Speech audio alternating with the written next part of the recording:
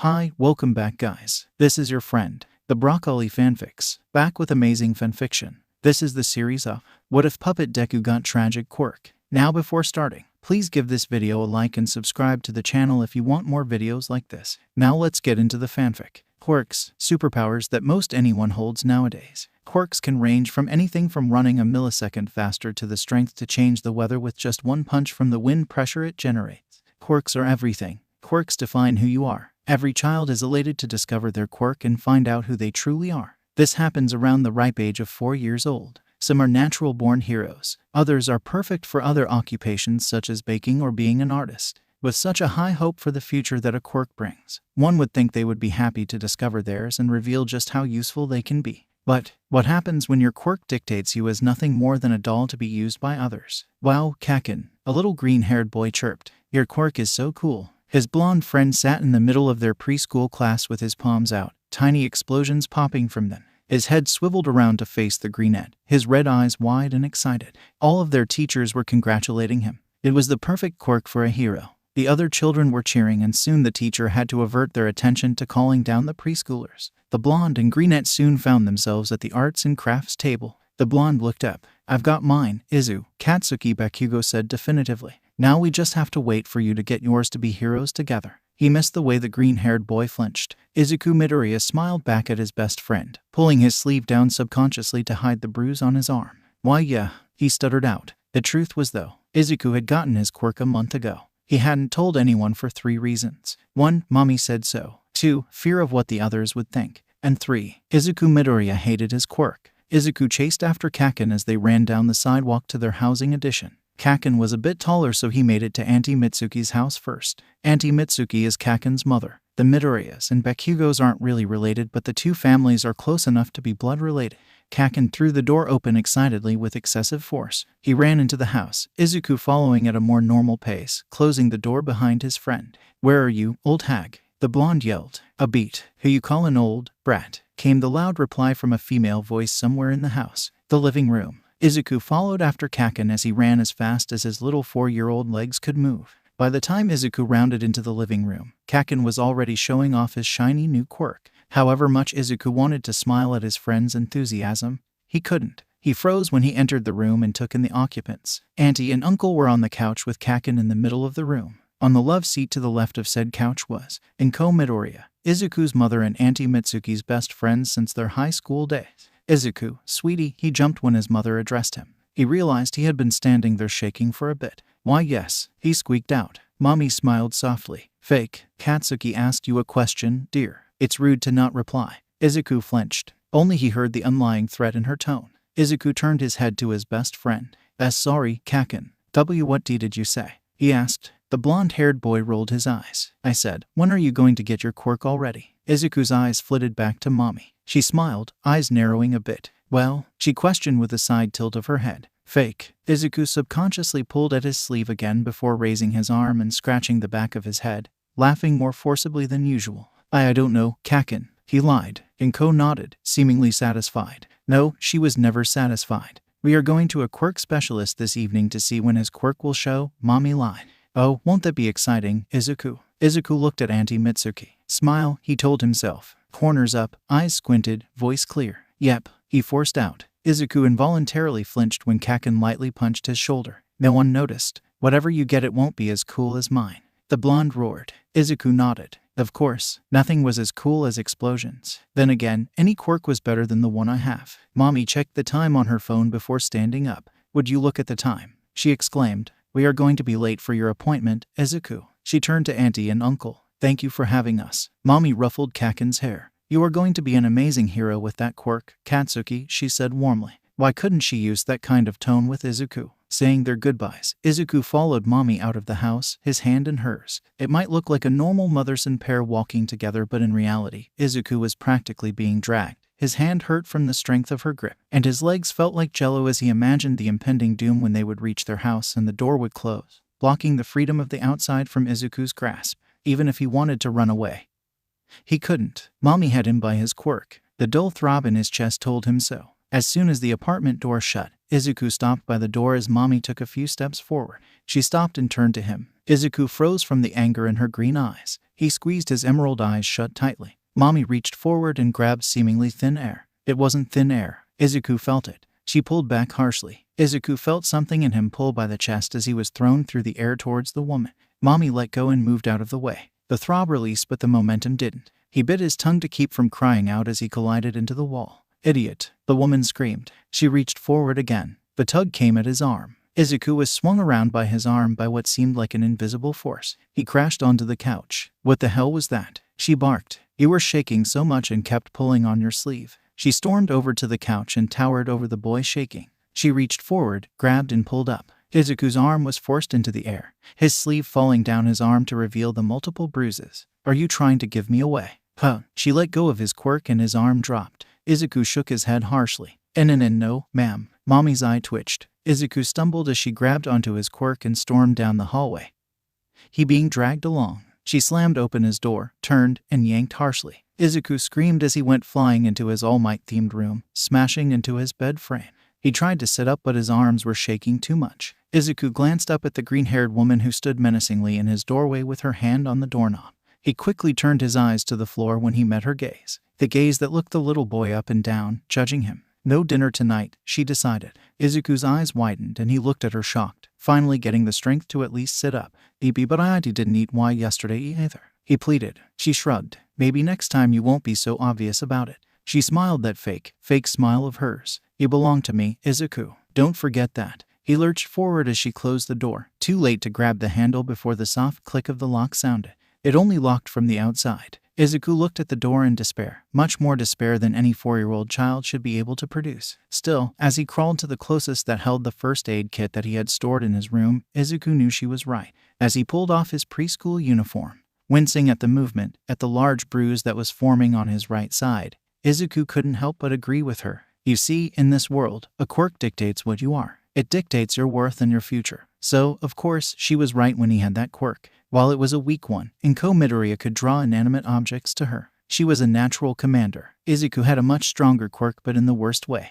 In a world where your quirk decides what you are, his quirk decided he would be a doll. A strange mutation of his mother's quirk. Izuku's quirk was labeled Puppet. Not Puppet Master or Marionettist or Puppeteer, but Puppet. Because that is what he is. Izuku has invisible strings connected to his body, and if a person knows what they are doing or knows about his quirk, they can grab onto them from a limited distance and pull or control him in any way they deem fit. In a sense, as his mother's quirk is attracting things to herself, Izuku's is people attracting him to themselves. They discovered it when Izuku was too busy watching an All Might video.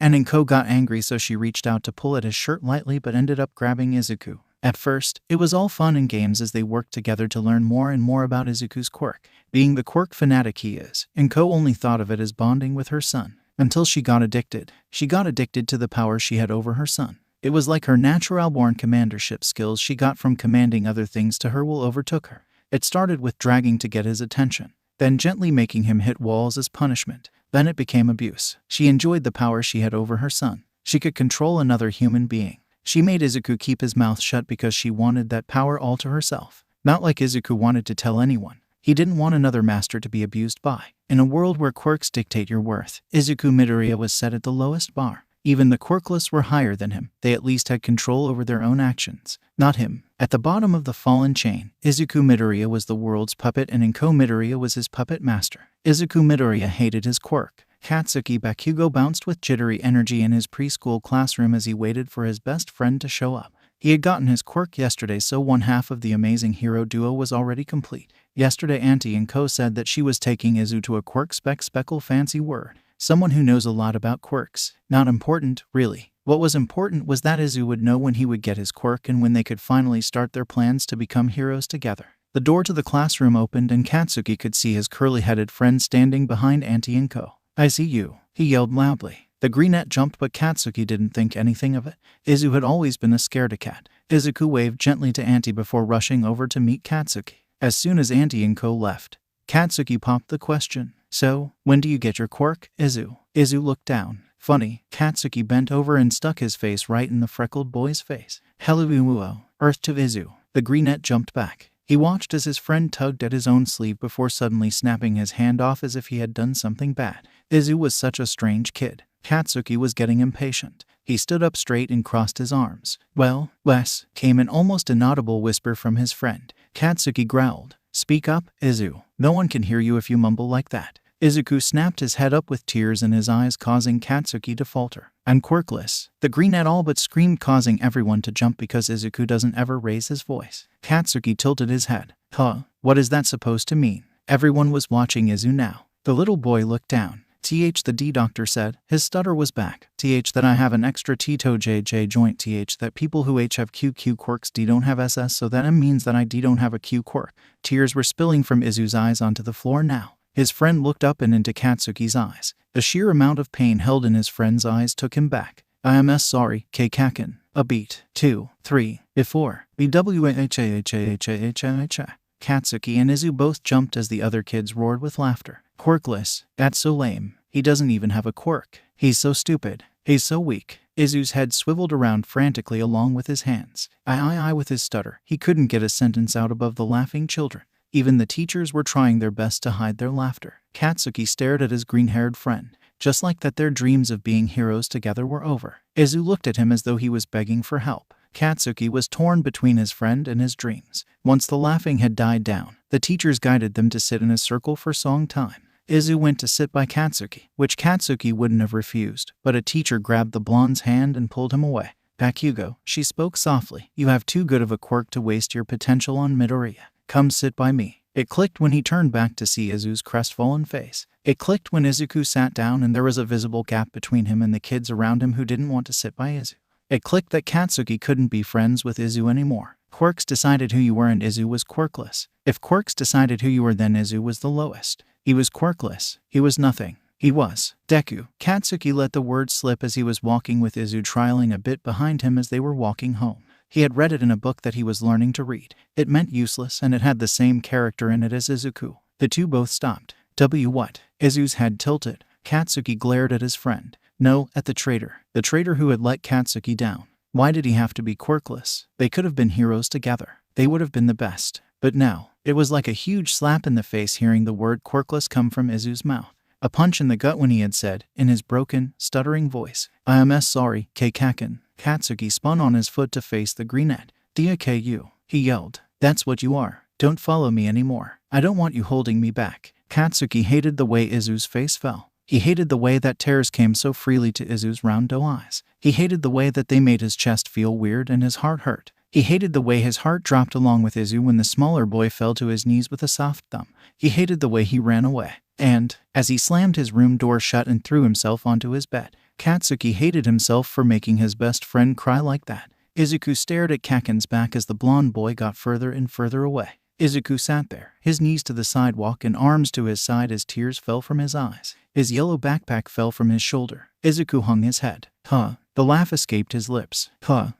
Izuku threw his head up. Huh. He couldn't help it. He couldn't help the way his lungs contracted and it got harder to breathe the more he laughed. He couldn't help the way his mind fogged over as air became harder and harder to breathe in. Izuku fell forward, pressing his head to the hard ground. He hiccuped, his laughs turning into painful gasps for air. Why? What did I do wrong? He froze all at once. Izuku lifted his head to the blue sky above. In a voice way too mature that carried words far too heavy for a 4-year-old boy, Izuku chuckled to himself. Oh, that's what. He smiled painfully. I was born. Izuku slowly recollected himself. He pulled his bag back onto his shoulders and stood up, wobbling a bit as his legs had fallen asleep. Izuku numbly began the walk to his apartment alone. He didn't spare a single glance at Auntie and Uncle's house as he walked by, not even when they saw him from their windows and called out to him. He knew Kaken had told them. He couldn't meet their faces. He didn't want to see the rejection they held. Never before had the stairs to the 3rd floor of the apartment complex felt so steep. Never before had the doorknob to his house felt like it was super glued stiff. When he slowly opened the door to the apartment and was met with the looming form of the woman that was supposed to be his mother. Never before had he wished that he could run to her and cry like the 4-year-old boy he is. She seemed happy as the door closed. Did you tell them today? She asked. That you are quirkless. Izuku couldn't get his mouth to open or his voice box to vibrate. He just nodded. Like clockwork, he felt Mommy grab a hold of the string connected to his chest and he was pulled forward into her arms that wrapped around him as the hold on his was released. The hug felt so wrong. It didn't feel like a mother's hug. It wasn't reassuring. It didn't make Izuku feel comfortable or safe. It made him feel trapped. She was holding him. No. holding her possession as if it was something to be protective over. Good, Izuku. Good. She let go and held him to face her by his shoulders. Her eyes looked as though she was victorious. What was she victorious over? Being able to claim Izuku for herself, crushing her son's heart with her own greed. Now, she said, standing up. How does dinner sound? His chest might have felt completely empty, but he was still hungry and hadn't eaten in 2 days, so at the mention of food Izuku's stomach growled loudly. Mommy chuckled. Great. He followed her and sat down at the table in his raised chair. Mommy set a plate with a peanut butter and jelly sandwich with chips in front of him. The PB&J was cut to be in the shape of a heart. He had to stop himself from narrowing his eyes at the crude joke. She sat down at the other side with a roast beef sandwich of her own. No matter what his body told him, Izuku had a little to no appetite. Still, under Mommy's watchful eyes, he forced himself to finish every single bite. When they were done, Mommy took the dirty plates to the sink. How about you go choose a movie to watch, sweetie? She suggested. We will watch it together, all right. Izuku stared at her blankly for a good 5 seconds before nodding. He got down from his chair and walked into the living room. Izuku flipped through their album of CDs. None, not even the hero ones, of them seemed interesting. Mommy finished and crouched beside him. She said loudly next to his ear, causing him to jump. She grabbed the pages of the album and flipped far past the hero movies. So much for Izuku picking. Then again, it's not like he would ever get a choice for himself again. She chose a nature documentary and put it in. Izuku suppressed a sigh. He sat on the couch. Mommy sat next to him, pulling a blanket over the two of them and snuggling close. It was boring. Like, really boring. Well, look at that really tall plant. It can do photosynthesis, a word that Izuku doesn't even know. A word he doesn't care enough about to know. Mommy chose a series documentary that would switch to the next video right after the previous one ended. About 3 hours in, Izuku heard the gentle snores of the woman next to him. He tried to silently wiggle his way out of her grasp. He gasped when the familiar tug of his quirk came from his back and he could not move forward. Izuku looked back. The green string that came from his back was in Mommy's grasp. The string is only visible to Izuku and whoever is holding it at that moment. Mommy smiled. Where do you think you are going, Izuku? His breath got caught in his throat. Izuku couldn't get out of this with a simple nod or shake. He opened his mouth. To use the B bathroom, he choked out. Mommy's eyes were calculating. It was suffocating. She let go and the string disappeared. Come right back, okay. Izuku nodded harshly, practically throwing himself down the hallway. He lifted the toilet seat and proceeded to throw up dinner. Izuku wiped his chin. He flushed the toilet and washed his hands off in the sink. As Izuku splashed water in his face, he felt something off. No, Izuku glanced over his shoulder. The door was closed, but the string to his back was visible. It ran into and through the door. Izuku's eyes widened in utter terror. Please, he whispered.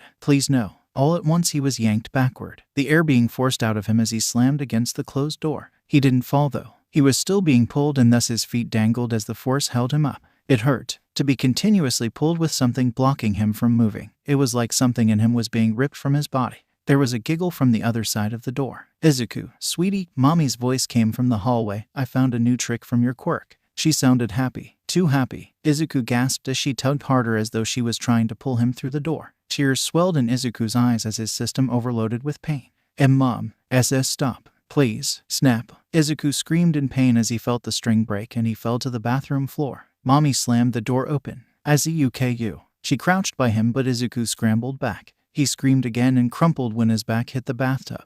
The older woman tried to reach out to him, but Izuku instinctively slapped her hand away. Wrong move. Mommy's eyes darkened. I don't like that, Izuku. Don't resist. He looked at her with eye wide, the pain still pulsing from his back and through his torso. He didn't resist. She grabbed his wrist and pulled him down the hallway to his room. No, to the hallway closet. Izuku could do nothing as he was thrown in and the door was shut, a chair holding it shut. Think about what you've done, Izuku, Mommy hissed. He listened to her fleeting footsteps before he began to pound at the door and cry. That day, Izuku learned a few things. 1. His quirk can be used through objects. 2. His strings can snap. 3. Like a painful limb regrowing, his strings can grow back. 4. It hurt like hell when you are pulled but cannot move an object in between. 5th, Izuku Midoriya is claustrophobic. He would say that he learned that he was no longer in control of his body or his own life for that matter, but he already knew that. Katsuki eyed his Deku from the other side of the playground. It had been 6 months since the shocking news of Deku being quirkless. Deku sat on a swing alone. He wasn't swinging. His legs weren't long enough to push off the ground and none of the teachers would push him. All Might. He clicked his tongue and turned back to his game of heroes and villains where he was playing the #1 hero, All Might. After school the two still walked in the same direction, but Deku walked multiple paces behind him. Katsuki wanted nothing more than to run up and sling an arm over his old friend's shoulder as he turned down the driveway of his own house and Deku kept walking. "I quote him home," he yelled upon swinging the front door open. At dinner, Dad asked about Deku. "Izuku hasn't been over in a while. Did something happen between you two?" Katsuki rolled his eyes. "Who cares about that quirkless freak anyways?" Both Mom and Dad narrowed their eyes. "Katsuki," he jumped at his mother's strict voice, "you haven't been avoiding Izuku, have you? I am sure you know that it is not his fault." Katsuki growled. "Yeah, well, I don't need that baby holding me back." Dad cleared his voice. "Such big words. You are 4, Katsuki. If anything is holding you back, it is you from having a good friend." Katsuki stared at his father in shock. He was a quiet man, but Katsuki probably respected the man more than anyone else. Still, boom. The chopsticks split in half as Katsuki slammed them down on the table. "Shut up, old man. You don't know anything." Katsuki jumped off his chair and ran to his room, slamming his door and locking it behind him. "Do you think I want this?" I remembered Deku that day in class, and every day for the past week. His smile was wide, but it was almost too perfect. It never faltered, not even when Katsuki pushed him or another kid kicked sand at him. It was like a picture that was painted on. His smile never reached his eyes. They were wide and his eyebrows were raised in the same way one's eyebrows would raise when they are excited. Besides, his was always there, like they were forced. And his eyes, they were shockingly empty. None of the spark that he used to have to be found in the dark void. Katsuki clenched his fist and punched the wall, flinching slightly at the pain. "I hate this. I just want Izu back." At 5 years old, Izuku found out what a dislocated shoulder felt like. Mommy had pulled his arm using his quirk through a wall. She was trying something new, like he was a toy to be tested. When he couldn't be moved through the wall and before the string could snap, his shoulder dislocated from where the string was being pulled. Then it snapped. Side note, the more they snap, the stronger they grow back. The stronger they grow back, the harder it takes to snap, and thus the longer she can abuse him with pain before it snaps. At 6 years old, Izuku found out what it means to be burned. School was no relief. The other kids began to get more violent. Kaken decided to finally release his quirk on him. He was trying to protect another kid from being bullied. The kid got away. Izuku got his butt handed to him. That was okay. He would just smile and go on. At 7 years old, Izuku was waning. It was harder to keep up his smile. It was harder to hide the injuries he got at home from those at school. And in the same sense, it was harder to hide the injuries he got at school from Inko at home. Around half a year ago, he stopped calling her mom. 8.5 years old, December 5th. Izuku was done. He couldn't keep doing this. One wrong move at home and his quirk was turned against him. He was locked in that dang closet, and he wasn't fed for days. One wrong move at school and he would be sporting a new burn mark under his singed clothes, as well as more cuts or bruises to match the ones he got at home. Tonight was the night. Inko was in quite a good mood as she and a man from work had gone on a date, and it apparently went well. Izuku was home alone and not in the closet. He swung open his room's door. Izuku dumped his bag contents on the floor before getting everything he had prepped the last time he was not forced to spend the night in the closet. Despite everything, analysis was still his favorite pastime, so Izuku threw in his hero analysis notebooks, a couple of empty notebooks, and a couple of pencils. He then grabbed a hoodie, t-shirt, pair of sweats, and a fresh pair of underwear and socks. He also tossed in his first aid kit. Izuku slid into the kitchen. He pulled a towel from the drawer closest to the sink. Izuku grabbed the largest, sharpest knife from the rack, a chef's knife. He wrapped the towel around the blade before sticking that in too. His bag was getting full, so Izuku could only fit one water bottle and a few protein bars in before he zipped it up and made a mad dash for his red high tops. Adrenaline pumping through his veins. He fumbled with the laces a bit but eventually got them. Izuku took a deep breath. He had to push a chair to the door to stand on and look through the peephole. Confirming no one was nearby, Izuku pushed the chair away and swung open the door. He ran, taking the stairs by threes. Izuku made it to the ground level in record time. No time to stop. No pause for breath. Keep going. He repeated the mantra in his head. His body was abused and malnourished. He could not keep up running forever. He was panting heavily by the time he ducked into an alleyway in the red light district. Was it the most dangerous part of Mufatsu? Yes. Was it also the least likely place for anyone to check for a missing child?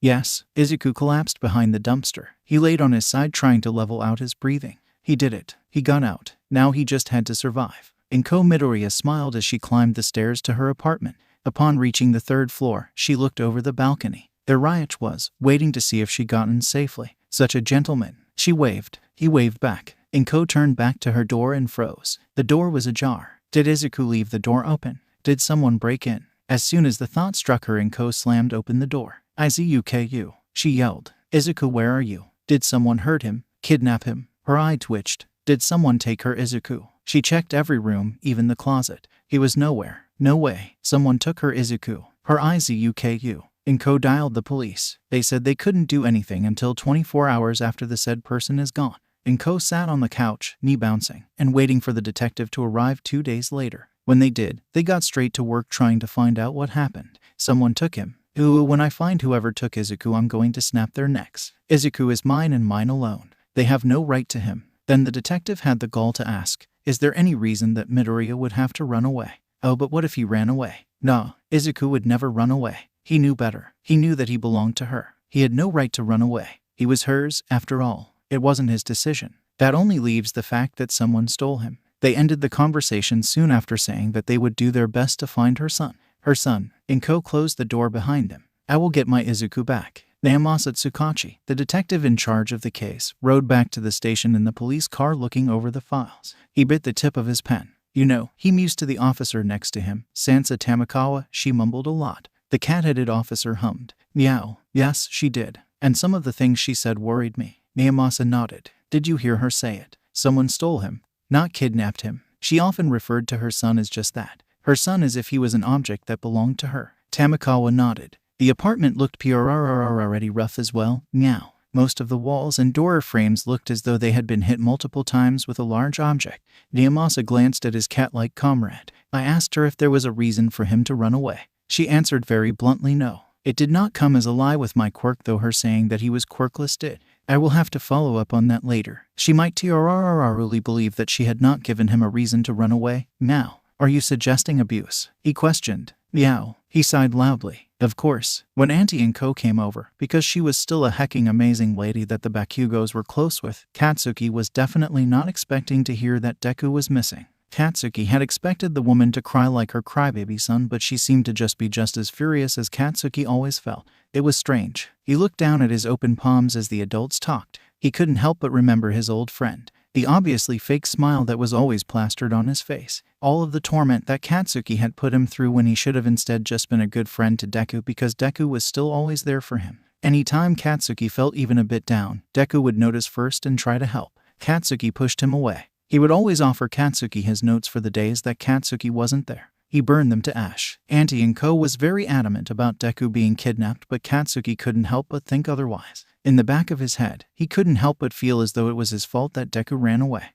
Izuku did, in fact, run away. And he was not coming back. Izuku was already used to eating very little, so it wasn't too much of a change on his body besides the quality. At home, his meals were at least decent. Now he survived off of trash from restaurants. Even that was hard though. There were surprisingly a lot of homeless people in the red light district and apparently claimed dumpsters. In the first month, Izuku had been beaten for trying to eat from a dumpster already claimed.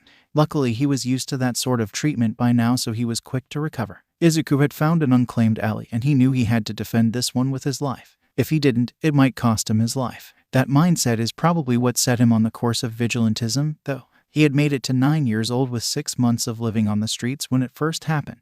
Izuku never slept if he didn't need to. He was paranoid. Years of being treated and being misused by his quirk made him extremely cautious of others. So when he heard someone coming down his alley late at night, he immediately prepared to defend it. It was multiple people. Someone was struggling. Izuku ducked down behind the dumpster as the two passed. He pulled out the large kitchen knife he had stolen from home. A large man had a knife to a much smaller man's neck, forcing him back. Where are the drugs, man? The threat roared. The smaller man struggled to keep calm as he was forced against the wall. I don't have any. I promise. I'm just the messenger. Lies. Izuku didn't know why he ran forward. Maybe it was pent-up anger, or maybe it was seeing himself in the man who was trapped, just like Izuku had been. He doesn't know. His body just carried him forward on his own. He had become quite skilled at moving silently after having to sneak out of his room on many occasions to get food, or else he really would have starved. With no sound, Izuku made his way behind the bigger man at a rapid pace. Izuku grabbed the back of the man's shirt by the collar and pulled down hard. He knocked the back of his knees to make him fall on the ground and pressed his own blade against the bigger man's throat. In seconds, they were all at a stalemate.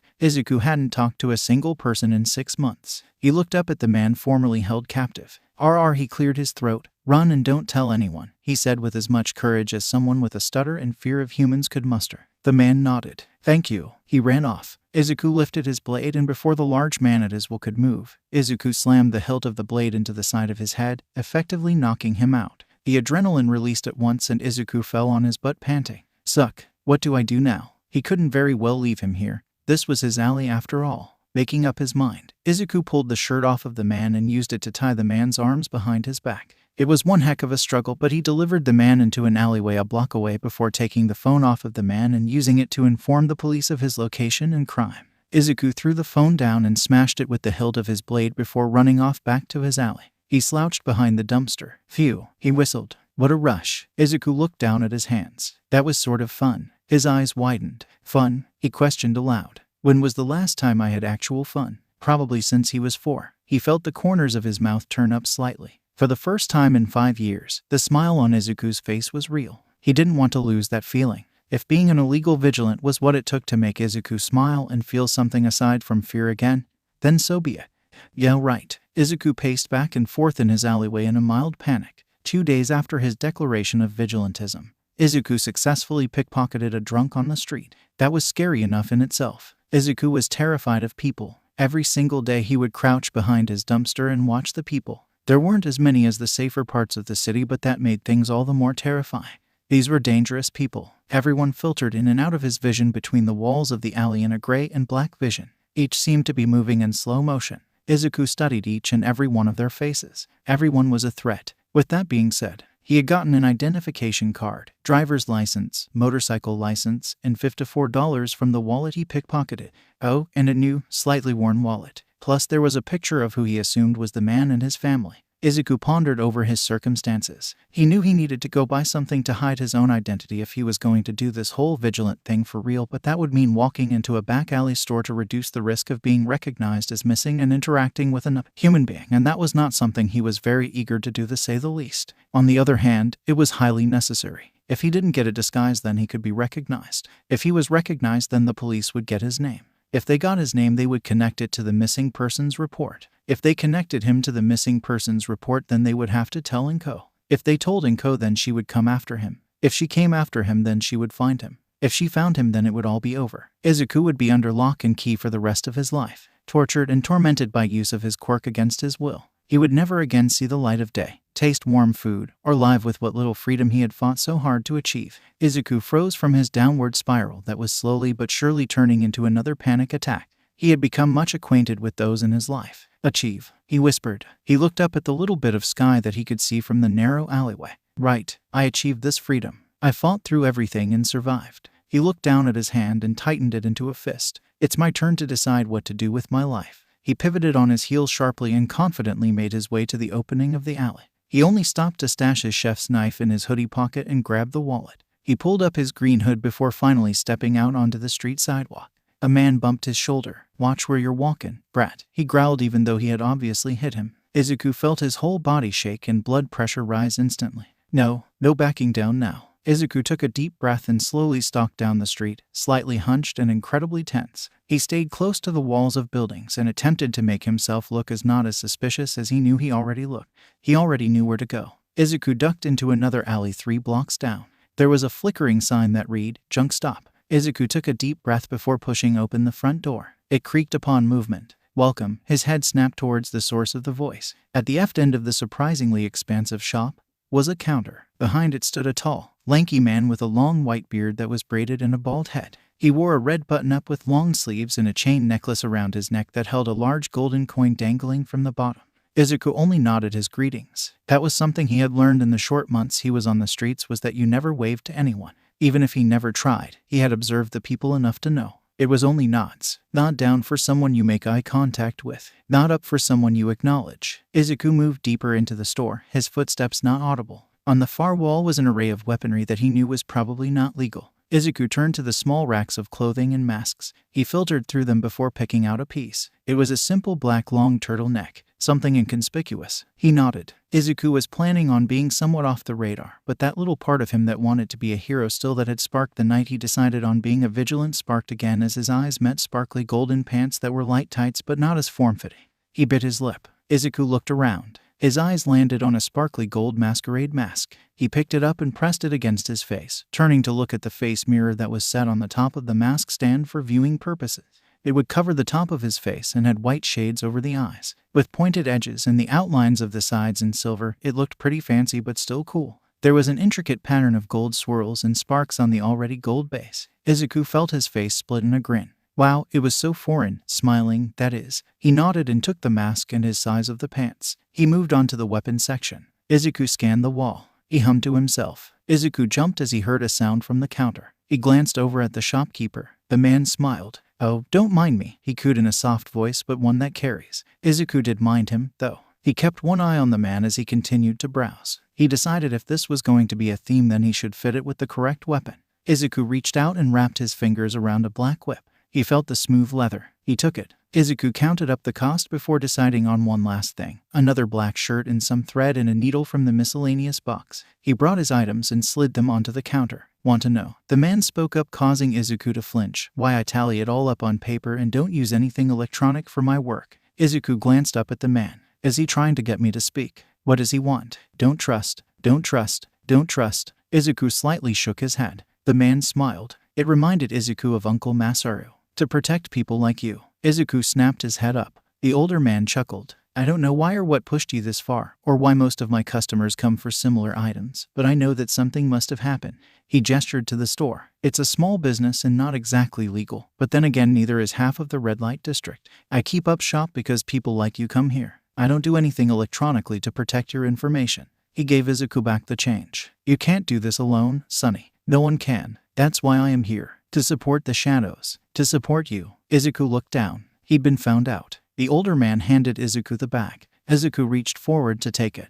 He jumped as their hands touched. The man chuckled. "Quite the jumpy one, eh?" He put the bag down in front of Izuku, taking the obvious cue that Izuku did not like to be touched, even by accident.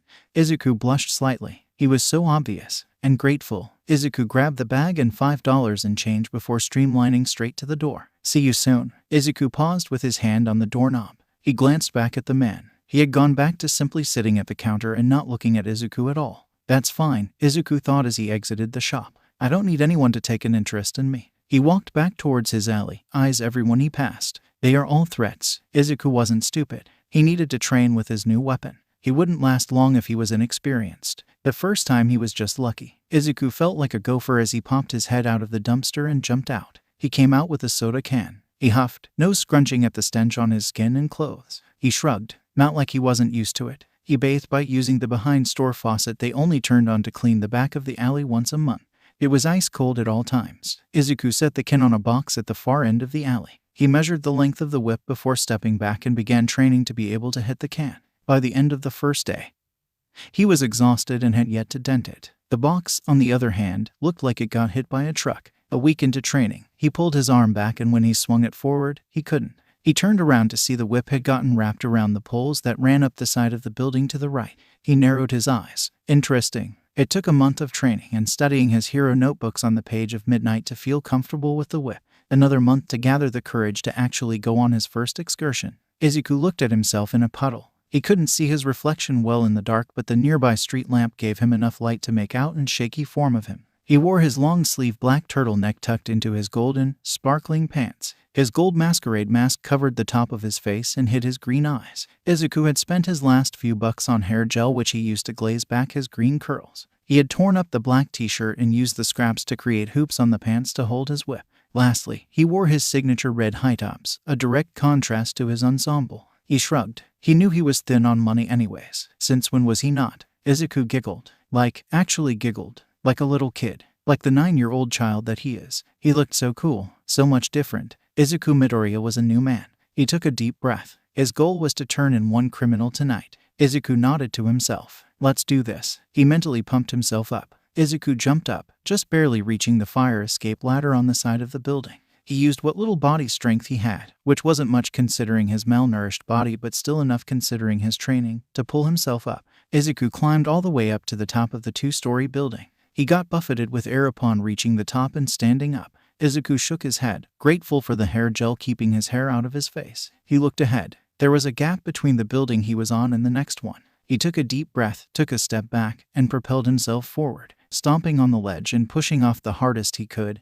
Izuku leapt. Regrettably, he looked down midair. Oh well, not like I have anything to lose anyway. Some would consider that a dangerous mindset. Izuku considered it a reason to be able to take risks and go all out. He grunted as he made contact with the hard roof of the building. He went skidding across the top. Izuku felt tears leak from his eyes. Ouch! He pushed himself up. Izuku lifted his shirt, hissing at the scraped skin that bled just a bit. Tisk. Okay, I guess I need a better way to do that. He tucked his shirt back in. Izuku looked toward the next building. He narrowed his eyes. If I tuck myself in, I should be able to minimize the damage and roll safely. He jumped again. Well, it's much easier in theory. That's for sure. He curled, but as soon as he hit the roof, his curled form broke and Izuku face planted. Izuku stood up shakily. He was already panting, but he kept going. Sometimes it just required experience to be able to do certain things. Mid-jump, Izuku heard a scream. He stumbled, landing on one foot and bouncing. Izuku ran to the edge of the building.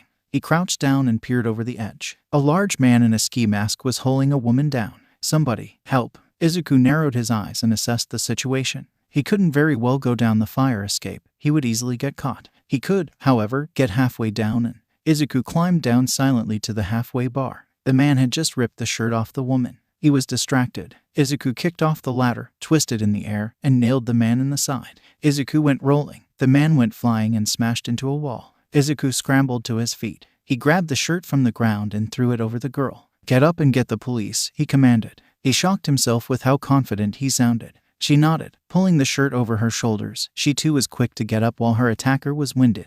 Why yes, she squeaked. Thank you. Izuku watched her flee but soon had to turn his attention back to the man that was now getting up. Why you? The man growled. Ski Mask, as Izuku has deemed him, charged. Izuku jumped out of the way, rolling and jumping up. He slid the whip from his side but was once again forced to dodge. Izuku kicked off the side of the wall, feeling super cool, and landed behind the man. He lifted his arm. As Ski Mask turned around, Izuku brought the whip down harshly. Snap! Ski Mask reeled back, holding a hand to his cheek. He roared as he dropped it, a hole in the mask and a bleeding gash on his cheek. He charged forward. Izuku swung his whip. It latched onto a pole to the left. Izuku pulled, using the momentum to swing him out of harm's way. During the action, though, the man had managed to graze Izuku's arm with a knife. Izuku's left arm went numb from the shoulder down. It dangled uselessly by his side. He turned to face Ski Mask. Ski Mask chuckled. Trina be a hero, brat. Let me show you what it really is like out here in the red lights. He ran forward again, fist pulled back. Izuku kicked off the side of the wall and spun. He raised his right arm with the whip in hand, smashed down his foot to stop his movements, turned, and brought it down with the speed of lightning.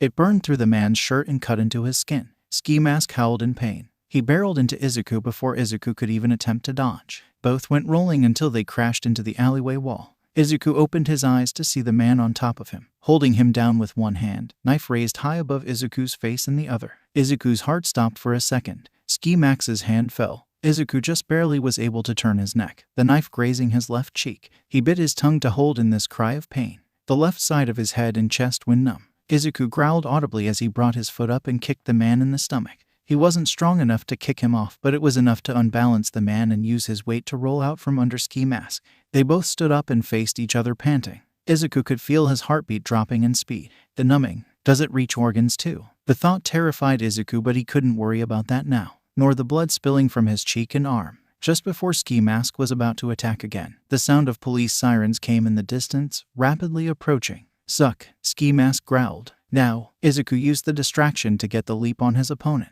He swung the whip forward, still in full use of his right side, and wrapped it around the man's arm. Izuku yanked Ski Mask forward before dropping the whip to use his hand and slammed Ski Mask's head into the wall. Izuku stood up, panting heavily. The police were here, he had to go. He unwrapped the whip from the unconscious man's arm and slid it back into the DIY belt hoop. Izuku climbed up the fire escape slowly with only one arm. Just as he stood atop the building, the police rounded the corner. Stop. Put your hands up. You are under arrest. Izuku turned and looked down. He knew that the police cams were recording. Izuku took out his whip with his right arm, raised it, and smacked it against the ground, creating a resounding snap. With his show of confidence over, Izuku fled the scene via rooftops before the police had a chance to make chase. Izuku collapsed into his dumpster in his alleyway. He leaned against it. Izuku wanted nothing more than to sleep, but he knew he couldn't.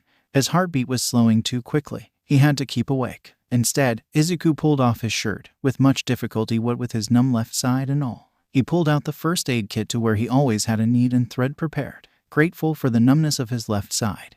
Izuku gave himself stitches in his left arm. He cleaned both the wounds and put a bandage pad over the cut on his cheek. Izuku changed into his usual sweats and t-shirt and hoodie the best he could and stored away his costume. He tried. He truly did. But Izuku could not keep awake. The numbness caused his heartbeat to drop further and his eyes began to droop along with his brain function. Izuku closed his green eyes and, letting his exhaustion take over as cotton filled his mind, fell asleep. Izuku stretched as he woke up. It was a week since his first real outing. Izuku trained much harder every day now. He knew how lucky he was to be alive right now, and despite how little he cared for his own life, Izuku did very much not enjoy the feeling of dying slowly. If he were to die, he thinks he would want it to be speedy or to die in his sleep or something. Come to think of it, that was probably why he didn't just kill himself when he lived back at the apartment. He was too scared of the pain of dying. Izuku would be prepared next time. And next time he surely was. Over the course of the next year, Izuku had taken in 23 criminals and had a plethora of scars to add to the ones before his street life. The only visible one, though, above his costume was the scar he got on his left cheek from his first excursion. All of the others were under his costume. Today, though, he would be doing something a little different. He had been stealing money off of the criminals and over time had saved up enough to purchase a simple laptop. Sure, some would chastise him and tell him to spend that money on food or better equipment, which he did in the form of a fast food meal twice a month. But Izuku had made a name for himself in the underground hero world. That is, all of the heroes were trying to catch him, but they couldn't.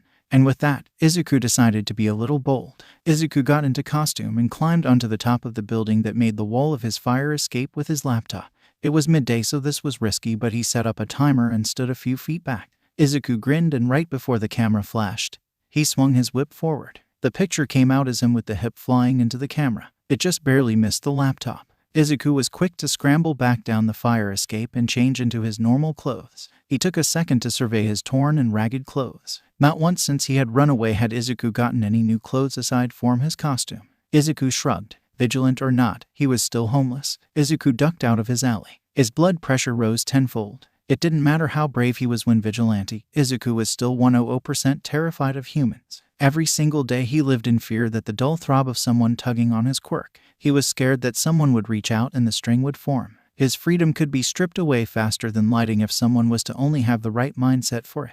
Izuku's eyes flew to and fro as he set a brisk pace to his destination, Soft Blossom Bakery. Yes, it was still very much the red light district, but it had normalish establishments. Soft Blossom Bakery had opened a couple of years before he arrived on the block, and it was a quaint little shop that Izuku, despite his blatant fear of any living, quite enjoyed. Even if he almost never ate there, Izuku would spend a few hours there every so often to do research on the latest news and to keep up with his studies via YouTube. He waited for a break in traffic before bolting across the street. Was Izuku jaywalking? Yes. Did he care? Not one bit. Izuku ducked into the bakery.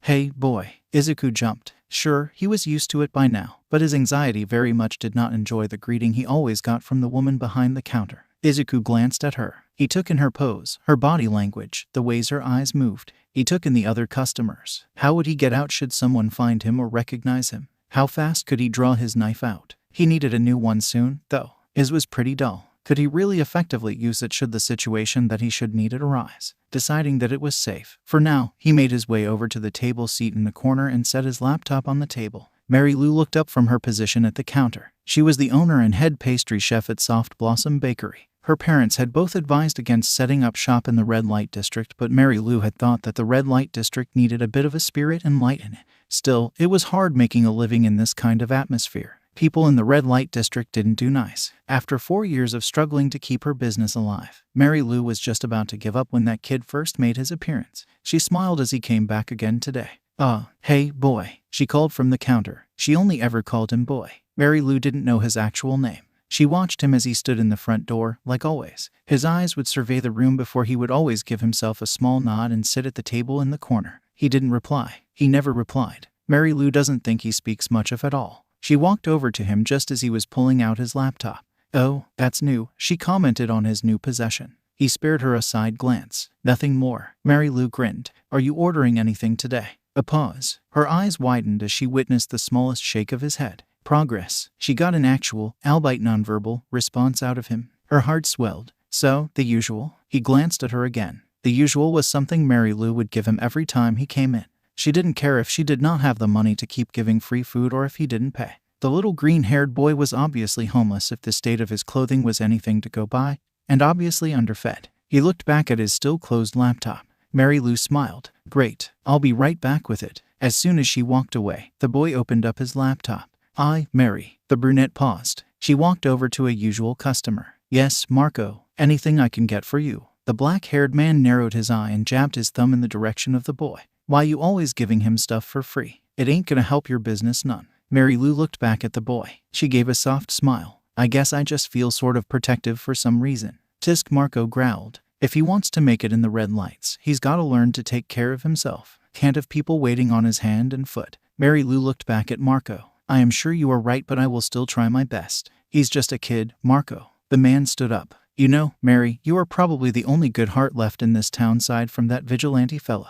Mary Lou shined at the compliment. Oh, you mean Golden Whip. Gold Whip. He is a vigilante that has been hanging around the red light district for a year now and gave the heroes and police a run for their money for sure. He was like the light in the darkness for the red light district. Marco grunted. Yeah, you two keep up thugs straight. He pats her on the shoulder as he leaves. Keep up the good work. Mary Lou waved as the man left. Will do. She turned back to the counter. Now to get the usual. The brunette lady came back with the usual. It consisted of a strawberry shortcake with a heavy serving of Cool Whip and a cup of cold milk. Izuku glanced up at her from his laptop as she slid it onto his table. Here you go. Izuku took a deep breath. TT thank you, he squeezed out before immediately tensing up. His eyes shot to the woman who looked just as shocked as Izuku felt that he actually spoke. Stupid. What the heck are you doing? His mind screamed at him. He waited anxiously for her next move. Her face lit up.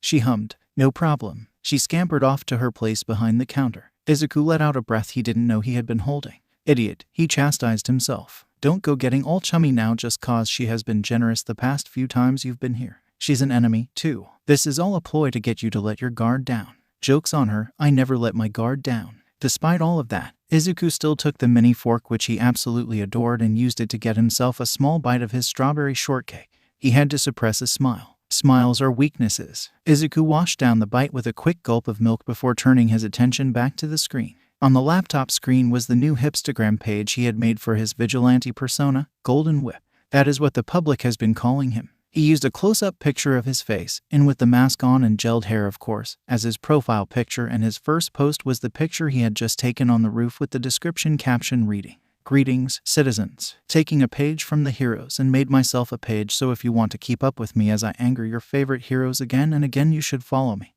It was cheeky and fit the persona well. Izuku watched as followers already began to follow his page. He nodded to himself. That was fast. Izuku took another bite of the cake. His eyes widened and he had to suppress a mischievous grin. Izuku set down the plate and quickly began searching up his favorite escape from Buddy. Akka, the hero he loved messing with before escaping the most. Akka, Eraserhead. The only reason that Eraserhead had a Hipstagram page in the first place was that present Mike, his partner in hero work, made one without his knowledge. That much was clear as the first post for Eraserhead was a picture obviously taken while Eraserhead was not looking and present Mike had taken it as though he was taking a selfie. All of the other posts were in the same fashion with only a few being an actually semi-decent shot. Izuku moved the cursor and hit follow. Oh, how he anticipated Eraser's reaction to seeing his biggest pain suddenly follow him on Hipstagram.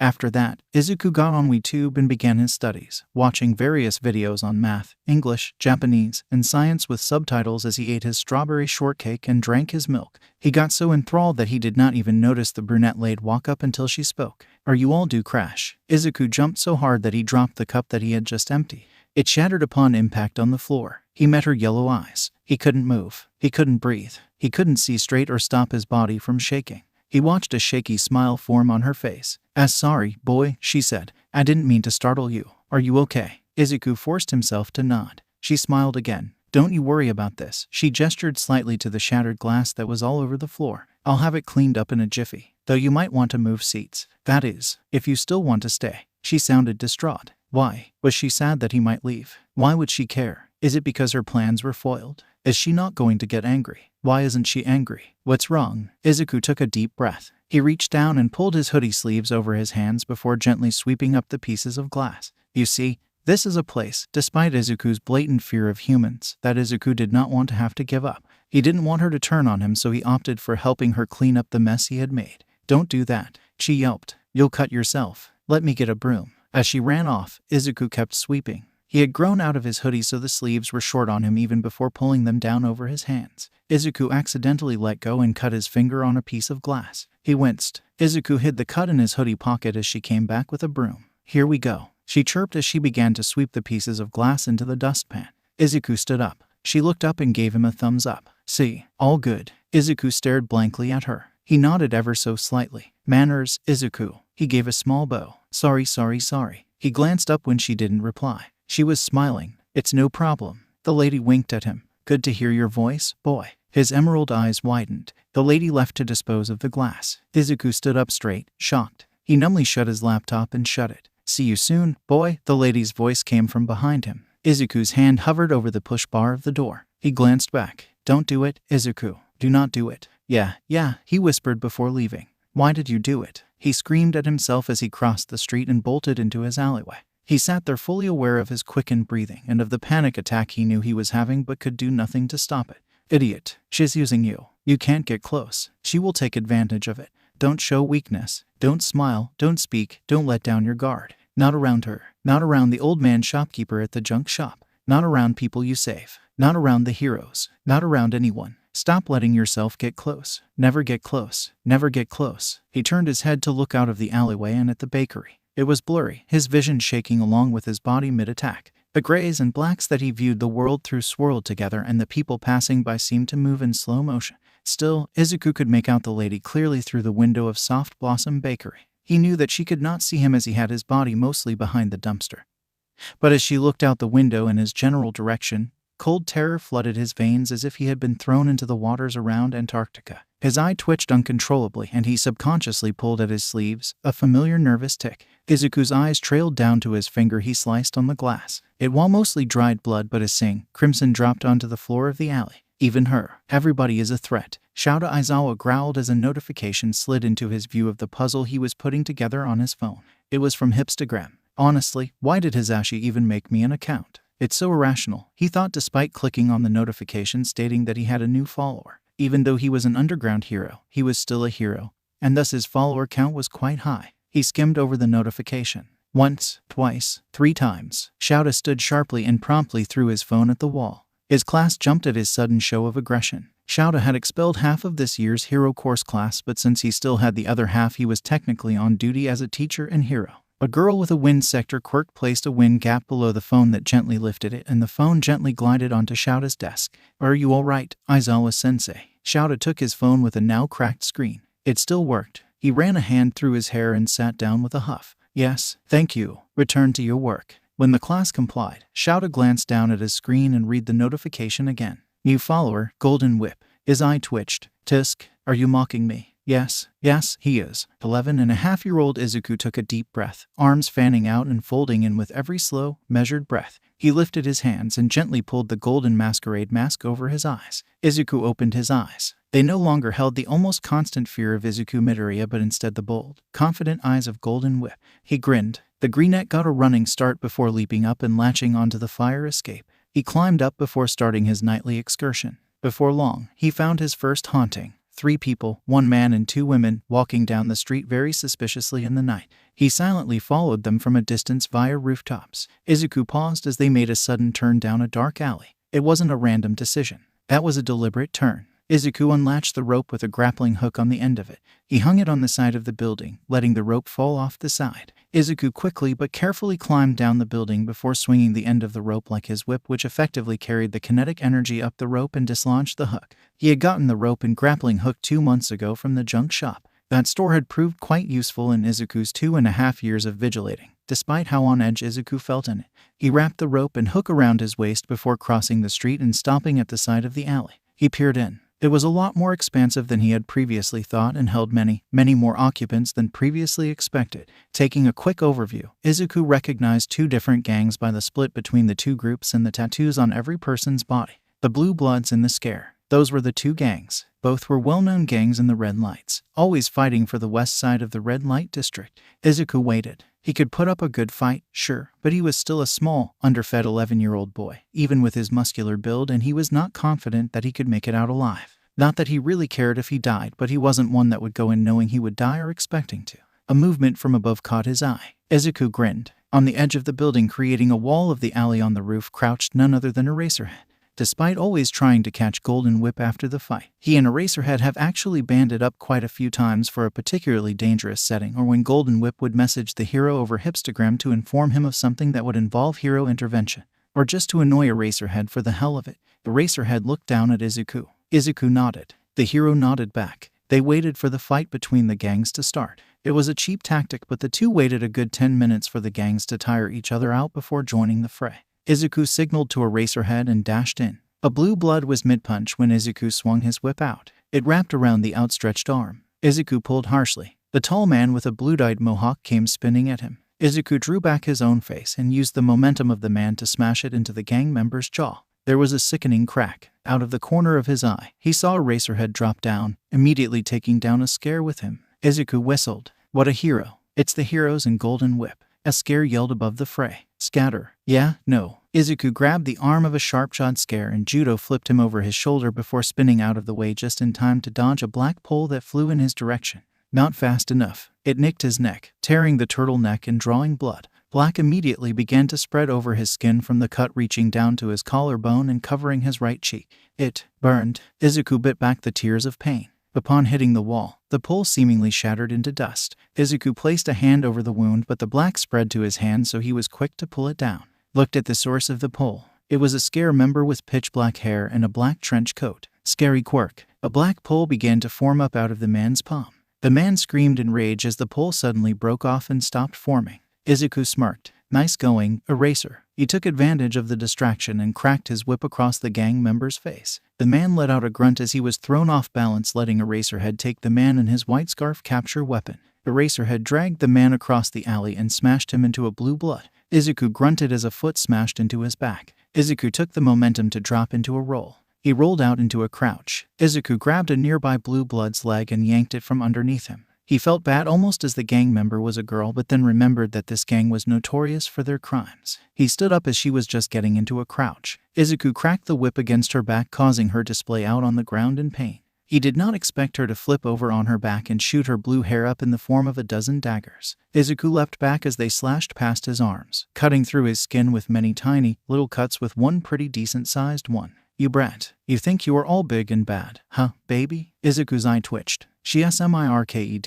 Let me show you how the big kids play. She got up into a fighting stance and shot her blue hair blades towards him. Izuku felt anger burn in him, even greater than the slowly spreading black on his skin. Don't. He raised his whip. Underestimate me. Izuku screamed as he almost threw his arm out with how hard he brought down his whip with a sickening crack. The whip smashed through the blades, her hair shattering. She recoiled in shock, obviously not expecting that from a kid.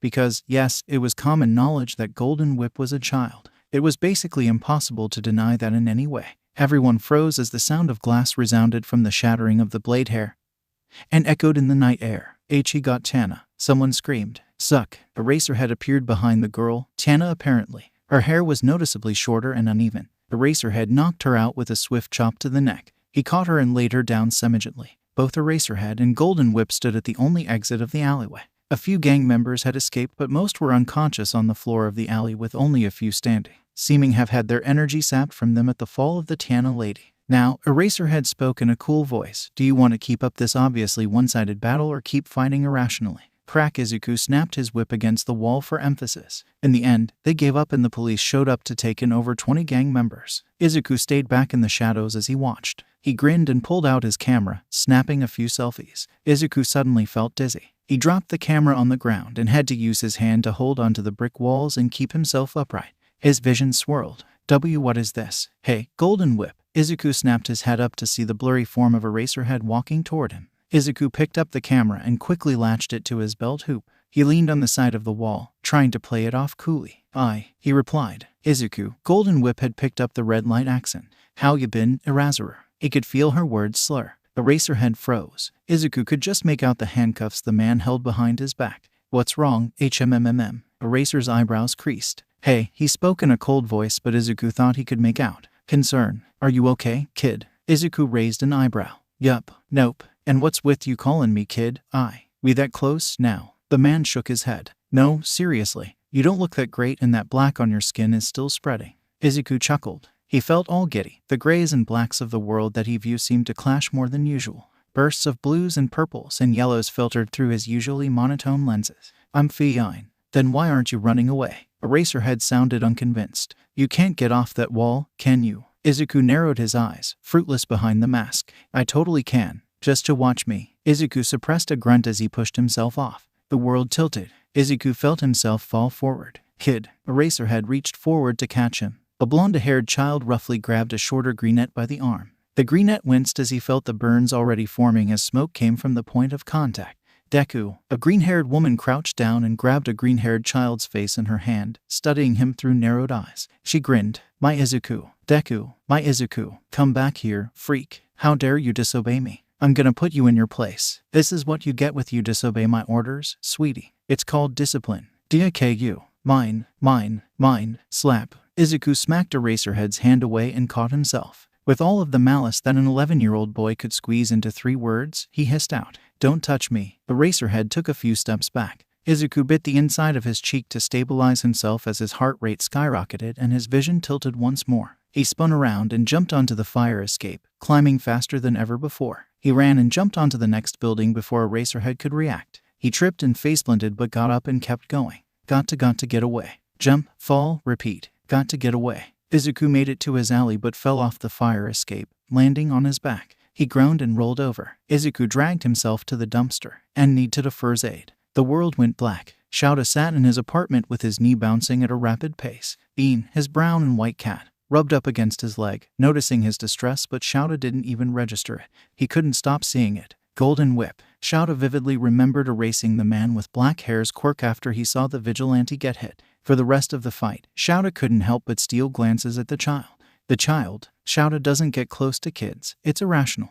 But he has been working with this vigilante for over a year now, so he will admit to no one other than himself that he has a small soft spot for the kid. He remembered seeing the vigilante's sick progressively turn from the pale tan that looked almost like white, which Shouta knew was unhealthy in itself, to a deep black. By the end of the fight, the black had covered over half of his face, gradually spreading from the right to the left. He suspected that it was also spreading under his costume. Where the pole originally hit and cut had black mist streaming from it too. The kid looked so out of it, even if Shouta couldn't see his eyes, and his words were so slow. He almost sounded drunk. And then, "Don't touch me." One would have thought he physically wounded the kid. Shouta understood that they were technically enemies after the fight was over, but no. That was more than just defensiveness. It was as though he was a caged animal or something. What had to have happened to that kid for him to turn out this way? He can't be more than 9 years old. Then again, despite how he moves, he is obviously malnourished. How can Golden Whip even move like that with how thin he is? Sure, he has some muscle, but not enough meat on his bones to really matter. Shouta let out a long, tired sigh.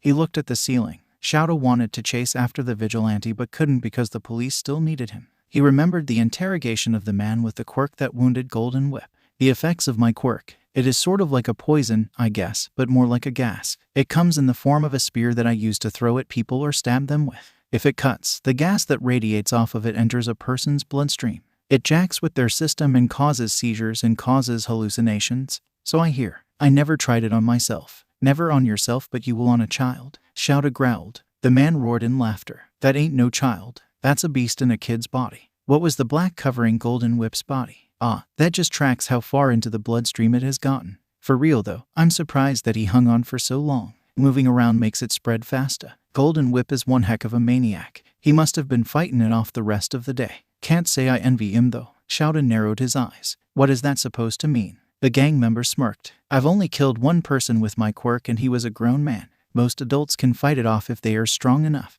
Beast or no, that is still a kid's body. Without medical attention, I doubt he'll last much longer. Shouta's heart skipped a beat as the man roared in laughter. I did it, he yelled. I am the one who took down Golden Whip. He's celebrating. Shouta stood sharply, startling Bean. He didn't have any time to lose. He needed to find Golden Whip. Now, Mary Lou had a rough day, and when she had rough days she liked to stay in her bakery late to sort out her mind with the spices and flour. Still, 2 in the morning was her limit. She walked over to turn off the shop lights when she saw something in the alleyway across the street. It was blurry from the dark in the distance, but she watched a figure fall from almost 2 stories up off of the fire escape louder. Oh my goodness, she exclaimed. Unsafe at night or not, Mary Lou threw open the door to Oft Blossom Bakery and dashed out. She almost got hit by a car in her rush, but was saved by the bit of luck that kept her business running. She crossed the street and ducked into the alley. Hello. No answer. Is anyone here? Mary Lou jumped when she heard a groan from deeper in the alley. This is unsafe. I should go back. She didn't. She crept forward. Mary Lou gasped when she saw the infamous vigilante Golden Whip collapsed behind the large green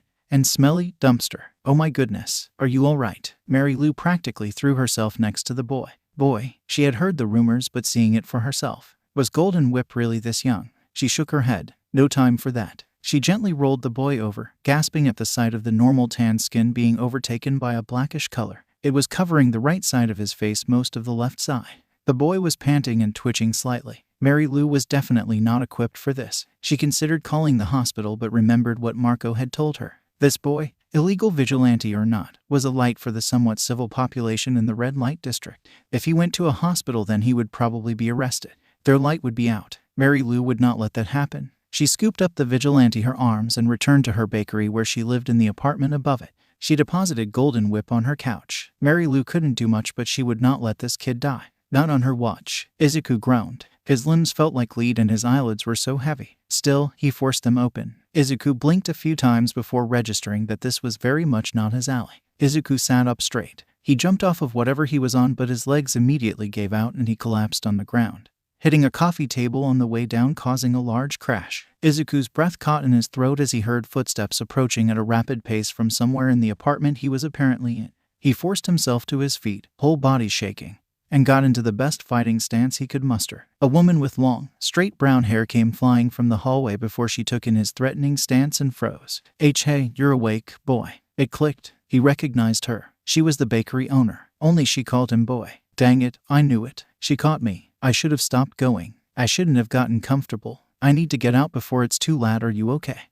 Here, sit down. She sat on the couch and patted gently next to her. Everything in Izuku told him not to, but he could feel his legs giving out the longer he stood. He shakily shuffled to the couch and sat as far away from her as possible. That was quite the scare you gave me, boy. I saw you fall from the ladder from across the street. To think you were the famous Golden Whip all along.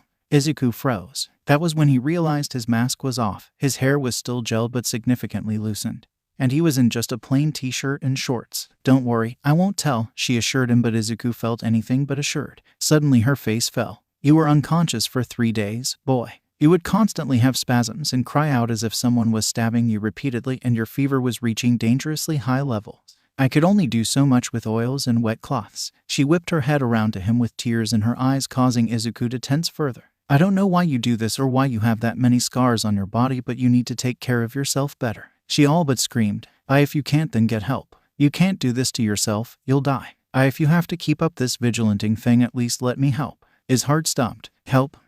Yeah, right. You really think I'd fall for that? I know you don't believe me or trust me, but I truly do just want to help you. She smiled at him. You know, you really remind me of my little brother, boy. He died when he was about your age, 9. You've been coming to my bakery for the past year now and have been letting me feed you. The least you can do is let me help you. Izuku looked her up and down. Why? Why is she so adamant? What does she want? What is she waiting for? Can I really trust her? She hasn't done anything so far. Don't be naive, Izuku. But Izuku knew she was right. He knew she was safe. He knew that she didn't want to harm him. His mind and body just couldn't accept it. Too much had they been through. Too much distrust. But what else did she give him? A choice. She wasn't like Inko. The lady was giving him a chance to say no. Izuku dropped his head. E11, he whispered. She was one of the few he actually speaks to, even if it was just a word or two at a time. The only others were the junk shop owner and the heroes he fought with his Golden Whip. What? Her voice sounded shocked. Izuku turned his head further away. I am in and not 9. He choked out in his usual stutter. I am 11. Almost T12. No way. Izuku jumped and stared at her in shock at her sudden outburst.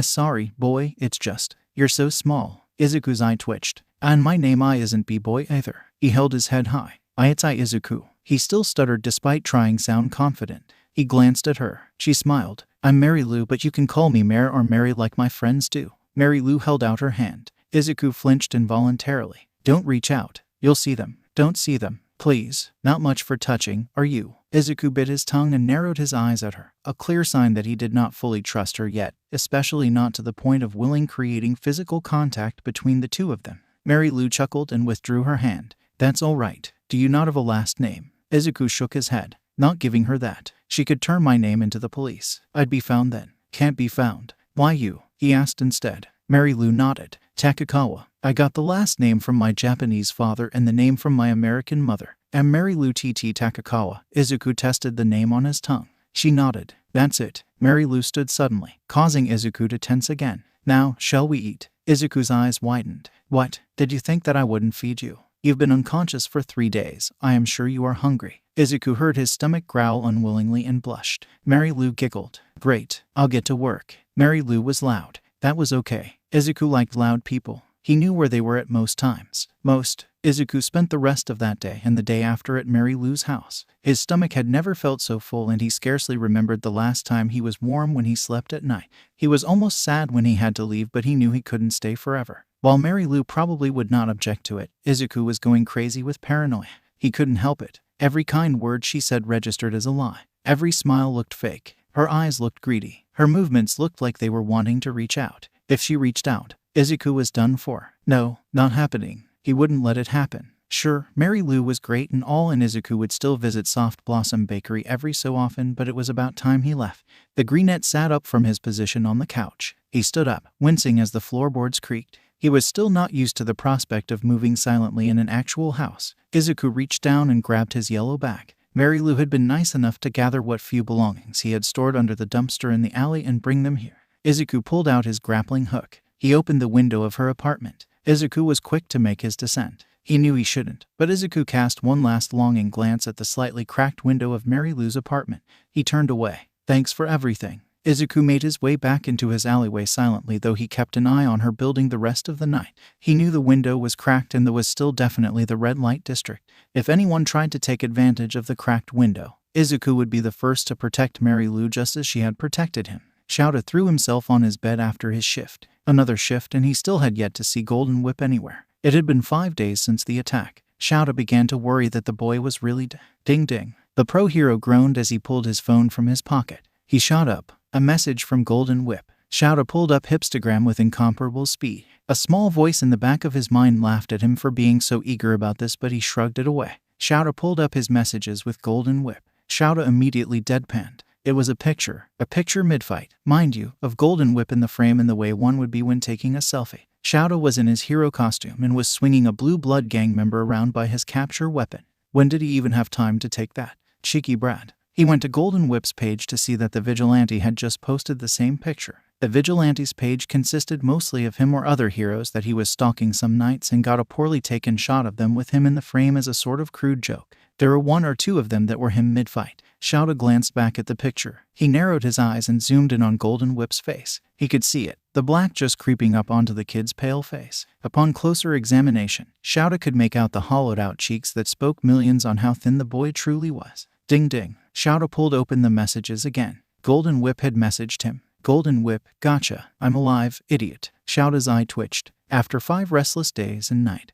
Not that he got much sleep anyways, of worrying about that dang vigilante, that is what he got. Shouta's fingers pounded across the screen's keyboard. Eraserhead, dang it. Welcome. 12-year-old Izuku walked into the junk shop, hearing the familiar greetings of the man behind the counter. Izuku nodded at the man. He had deemed him one of the few people it was safe to interact with, even if on a minuscule level. Izuku walked up to the man. He glanced down at his old red high tops that had a hole so big Izuku could literally see his toes sticking out of them. He raised his eyebrow and looked back at the man. Are you looking for regular walking around shoes or ones for your vigilanting, Mr. Golden Whip? The man asked. Izuku never really learned his name. He just called him Gramps in his head because of the beard. The vigilante, he confirmed. Izuku did not need to waste his bills on other shoes. He could get some duct tape to fix his red high tops. However, it was highly dangerous to be wearing them on patrol and while fighting. The man hummed. I will see what we have, but we don't usually sell footwear here. Feel free to look around while I am in the back. Izuku nodded. Gramps ducked under the curtain behind the counter that leads to the back of the store for employees only, or for the only employee.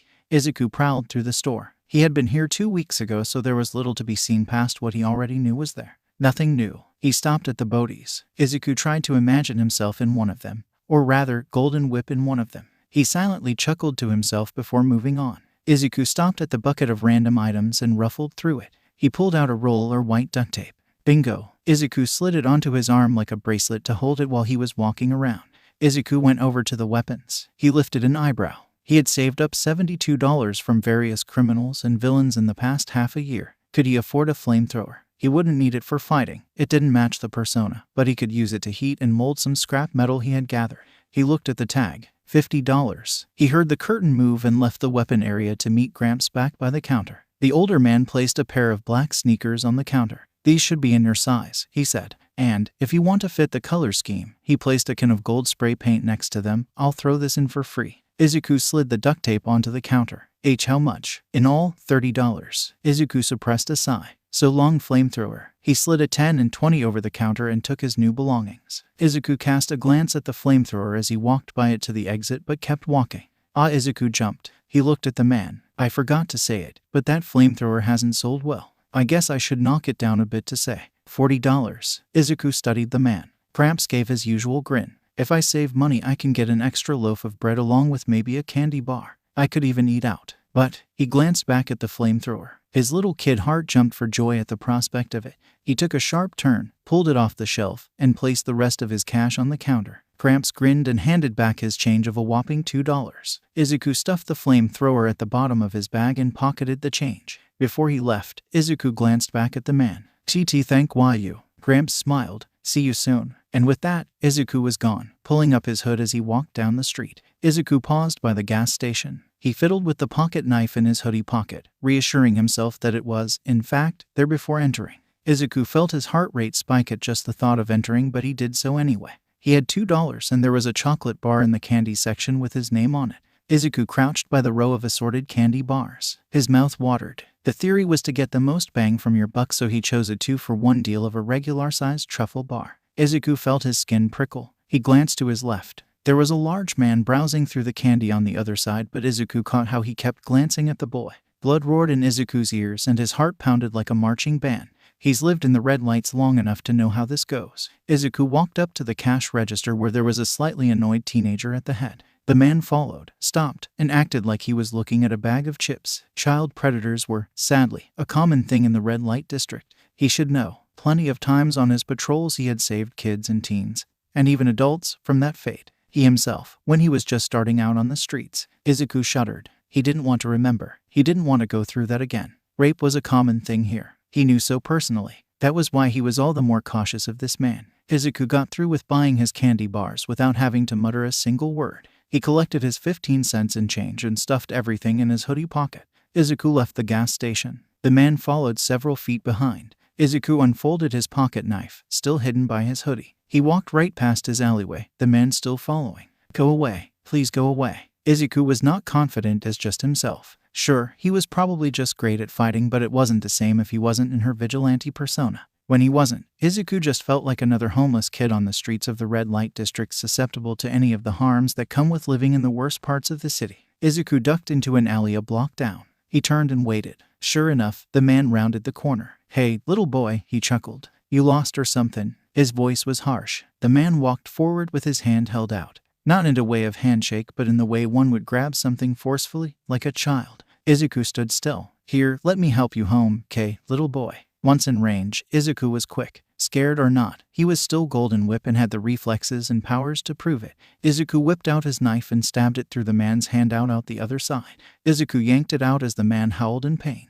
Why you? I'ma kill ya. Izuku prepared to dodge, but soon found that he had no need to as a familiar white scarf caught the man. Izuku's eyes widened. Behind the head was none other than Eraserhead, in civilian clothes aside from the capture weapon, walking up behind the child predator who was raging loudly. Shut up, the hero growled, swiftly karate chopping the man's neck. The man fell limp and Eraser let him go. The hero turned to him. A kid your age shouldn't be walking around this city alone, not even in the daylight. Izuku didn't say anything. He couldn't say anything. His voice might be recognized. Even if he wanted to, it was like his lips were sealed shut, mouth dry as a desert. Eraser looked at him. Hey, kid, are you okay? In Izuku's mind, his words distorted from something that should have been comforting to anyone else to those of an enemy. A means to destroy him, to strip him of his freedom. Threat. Eraserhead walked forward and knelt down at eye level. Get away. Get away. Get away. Get away. Get away. Get away. Get away. Get away. The hero lifted an arm. Izuku choked on a scream and pushed the man over. He made a mad dash down the street, ignoring the calls of the hero. He knew that Eraserhead would have to take the predator in first before he went after Izuku, so Izuku ran.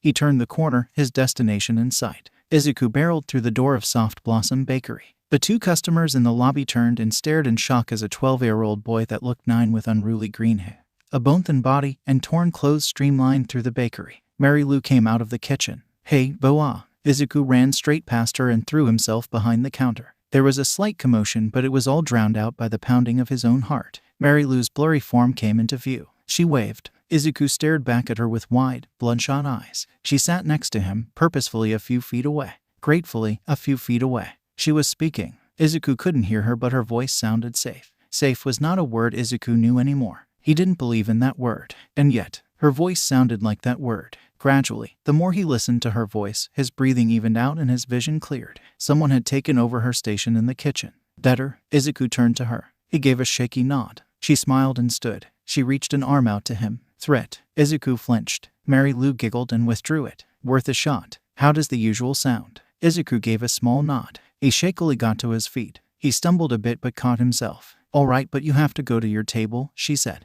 You can't very well crouch behind the counter the whole time. Izuku suddenly became hyper-aware of his surroundings. He blushed slightly, avoiding eye contact with the other customers. Izuku sat at his corner table. Mary Lou sat his usual strawberry shortcake and glass of milk in front of him, causing Izuku to flinch once again. She gave him a soft smile. I'll be back soon, okay, boy. She never used his name in public. Izuku nodded his reply. Speaking was still not his favorite pastime. Izuku relaxed a little when he stuck his favorite tiny fork into his favorite treat and took a bite. Sweet. He didn't know how long he was there before Mary Lou came back. He eyed her cautiously. Want to stay tonight? She asked. Since Mary Lou had first saved him, Izuku had stayed the night in her apartment twice. He gulped. Motives, reasons, series of actions that could cause everything to go wrong presented by the offering party. All clean. The greenette nodded. She smiled. Izuku found that he liked her smile. She slid the keys over to him. You can go on up if you want. There is food in the fridge. And I'll give you the secret knock when I come up too, K. Izuku liked it when she winked when she said secret.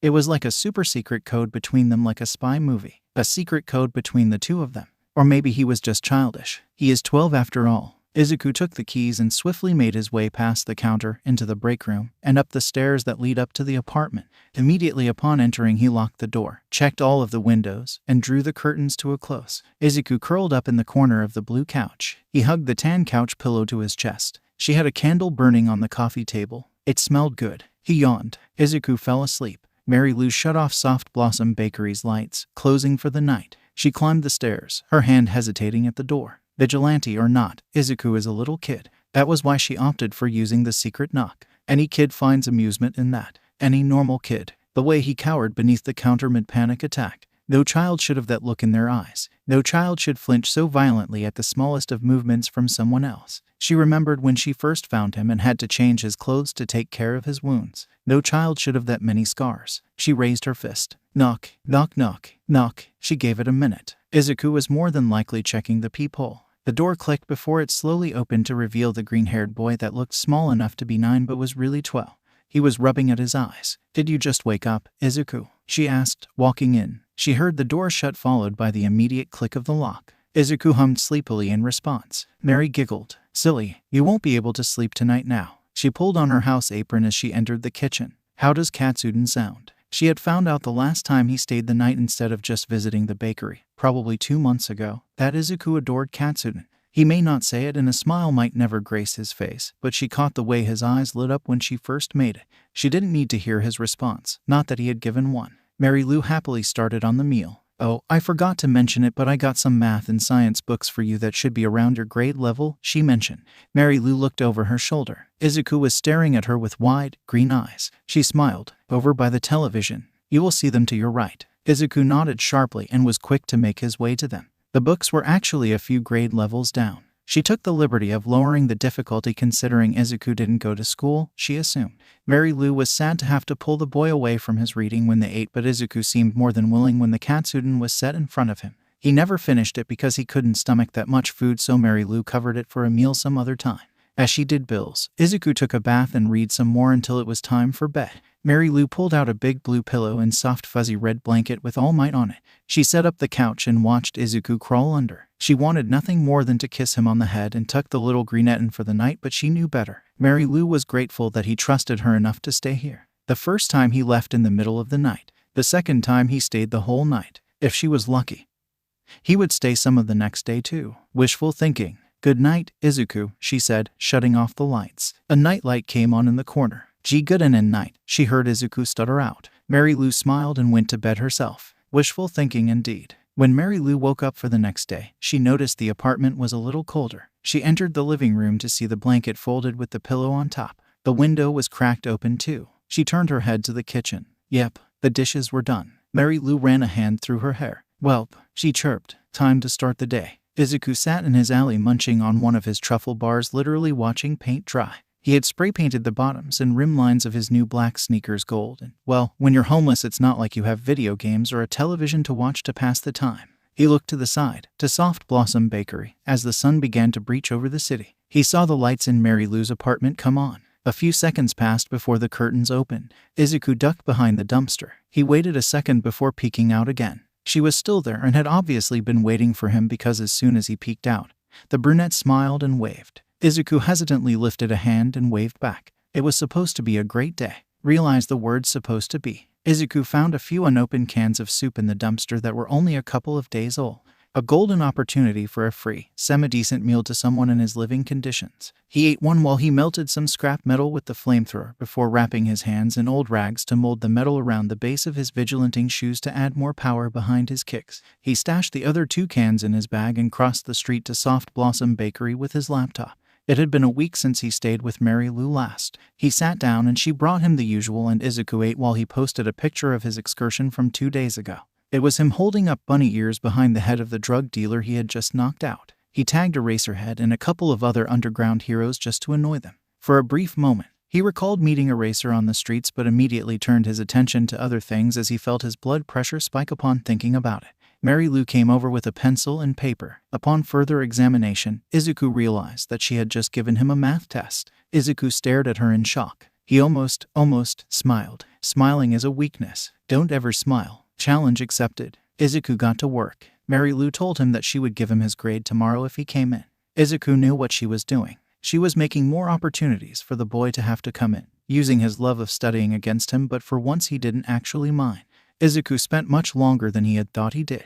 The sun was already going down when he stood up. His joints popped from sitting in the same position for so long. He waved at Mary Lou, who waved back with a "see you tomorrow, boy." She knew that he couldn't stay away at the prospect of finding out his test score. Izuku crossed the street, almost getting hit by a car, mind you, and ducked into his alley. He yawned loudly. He questioned if he should go out on patrol tonight or not. He was pretty tired from such a relaxing day. Ultimately, Izuku ate his other truffle bar that he had bought the week prior for a source of energy and decided to go out. He should have listened to his gut instinct of not going out. When night fell, Izuku got dressed. He bounced around a bit to get used to moving with the new metal additions to his shoes. Izuku slid the mask on and peeked out from behind the dumpster at Mary Lou's apartment. There she was, like every night for the past week, in the window despite the hour. Izuku waved, just barely visible by the street light. She waved back. It was almost encouraging. Now, with more confidence, Izuku jumped onto the fire escape. He had to work hard to make sure he could not be heard with his metal platforms, but after the first few building jumps he had gotten it down. Izuku had always been a fast learner. It was a quiet night. Izuku almost thought that nothing would happen tonight. He was dead wrong. There was a soft thump behind him. Izuku stumbled as he was just about to leap between buildings. He whipped around to see none other than Eraserhead at the other end of the building. They were 3 stories high. A cold breeze blew by as the two stared at each other. Now, this has happened before. On a slow night, when neither of them was fighting, they would sometimes run into each other like this. Ultimately, Eraserhead would try to catch him and Izuku would run away. Izuku, in his overconfident Golden Whip persona, shifted his weight to his right leg, put a hand on his hip, and raised the other. "Yo, Golden Whip," Eraser greeted him. "How's it been?" Izuku asked. No reply. He chuckled. "I get it's slow and all, but you really got nothing better to do than chase some vigilante down the red light." His red light's accent had definitely thickened over time, but Izuku really hadn't noticed. Sadly, Eraser said, hair-raising and capture weapon floating, "No, I'm going to have to take you in, Golden Whip." Izuku grinned. "We'll just see about that." Izuku sharply turned and leapt off the building, rolling onto the next one. He turned and gave a mock salute to Eraser. "Catch me if you can." Thus, their almost monthly cat and mouse chase began. They crossed the streets and climbed buildings. Izuku laughed as he dodged to the side, the whites of the capture weapon flashing by his right where he had been a second before. He unlatched his grappling hook and swung it to latch on the ledge of the next building. Izuku spun, running backward, and waved at Eraser before jumping off the building into the alley below. He caught himself just before impact by the rope. Izuku whipped it to release the hook and rolled it back up as he kept running. Eraserhead was hot on his tail, using his capture scarf much more effectively than Izuku could use his hook. Izuku saw the car coming, yes he did, and he ran out onto the street. He heard the fearful yell from Eraser telling him to be careful. The car barely missed Izuku and served to create a great barrier between the vigilante and hero, if only for a minute, letting Izuku get further ahead. The greenette couldn't keep this up forever, though. He could feel the fatigue building. The hero was in much better shape than the 12-year-old underfed vigilante. He had to end this soon. Izuku ducked into an alley and spotted his out, a sewer hole. He slammed his foot on the edge, metal on metal creaking a loud clang, and the hole's lid went flying. That was when it all went wrong. Izuku was just about to jump down when he felt it, a feeling he hadn't felt in so long. Dread filled his bones as the dull throb in his back from his past resurfaced. No, he got in a single glance of the string before he unwillingly went flying backward via his quirk. Threat, Shouta growled. Why could he never catch that dang child? He was obviously faster than the vigilante, so why was it always so hard to get his hands on the slippery fiend?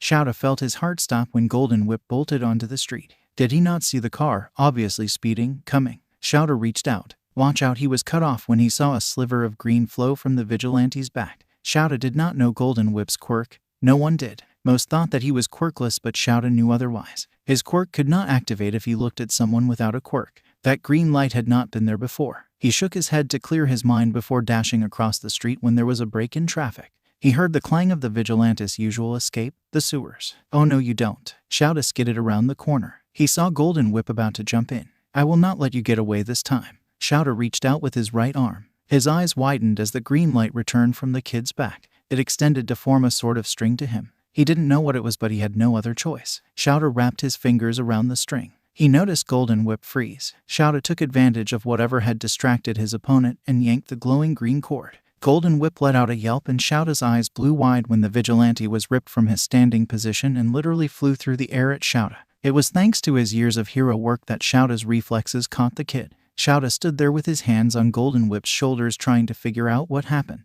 The vigilante seemed to be frozen. He opened his mouth to speak, but the kid suddenly lurched forward. Golden Whip tripped over his own feet, which was not a mistake the vigilante ever made, and crumpled to the floor. Shouta realized the opportunity and readied his capture weapon. He took a step forward before freezing when the child let out a blood-curdling scream. Ah! It was a scream full of so much terror and pain that Shouta knew he would never forget. Golden Whip had his hands on his head and forehead pressed to the ground as he screamed. His whole body was shaking. Whatever had just happened obviously shook up the kid. That's when Shouta remembered that, yes, this is a child. A child with a blatantly unstable mind. Hey, kid, he said as he took a small step forward. Golden Whip jolted and scrambled back. Stay away. Shouta could see the fast rising and falling of the vigilante's chest. When the kid bumped into the wall, his mask slipped down, uncovering his right eye. It was green and blown wide. With a start, Shouta realized the kid was going into shock. Okay, you need to breathe with me, kid, he said softly. Shouta took a small step forward and lifted his hands to show that there was no weapon and appear vulnerable. However, when he lifted his hands, he noticed a green ribbon string itself around the boy's wrist and another rope began to form towards Shouta. Golden Whip's only visible eye focused on it too. Stop. The kid screamed again, voice cracking harshly. Shouta didn't know what it was, but he knew that if he kept walking it would only get worse. He stopped and crouched down. Once Shouta lowered his hands, the green rope disappeared. He could hear the gasps that Golden Whip was taking despite his chest heaving. Shouta furrowed his eyebrows. Is that your quirk? No, it's my quirk, no. It's just he's breathing too harshly, Shouta thought. At this rate, he'll pass out from asphyxiation. I need to get him to calm down. Shouta habitually raised his hands. A green string immediately formed from Golden Whip's chest and extended to him. Shouta looked up at the child and his heart stopped for a second. Golden Whip's mask had slipped completely off, letting Shouta witness the full range of emotion. The greenette's eyes twitched wildly and Shouta could see his body begin to twitch too. His chest heaved as if he was taking in deep breaths, but his breathing was too unstable to get more than a slight wisp of air. He was pale as death and a twisted frown crossed the kid's face as he hiccuped in between breaths. Golden Whip curled in on himself and let out another glass-shattering scream. Get away. Shouta took multiple steps back in shock. Shouta tested out his theory. He put his hands down and the green rope of light dissolved. He raised his hand. It appeared. Shouta activated his quirk. It disappeared. He remembered grabbing the string and pulling. The kid came flying at me, oh my gosh. Shouta stared at the vigilante. As someone who has a quirk to erase other quirks temporarily, Shouta had done much research on quirks and he was pretty intuitive. It wasn't set in stone, but Shouta had a sinking feeling that he knew what this kid's quirk was. A quirk activated by others to be able to control or drag the kid. Suddenly so many pieces clicked in place, especially remembering the case a few years back. Shouta stood in the Midoriya apartment surveying the place. They had just gotten the owner, Mizenko Midoriya, to finally tell them the truth of her missing son's quirk after she was caught for lying. The walls and door frames all had massive dents and holes in them. Shouta read over the Quirk file. Izuku Midoriya had previously been registered as Quirkless, but now it was being changed to the Quirk the woman called Puppet. The description of the Quirk was terrifying, to say the least, if in the wrong hands. He glanced at the dents and then at Ms. Midoriya. They didn't have proof, but, "You will need to accompany us to the station, Ms. Midoriya," he said. At the police station, they heard of a sickening tale that Ms. Midoriya could not get out of telling with the detective there checking her for lies. A tale of abuse. The saddest part was that the missing kid, Izuku Midoriya, couldn't fight back because of the nature of his quirk. The worst part, Ms. Midoriya didn't think that she was doing anything wrong. "He's mine. I can do whatever I want with him." Power is unwillingly given to her all because that poor child was born with that quirk and she thought that it was her right to take advantage of it. That poor child. Shouta could not blame him for running away. Shouta took a deep breath. This kid is Izuku Midoriya. The boy was mumbling. "It's all over, I'm done for, please go away, don't hurt me, I'm sorry, I won't do it again, I'll be better, go away, stop please, I don't want this, go away, please leave, stop, it's over, no. Shouta was just about to cut in when a giggle bubbled from the kid's throat. Ha. He was taken back by the inhumane grin that split the kid's face. "It's all over," he yelled. Shouta felt his blood run cold when Golden Whip's eyes landed on him. "Well, what are you gonna do, huh? You're gonna use me too? Go ahead, I can't stop you." He's hyperventilating. Shouta wanted to reach out, but he couldn't without the kid's quirk activating. "Wait, yes I can if I use mine." Shouta activated his quirk against Golden Whip. "Kiddo, I see how it is," Golden Whip yelled. "You trying to use your quirk to get me to let my guard down? Too late for that. It's all over. I quote am screwed." Suddenly Golden Whip jumped up with sudden clarity in his eyes. Shouta watched him jump onto the fire escape. "Hey, kid, what are you doing?" Shouta's heart stopped. He was quick to follow the vigilante. "Kid, wait." Golden Whip was at the edge of the building. No grappling hook prepared. "Kid, stop. You don't have to do this. I won't hurt you." He tried to sound as reassuring as possible. "Liar," Golden Whip screamed. "I'd rather die than go through that again." "Wait, kid." The vigilante fell backward. Shouta lurched forward. "What do I do?" The thought spark. He let his quirk go. Shouta reached down at the vigilante. A green rope sprung from the falling child's chest. Shout grabbed it and pulled it. Golden Whip's body jolted. A loud snap sounded. The string broke, and the kid screamed out in pain before he continued to fall with less momentum. "Suck." Shouta reached again, grabbing at the string that came from the child's right wrist. Snap. He reached out one last time and grabbed onto the string that extended from the kid's left wrist. With the lost momentum from the past 2 tries, this string didn't snap. Golden Whip dangled just above the ground. Shouta let out a deep breath and pulled Golden Whip up by the kid's quirk. He grabbed the kid and let go of the string. Shouta sat on the roof with the shaking child in his arms. "Why?" Shouta looked down at the vigilante. Tears pooled from his green, bloodshot eyes. "Why did you save me? I don't want to go back. Not again. Just let me die. I'd rather die." Shouta felt his heart break. "Kid," he held the crying vigilante tighter. "You won't go back. I promise. Just don't die." He looked into the child's eyes. "I won't let anyone use you like that ever again, so trust me just this once, okay?" Golden Whip chuckled. A chuckle so wrong for a boy his age. "Like I have a choice." Shouta frowned. "You do have a choice. I won't force you, and since you are a minor you won't be thrown in jail, only under house arrest." Another laugh. "I'm homeless, Razor." Shouta's frown deepened. If the obvious thinness of the child wasn't clue enough, then the weightlessness of him was, as Shouta was still holding him. Golden Whip was too exhausted to fight back. Or maybe he had just given up. "We will find a place for you to stay," he said. "What? In a foster home or something?" Shouta shook his head. "Hopefully not, as someone takes you.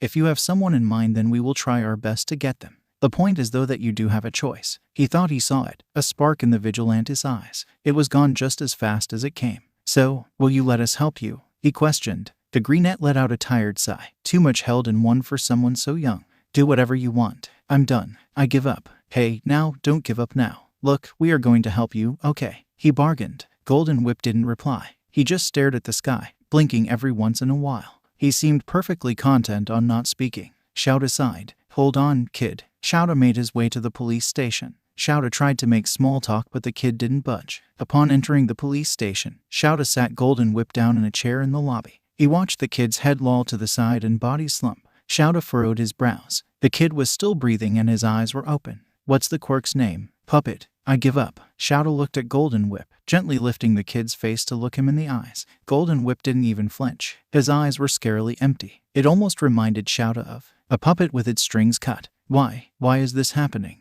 What did I do wrong? I get that vigilantism is illegal, but I am still helping people. What did I do to deserve this? I can't go through that again. I need to run. What would that do? He'll just catch me again. He knows my quirk. He'll use it against me. He knows. Now he is telling everyone else. They all know. Izuku glanced up from his position on the chair in the police station. Eraser was talking with the front desk, who obviously didn't care. No one cared enough in the red lights about actually taking in criminals. Izuku couldn't hear what they were talking about. Everything muddled in his mind. Just as he thought colors were popping back, everything turned back to the blacks and grays that his mind viewed the world through. I know how this is going to go. They will use me and torture me just like Inko. Then they will tell Inko. Inko will come back and lock me up forever to never see the light of day again and to be tortured by my quirk forever. Why the heck was I born like this with this quirk? Why in this world at this time in this place? I don't want to be here. Take me now. Kill me someone. Hell.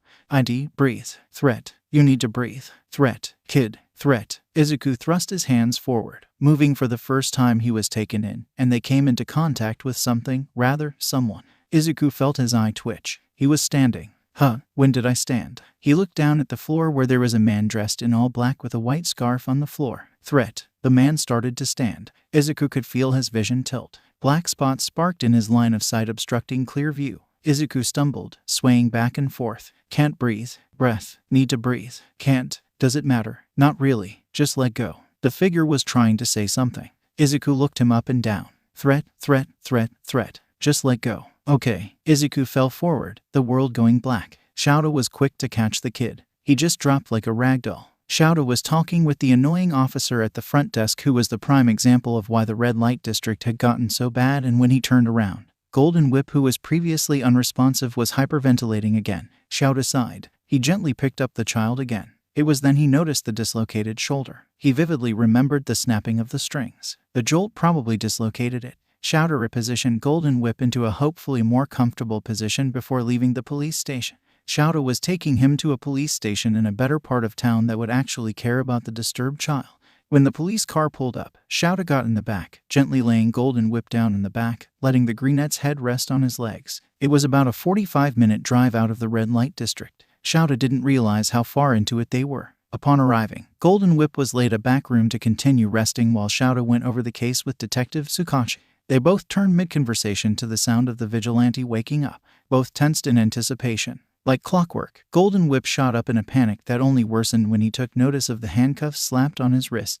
Shouta got up. Golden Whip turned to him with wild eyes. Being able to actually see the kid's whole face showed Shouta just how much of a child this vigilante truly was. He watched the green eyes dull upon seeing Shouta, which was disturbing, to say the least. Oh, Golden Whip whispered. It's not a dream. Shouta's chest hurt. The stutter and soft voice were so different than the confident one that Shouta had become so accustomed to when the two worked together. Shouta gave the best smile he could. I'm afraid not. We need you to answer some questions for us. Can you do that? There was no response other than a slight nod. Shouta showed Golden Whip to the seat next to his, and they sat across from Detective Tsukachi, who took over. What is your name? No response. What is your name? Again, deep breath. Izuku. Truth. What is your last name? No response. Shouta sighed and turned to the child. Come on, kid. If we are going to help you get out of the worst possible trouble, then you need to work with us. Forest green eyes glanced at him before looking back down. Shouta turned back to Tsukachi and nodded. What is your last name? I don't have one anymore. Truth. Tsukachi raised an eyebrow. What was your last name when you did have one, then? Midoriya. Truth. Shouta mentally winced at the venom in the word despite the stutter. Are you the vigilante Golden Whip? Yes. Truth. Did you run away from home 4 years ago? Why, yes. Truth. Is your quirk puppet? Shouta noticed that the boy began to shake next to him. Yes. Truth. Tsukachi nodded. Were you abused by Inko Midoriya? Shouta bit his tongue. He knew this was necessary for putting the woman behind bars and justifying the kid. But he also knew that this wasn't easy on the kid. Yes. Truth. Did she use her quirk to abuse you? Yes. Truth. Tsukachi closed the file and turned off the recording device. All right. Mido. He stopped mid-sentence when the kid glared at him. All right. Izu. He stopped again. Tsukachi gulped. In cuffs or not, this kid could produce a terrifying aura. All right. Golden Whip. Tsukachi finally started again. We have everything we need from you to put Inko Midoriya behind bars. The greenette's head snapped up. What? He breathed out. Tsukachi nodded. Your testimony combined with my quirk and her questioning has given us enough evidence to arrest Inko Midoriya under the charges of child abuse and lying on legal documents. With this, we will also be able to help you get out of most legal issues under the guise of mental instability. Shouta watched the kid flinch, but he didn't deny it. Good. The first step to healing is admitting you're hurt. There was a tense silence. As for what happens now, Tsukachi continued, we have a few options for you. I don't care, the boy whispered. No matter what happens, it's just going to be the same. Shouta took a sharp inhale. He turned to the boy and gently grabbed his small boy's shoulders. The boy flinched, but Shouta did not let go. Kid, you need to understand that not everybody is like Ms. Midoriya. Not everyone is out to hurt you or even wants to hurt you. We just want to Yeah, right, Gold Whip yelled, effectively shutting him up. The greenette stood and glared at the two of them so hard that if looks could kill, then both would be in their graves right now. I know how you people are. You just want me to lower my guard. You are all the same. Evil. It was hard to understand most of the rant with the thick street accent and the obvious mental turmoil, but Shouta would let the vigilante get it off his chest. The second I turn my back, you will come after me, use me, beat me, rape me. Shouta's heart stopped at that. It's happened all before, even from those who didn't know my dang quirk. But you do know it. Don't act like you are going to be any different, Kaus. I know you aren't. I know. He was having another panic attack. Shouta tried to calm him down, but the boy jumped back. Don't touch me. I don't need your pity. I don't need your help. Shouta stood up. Maybe not, but you want it, right? The kid's eye twitched. Huh? Shouta gulped. You're scared. I get that. You have every right to be. But this wall you have put between others and yourself was forced. You had to do it to protect yourself, not because you wanted to. Shut up. No, listen to me. Shouta left no room for argument. The smile and confident golden W hip. That is still you. That isn't a character that you put up. That is the you that you've trapped to protect yourself. You are only hurting yourself by hiding the real you. You might not know it because you've been pushed this far, but you both need and want help. Shouta took a deep breath. You are scared. Scars mark your body and your mind, some of which will never heal. But with time, and with help, you can grow from your wounds. The greenette hung his head, body trembling. Shouta cautiously approached him. He gently pulled the child into his arms. When Golden Whip flinched, Shouta wondered how long it had been since this touch-starved child had actually been hugged. Let us help you, he whispered. There was a pause before the kid let out a strangled wail. Shouta's heart broke all over again at the sheer amount of pain in that single sound. Tsukachi and Shouta listened to the cries and screams of a broken child for the next half hour. The child pulled on Shouta's shirt, hanging onto him as though his life depended on it. His body shook as though it was 20 degrees below freezing. He was trying to say things in between broken sobs. Shouta only hugged the boy tighter and closer, heartbreaking all the while. Finally, the sobs reduced into tiny hiccups. Shouta didn't dare let go until Golden Whip took a step back himself. Sorry. Shouta smiled. Don't apologize when you have done nothing wrong. Once they were all seated, they decided on what to do with the boy. For certain, Tsukachi started. You are going to have to stop your vigilanting work. The boy flinched but didn't say anything. I am sure you understand why. If you continue, then we will have to press further charges. See, can I at least post a GG goodbye on Hipstagram? Tsukachi sighed. I suppose, but then we will be deleting the account after 24 hours to give your followers time to see it. Okay, Golden Whip nodded. Shouta got the feeling that he didn't like speaking all that much. Now, we will need to find you a place to stay. If you do not have anyone in mind, we can find you a safe. I have one, but Shouta raised an eyebrow. That's a surprise. But what? Tsukachi pushed. I don't want to be a burden. Shouta resisted the urge to slam his head on the table. You've been tortured and secluded all of your life. Think about yourself for once. How about this? Tsukachi continued. We will go meet the person you are thinking of and do a quick background check and see if they would be okay with housing you for the time that you will be under house arrest. Does that sound good? Golden Whip nodded. Will you tell her? He asked. So it's a girl. Tell her what? Tsukachi asked back. About everything. MIP Pasta and Mike Quirk. Tsukachi nodded. I'm afraid we have to, but if you trust this person enough to recommend her, I am sure that she is safe enough to tell. Golden Whip had nothing more to say. Without much further conversation, they loaded back into the police car and began their way back to the red light district. Mary Lou very much did not expect to be woken up by a call from the Musutafu Police Department.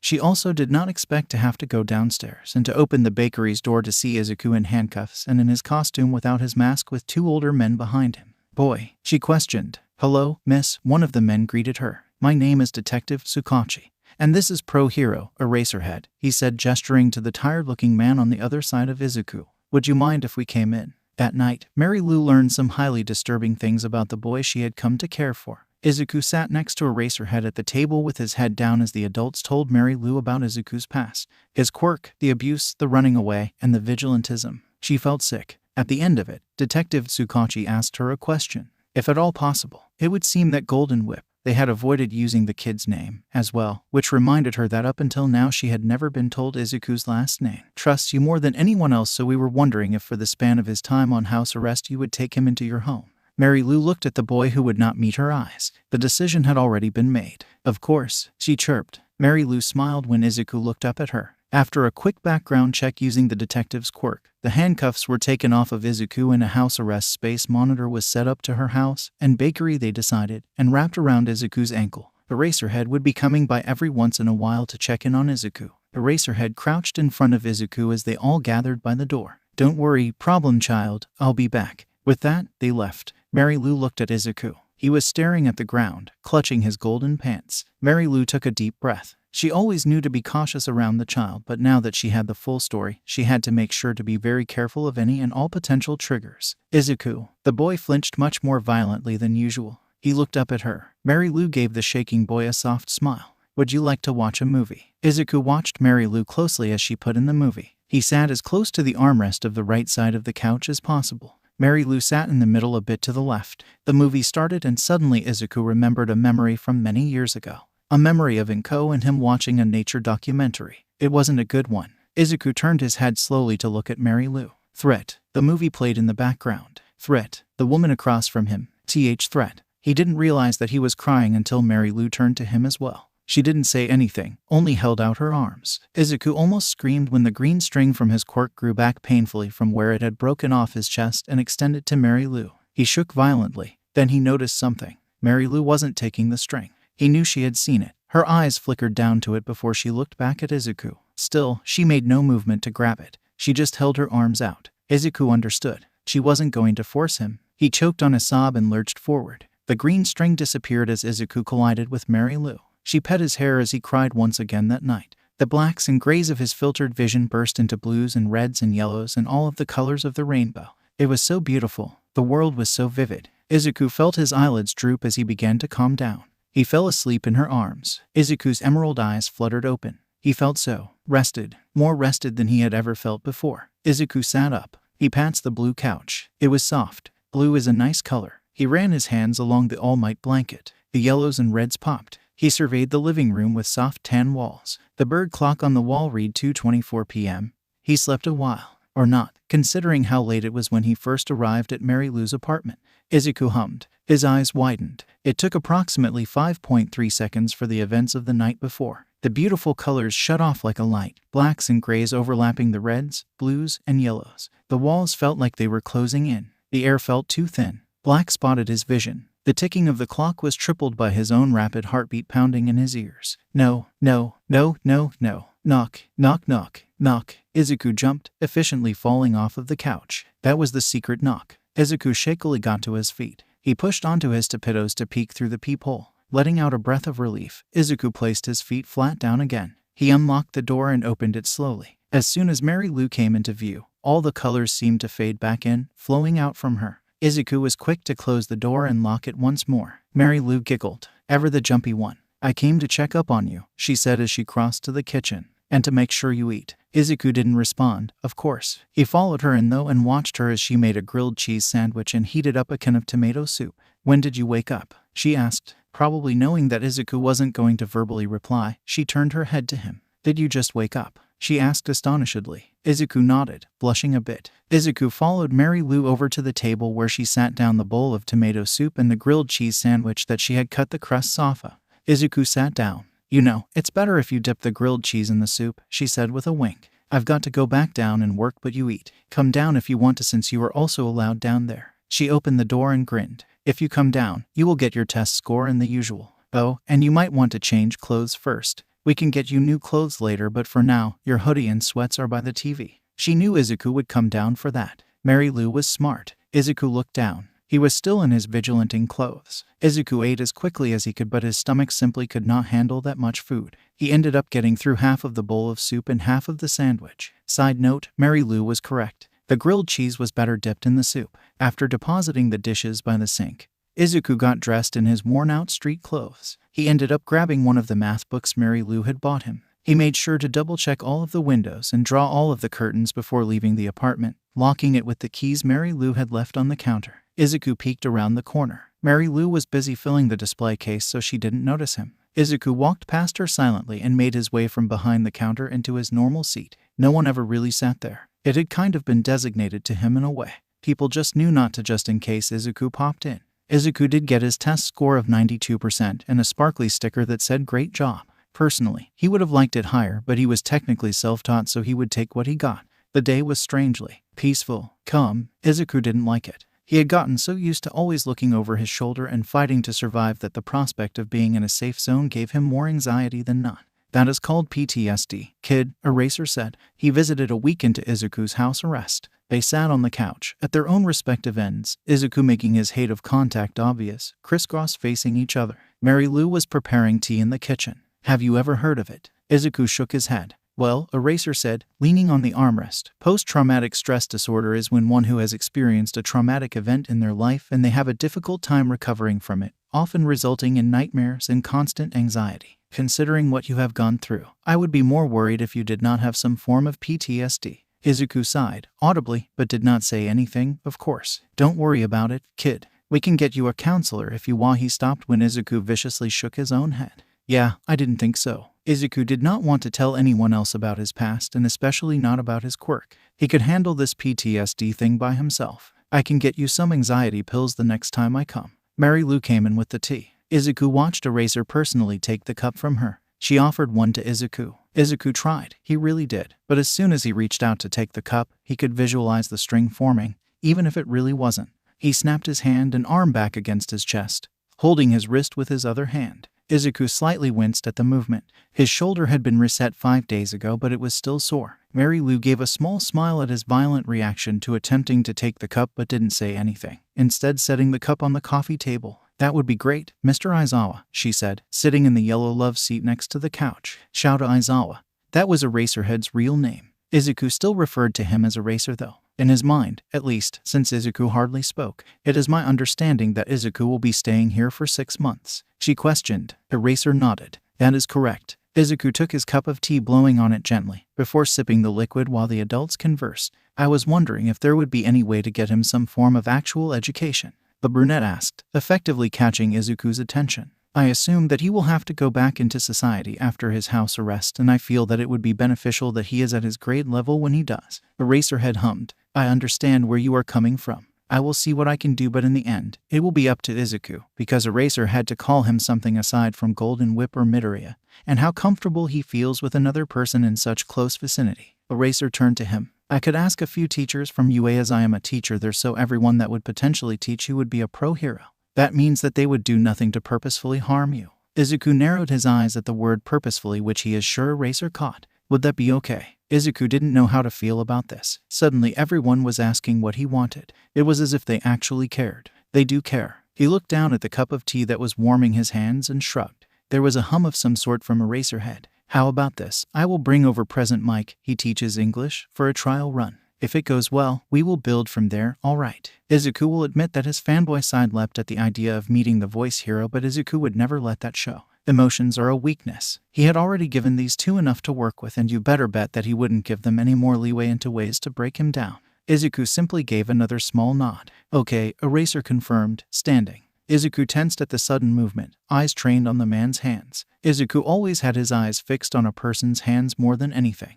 Watching, waiting for them to reach out to him and take hold of him. Eraserhead moved a bit slower after that. I will contact you beforehand. I'll be going then, he said, placing his empty cup on the table. Thank you, miss, he said before leaving. Izuku set his cup down and immediately ran to the door, locking it from the inside. He let out a breath he hadn't known he had been holding. Izuku turned back to Mary Lou, who was at the table but made no effort to move from the door. She smiled and waved gently. Izuku narrowed his eyes but let his grip slid off the door handle. He walked over to her. I am very proud of you for accepting to have another person here, she said. Izuku felt his chest tighten. He blushed a bit and looked away. Izuku jumped back a few feet when she got up suddenly. She made no mention of it. I got you something, she said. Follow me. He did, albeit multiple feet behind. Mary Lou went down the hallway and opened the closet door. She pulled out 2 large, white bags. Izuku stiffened when she held them out to him. Mary Lou set them down on the floor, allowing Izuku to bend down and examine the contents. His eyes widened. Inside one bag held an array of multicolored shirts, t-shirts, and socks. In the other held shorts, jeans, underwear, and on the top, Izuku pulled out a bright yellow hoodie with a white star on it. He looked up at Mary Lou. They are all for you, she chirped. While you might have lived off of your current hoodie and sweats while you were on the streets, I refuse to let you only have those. You now have a full wardrobe. Izuku could feel tears prick at his eyes, but he didn't let them fall. He hugged the hoodie to his chest and looked down, the fabric soft against his chin. Thank you, he whispered. The next day, Izuku sat on the couch with his laptop. He sighed sadly as he pressed post on his final post for Golden Whip. It was a picture of him in his costume bowing on top of a building. Then a picture of him looking up and smiling. Then a picture of him with the peace sign. Then a collage of pictures from some of his patrols. On the last picture was with his sleeve rolled up to reveal a tattoo of his golden masquerade mask and a black whip swirling around it. The caption read, "Thank you all for your support. It has been a lot of fun, but now I must take my leave. Maybe not forever. I might come back legally, but we will have to see. Until further ado, ta-ta." Izuku rolled up the sleeve of his yellow hoodie to examine the tattoo. He had gotten it a month ago. He loved it. Maybe if he ever became a hero he could go back to being Golden Whip.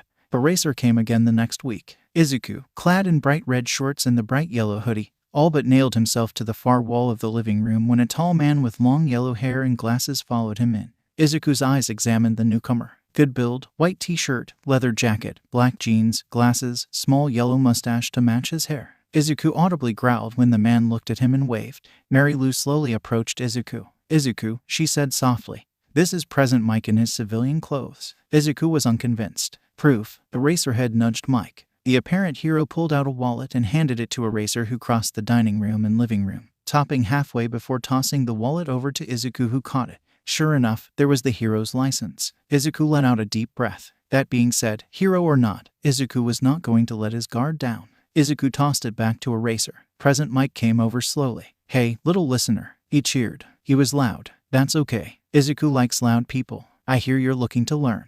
Izuku gave a small nod. Mary Lou stood a little bit behind him, gesturing for Izuku to unglue himself from the wall. Unwillingly, Izuku complied. He gave a small nod before sitting in his favorite part of the couch, the far, far right. "That's great," chirped the hero. "It's always great to want to learn and better yourself." Izuku lifted an eyebrow. "Better yourself." Present Mike slid a paper over the coffee table along with a pencil. "Here you go, little listener. This is just a short English test to see where you are right now in your studies, so we know where to begin from. Think you can complete that for me?" "What am I, 5? "Of course, I can." Izuku nodded sharply and got to work, always keeping an eye on the 3 adults at the table in the kitchen. As it would turn out, Izuku was a grade level behind his age, which was understandable. They made a plan for Mike to come every Monday after UA let out. The next week, though, midnight came. Then Cementos. Soon, most weekday afternoons were taken up by heroes, which one would think any child would be elated to have their own personal entourage of hero teachers, but Izuku was no normal child. Izuku was constantly on edge. His one safe zone in Mary Lou's apartment was being taken over by others. By the end of the month, Izuku felt like he was going crazy. It wasn't all bad though. Eraserhead came every other day, and Mike would sometimes tag along even if it wasn't his designated day to teach Izuku. Izuku found that he didn't mind the man much. Mary Lou seemed fine with him. She laughed a bit more when he was around, and light pink dusted her cheeks. It was the first Monday in December when Present Mike was teaching English verbs when Izuku surprised himself and everyone in the room. "All right." Present Mike pointed to the list of sentences. "Can you tell me which one of these correctly uses the English word runs?" Now, usually, Izuku would point to the number or letter corresponding, but today, his eyes widened at the sound of his own voice leaving his mouth. Izuku hardly spoke, even to Mary Lou. He was slowly getting used to speaking, but it was still a far cry from how normal conversations should go, and he definitely didn't speak to anyone he did not like or trust. Izuku glanced up at Present Mike. The hero beamed at him. Izuku looked at Mary Lou. She gave a big all thumbs up. Izuku blushed and looked down. Sorry." Present Mike clapped his hands together loudly. Izuku jumped. "Correct. Don't apologize for being wrong. Wrong about the question or wrong for speaking." It took him a second to realize that Mike was alluding to both. Izuku looked at him with round eyes. He gave a sharp nod. Present Mike punched the air. "All right, next question." Izuku almost giggled. Present Mike is fun. He's loud. Izuku likes loud people. Shouta stopped at the door. "I'll be out. Give me a second," he requested of Yamada. "Sure thing," the man chirped before going downstairs. Shouta sighed and closed the door. "Is something wrong, Mr. Aizawa?" asked Miss Mary Lou. Shouta looked over his shoulder and passed her to the green-haired boy who was drawing on the couch but still stealing glances over at Shouta. "Can I talk to Izuku real quick?" Mary Lou narrowed her eyes. "Only if you tell me what this is about first." Shouta almost chuckled. She had spunk, he'd give her that. The woman couldn't be much younger than him, so it made sense. Not everyone was as cynical as Shouta. Shout sighed. He lowered his voice. Izuku has a tattoo on his shoulder that identifies him as Golden Whip. Shouta watched as Mary Lou's face slowly changed to realize what he had just said. How do you know this? She asked. It was in his last post on Hipstagram. Can I please speak with him? I know. Shouta's eyebrows raised. No, the woman nodded sharply. You heard it, that kid was raped. How do you think he will react if you suddenly go up and ask him to show you that? Shouta had to admit that she had a pretty good point. While that is true, I wasn't going to ask him to do anything. Just inform him that I know and that he will have to get the tattoo removed at some point. At some point, but not right now, she said sharply. I don't know what you think you are doing, or if you think that what you are doing is for the boy or for your own self-righteous reasons, but illegal vigilante or not, that boy has had everything forcibly taken from him in the span of one night. That thing on his ankle has even taken away what freedom he felt he had.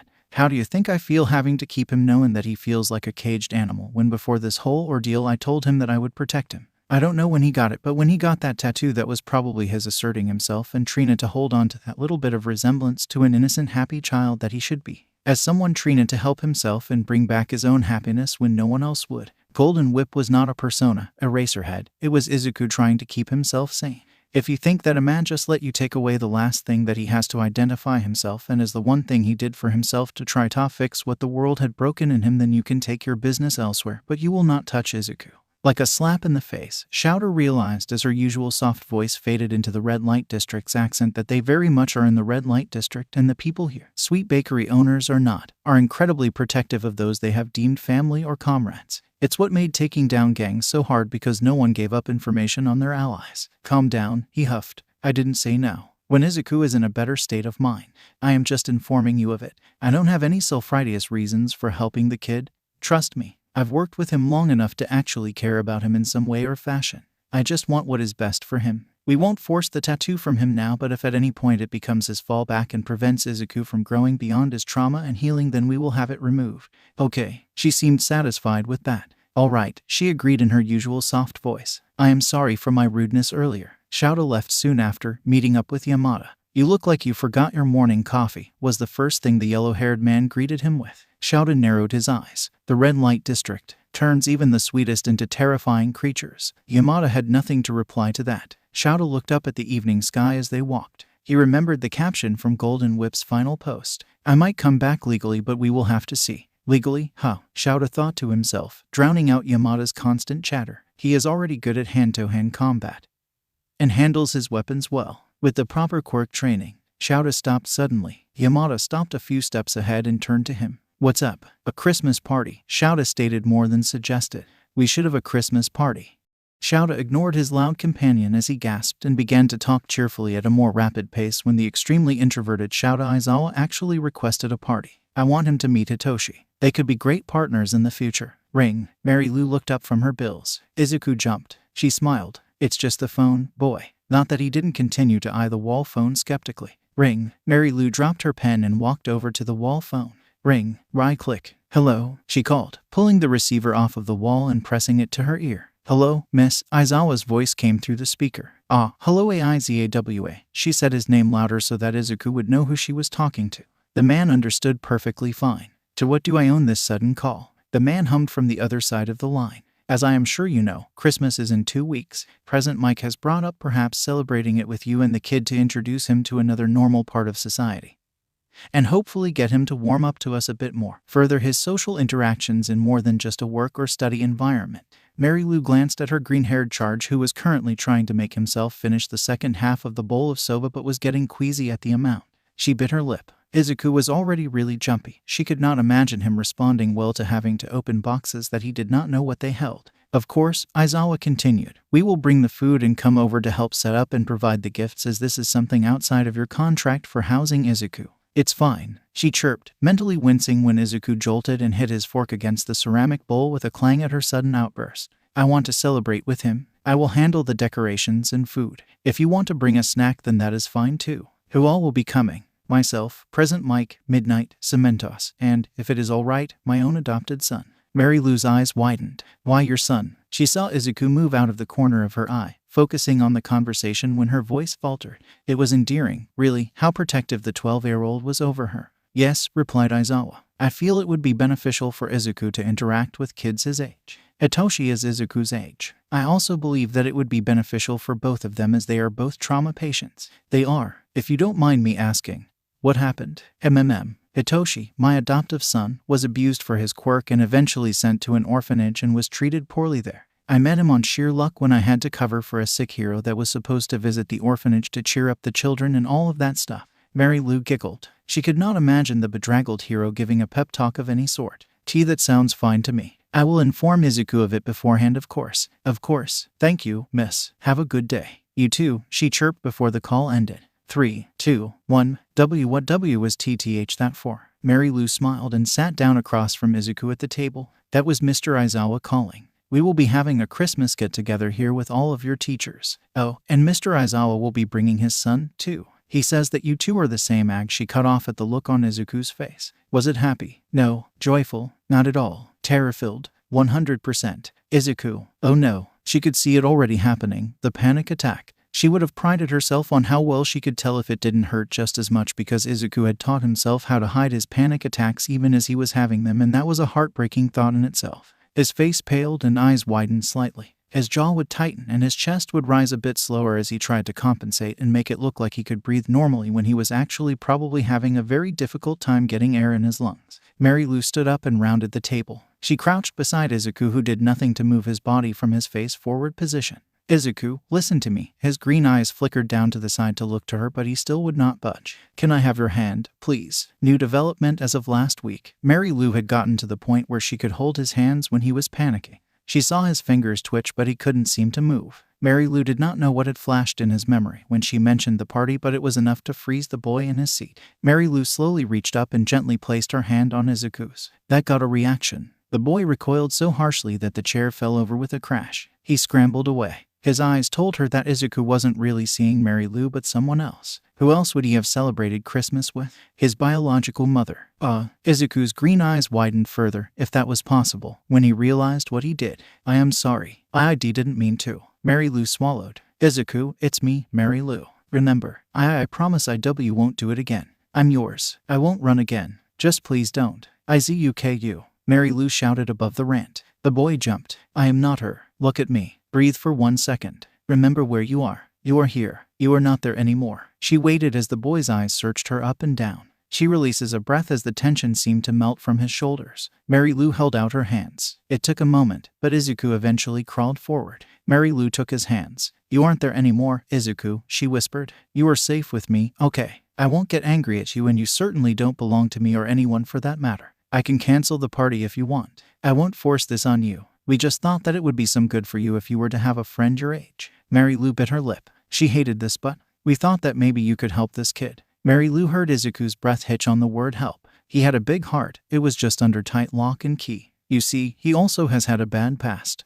Maybe you could help him and he could help you. What do you say? Izuku looked down. Mary Lou winced a bit as his grip tightened. Oh, okay. Mary Lou smiled softly. Now, she said, standing, I see that you have yet to finish your food. Izuku looked away. Mary Lou suppressed a sigh. By now, Izuku should be able to eat this much. She makes sure he eats every day, and yet, while he has filled in some, he still looks incredibly thin. Mary Lou had asked Mr. Aizawa about what she should do. He talked with the nurse at his school. Recovery girl, the youthful hero, told him that if it wasn't the amount, then it was more than likely psychological. A lot of homeless people who are suddenly reintroduced to constant meals still revert to the unconscious feeling of needing to save food, so they don't eat much in order for it to last longer. It was going to take some time for Izuku to be able to eat whole meals. That's fine, she chirped. I'll put it in the fridge and you can eat the rest tomorrow, okay? Izuku nodded. She waited for Izuku to move from his position on the floor to the couch. Mary Lou glanced down the hallway to the guest room that was currently unoccupied. She hummed and went to put away the food. Izuku grunted as he helped Mary Lou set up the fake tree next to the television in the living room. She was busy getting the decorations out. After setting it up, Mary Lou opened a box full of colorful ornaments and lights. These, she announced, holding up the lights, are the hardest part. They were incredibly tangled, and Izuku spent the next half hour untangling them as Mary Lou untangled the ones that would hand around the window frames. Done, Izuku said as he held up the unraveled lights. Mary Lou smiled. Thanks, Izuku liked that nickname. It was much better than the one his old childhood friend gave him. They wrapped the tree in lights, Izuku doing the bottom and Mary Lou taking the top. Mary Lou crouched by the box or ornaments. Come here, boy. She waved him over. Izuku crouched next to her. She looked a bit shocked that Izuku crouched so close but didn't comment on it. Neither did Izuku. He actually hadn't noticed it. Mary Lou pulled out a red orb with a hook and passed it to Izuku. Izuku made sure to grab the hook so he wouldn't accidentally touch the woman and stood up. He hung it near the middle of the tree. Mary Lou smiled and passed him another. This was how it went until Izuku couldn't reach any higher, and they switched places. Mary Lou was ruffling through another box while Izuku admired the tree. It was so sparkly, even without the lights on. Blues and purples, yellows and reds, pinks and oranges. Some of the ornaments were shaped like snowflakes and snowmen. There was a cat one and a bear one, and one shaped like a piano while another was a mug of hot chocolate. It was a varied bunch. Izuku jumped, having been lost in the moment. Strange. When was the last time he was relaxed enough to get lost in his head? He looked over his shoulder at the woman who was standing up. She held out a large star with a small cone on the bottom of it.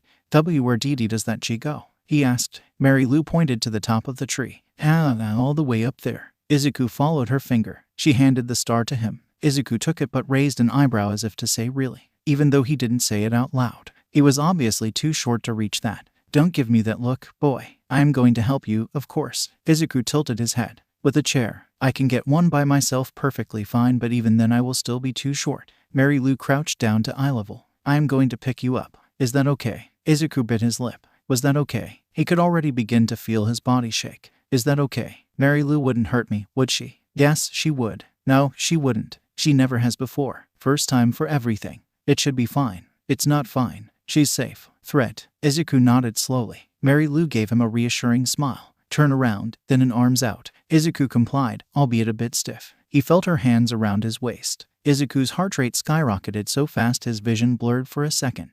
Don't worry, she said calmly. Panic. I won't hurt you. She's going to hurt you. I promise. Lies. Her grip tightened and Izuku felt himself get lifted from the ground.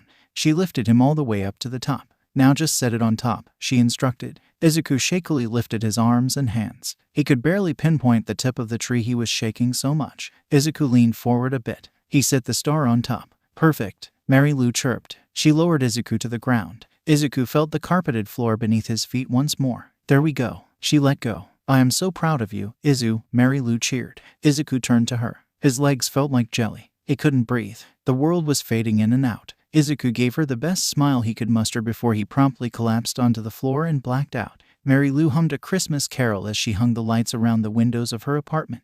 She huffed as she finished the final window. The brunette walked past the couch that Izuku was currently resting on after he passed out earlier. Maybe that had been too much too soon for him, but she was still proud. Her chest squeezed, and so happy that Izuku had trusted her enough to pick him up like that. She looked around the living room. It was all decked out in Christmas decorations. It's a week until Christmas and the party. Well, party. More like a small get-together, but still. Mary Lou felt her chest tighten once more. It was different this time. She rushed to the bathroom and turned on the sink to let it run. Mary Lou covered her mouth to muffle her rough coughs. Uncovering her mouth, Mary Lou looked down at her palm. Dang it. It was covered in blood. Not that she hadn't expected it. She opened the cabinet above the sink and grabbed a nondescript pill bottle, popping a few in her mouth and swallowing them dry. She waited in tense silence until the pain in her chest subsided. It didn't go away completely, it was always there, but it eased substantially. I'm sorry, Ms. Takakawa. The results came in positive. The doctor says that you only have. Mary Lou shook her head and stood up straight. She washed her hand and shut off the water. All good, she whispered encouragingly to herself as she dried her hands. Mary Lou left the bathroom, shutting off the lights, and made her way further down the hallway to the room just before hers, the guest bedroom.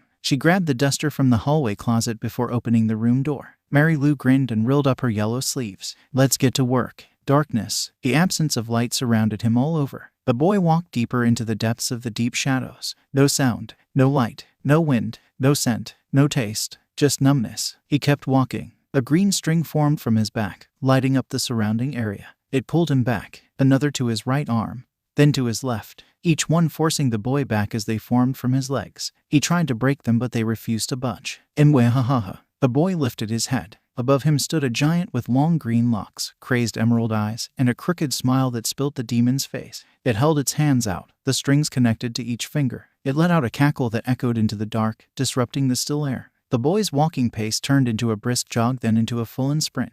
The demon giant's laugh racked his brain. bouncing between the sides of his mind, getting louder with each ragged breath that escaped his failing lungs. Just when he thought that he could see a light breach into the darkness, a sudden, painful throb fell upon his limbs. He was ripped from the ground and forced backwards. The boy fell to his knees, clawing at the invisible floor, desperately reaching out for that only light in the dark.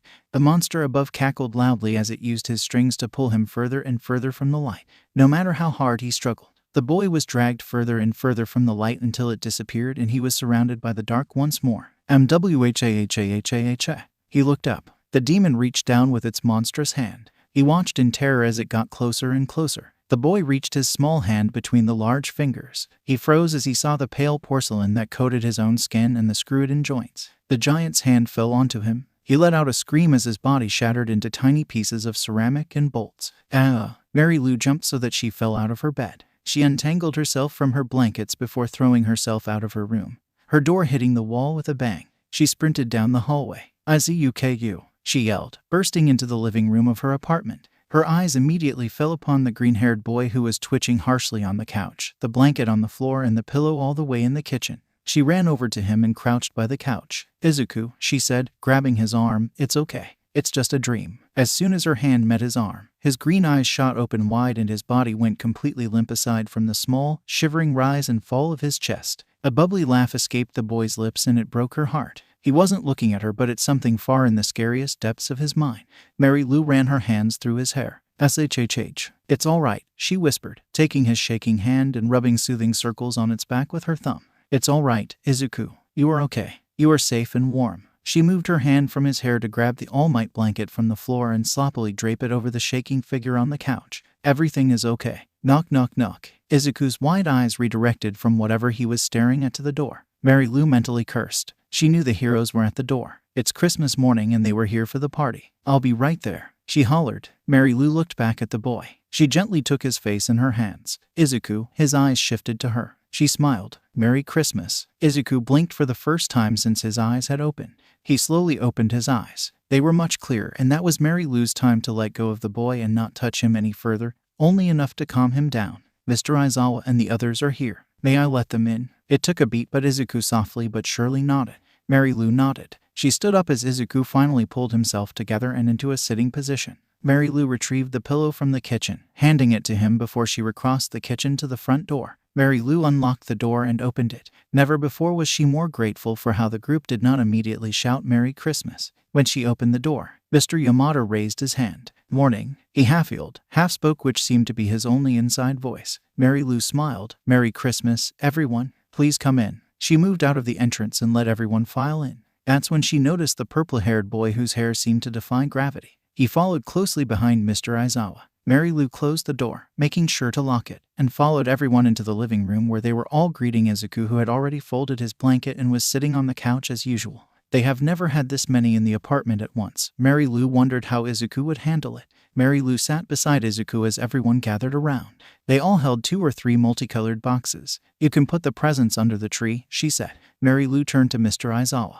"Is this your son?" Izuku was also taking a survey of the bigger kid. Well, any kid would be bigger than Izuku considering. Mr. Aizawa nodded. "Yes, this is Hitoshi Shinsu Aizawa." The boy held out his pale hand. "Hello, miss." She took it gently. "Hello, Aizawa. I'm Mary Lou. You can just call me Shinsu." The boy had a very reserved tone. Mary Lou let go. "Isn't this exciting?" she chirped. "Yeah," Mr. Yamada yelled, punching the air. "Let's get some Christmas music pumping." He whipped out his phone and, despite his loud voice, put on some music at a quiet volume for background music. Ms. Kayama rolled her eyes. She whapped the yellow-haired man up top the head. "Oh hush," Mary Lou giggled. "Shall we start with the presents then?" The presents got passed around. Both Izuku and Hitoshi got one each from the heroes. Mary Lou would give Izuku his later. She had given each hero a coupon for any pastry. They each had gotten each other something, and she got a few trinkets here and there. As Christmas is a typically bright day for children, they watched Shinsu and Izuku open their respective gifts. "Izu," she questioned as he stared at the boy in his hand intently. He glanced at her skeptically. "The heroes would not put anything dangerous in them, I promise." She looked at the pajama-dressed heroes. They all decided it would be better for them to all come in their PJs to fit the mood. "Correct," Mr. Ishiyama nodded. "Don't worry about mine, little listener," Mr. Yamada chimed.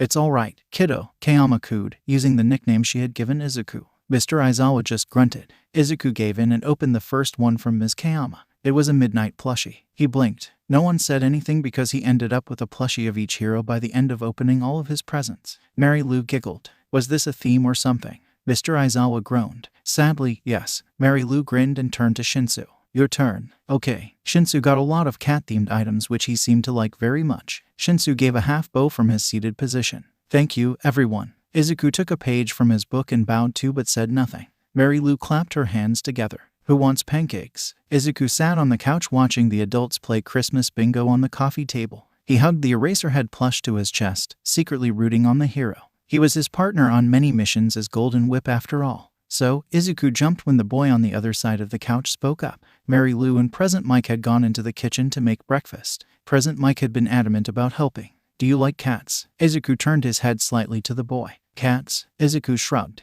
Do you want to see mine? Izuku tensed as the boy pulled out his phone. Mary Lou's head peeked out from around the wall separating the living room from the kitchen. She winked and gave a thumbs up. Mike's head followed, doing the same thing. Izuku almost laughed. He didn't. Izuku nodded. He flinched when the boy, he said his name was Shinsu, scooted closer. The boy stopped midway through. He pulled up a picture on his phone and set it in the gap between the two. Izuku leaned over slightly. It was a white, fat cat with a black spot over its left ear and eye. It was dozing in the sun coming in from the window. His name is Marshmallow, Shinsu said. Izuku hummed. The purple-haired boy moved. Izuku flinched slightly, watching with sharp eyes as the boy's hand came to touch the screen and swipe left. Another picture of Marshmallow. This is him sitting on Dad's chest. Swipe. This is him eating. Swipe. This is him eating. Swipe. This is also him eating. Izuku raised an eyebrow. Shinsu looked up at him. Marshmallow likes to eat. Izuku does not know why. Maybe because the way Shinsu deadpanned that. Or maybe because he was getting used to being around people. But Izuku snickered.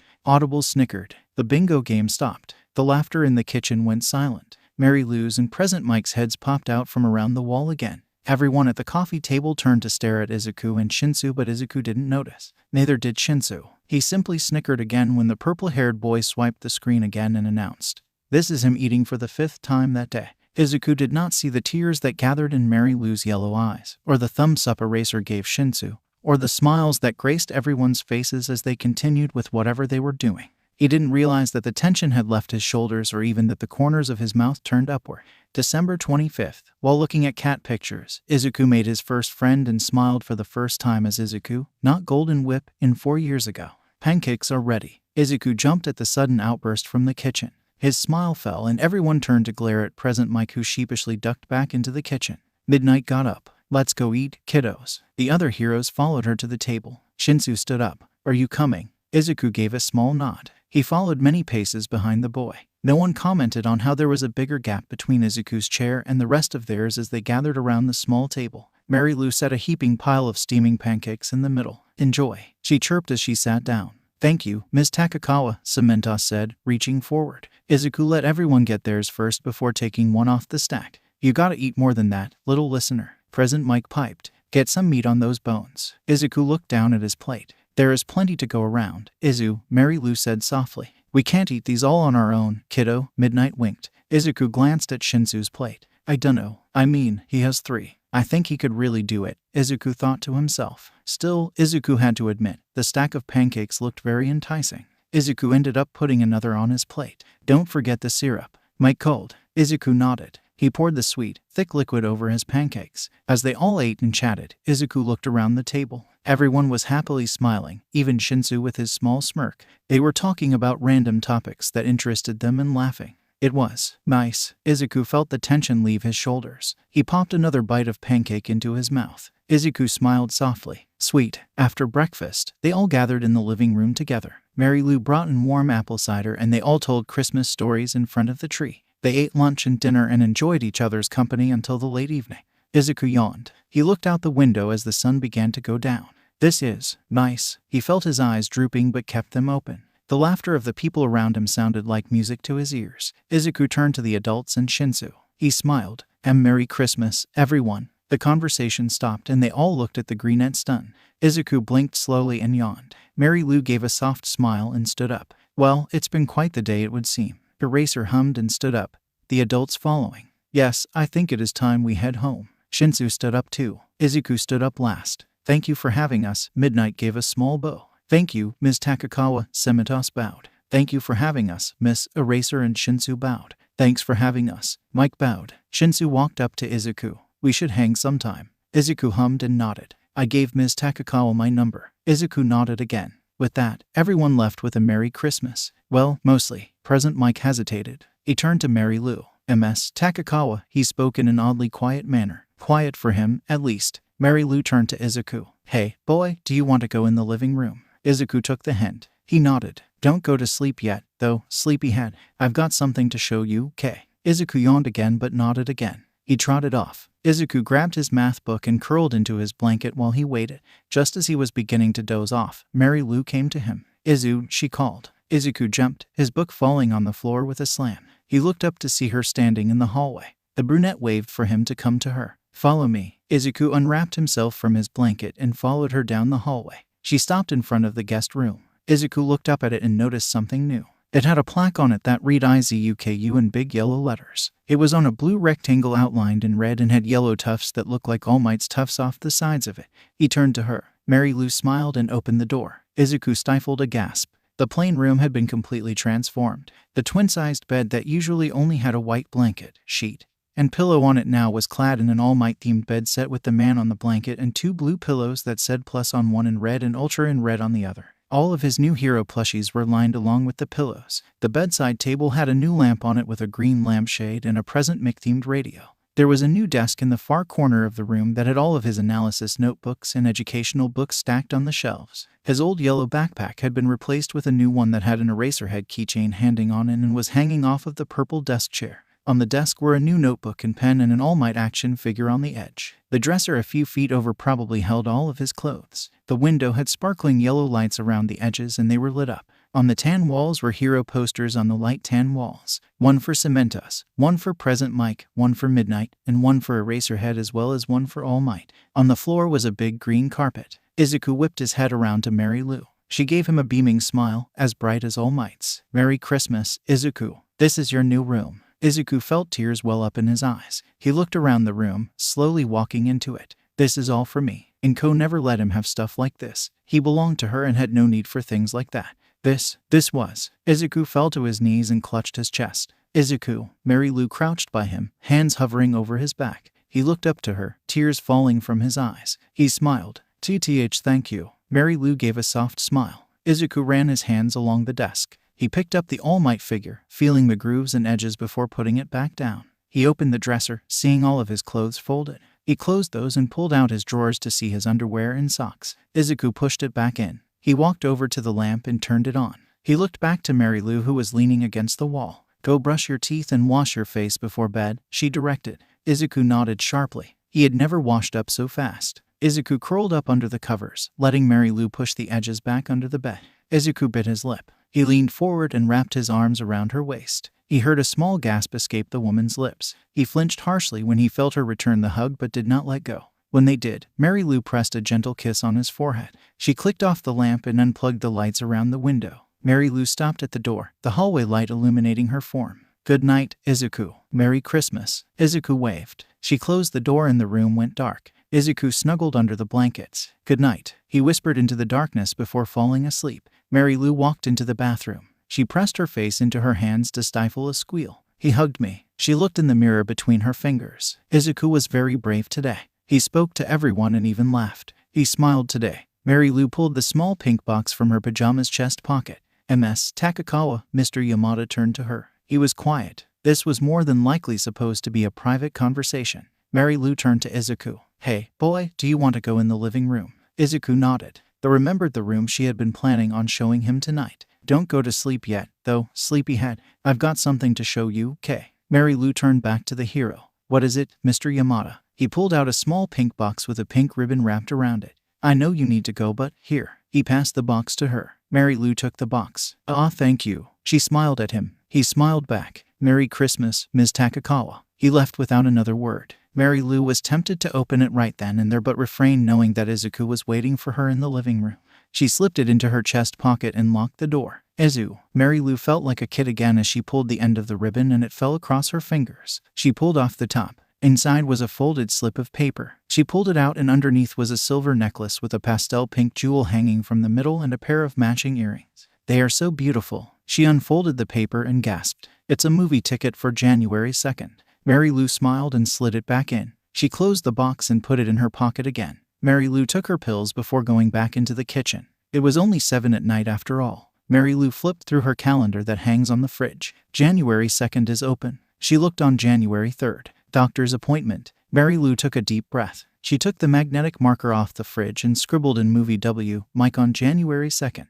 I'll worry about that when it comes to that. Mary Lou went to finish paperwork until it was time to go to bed. When Inko got the call that Izuku was found, she was elated. Her Izuku was found. The next day, she was called to the police station. She called the Bakugus to come with her. In the end, only Mitsuki could come with her. Katsuki had school and Masaru had work. Inko was practically vibrating in her seat the whole drive there. Upon arriving, Detective Tsukachi took the two back into an office. Inko pushed open the door, fully expecting to see her little boy waiting for her. What she was not expecting was her arms to be forced behind her and handcuffed together. What is this? She growled. Ink tried to struggle or to use her quirk, but, alas, they were quirk canceling. Then she noticed something off, as Detective Tsukachi had a couple of officers bring her forward. Mitsuki was strangely quiet. Hey, watch it. She looked over her shoulder. Mitsuki. Inko watched in horror that as she was forced into one chair with the two officers on either side of her, Mitsuki took her own seat beside Detective Tsukachi on the other side. What is the meaning of this? Mitsuki. Slam. She jumped when the detective rather harshly dropped a file in front of her. He placed his hand on it and opened his mouth. Inko Midoriya, you are under arrest for child abuse, breaking of rent contract, and legal fraud by lying on legal documents. Inko furrowed her eyebrows. What? I've never done any such thing. Lie. Detective Tsukachi opened the file. When we first were brought the file on Izuku Midoriya, you had his quirk listed in the quirk registry as quirkless. Upon questioning you about this, my quirk registered this as a lie, so we questioned you about it further and you admitted to your son having a quirk under the name Puppet. Not only had you lied on the country's quirk registry but also on any school documents and medical documents. Legal fraud. Inko bit her lip. Okay, so I did for that small little thing, but you already knew that, so why did you not arrest me there and then? She narrowed her eyes. And what is this about child abuse? Are you accusing me of hurting my Izuku? He nodded, flipping the page. After taking a survey of your apartment, taking your own testimony into account, and after a verbal interview with Izuku Midoriya himself. Verbal interview. She cut in. We have come to the conclusion. Slam and Co stood sharply, the chair falling behind her. You mean to tell me that you have spoken with my son and have still not given him back to me? She narrowed her eyes. Midoriya. Mitsuki cut it. The use odd her last name hurt Inko more than she thought it would. Sit down. The officer to her right sat the chair back up and Inko complied. The detective continued. Izuku Midoriya is being held somewhere safe for the time being. Continuing. We have the verbal evidence from Izuku Midoriya after speaking with him on multiple occasions and the physical evidence from your apartment that you have been abusing Izuku Midoriya since he was 4 upon discovery of his quirk. Not only physical abuse, but psychological, emotional, and he was subjected to alienation from his peers, being forced to lie to them about his own quirk in fear of him being used in the same way by his peers, but his apparent quirklessness only alienated him further. Inko scowled. Physical evidence, you say? In my apartment. What proof do you have? Detective Tsukachi drew out an envelope from the file and pulled out its contents. Photos scattering over the table. These, he gestured to them, show all of the dents and holes in your apartment from being hit with an object with excessive force. Inko saw Mitsuki flinch, but the detective kept going. As you know, we brought in a specialist who specialized in the past of objects. Our specialist used her quirk to see what had caused the dents. It works as a video of the past, and in her report, she stated that Izuku Midoriya was thrown at all of the surfaces, sometimes more than once, with such force that it caused the dents and holes in the structure of your apartment. We have linked that to the unwilling use of his quirk. As you know, his quirk can only be activated by others, and you took advantage of that. Along those lines, you have damaged the apartment you are currently renting outside of the contractor's notice. Inko stared in shock. Her eye twitched. My apologies for the apartment and the legal fraud, but I will not admit to abusing my child. The detective did not look up as he gathered all of the pictures. I noticed that you always use the word my when referring to Izuku Midoriya. Why? He nodded and glanced up at her. Why? Inko gulped by the sudden underlying threat in his tone and the increasing tenseness in the room. She would not back down. Not when she had a right to Izuku. And that is exactly what she told him. Because that is exactly what he is. Izuku is my Izuku. I gave birth to him. He belongs to me. His quirk belongs to be used by me as I see fit, especially with my own quirk. I have a right to him. You have no right to take my Izuku away from me. Detective Tsukachi looked her in the eyes. There is a difference between being a parent and giving normal discipline when a child disobeys or does wrong and being an abuser and tormentor. Also, he closed the file. There is a difference between being a human being and a doll, Ms. Midoriya. Just the same, there is a difference between being a human being and being a monster. While you may have named his Quirk puppet, Izuku Midoriya is a living, breathing, feeling human being. His existence is not solely to submit to you or to anybody else's. Inko's eyes widened. Detective Tsukachi stood, Mitsuki following suit. The detective took a piece of paper out of the file and a stamp from his pocket. He turned on a voice recorder, effective immediately. Inko Midoriya is being arrested and will be put into jail for a minimum of 10 years, 20 maximum. Stamp. Hey, wait. The officers grabbed Inko by her arms and began to take her out of the room. There is a police vehicle waiting for her outside. Inko struggled. I demand a lawyer. She looked over her shoulder. MITSUKI. Her best friend looked up at her with narrowed eyes. How could you, Inko? Inko's heart dropped. She did not struggle anymore, allowing the officers to escort her out of the station and into the police car where they drove away to the prison. Mitsuki opened the door to her house. She felt so drained. She looked up to see her husband and 12-year-old son waiting for her. They knew the extent of everything. They had even brought up maybe taking in Izuku, but the authorities told them that they already had a place for Izuku as of the next few months. She looked up at her family. Mitsuki dragged her feet and leaned into her husband's embrace. After 4 years, she wailed. Izu suffered for 4 years and we did nothing. She pounded on Masaru's back. He was living on the streets alone for 4 years. 8 years he was suffering. She could see Katsuki with his head down, fists curled and balls shaking. Inko was hurting him for 4 years. Why didn't I see it? She used to be so sweet. What happened? What happened to my best friend? That is what probably hurt them most. Best friends since their high school days. Inko was the sweetest and most caring girl she knew, so why? Why did it turn out like this? Why did this happen? Bam, bam, bam. Katsuki panted as he punched his punching bag in his room. 8 years he was suffering. Bam, bam, bam. I am sorry, Keikaken. Boom. Katsuki let loose an explosion in his last hit. He panted harshly. Katsuki lowered his head to his chest. Drops of sweat rolling down his face and dripping from his chin. He wasn't quirkless. I bullied him for years. It wasn't just Auntie, Mom. It was me. He wanted to scream. Katsuki lifted his head and arms. Bam, bam, bam. He punched. Bam, I should have been better. Bam, I should have done more. Bam, I could have helped him. Bam, I pushed him away. Bam, I hurt him. Bam, not my fault. Bam, you were only 8 when he left. Bam, you're only 12. Bam, so what? Bam. Katsuki fell to his knees. He punched the floor, tears flowing freely. Izu, some hero I'd make. Izuku groaned. He opened his green eyes, the sun filtering through his red curtains casting a slightly red glow on the room. He sat up, rubbing at his eyes. Izuku set the present Mike plushie he had admittedly fallen asleep to the left before swinging his feet over the side of the bed. He could hear Mary Lou in the kitchen. There were a couple of muffled coughs. He wondered if she was getting sick. Izuku got out and made his bed. Always make your bed. It's bad to not make your bed. You get punished if you don't make your bed. Izuku opened his closet. He chose a blue t-shirt and black shorts that have yellow stripes on the sides. He also pulled a pair of clean underwear and socks. Izuku got dressed. He folded his pajamas and set them on the edge of his bed for the next night.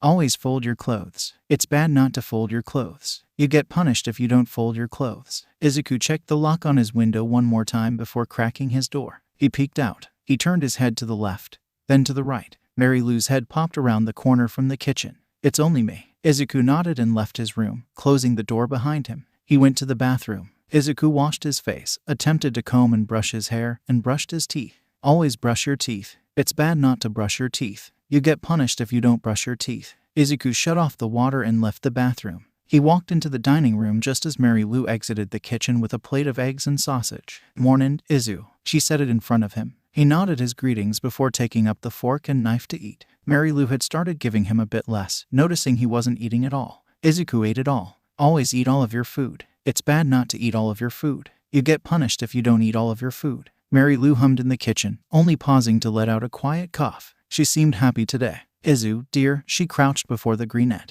I'm going out tomorrow with a friend. Okay. Mr. Aizawa said he would bring over Shinsu so you two could hang out. Is that all right? Everything in Izuku had wanted to shake his head or very verbally squeeze out a no, but he couldn't bring himself to. Mary Lou shouldn't have to ask him if she can go out and have a good time with friends. Izuku was a burden, he knew that. He also knew that he only had 4 more months here, including January. As soon as that time was up and his house arrest was over, Izuku would probably go to an orphanage or be put into the foster care system, which he would promptly run away from, of course. He decided that he shouldn't get too clingy to the woman. He nodded and the next day, today came. Mary Lou had gotten herself all prettied up in a cotton pastel pink sweater and blue jeans that were a tad tighter than most jeans. She had a semi-clean pair of white tennis shoes on. She had her brown hair halfway pulled back, the rest of it draped either over her shoulder or hanging down her back. Izuku noticed a new pair of earrings and a necklace that she was wearing too. And, was that makeup? Knock knock knock. Izuku jumped. Mary Lou left her station at the kitchen counter. As she made her way to the door, Izuku walked into the kitchen with his plate.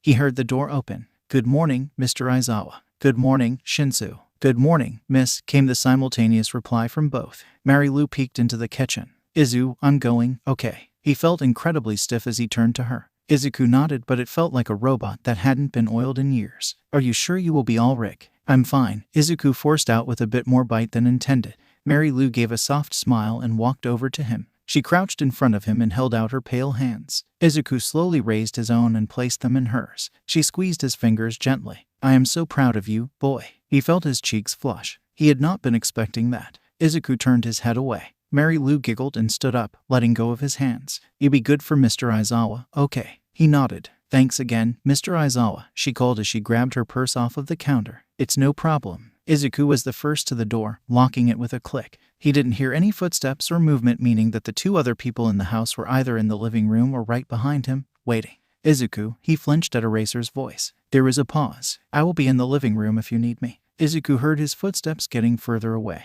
then muffled as he stepped onto the carpet, then stop altogether as he sat on the couch. What he didn't hear was Shinsu.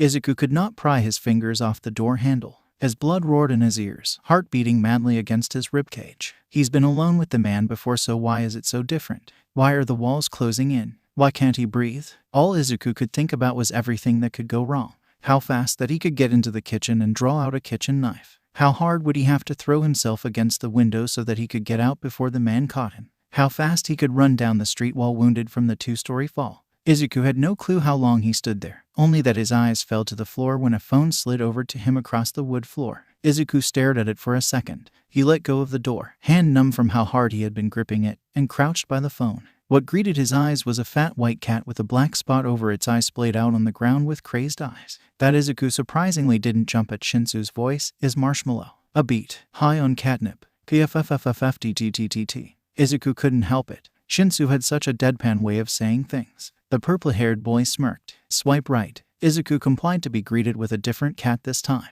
A significantly noticed fat orange tabby with orange stripes and green eyes. Orange cat. Izuku nodded. That's Bill. Izuku's face deadpanned. Don't ask. We got him from the shelter per-named. And that's how it went. Izuku crouched at the front door swiping at Shinsu's screen while Shinsu crouched multiple feet away, at the edge of the living room, giving commentary on them. Shouta watched as his son got into a more comfortable position. Hitoshi was currently telling their green-haired charge about Mercy, their female calico cat. They've been at this for almost an hour. Shouta smirked as he tapped away on his laptop, grading his class's work. Hitoshi, Shouta called to his son. His purple-haired adopted son came out of his room, Mercy in his arms purring loudly as Hitoshi scratched behind her ears. What is it, Dad? We are going to a Christmas party next week. I need you to do something for me. Hitoshi nodded. There is a kid your age that is going to be there. He is like you were a year ago, does not speak, smile, laugh, and has a fear of humans. He is a trauma and abuse victim. I think that he would respond better to someone his own age. So, Hitoshi mused, you are using this to make me actually make a friend.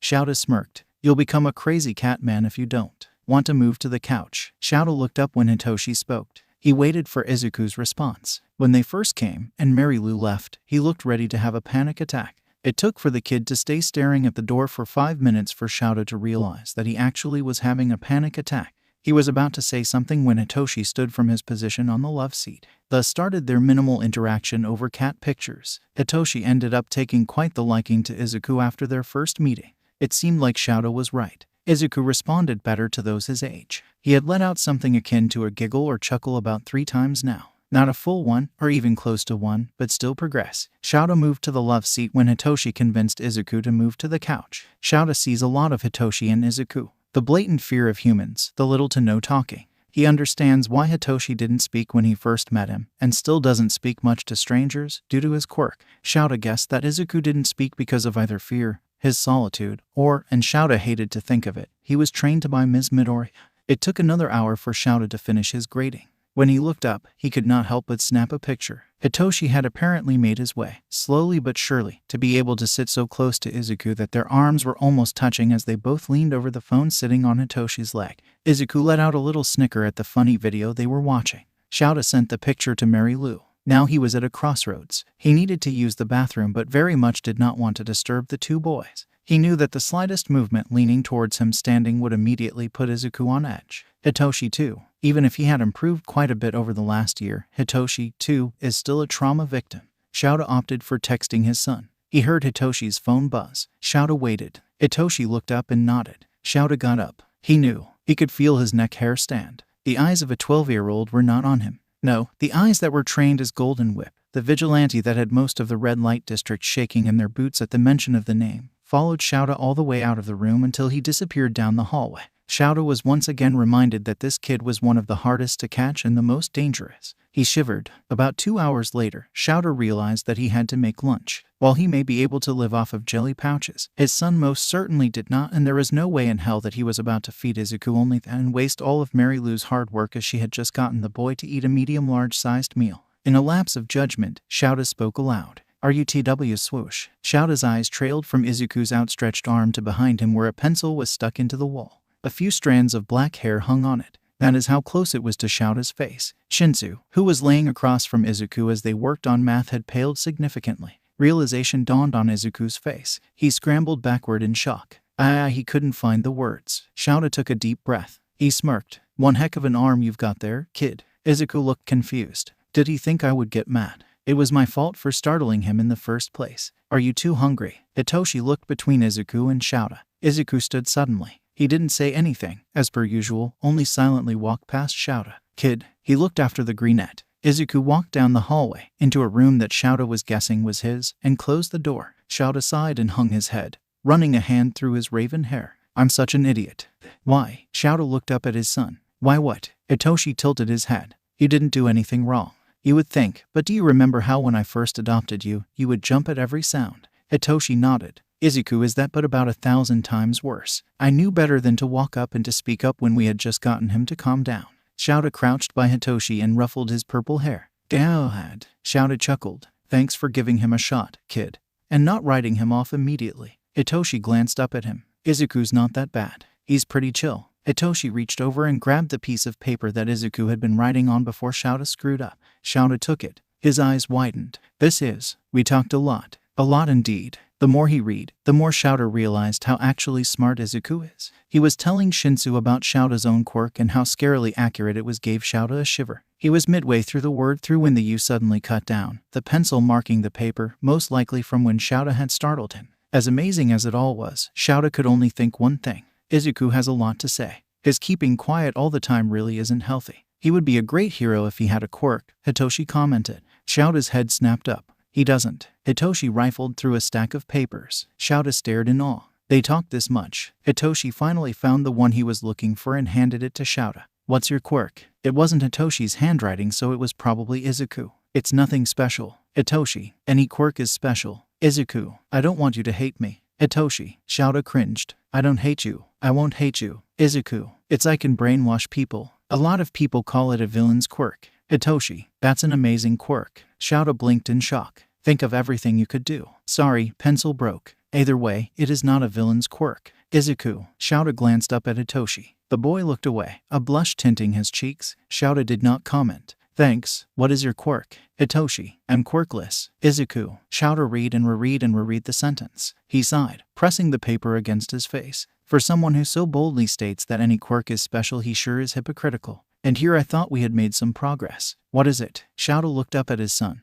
Removing the paper from his face, Shouta placed a hand on Hitoshi's shoulder. Hitoshi, listen to me. Just as much as you hate your quirk or used to hate it, Izuku hates his. You mean, he has one? Hitoshi asked. Shouta nodded. So he lied. Shouta nodded. Yes, but with good cause. Hitoshi folded his arms. I can't tell you what his quirk is, Shouta started. All I can tell you is that, like yours, it made his life a living hell and maybe even more so. I doubt it. Hitoshi. Shouta's voice left no room for argument. Hitoshi looked at him. Because I found out Izuku's quirk, he jumped off a building. Hitoshi's eyes widened. He tried to commit suicide, Hitoshi. It was only because of his quirk and my quick thinking that he survived. So he is immortal? Shouta shook his head. No, and I can't tell you his quirk. That is something he has to be comfortable with telling you himself. But does that put it into perspective for you? Itoshi bit his lip. He nodded. Yeah. Shouta smiled and ruffled his son's hair again. Thank you for understanding. Now, he stood up. How about we pop some popcorn or something and start a movie, hopefully coax him out of his room.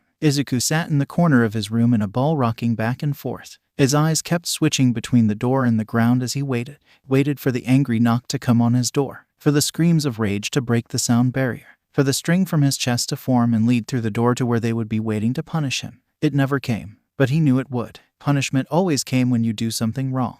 They were just luring him into a false sense of security. The waiting game is a game Izuku is good at, so he waited, rocking back and forth, until after who knows how long a knock came at his door. Knock knock. Izuku jumped so hard the back of his head hit his wall with a soft thud followed by his own quiet groan.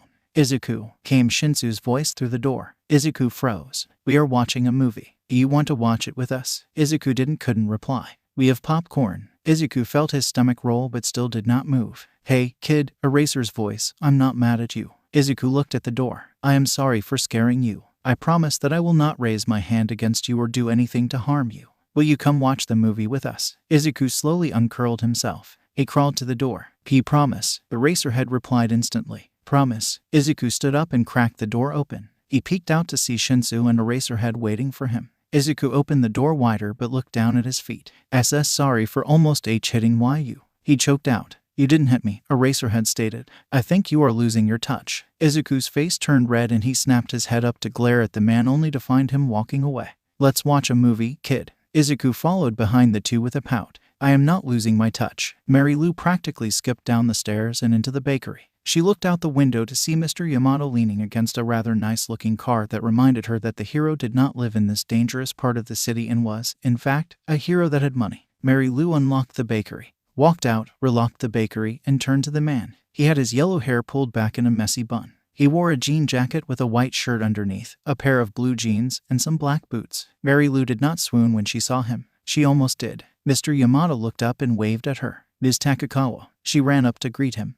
Good morning, Mr. Yamada. He winked. For today, let's drop the formalities, K. Mary Lou grinned. Alrighty then, Yamada. He smiled and showed her wound to the passenger side where he proceeded to open the door for her. My, how gentlemanlike. She poked fun at him. He laughed and got in the driver's seat. So, he said as they drove off, since the movie does not start for another 2 hours, how does breakfast sound? Sounds good to me. She chirped. It took a bit to get out of the red light district, but soon the streets faded into freshly paved roads. The buildings began to look like they would not fall over by a particularly strong breeze, and she could not see a single homeless man on the side of the road. Wow, she commented. It's been a while since I've been out of the red lights. Well, welcome back to the outside world, Yamada piped. She stuck her tongue out at him. Are you sure that you don't have classes today? She asked. He shrugged. All of the kids are out a couple more days for the new year.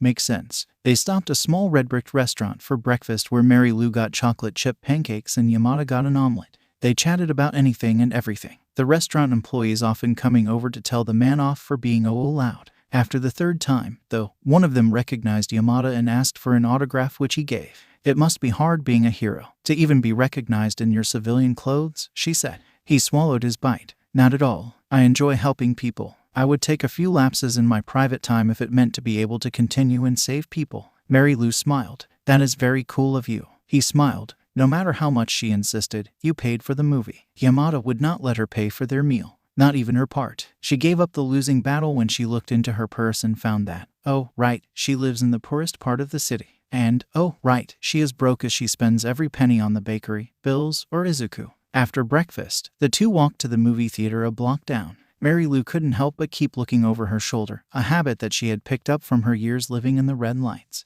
Don't worry, Yamada spoke up.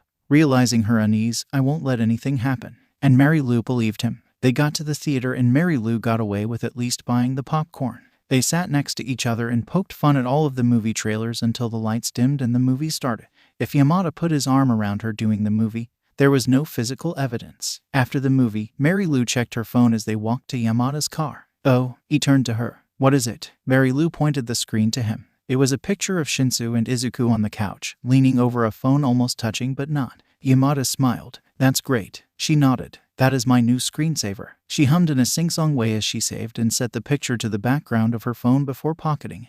I must say, Mary Lou started, I did not take Mr. Aizawa as one to have a child, much less adopt. Yamada chuckled. Neither did I. I've known the man since our first year at UA and he was always antisocial. But I think Aizawa saw a bit of himself in the little listener. Mary Lou looked up at Yamada as his tone got a bit thicker. He only told me once and it was when he was drunk, but Aizawa's childhood was much like Shinsu's. As you know, his quirk allows him to erase the quirk of anyone he looks at until he blinks. They took that as a threat to their own quirk, so he, too, was alienated by those around him. It probably contributed to his antisocial qualities of today. I sure was surprised when I heard he was standing in the job at the orphanage that day. Yamada laughed. Imagine the shock when he adopted a kid. He didn't even tell us. It was just bang, there's a child. Mary Lou laughed heartily. That's so like him. Right. Mary Lou had a newfound respect for Shouta Aizawa that day. Mary Lou stopped. Yamada stopped and turned to her. What's wrong? She felt her chest tighten. Mary Lou smiled shakily. I have got to use the little lady's room. Can we stop? Sure thing. They stopped in a nearby cafe, to which Mary Lou had to stop herself from making a beeline for the bathroom.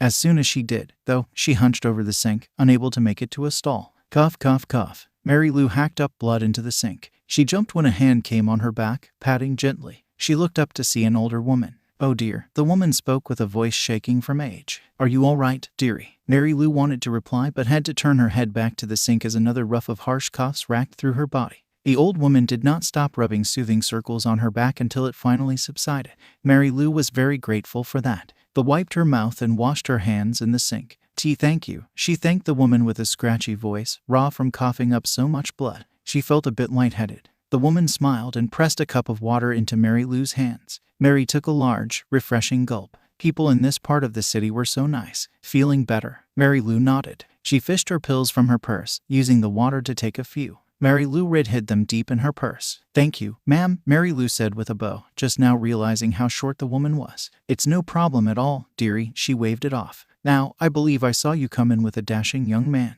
She winked. Mary Lou's face lit up. Don't keep him waiting too long. The older lady began to leave. Ah, what is your name? The woman turned and smiled. Hisashi Yamada checked his watch. Mary Lou had been in the bathroom for some time now. Is she okay? She didn't look well when we stopped. An older lady that looked strangely familiar left the bathroom. She made a straight line for Hisashi, who immediately attempted to look anywhere else. That was until her cane hit him in a jarringly familiar way. He jumped. Youch. What was that? He looked down and it hit him. Recovery gi whack. The older woman glared at him. Public, Yamada. He was quick to recollect himself. Was everyone in the lobby area staring at them? Yes, they were. Sorry, everyone. He turned back to the youthful heroine in her civilian clothes. Does not change the question. What was that for, Shuzunji? She pointed over her shoulder. Your date. He blushed slightly, was just coughing up blood in the bathroom. All of the blood that rushed to his face at the word date instantly drained.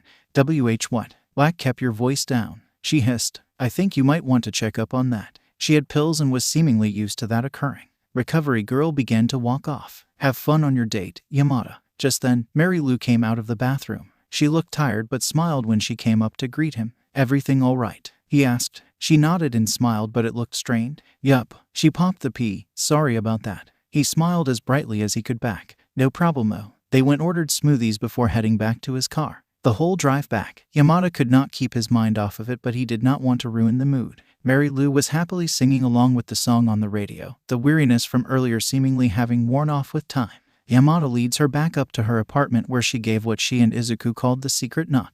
There was a moment before the soft click of the knock, and the door opened slowly before it opened wider to reveal Izuku. Hey, little listener, he greeted. Izuku waved. Shouta and Shinsu came up behind him. The greenette didn't even jump. Strange. Are you ready to go? Aizawa asked. Yamada had been there right here. He nodded. Mary Lou bowed. Thank you for the wonderful day. Thanks for coming. Hisashi hesitated to say it, but he did anyway with much determination. We should do this again sometime. He saw something indiscernible flash in her yellow eyes before she nodded. Definitely. They left soon thereafter. As Shouta was locking the bakery door with the extra key Mary Lou had given him, Yamada decided to speak up.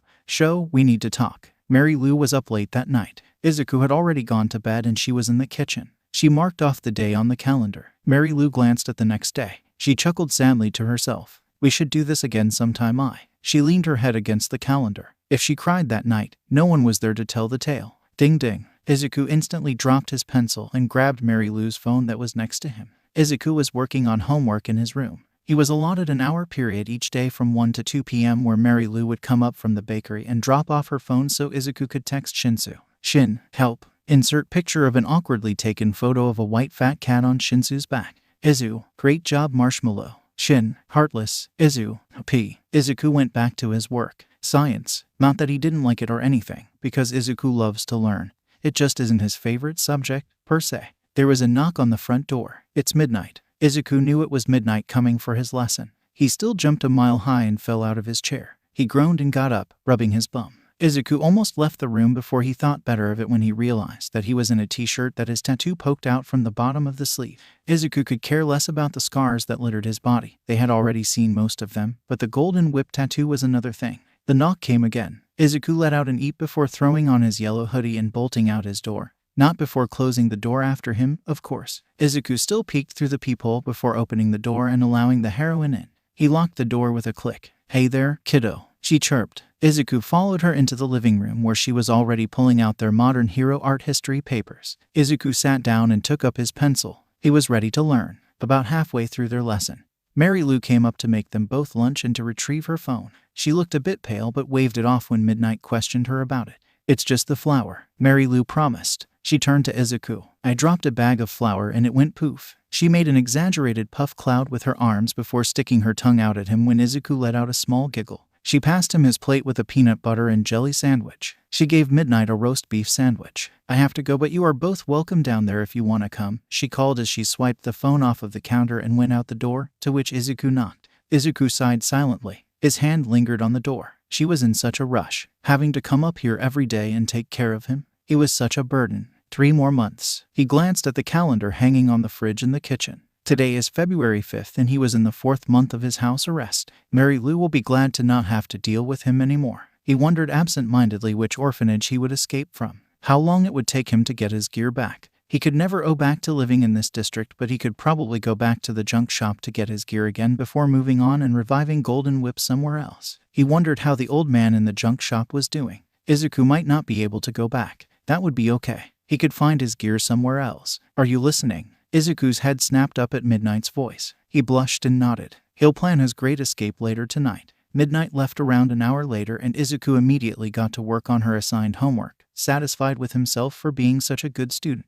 Midnight would constantly bring up how her students kept forgetting to do their homework. He decided that now was as good a time as any to plan his escape. He needed to start now so he could prepare. Izuku solemnly went to his room. He really didn't want to leave, not that he'd admit that, but no matter how much Izuku wanted to stay, he wanted to not hold Mary Lou back even more. Izuku stretched, leaning back in his chair. He felt his joints pop and bones crack from when they had not been reset properly over the years. The greenette put down his pencil and cracked his fingers. Izuku grabbed his notebook with his plans. He sighed sadly as he hid the green notebook under his bed mattress. Checking his alarm clock, Izuku read 8:39 p.m. aloud. Mary Lou should be back soon. As if summoned, knock, knock, knock, knock. Izuku left his room at the sound of the secret knock from the front door. Now Izuku was sure something was wrong. Baker or not, one does not get that much flour on their face. Mary Lou was incredibly pale. Izuku watched her with calculating eyes as she stood in the kitchen preparing their dinner. Izuku walked up behind her and stuck his face in front of hers to get a closer look.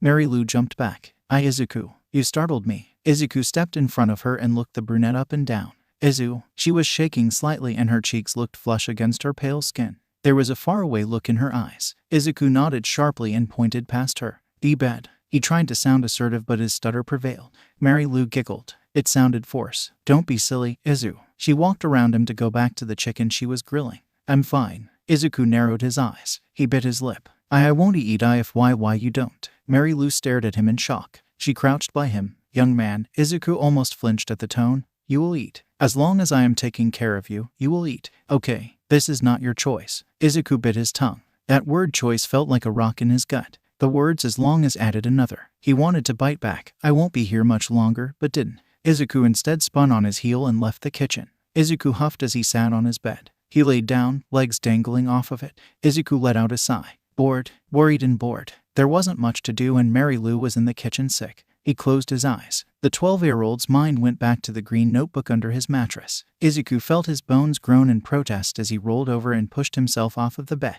Izuku had just lifted the mattress when Bang! Izuku jumped, a sense of foreboding overtaking him. Cough, cough, cough. His eyes moved from the notebook under his bed to the large knife he also had stored there. Thud! Izuku took the hilt in his hand and let the mattress fall. He slowly crept out of his room. He made his way down the hallway. Cough, cough. He rounded, surveyed the living room. Nothing. Izuku took a deep breath, willing his heartbeat to slow down. Izuku's eyes flitted to the kitchen and dining room. He slid along the wall, back pressed firmly against it but feet ready to jump out of the way of an attack. Izuku took a deep breath before jumping around the corner into the entrance of the kitchen. His heart stopped. The blade in his hand fell, but the sound of it hitting the ground was muffled by the roar of blood in his ears. Izuku stumbled forward, falling to his knees. Mary Lou. He choked out. He reached out, hesitating a moment before gently shaking her shoulder. She groaned and let out another weak cough, body shaking. Izuku's eyes fell to her hand. Her hand was covered in blood. Izuku felt a wobbly smile grace his own lips.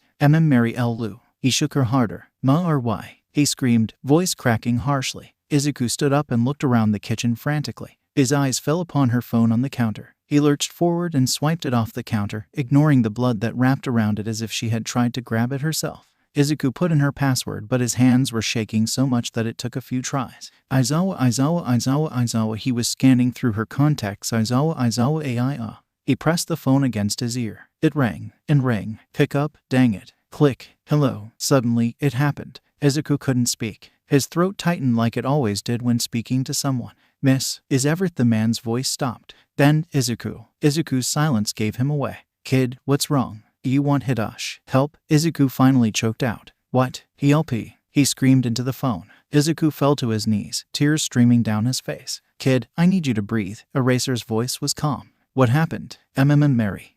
She's on the floor. Bleeding. Izuku couldn't breathe, the only thing grounding him being the voice on the other side of the phone. Until he heard, suck. What? Did Eraser know this was going to happen? Did he plan this? Kid, I'm coming. I need you to make sure Mary Lou doesn't choke, all right. Izuku tried to respond but he couldn't. A vice was around his throat. Unlock the door so we can get in when we get there, okay. Stay on the line with me. We will be there soon. Izuku complied, shakily making his way to the door and unlocking it. Izuku looked back over to Mary Lou. Make sure she doesn't choke. He put the phone on speaker and set it beside him. Izuku rolled Mary Lou to face him. Blood was trickling from her mouth. He took a deep breath, his years of vigilanting miraculously keeping him in some form of calm. Izuku turned her on her side again so she wouldn't choke on her own blood. Hey. Izuku's wide eyes directed to the phone where Shinsu's voice just came from. If you are there, do something to tell me. Izuku reached over and tapped on the mic of the phone, ignoring the bloody fingerprints his fingers left. Cool. Eraser had said that an ambulance will be there soon. You need to go down and unlock the bakery. Izuku looked back at Mary Lou. And leave her. But if I don't let them in then? Izuku got to his feet. He slowly made his way downstairs to the bakery. It was eerily quiet and the lights were off, so Izuku turned them on before going and unlocking the front door. He tapped the mic again. Okay, the doctors will be there before us, so just wait for us to get there. Yeah, they will take Miss Mary Lou, but that is okay. Okay. Izuku tapped the mic again. And they did. Izuku watched as tall men in white coats and masks took Mary Lou. As she was taken away, Izuku felt the colors that she had introduced him to drain from the world, and Izuku was left in his black and white world once again. Hitoshi didn't know what to do as he sat in the car with Dad's phone. Dad told him to keep talking, so Hitoshi did. About cats and heroes and anything other than the fact that the ambulance just passed them going in the opposite direction. When they finally pulled up to the bakery, the lights were on. Dad practically threw himself out of the car, Hitoshi following suit. We are coming up to the apartment now, okay. The familiar tap on the mic told him that Izuku was still on the phone. Still, Hitoshi did not hang up until they arrived at the front door. Dad didn't have to knock. The door was ajar and inside they found Izuku on the floor in the kitchen, clutching a large blade to his chest as if it was a lifeline. He sat next to a small pool of blood. Hitoshi gagged. Dad turned to him and turned him around by his shoulders. Don't look, he whispered, and Hitoshi was all too okay with that. Izuku, he heard Dad talking. Everything is under control. Not fine, not okay, not alright, but under control. We are going to take you to the hospital, alright, but you need to clean up first. There was no reply, but soon Hitoshi heard the shuffling of clothes and Izuku soon walked past him, into the living room and down the hallway where Hitoshi could not see him. Dad called the police station and had them take off Izuku's tracking device on his ankle so he could leave the bakery. When Izuku returned, he was in a pair of black sweats and a white t-shirt, sans knife. His eyes were blown wide. Hitoshi glanced at Dad. They were soon in the car and on their way to the hospital. Hitoshi tried to talk, but it was soon apparent that the greenette wasn't listening. In a lapse of judgment and a failure to read between the lines, Hitoshi reached out. Hey slap, he stopped, stunned when Izuku turned suddenly and slapped his hand away, pressing himself against the door further. Hitoshi recalled Dad getting mad at himself for startling the boy a month ago. Now he understood. Hitoshi retracted his arm and instead pulled out his phone. The tried and true method, cat pictures. Izuku probably wasn't listening to his commentary and his green eyes were more looking to the side of the phone. But the fact that he was making an effort to appear at least somewhat interested had to count for something, right? Upon arriving at the hospital, Dad took charge but eventually came back and said that they could not see Mary Lou yet. Understandable. Hitoshi, the purple-haired boy, looked up at his father. It is apparent that Izuku will probably not leave until he sees Mary Lou, and that could be all night. I can call Yamada to come and watch over him if you want to go home. Hitoshi looked past his father at the greenette who was sitting in a waiting room chair at the other side of the room. Head down, but even from this distance, body incredibly tense. He seems to respond better to kids, or at least those around his age. Hitoshi looked back at Dad. I'm fine. I am going to go sit with Izuku. Dad nodded. I am still going to call Yamada. He is her boyfriend after all. Hitoshi nodded and walked off. He sat in the terribly uncomfortable waiting room chair with a chair in between him and Izuku. Only then, as he waited, did it hit him. Mary Lou was sick and possibly dying. His chest hurt at the thought, so he tried not to focus on that. Hitoshi looked around the room. There were only a couple of other people there. Hitoshi wondered what they were here for. Dad came over and sat next to him. As much as Hitoshi tried to stay awake for his friend, and even though he was a bona fide insomniac, the adrenaline had begun to wear off and Hitoshi soon found himself falling into the world of dreams, and possibly nightmares. Shout aside, this was very much not how he had planned to spend the night, and very much not how he had wanted to spend it. He was woken up during his midday nap that he always took before his hero shift when he had gotten the call. He looked down at his son who had fallen asleep on his arm. The automatic doors of the hospital slid open and Shouta turned his attention to his yellow-haired friend who had bolted through them. Upon making eye contact, Hisashi ran up to him. Shouta glared as the man opened his mouth. Taking the hint, Hisashi closed his mouth and reopened it, now speaking in a much softer volume than he would have spoken in previously. Anything new? Shouta had told Hisashi everything that had occurred over the phone. He shook his head. Not yet. Hisashi sighed and ran a shaking hand through his long hair. Hisashi looked over to Izuku who had not moved an inch. He glanced back at Shouta who shrugged. Hisashi walked over silently and crouched in front of the boy. Shouta held his breath. His friend turned to him and signed sleeping.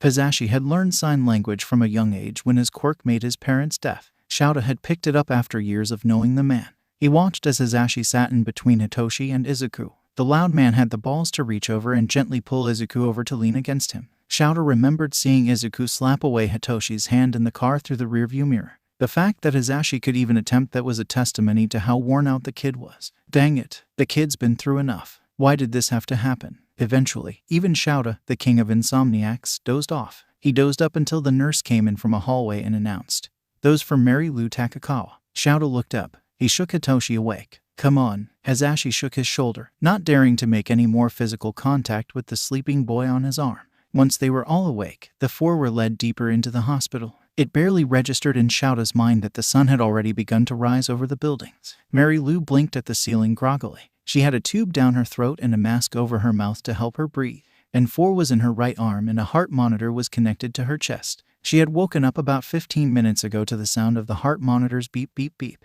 It was weak. She knew it. She had known for a while that this was coming. She was such an idiot. Would her family hear about this? What would Yamada think? They had only just started dating. Mary Lou had known better than to get into a relationship. Not that she wanted to with any of the guys in the red light district, but she still did. Now look at her. Ms. Takakawa. She glanced at the tall doctor with short brown hair. "We cannot let them in, but you have visitors." He gestured to the side. Mary Lou turned her head, painfully, to see a wall with a glass window separating her from Mr. Aizawa, Hitoshi, Yamada, and Izuku. Her heart hurt. What would happen to Izuku now? What was he thinking? She met his wide, green eyes with her own yellow ones. She always knew what Izuku was thinking. He may never smile or talk and his face may always be blank, but his eyes always told what his heart was saying. Beep, beep, beep, beep. She could feel her heart slowing down. "I'm sorry, Izuku." She lifted her hand. "I'm so sorry." She reached out. "I didn't want to leave you like this." She watched the green string form from his chest, extending through the glass into her hand, extending from right where his heart should be. He looked at it but didn't reel back. Instead, Mary Lou watched as he pressed himself against the glass and bang on it. She could only hear the muffled screams, but she made out, "Don't go, please." Tears filled her eyes. She might not be able to hug him, to comfort him physically, but she could let him know that she was still there. Mary Lou gently took the string. She gave it a light tug. Izuku's eyes filled with tears that began to fall immediately. Mr. Aizawa could have erased Izuku's quirk, but he let this happen. He let Izuku express the emotions that were always locked up like a bird caged, unable to freely fly. Mary Lou felt her own tears fall. I don't want to go. Beep, beep, beep. I don't want to leave you. Beep, beep, beep. I don't want to. Her vision began to go black and her outstretched arms slackened. Beep, beep, beep. Die. Mary Lou's eyes snapped open. That sounded like Izuku. A voice rang through her head. I don't want you to die. Don't leave me. Beep, beep, beep. Mary Lou could feel it. Energy. Her hand burned slightly around the grip of the string. Please, don't go. A tingling sensation spread from her hand, down her arm, and slowly through her body. The string began to glow brighter. Don't leave me. Beep, beep, beep. Mary Lou's vision cleared. She stared at Izuku. He wobbled a bit. Mr. Aizawa caught him, but the boy pushed away, hands slamming on the glass. Mary Lou felt the energy surge through her of every small fist that beat against the glass. That's when it clicked. Izuku was transferring his energy to her. No, energy wouldn't do this. Her heart skipped a beat. Izuku, no. You can't. Beep, beep, beep. I don't want you to die. She watched as he wobbled again, fist falling and body leaning against the glass. Mary Lou let go of the string. The vibrating feeling stuck for a second before dissipating. A quirk to be used as a doll. Izuku looked up at her with glassy eyes. Not only to have one's body to be used as a doll. He smiled and fell backward, Mary Lou's eyes widening. Izuku, but to have one's own life force to be able to be taken and used as someone else's. Izuku slowly opened his eyes, wincing at the harsh light of the hospital room. He sat up quickly and just as quickly regretted doing so as his head started to pound harshly. Izuku winced, pressing his hand to his forehead. Good morning. Izuku jumped. He looked to his left to see Eraserhead grading papers. Izuku let out a breath he didn't know that he had been holding.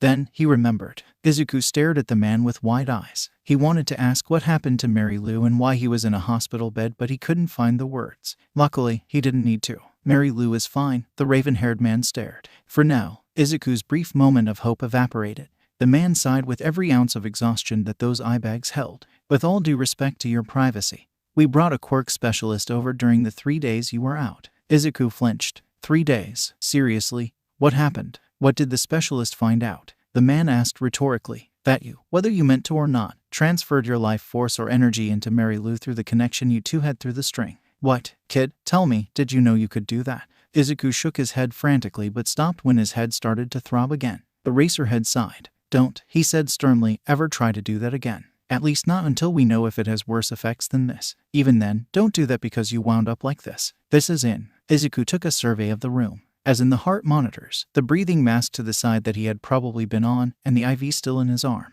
Would you like to know the full extent of what happened? Izuku's fingers itched for a notebook to take notes. He nodded. Upon transferring your life force into Mary Lou, she recovered. Now, don't get your hopes up. It is expected that her health will only last as long as however much you gave her. And no, you cannot just give her more because I know that is what you were thinking. Izuku could not deny that even if he wanted to verbally speak. Your heart rate slowed dangerously low and your breathing was minuscule as you did not have enough force left in you to have your body fully function naturally. You generated a massive fever that broke last night. Its top temperature was 104, dangerously high. Izuku gulped. Eraser took another long breath. While sometime in the future, we may be able to train that so the side effects aren't as drastic. He almost glared at Izuku. Never do that again unless we give you the go-ahead. Izuku deadpanned. Like I am actually going to be using my quirk in the future. The racer nodded. Yes, I know, as if he knew what Izuku was thinking. That you do not plan on using your quirk in the future, but I have a serious question for you in regards to that.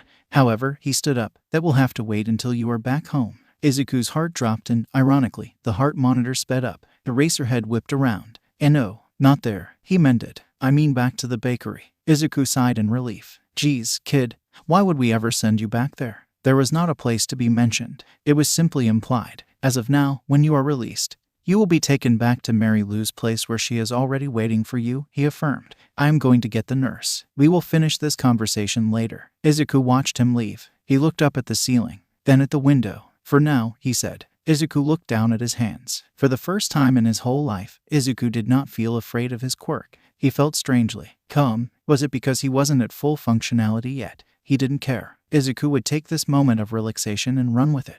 That is, until the doctor opened the door and the sight of an unfamiliar face instantly took that relaxation and replaced it with Izuku's normal tenseness and jittery tendency. After a brief evaluation, they cleared Izuku to go home on one condition: he had to go in a wheelchair. As it would turn out, Izuku tried to stand, immediately got lightheaded, and his legs gave out. It was not a pretty fight. The doctor tried to help him up, but on sheer nervous reaction, Izuku almost broke his wrist. The Eraserhead had come in right at the cracking moment and snapped Izuku out of it before he actually could. Full body function or not, Izuku had a mean grip. That did not change the fact that Izuku was on the floor. It took nearly 2 minutes for Eraserhead to gain permission from the Greenette to help him up off the ground and into the wheelchair. Also, the stairs up the bakery were something to behold, as in, Eraserhead almost had a heart attack when he had to carry Izuku up the stairs, and Izuku had gotten so stiff in fear that the hero thought the kid's heart stopped beating again. Eraserhead was quick to unfold the wheelchair and deposit Izuku into it, soon after starting a series of breathing exercises because, yes, Izuku had a small panic attack. Eraser stood and knocked on the door. Almost immediately it opened. Izuku's breath hitched when he saw Mary Lou standing in the doorway. Tears filled both of their eyes. "Oh, Izuku." Izuku wanted to say so many things, but Eraserhead patted his back. "We won't tell you not to speak," he said, "or beat you, or use your quirk. Sometimes, you need to say what is on your mind." Izuku looked up at him in awe. And like that, the dam broke. Izuku lurched forward, just barely staying in his seat, and grabbed Mary Lou's hands. Tears cascaded from his emerald eyes. Why didn't you TT tell me? Why you almost DD died? Why did you almost die? Why you I Donna? He couldn't get the words out. He couldn't get air into his lungs. Mary Lou crouched in front of him. He flinched when she pulled him into a hug. "I'm sorry, Izu," she whispered. "I'm sorry for scaring you." She began to let go. Izuku gripped her sweater. "Didi, don't leave me." He heard a sharp inhale of breath. "And not you. Not why you." Hitoshi was in almost shock at the sound of Izuku's voice. Broken and stuttered, but still there. His actual voice. He watched as his friend, who was deathly scared of contact with any living being, clutched onto Miss Mary Lou like a lifeline. It reminded him of himself when he was adopted. Eraserhead was back today. Hitoshi decided that he liked the hero quite a bit. He wasn't fake like the caretakers at the orphanage. He talked to Hitoshi. Hitoshi didn't necessarily talk back, but the man still made a point of including Hitoshi in conversations despite knowing his quirk. It had been 2 months since the hero first visited the Bright Hopes orphanage, for basically a PR event. He has been coming back ever since. At first, Hitoshi couldn't believe it when he asked the man why via paper. The man wrote back, "To talk with you." Hitoshi thought that he was joking, just pulling his strings. Then the hero walked up to him with a stack of papers one day. Hitoshi took them skeptically. The top one was the adoption form. The others were legal documents. Hitoshi slowly raised his head to meet the older man's eyes. Eraserhead smirked at him. Hitoshi had done the exact same thing Izuku was doing right now that day.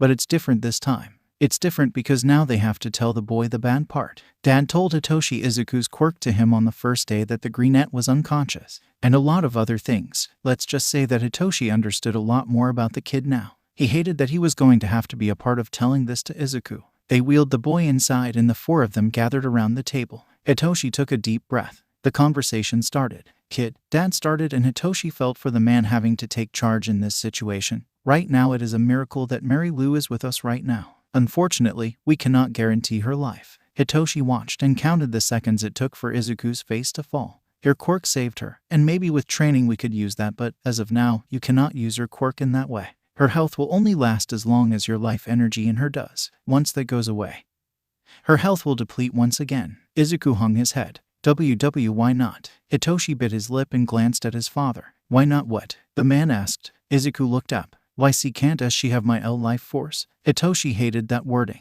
Have it. He could tell that neither Dad nor Miss Mary Lou liked it either. Izuku pressed on. "If my quirk can SS save her, then why not? If you used it to fully heal her, at this point untrained, you would kill yourself," Dad replied. "So?" Hitoshi snapped his head up to stare at the boy. He choked. Izuku was staring at Dad with no emotion. His face was a blank slate. What's worse was probably that there was no stutter as the boy kept going. "I don't care. Take my life force then. Better I than her." Mary Lou jumped up. "Izuku." The boy didn't look at her. "She has something to live for. She has people who look forward to seeing her every day. Use my quirk. It's okay. I won't fight it. She can have it." Hitoshi felt sick. After months of not speaking, after months of trying to read Izuku, this is what was on his mind. "Do you truly believe that?" Dad cut in. "Do you believe that you have nothing to live for, Izuku? That you don't have anyone who wants to see you the next morning?" Izuku nodded. "Yeah." Tears filled in Miss Mary Lou's eyes. Dad's right eye twitched. He stood up and rounded the table. Dad crouched in front of the boy. "Are you stupid or something?" Hitoshi flinched. No, Izuku bit back. I'm realistic. Or, as you put it, rational. Deep hit. I know how this goes, Eraserhead. I know that after the house arrest is over I'll be transferred to an orphanage and never see any of you again. I have it all planned out. You can see it in a notebook I have under my mattress. So, I'll say it again. I don't have any reason to live in a world where I know there is nothing for me. Take my quirk. At least it will be of some use. Hitoshi stared in shock. Even at his lowest moment, Hitoshi never spiraled this far. Miss Mary Lou Sped walked around the table and raised her hand. Izuku flinched. She lowered it. You see that? She said. You flinched. Stop acting. You may say all of these strong words, but inside you are just a scared little boy. That's okay. You're what, 12? And you've had a sucky life. Hitoshi was taken back by her less than friendly language. You're scared of being hurt. I get it, but don't say things like that about yourself. She bent down and grabbed the greenette by the shoulders. You have people who want to see you in the morning, Izuku. Me, Mr. Aizawa, Shinsu, Yamada, Midnight, and Cementos. All of us. We all want to see you every day. And I'm just supposed to believe that. Izuku bit back, rage in his eyes, pain lacing his voice. Yes, 'cause it's true. Not everyone wants to use you for your quirk. Izuku, we want you for you. And your quirk is your quirk. Not something for others to just take or use. It is a part of you. Sure, some will take advantage of it, but that is just the world we live in. You are strong, Izuku. You have survived through so much. Don't go giving away your life because that is what the world has told you. You are not some toy to be sold off, some doll to be played with and tossed aside. She took a breath. You are human, Izuku. You are a breathing, feeling, crying, hurting, broken, living being. You are not the world's play toy. She pressed a finger into the kid's chest. You are your own person. Don't you ever say those things about yourself again. Do I make myself clear, boy? Hitoshi was utterly stunned. I don't know what made you believe those things about yourself. Aizawa crouched in front of Hitoshi and pressed a finger to the purple-haired kid's chest. But your quirk does not decide whether you are a villain or not. You decide for yourself. He watched as Izuku hung his head. Tears dripped from his green eyes. Why can't you just take it? Miss Mary Lou smiled softly and lowered her finger. Because I am human, too, Izuku. I make my own choices. I chose not to. Izuku looked up at her. I was born ill, Izuku. It has grown progressively ill as I got older. I never told you my quirk, Izuku. My quirk is called internal decay. It destroys my immune system from the inside out. Sure, your quirk healed me for a bit, repaired the tears, but my quirk will always be active. Izuku, she cupped her hands around Izuku's face. Thank you for caring so much about me, but now it is time that you start caring about yourself. If not for yourself, then for me. I'm dying, Izuku. Can I make one final request of you? Izuku hiccuped. Hitoshi let his father walk up to him and wrap an arm around him as tears fell from Hitoshi's eyes too. Why yes, Mary Lou smiled. Live, Izuku. Live and do amazing things. See the world, not just for the bad, but for the good, too. Spread your wings and fly. Use your strings to save people. And, when you are ready, Mary Lou placed her hand over Izuku's heart. Use your strings to save yourself, Izuku. Mary Lou sat on the couch with Izuku beside her, leaning against her arm. Thank you for bringing him home, Mr. Aizawa. The man bowed. It was no problem. About where he will go after this, I would like to personally speak with any and all candidates. Of course, I will contact you as soon as we find a few. He said, though I am sure that Hitoshi will be texting often. Of course, thank you again. Mary Lou ran her fingers through Izuku's curly hair, a movie playing in the background. She looked down at Izuku, who had begun to doze off. She might not have much time left, but she would make sure that her last days she did have, she would spend them doing what she could for Izuku. She would not leave this world regretting what she had left behind.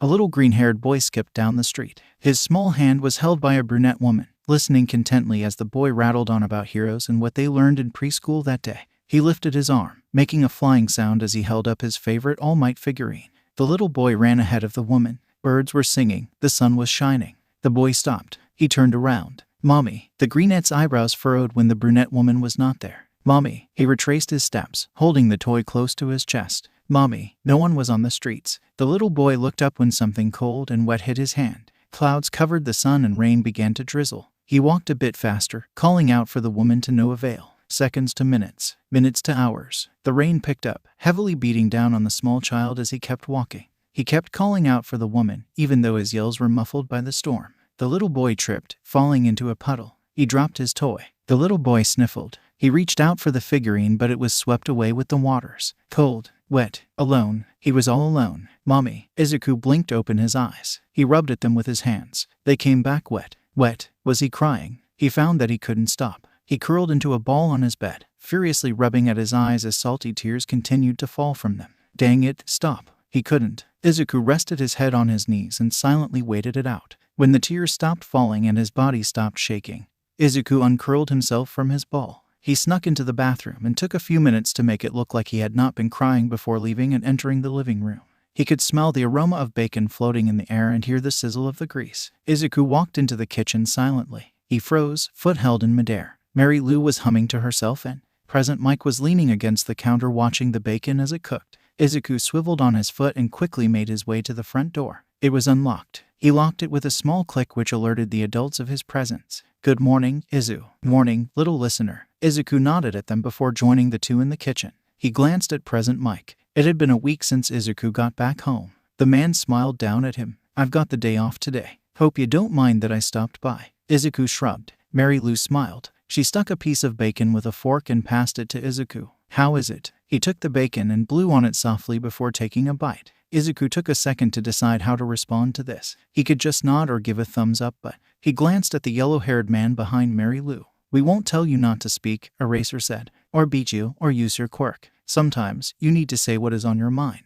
Izuku swallowed and opened his mouth. Aye, it's good." Mary Lou smiled. She looked up at Present Mike who smiled back at her. "That's great. Can you two go set the table then? I've got cinnamon rolls in the oven." Present Mike gave a thumbs up. "Sure thing." Izuku opted for simply nodding his time. He waited for Present Mike to hand him the plates from the cabinet before following the man over to the table. Izuku placed Mary Lou's plate next to Present Mike's and Izuku's on the other side of the table. Present Mike placed a butter knife and fork on each plate. "Hey, Izuku," he whispered. Izuku turned to him and tilted his head. "Pass me a napkin." Raising an eyebrow at the suspiciousness of this, Izuku complied. Present Mike waved him over. Izuku reluctantly came over. "Watch this." Izuku watched as the man folded the napkin in strange ways. Soon it seemed to take the form of a bunny. The yellow-haired man grinned and held it up for Izuku to see. Izuku took it gently. "It was so cool. How did he do that?" "It's called origami," the man stated. "Go put that on your plate and I'll teach you how to do it." Izuku was all too eager to do so, though he didn't let it show.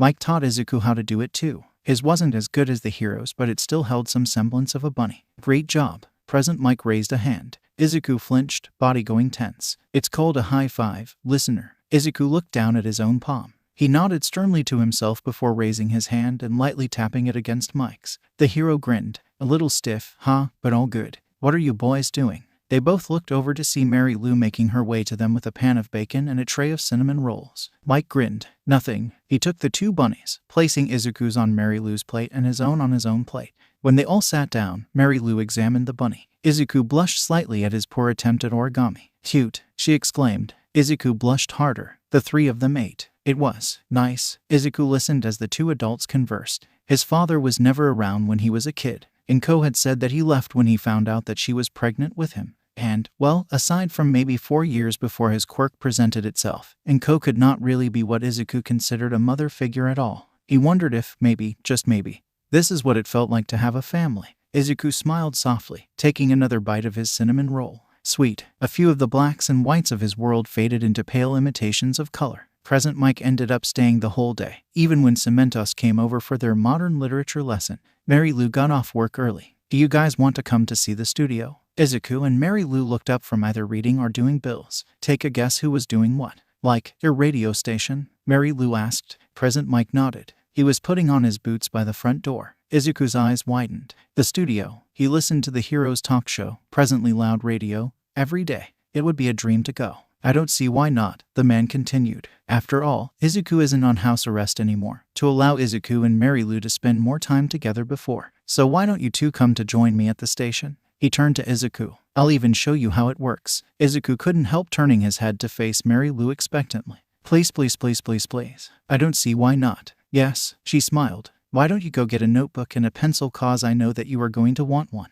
Izuku did not have to be told twice. He ran to his room and grabbed a fresh notebook. He pulled his hoodie over his head and stuffed in a pencil. Izuku's eyes drifted to the All Might figure on his desk. The figurine, but it was swept away with the waters. Izuku glanced over to his mattress where his escape plan notebook lay underneath. "About where he will go after this, I would like to personally speak with any and all candidates." Izuku nodded to himself and left the room, notebook in hand, closing the door behind him. He met the two adults by the door after going around and checking to make sure every window was locked. "You're ready to go, little listener." Izuku nodded sharply and off they went.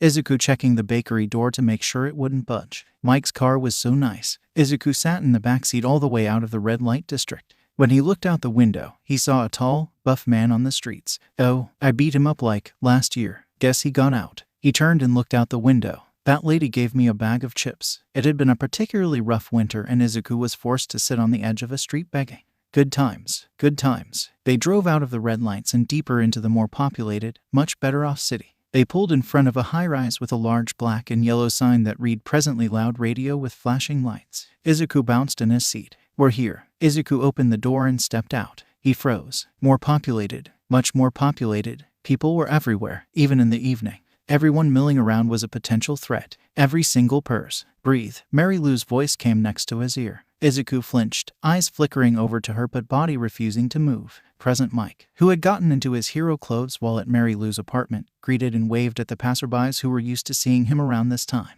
He signed a few autographs here and there. It took Izuku a second to realize that he was creating a small crowd away from the door so that Izuku and Mary Lou could go in without any trouble. Mary Lou took Izuku's hand gently, Izuku not pulling back but instead gripping hers a lot harder than necessary. She let him in. Present Mike followed soon after. You know, Izuku jumped when the purple-haired woman at the front desk spoke. You getting out of a car with a woman and child will definitely be in the news. Present Mike walked by Izuku and Mary Lou waving his hand up and down.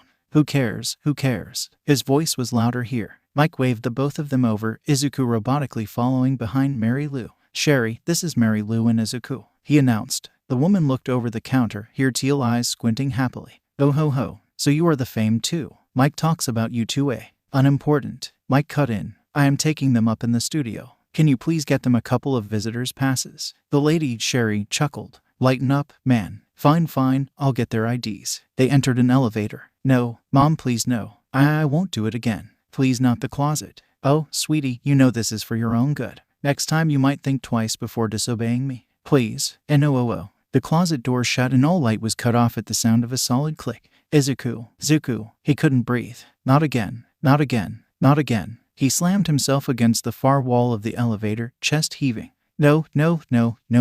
Liar. Listener. Calm down. The walls were closing in. He could feel the room getting smaller and the air getting thicker. Can't breathe. Ding. The elevator doors opened slowly, too slowly. Izuku threw himself out, shoulder hitting the still opening door, causing him to stumble and fall to his knees, catching himself by planting his hands against the wall before his face could collide with it. He heaved, heart pounding painfully against his ribcage. Someone touched his shoulder. Izuku flinched violently, grabbing the thing, someone's wrist, with an iron grip and pulling hard, forcing whoever it was onto its side. Izuku stared down at the fallen thing, person, with wide eyes. The thing, person, groaned and got up.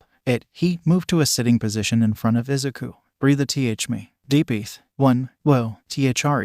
The voice was soothing and calm. Izuku focused on the voice. 1, in, 2, out, 3, in, 1, out, 2, in, 3, out. Slowly but surely, his vision cleared and the fog in his mind dissipated. Before him sat Present Mike with his sunglasses off. Hey, little listener, he cooed. Izuku's eyes trailed down to where Mike's right hand was twitching slightly and where a bruise was forming around the man's wrist. Mike noticed. He lifted his hand and moved it around. Don't worry about this, listener. I'm a hero, remember. I've had worse. Izuku was sure that was supposed to make him feel better, but it didn't.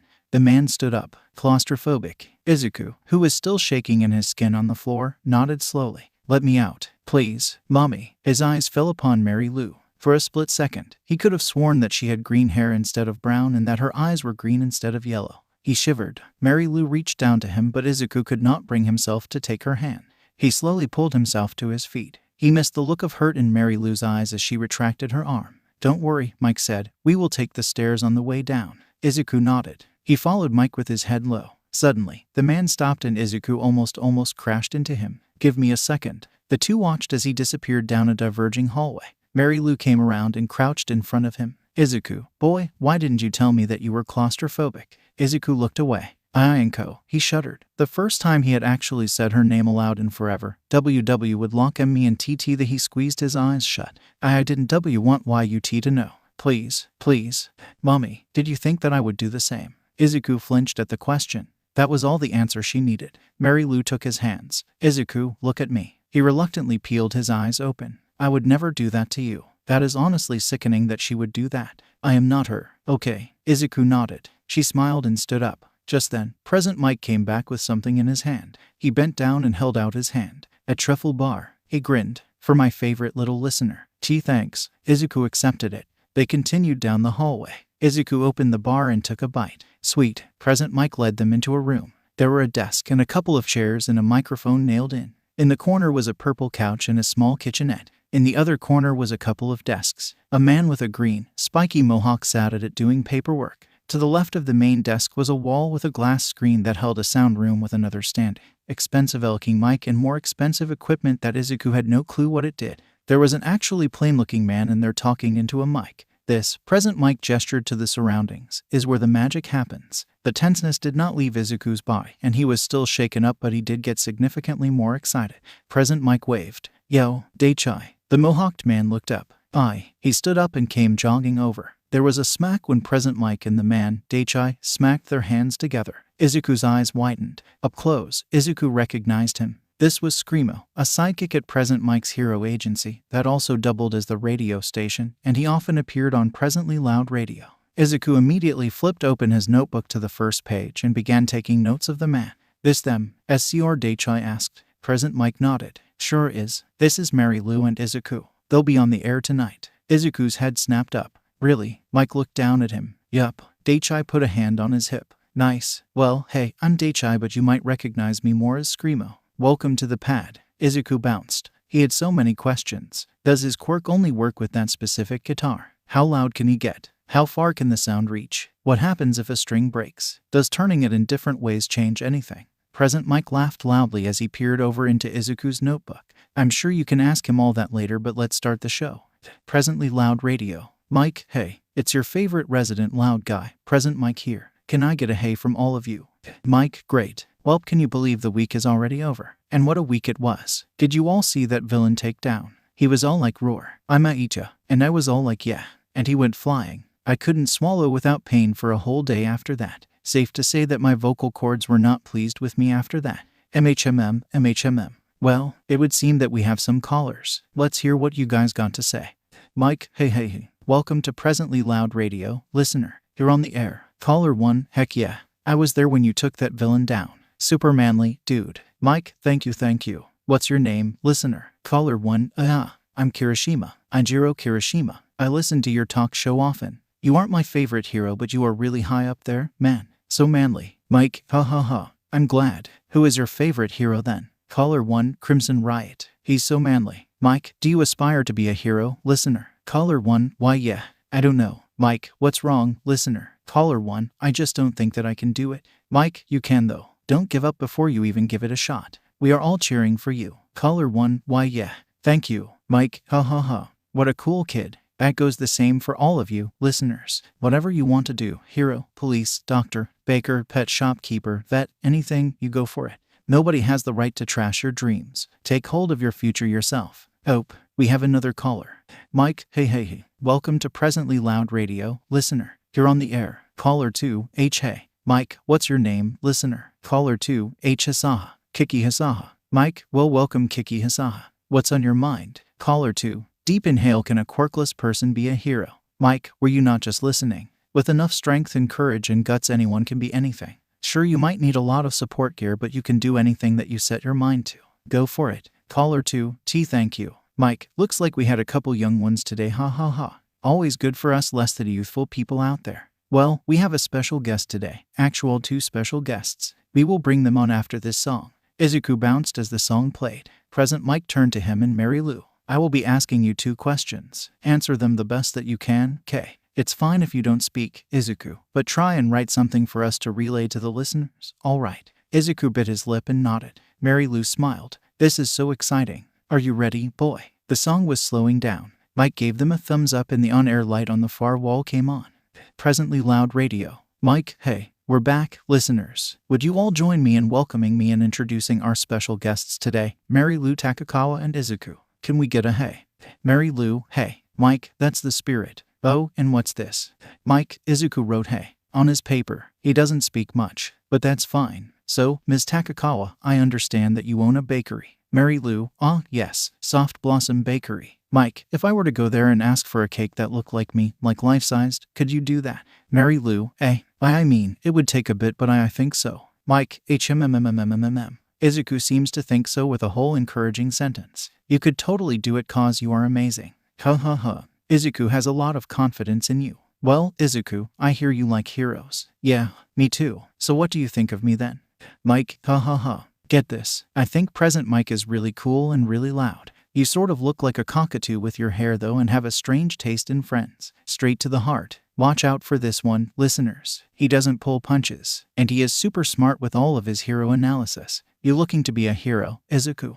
Mike, maybe. Well, I guess we will have to see. Whatever you do, you'll be amazing at it. Ms. Takakawa, what made you go into baking? Mary Lou, I guess that it was just something that I always enjoyed. I never really felt as excited about anything else, so I made it my career. Mike, and it paid off. If you are ever near Musutafu, Japan, you should totally stop by the Soft Blossom Bakery. I, personally, enjoy it very much. Oh, and it would seem that our time is up. Screamo's blaring strings will start after this song. Can we get one last hey? Mary Lou, hey. Izuku, hey. Mike, he spoke. Yeah, well, until tomorrow, listeners. Hear ya soon. The song played and the three left their spot as Daichai walked up with his blue, fiery electric guitar. Great job, you two. Naturals. The man in the sound booth gave a thumbs up and Daichai started similar to present Mike. Loudly, with a large strum of no particular key into the microphone. The building shook. Mike tilted his glasses down and sighed something that Izuku couldn't understand because he didn't know sign language. No quirk use, Daichai. The man at the mic had the nerve to look apologetic. Present Mike led them out of the room. Well, he said once the door closed. What did you think? Mary Lou beamed. It was a lot of fun. Izuku nodded. How about we go eat? Mike suggested. I have a diner I always stop by after the show and paperwork, but I can skip paperwork for today. Sounds good to me, Mary Lou chirped. Izuku. He gave another nod. Me too. Present Mike let out a happy laugh as he opened the door to the stairwell. Let's go. Katsuki dropped his chopsticks and his mom and dad froze. The family occasionally had presently loud radio playing during dinner. Tonight was one of those nights. Our special guests today, Mary Lou Takakawa and Izuku. Coincidence. Coincidence, right. But they avoided his last name. Still a stretch. The family kept eating, much quieter now. Katsuki strained his ears. Apparently this Izuku did not like to speak. Aside from his strange mumbling, Deku didn't like speaking much either, right? He is super smart with all of his hero analysis. Deku had thousands of journals filled with creepily accurate hero data. Katsuki glanced up at his parents who were looking at each other out of the corners of their eyes. Can we get one last hey? Hey, came from the woman there. Then, hey, that was not a coincidence. Sure, he hasn't seen nor heard the Greenette in years, but one does not forget that voice. His parents seemed to think the same thing. Mom put down her chopsticks. I think now is as good a time as any, then, to bring this up. Katsuki glared up at her. Stop beating round the bush, hag. She threw a chopstick at him, to which he tilted his head and it went soaring past his face. Katsuki. He turned his attention to his dad. The current home that Izuku is staying in is not permanent. The authorities do not want to put him in an orphanage or foster system. He lifted an eyebrow. So, what does that have to do with us? Mom cleared her throat. There are other candidates that they are looking at as well, but the authorities, taking into consideration our past with Izuku, have reached out to us as a potential home for him. Mary Lou sat in her bakery watching as the store operations went on. She wasn't working today. No, she had something far more important to do, meet potential adopting candidates. She had her hair pulled into a messy bun to seem not threatening but still put together. With a blue sweater and a pair of black jeans, she was ready to meet and interrogate whoever was to come through that door. Well, at least those who were here to talk with her. Most were customers. Ring ring. Soft Blossom Bakery's door opened. In came the first applicant. Or two. It was a man and his wife. Oh, three. Their son too, apparently. Mary Lou looked down at the papers. The pictures lined up. Masaru and Mitsuki Bakugo. They have connections with the Midoriya family as family friends, though they had no clue what was happening to Izuku before he ran away over 4 years ago. Mary Lou stood up and waved. Mr. and Mrs. Bakugo. The three turned and looked at her. Their son, Katsuki Bakugo, obviously took after his mother, with both of them having incredible spiky blonde hair. The father seemed to sort of meld into the background. Katsuki Bakugo had apparently attended school with Izuku from preschool up until he ran away. Ms. Takakawa, Mr. Bakugo greeted, holding out his hand. I am Masaru Bakugo. It is a pleasure to meet you. His grip was firm. Same for me. Hello, Ms. Takakawa. Mrs. Bakugo extended her hand. I am Mitsuki Bakugo. She introduced herself. Her grip was far tighter than her husband's. "This is our bra son, Katsuki." Mary Lou smiled down at him. He glared up at her. "Ooh, scary." "Hey." Mary Lou grinned. "Nice to meet you all. Would you care to take a seat?" Mary Lou got straight to business. "I understand that you have known Izuku since he was a babe." Mrs. Bakugo nodded. "Yes, I was friends with Inko since our high school days. So I've heard." Mary Lou did not mean for it to come out like that. "Were you aware of how Izuku was being treated at home?" Mrs. Bakugo shook her head. "Regretfully not." She held fierce anger in her eyes. "Have you been informed about his current condition?" Mary Lou asked. She glanced down at their son. "Is he sick or something?" Mr. Bakugo shook his head. "She means the trauma, Katsuki." The blonde boy huffed. "Yeah, we've heard." Sucky hand life dealt to him. Mary Lou raised an eyebrow at his brash language but otherwise said nothing. "How much about Izuku do you know?" Mary Lou asked. Mrs. Bakugo took a deep breath. "We know of his quirk as we had been interrogated for potentially aiding Inko and abusing him. On that matter, we know of the abuse that he had been put through because of it and at the hands of Inko, though we are not sure of everything that has been done. We also know that up until a few months ago he has been living on the streets homeless." Mary Lou nodded. "Yes, along the terms of abuse, and I am only telling you this much because you have known him the longest. Ms. Midoriya's abuse ranged from quirk abuse, blunt force trauma, isolation, starvation, and locking him in small dark places for extended periods of time. On the streets, Izuku was constantly fighting for his life and has even mentioned that on a few occurrences he has been a victim of rape.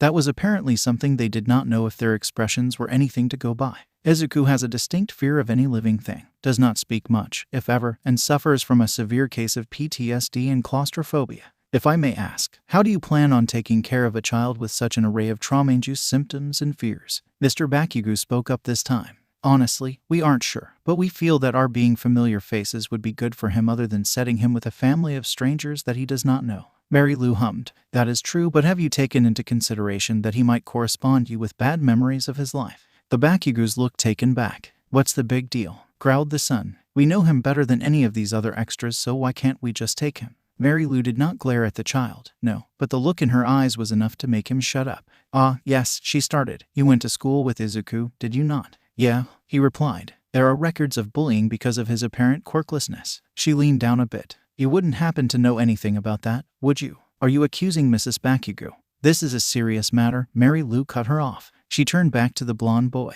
"Katsuki Bakugo, I want nothing but the truth because this could decide what happens to the boy that I have come to love as a son. Did you or did you not know or participate in bullying Izuku?" The boy's eye twitched. "If you love him so much, then why don't you take him?" Mary Lou sighed. "Because I will not be alive much longer." Bakugo had obviously not been expecting that answer. "Now, answer the question." Truthfully, she hated to put the boy in this position, but if he had been part of bullying Izuku, then she could not let the family take him.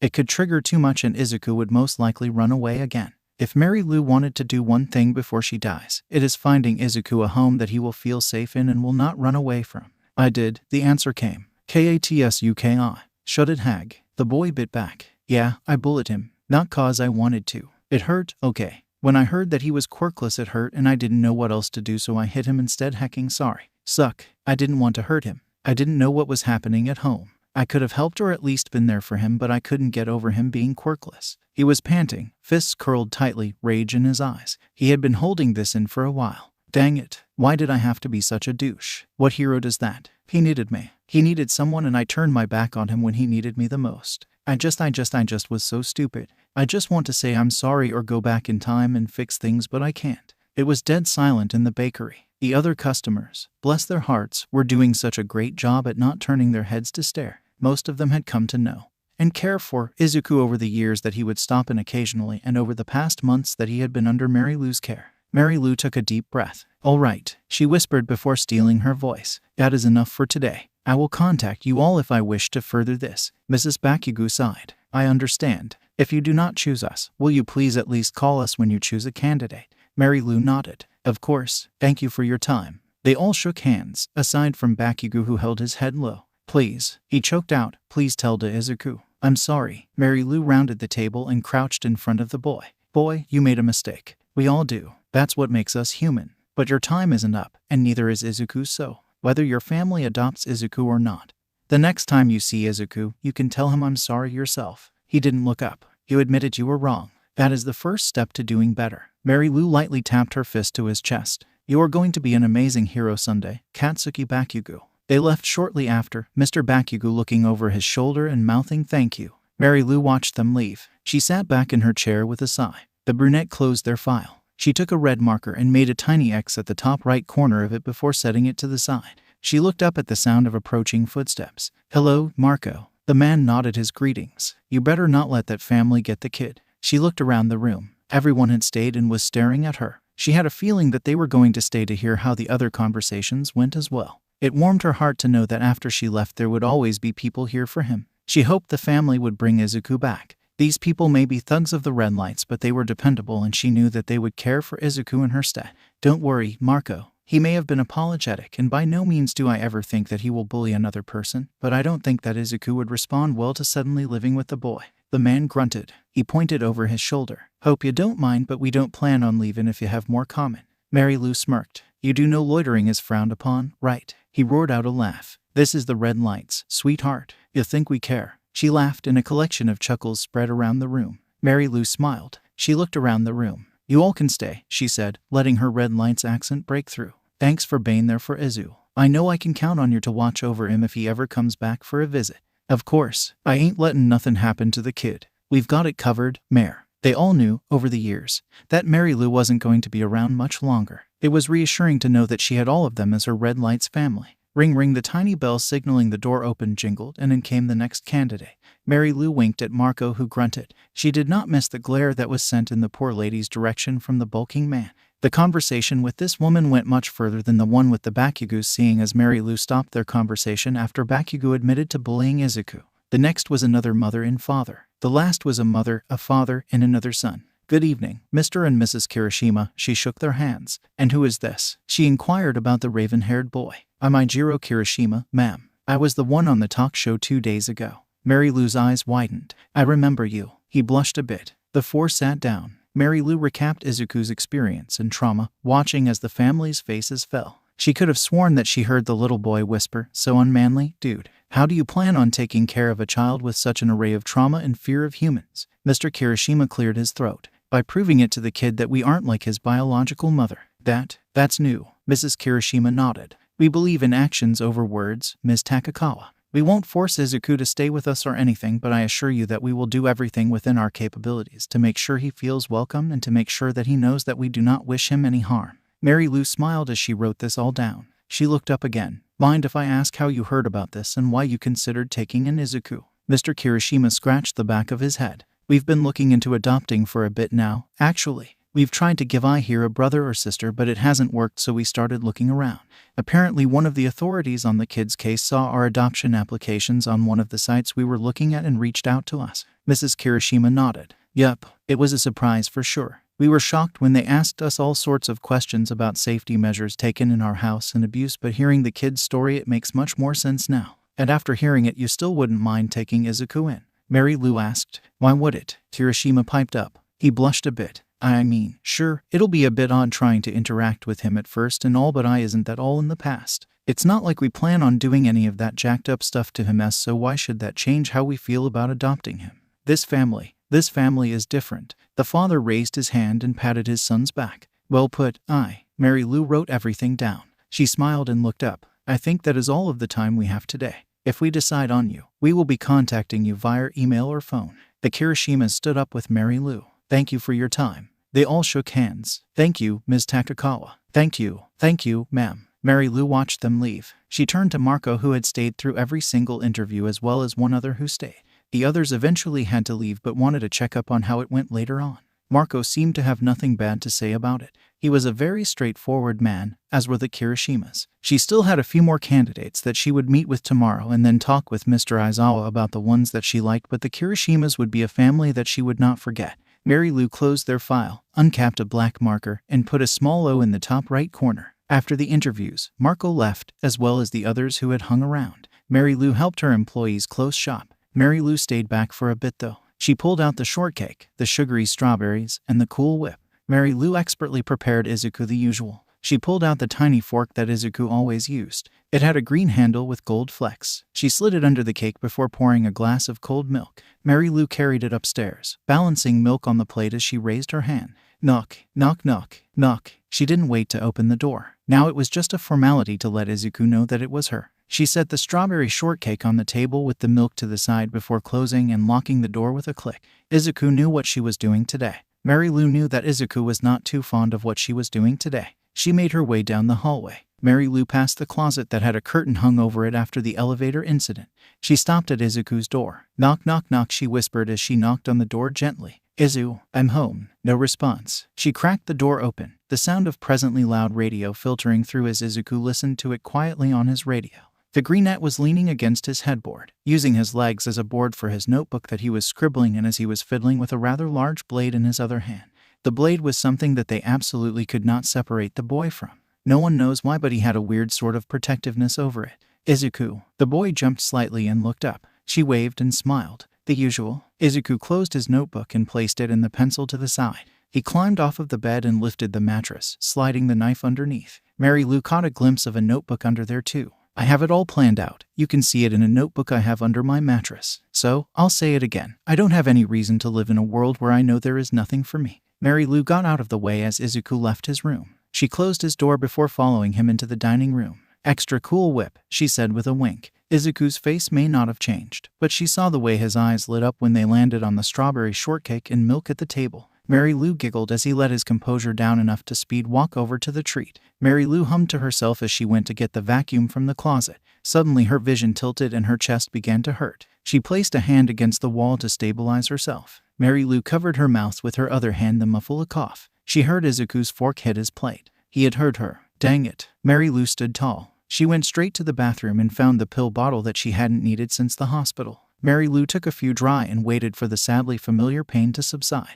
She looked at herself in the mirror. She would not make the same mistake and let Izuku walk in on her the next time she collapsed. Before leaving the bathroom, Mary Lou sent Mr. Aizawa a message. She went back on her way to cleaning the apartment, giving Izuku, who was following her with his eyes, the most reassuring smile she could. Ding ding. Shouta slid his yellow goggles over the rest of his head when his phone made him aware of a notification. He sighed and fiddled with his capture scarf as he opened it. It was from Mary Lou. Takakawa, the pain is back. We might need to speed up the candidate selection. Bam! Shouta slammed his free fist against the wall. Dad, Itoshi called from somewhere in the house. He took a deep breath to regain his composure. Sorry, he called back. Aizawa, I will stop by in 2 days to go over them with you after you have talked with all of them. He pocketed his phone and left his room. He went into the kitchen to see Hitoshi crouching by Marshmallow with his phone as the fat cat was eating. What was that about? Hitoshi asked, not even turning to know that Shouta was there. It was sad that a kid his age was trained enough to be able to hear Shouta's almost soundless walk. Annoying hero work stuff, he half lied. Technically Golden Whip was his case, even if Izuku wasn't vigilanting anymore. That was the excuse Shouta would hold fast to if it meant being able to hang around. What are you doing? He asked his son, taking a picture for Zuku. Zuku was a new thing that Hitoshi had tried out with the greenette and did not get anything back saying not to call him that, so it stuck. I'm running out of pictures to show him. Shouta hummed. Will you be okay tonight? I always am. Shouta hated that he barely got time with Hitoshi because of his 2 jobs, but he knew that Hitoshi understood. It's okay, Dad. Just make sure that you come home. He smirked. Shouta walked over and ruffled Hitoshi's surprisingly soft hair. Well then, I'm off. Be careful. I will be. Call me if you need anything. 'Kay. Ding ding. Izuku glanced over to where the sound came from. Mary Lou stopped the vacuum. He was surprised that she actually heard her phone go off over the vacuum. Then again, so did he. The brunette walked over to him and slid the phone across the table. It's from Shinzu. Izuku picked up the phone as she walked back and started the vacuum again.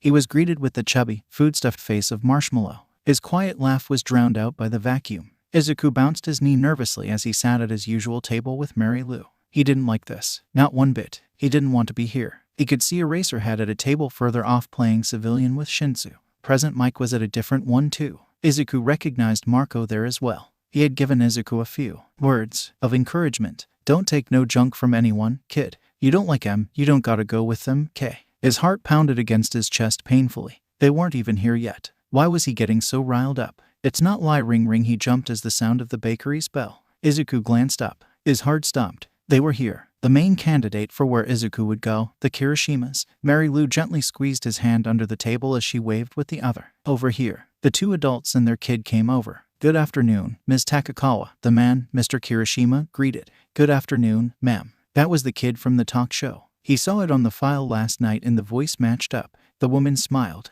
You must be Izuku. She held out her hand. Izuku flinched. He stared at the hand. He knew it wasn't forming, but he could almost visualize the string reaching out to her. She slowly retracted her hand. The three sat down. Yes, this is Izuku. She gestured to Izuku. He's a bit timid. The woman waved it off. That's all right. Izuku scanned over each and every inch of the people in front of him. He stopped when he made eye contact with their black-haired son's red eyes. The kid grinned. He had sharp teeth. Izuku just stared. He gave a thumbs up. Izuku kept staring. So Izuku, his eyes instantly changed targets to the tall man with short black hair. This is our son, Eijiro Kirishima. The boy grinned again. Hi. Izuku took a sharp inhale and let it out, body shaking. Breathe. 1, 2, 3. The man chuckled. How about you two go and talk amongst yourselves? Don't want the adults bugging ya. Izuku glanced over at Mary Lou. She gave his hand another reassuring squeeze. All right, Kirishima piped. There's a free table over there. Izuku stood slowly. His legs felt like jelly. Breathe.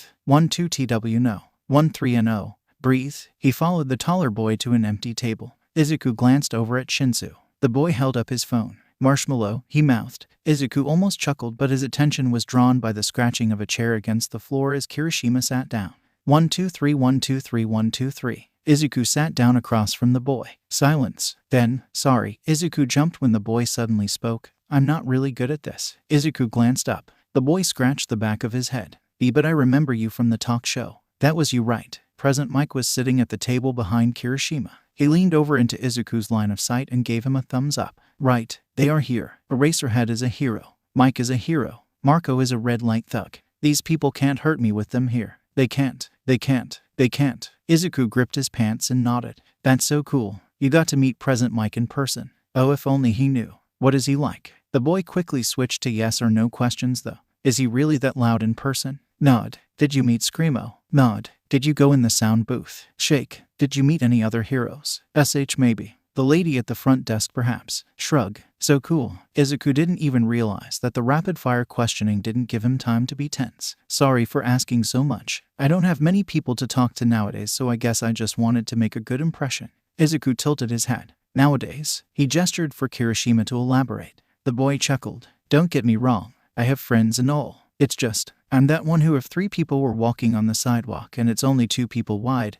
I would be in the back, you know. No, if you were walking with someone on the streets here, then it's a gang and you are usually out to beat someone up or steal or start a fight. But Izuku didn't say that. They just keep me around cause they pity me. Izuku furrowed his eyebrows. That's no good of them. Izuku tapped the table. Kirishima looked up. Izuku placed his hand under his own chin and lifted his head up. Huh? Izuku deadpanned, then repeated it. Kirishima looked skeptical, but he copied Izuku. Izuku then took his hands and placed them on his own hips. Kirishima slowly followed the movement but lowered his head on the way. Izuku shook his head and rettled his head up. Kirishima chuckled and put his head back up. Izuku put his hands on his hips. Kirishima put his hands on his hips. Izuku stuck out his chest. Kirishima stuck his chest out. Izuku looked Kirishima up and down. He took his pen from his pocket and scribbled on a napkin before sliding it over to Kirishima. The boy took it and read it. Power pose. A beat. Then BWHAHAHA. Izuku jumped back, almost falling out of his seat. Kirishima covered his mouth. Sorry, man. Gee, thanks though. I needed that. Izuku relaxed some. President Mike leaned over again and grinned wryly. Izuku would ignore that for now. You're a funny dude, Izuku, Kirishima chirped, but you're pretty chill. Izuku didn't comment. He just looked down. Hey, you too. Izuku really did fall out of his seat this time when Mr. Kirishima walked up. Every single ouch of fear came back and his heart rate sped up so fast that Izuku got lightheaded for a second. He stared up at the man from the ground. He scratched the back of his head, like father like son. Sorry. Mrs. Kirishima crouched down by Izuku. I know that we didn't get to talk much, but it was really nice to meet you, Izuku. 1, 2, 3. Breathe. 1, 2, 3. Breathe. He glanced up at Mary Lou. She gave a big grin. She trusted this couple. Izuku watched as she turned her head to the side and coughed slightly. Right. Mary Lou is. She wants the best for me and is using her last moments on this. The least I can do is trust her judgment. Izuku looked back at Mrs. Kirishima. He gave a shaky nod. She did not stand until Izuku did though. Izuku slowly pulled himself to his feet. Kirishima rounded the table. He held up the napkin. Mind if I keep this, man? Izuku shook his head. Kirishima grinned that toothy grin of his. Thanks. The Kirishimas left soon after. Mary Lou turned to him. Izuku. He fell to his knees, heart threatening to break from his body. Eraserhead, Shinsu, President Mike. and even Marco rushed over. No, Izuku did not see his friends and family. His mind distorted them into figures of shadows slowly approaching, growling, laughing, taunting him. Izuku scrambled back, hitting the wall. Trapped, the demons stopped, waiting for him to give in. Threat. Izuku's mouth gaped open and he let out a scream full of all of the terror he had been holding back the whole day. Ahhh. He clutched his head with his hands. Stop. Don't I please stay away. The demons seemed to falter. Izuku harshly threw his head against his knees and squeezed his eyes shut. Can't breathe. 1381. No. Breathe. Breathe. Breathe. He couldn't get air in his lungs no matter how hard he tried. All he could hear was the roar of his own blood and the laughter of the demons surrounding him. Izuku jolted when something landed on his shoulder, then on his other. 3, 1, whoa. 3, 1, 2, 3. Izuku held onto that voice like a lifeline. He reached up and grabbed the wrist of whoever was talking. Soon his vision cleared and he came face to face with none other than Mr. Kirishima. Izuku stared at the man who did not stop repeating the count, and Izuku did not stop listening. 1, 2, 3. Izuku breathed in and out and count. Mr. Kirishima eventually stopped. Izuku turned his head slowly to look around the room. The demons disappeared into familiar faces. Kirishima was hovering nearby. The other hand on his shoulder belonged to Mrs. Kirishima. Her face was the last thing he saw before his eyes rolled back and Izuku passed out cold. Ijiro smiled down at the napkin. He folded it and put it in his pocket. Oh, Mom suddenly gasped. I forgot my purse. His father stopped. We aren't that far. Let's go back. And they did. Ijiro grinned happily. Sure, Izuku was a bit strange, but after hearing about everything that he went through, Ijiro couldn't really blame him. He was still really All three of them stopped in their steps. They were just outside the bakery. Dad instantly bolted in after the moment's hesitation passed, Ijiro and his mother following right behind the man. Upon entering the bakery, Ijiro saw Izuku on the ground hyperventilating. He's having a panic attack. Ijiro has had multiple of those. It comes with the depression, so he instantly recognized it. Luckily, his father is a therapist and was quick to respond. Give him space. I'm a registered therapist and counselor. No one objected. Ijiro watched as his father and mother worked together to calm the greenette down. It took much longer than it usually took them to calm down Ijiro when he had one. Quirk abuse, blunt force trauma, isolation, starvation, and locking him in small dark places for extended periods of time. Victim of rape. Ijiro watched as the boy slowly but surely began to respond to his father's words. Izuku reached up and grabbed onto his father's wrist. Dad winced as if it hurt but did not stop. Izuku stared down at his own grip on Ijiro's father. Severe fear of all living things. When his parents had finally calmed Izuku down, the boy ended up passing out. Ijiro shuddered. The way his green eyes had rolled back like that and his whole body just went limp. What the heck, man? Dad gently picked up the boy and deposited him in Ms. Takakawa's arms. You asked how we planned to handle a trauma-struck child. Ijiro looked up at his father, as if he were our own child. Ijiro smiled. Dad is so cool. He might have a slight fever caused by stress. Mom retrieved her purse and fished out a bag of tea that she carried an extra of simply because she preferred that one. This is a chamomile herb tea. It helps with stress and to calm someone's nerves. She placed it in the yellow-haired man's palm. Mary Lou nodded. Thank you so much for calming him down. I'm sorry. This one was worse than usual. Dad shook his head. It is no worry at all. If I can help, I will. He looked down at Izuku. I don't know where your position on us as a home for Izuku, but he is going to need one that can handle this sort of thing. We only want the best for him, same as you. So I hope that you will consider that when you are choosing his home. Ijiro followed his parents out but stopped. Ms. Takakawa and the others turned to him. The tall, beefy-looking man had already left. Ijiro ran up and took the napkin out of his pocket. F for him. When he wakes up. Ms. Takakawa smiled. The black-haired man took it. Thank you. Ijiro nodded and left with his parents. Poor kid. His mother sighed when they got in the car. I really hope he finds a nice home. Ijiro furrowed his eyebrows. He will. He will have us, right? And Dad can handle that and we won't hurt him. Right. That was right. Confirming as they got to take Izuku home or not. Or was that just another check-it? Adoption has a lot of steps. We will see. Dad said. He turned around in the front seat to look at Ijiro. If we adopted Izuku, do you think that you could be a good brother to him? Ijiro stared at his father, stunned. He looked at his hands, curling and uncurling them. Would I? Can I be there for him, too? Kirishima's such a coward. Yeah, and he wants to be a hero. No, not happening. Ijiro tightened his fist. Yes, he boldly stated. Maybe not the best, but I would try my best. He closed his eyes as Dad reached back and ruffled his hair. Good to know, kiddo. Mary Lou sat on the couch with Izuku's head on her lap as she gently combed through his hair. Mr. Kirishima was correct. Izuku had a fever. She gently laid her head on Yamada's shoulder, who was sitting beside her. She could hear the whistle of the tea kettle from the kitchen as Mr. Aizawa prepared the tea Mrs. Kirishima had given them. Shinsu was asleep in the left seat. It was only mid-evening, but everyone was tired out from the events of today. Mary Lou stifled a few coughs. "You should go lay down," Yamato whispered. She shook her head. "I'm fine." Mary Lou looked down at Izuku. "I'm not going to be here forever. I need to find him a safe home." She thought back to how easily the Kirishimas calmed Izuku. "You asked how we plan to handle a trauma-struck child, as if he were our own child. We only want the best for him. He is going to need one that can handle this sort of thing. I hope that you will consider that when you are choosing his home. For him." Mary Lou unfolded the napkin that she had gotten from Mr. Aizawa. In Izuku's handwriting, it said, "Power Pose." She giggled at it. Mary Lou felt herself drifting into dreamland. Her last coherent thought was, "The Kirishimas are perfect." Izuku sat at the kitchen table staring down at a cup of tea. Mary Lou said that it is supposed to be a stress-relieving tea.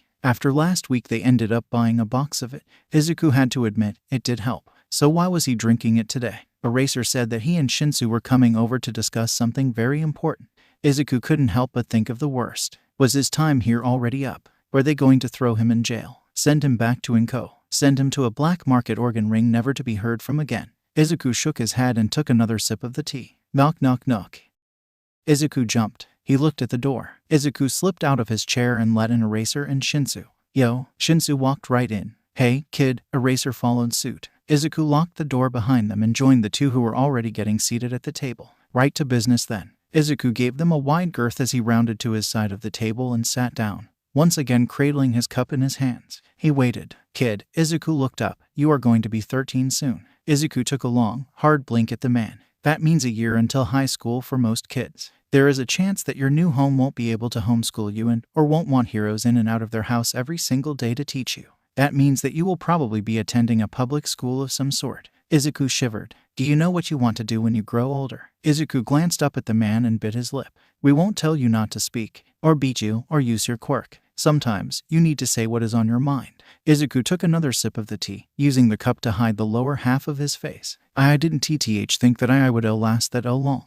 There was a beat. At first, Izuku thought that the man wouldn't reply. "But you did." Izuku looked down at his tea. "I did, didn't I? I survived. I'm alive." "Kid, you look like that is the first time you've been told that you are living and breathing right now." Izuku averted his eyes. "My next question is, do you want to be a hero?" Izuku looked back up at the man. "WWH what?" Eraser nodded. "Do you want to be a hero?" Izuku furrowed his eyebrows. Honestly, he doesn't know. Sure, he would like to do that. He could probably bring back Golden Whip. But, can he? He would technically be quirkless since he obviously wouldn't be using his quirk. He was a vigilante without it, so it isn't impossible. As maybe. Eraser nodded. "I, for one, think that you would be a great hero." Izuku's eyes widened. He just got a compliment from Eraserhead. "Etoshi has been training to go to UA. If you want, you could join us during our weekly training."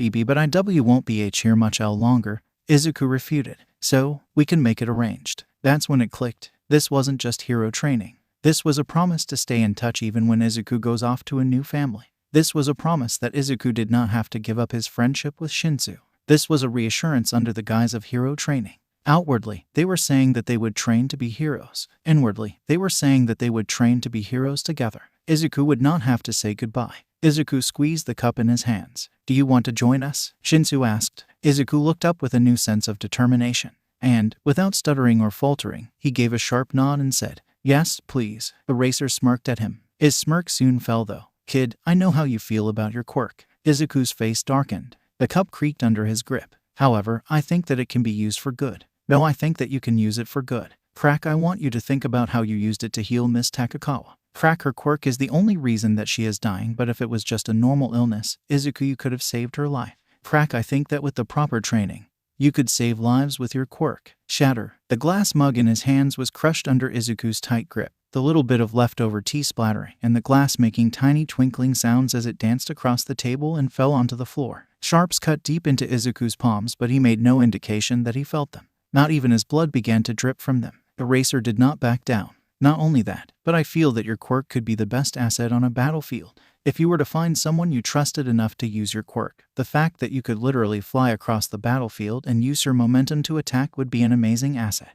That paired with your combat skills, you and your partner could become untouchable." Izuku unfolded his hands, bits and pieces of ceramic covered in blood falling to the table. Eraserhead looked him dead in the eyes. Izuku, I want you to decide right here and now if you are going to let your quirk hold you back or if you are going to accept who you are and use it to propel yourself forward. You can't hide forever. Izuku hung his head. He took a deep breath. Are you kidding? Like I'm going to buy that. If I can find someone I trust. Who would I ever trust enough to? Izuku stopped. His eyes trailed up to Shinsu. He knows, right? He hasn't used it. Never once. He could have. Especially with his quirk. Shinsu could have done whatever he wanted with me by now, but he didn't.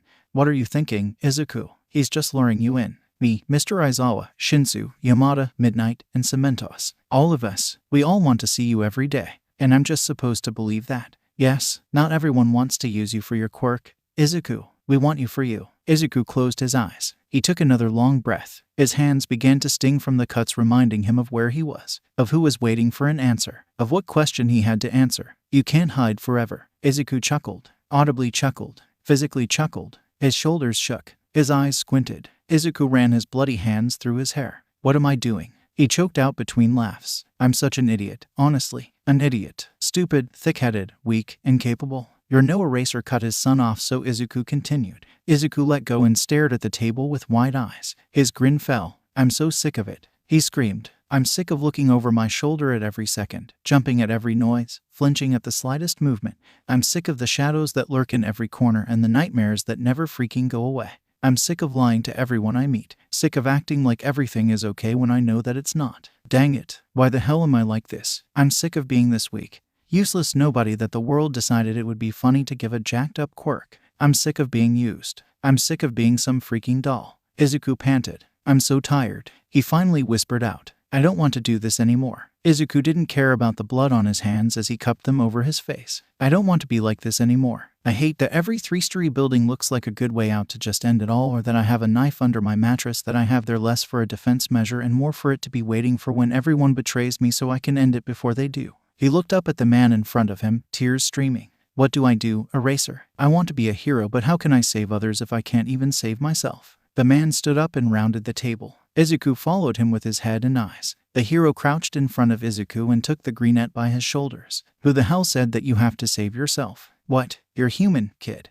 And you've been through a whole bunch of junk that no kid, or person in general, should have to go through. No one expects you to pull yourself together or to handle it alone. Letting go of Izuku's right shoulder but keeping a hand on his left, Eraser placed his hand on his own chest. We are here, Izuku. You aren't alone anymore, so don't be afraid to come and ask us for help. Let us help you. Hitoshi got up and stood behind his father. The kid started. Promise that I will never use your quirk without your consent. Maybe not to the same extent, but I know what it means to be hurt because of your quirk. So, you can lean on me, too. His purple eyes held a strong determination as he held out his hand. Izuku watched the sting form from his chest to the other boy's hand. Shinsu did not take it. He did not even look at it. Shinsu smirked. Be my partner, Izuku. Let's work together to get through this as a team. Let's be heroes together, Izu. A blonde-haired boy chirped loudly. Let's be heroes together, Zuku. Izuku felt more tears gather in his eyes and spill over like a waterfall. He fell forward, resting his head on Eraser's shoulder as pain wail escaped his lips.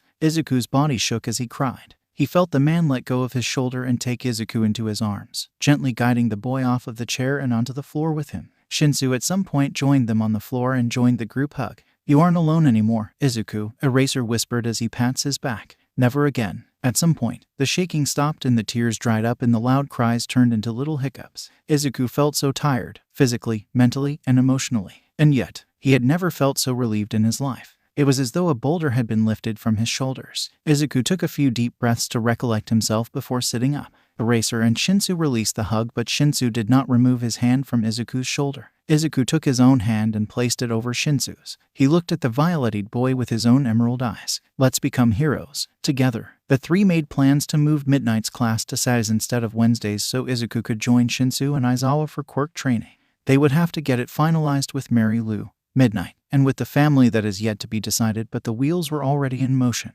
Shouta blinked when he felt a weight hit his left shoulder. He turned his eyes away from the movie to look down. They had started one after having Izuku clean up the blood and gave his hands first aid. Hitoshi also looked over from Shouta's left when he noticed Shouta's distraction. Shouta smiled softly. Izuku had fallen asleep and had fallen over onto him. He glanced over at Hitoshi, who glanced up at him. They did not comment, only turned to their movie. When it ended, Shouta gently laid Izuku down on the couch and pulled a blanket over the boy. Sure, he had filled out and he was not just skin and bones anymore, but Shout could see it as he lay there. The boy was so small, looking more like a 10-year-old than a 12-year-old, growth stunted by previous malnutrition. Some meat on the bones did not mean enough meat on the bones. Shouta took in the boy's exposed arms. Scars littered them. Too many. The scar on the greenette's left cheek stood out as well as the one on his neck. The bags under Izuku's eyes rivaled Shouta's own. Too much has this kid been through. And yet, as the boy lay there, he also could be taken as a normal child, with a normal past and a normal future. He looked so defenseless and small. Shouta sighed and walked into the kitchen where Hitoshi was washing their popcorn bowl. Hitoshi heard him come in. I hate it, he growled quietly. Shouta leaned against the counter next to his son. Hate what? He asked. Hitoshi didn't look up. I hate this situation. It's so stupid that he had to go through all of that. Shouta lifted a hand and ruffled his son's hair. Hitoshi has a bad outlook on the world, and this whole situation obviously did nothing to help that. I do too, Shouta replied. The world isn't perfect, Hitoshi. You know this. Yes, Hitoshi did know this all too well. That's why, he continued, we need to look out for those that it tosses aside. Why couldn't we adopt, Zuku? Shouta hung his head and stuffed his hands in his pocket. I don't think I can raise 2 children, especially since I am gone most of the time. Izuku needs a home where he can be raised normally from now on. Sure, we will be training him to be a hero, but outside of that, above anything else, he needs a sense of stability. One thing, Shouta said, looking up at the ceiling. Just one thing to have to himself, and that he does not need to let go of or change. I think that the Kirishimas can give him that. So that is who you've chosen. Hitoshi shut off the water and dried his hands. It isn't finalized yet, Shouta replied, and we still want to have Izuku and the family meet again and do a house check, but all in all, we think that is the house we will be sending him to. Shouta leaned over and peered into the living room where Izuku was sprawled out on the couch. I'd rather die than go through that again. Golden Whip screamed before falling off of the building. I hate that every 3-story building looks like a good way out to just end it all, or that I have a knife under my mattress that I have there less for a defense measure and more for it to be waiting for when everyone betrays me so I can end it before they do. Shouta groaned as he dragged his hands down his face. I really hope we are doing the right thing. Ajiro swallowed a sigh as he walked behind his friends on their way home after school. They were talking about heroes. He wanted to join in too, but, oh, I know that hero. Yamamoto looked over his shoulder. Oh, that's cool. He turned back to Ito and kept talking. He looked up at the blue sky. Today had been a day. It wasn't particularly a bad day. It was probably just the depression. He got a decent grade on his test, sat with his friends at lunch and let them eat his food, watched them play their video games, watched all of his friends play a game of tag that he was supposedly in but everyone forgot. Ajiro doodled in his sketchbook and thought that it was pretty cool. He looked down at the closed book in his hands. He wanted to show Ito and Yamamoto, but they were busy. He didn't want to be a bother. They were mostly just Crimson Riot anyways. His house was the closest. He stopped outside the gate and waved. Bye guys. They kept walking, not even noticing that Ajiro had stopped. He lowered his hand slowly. See you tomorrow. Ajiro hung his head and took a deep breath. He plastered a smile on his face, one that hopefully reached his eyes, and looked up. Power pose. He nodded. That's fine. He typed in the passcode, hearing the gate latch open. Ajiro pushed it open, letting it swing close and lock on its own as he walked down the brick pathway to his house. He opened his door. I'm home. Bang. Ajiro raised an eyebrow. Mom. He looked up. The entryway opens up to the living room. Mom and Dad were sitting on the brown couch at the right with papers in their hands. In a chair brought in from the kitchen was a man with long, scraggly black hair. In the recliner closest to him on the right was the woman he recognized as Mary Lou, and the one farthest was the boy they might be adopting. Izuku, with a purple-haired boy leaning against the recliner. Izuku was frozen over the small table to the left of the recliner, and a cup was on the floor next to it, the boy frozen as if he had been holding something over the table. Oh, welcome home. His father waved. Ajiro turned to him.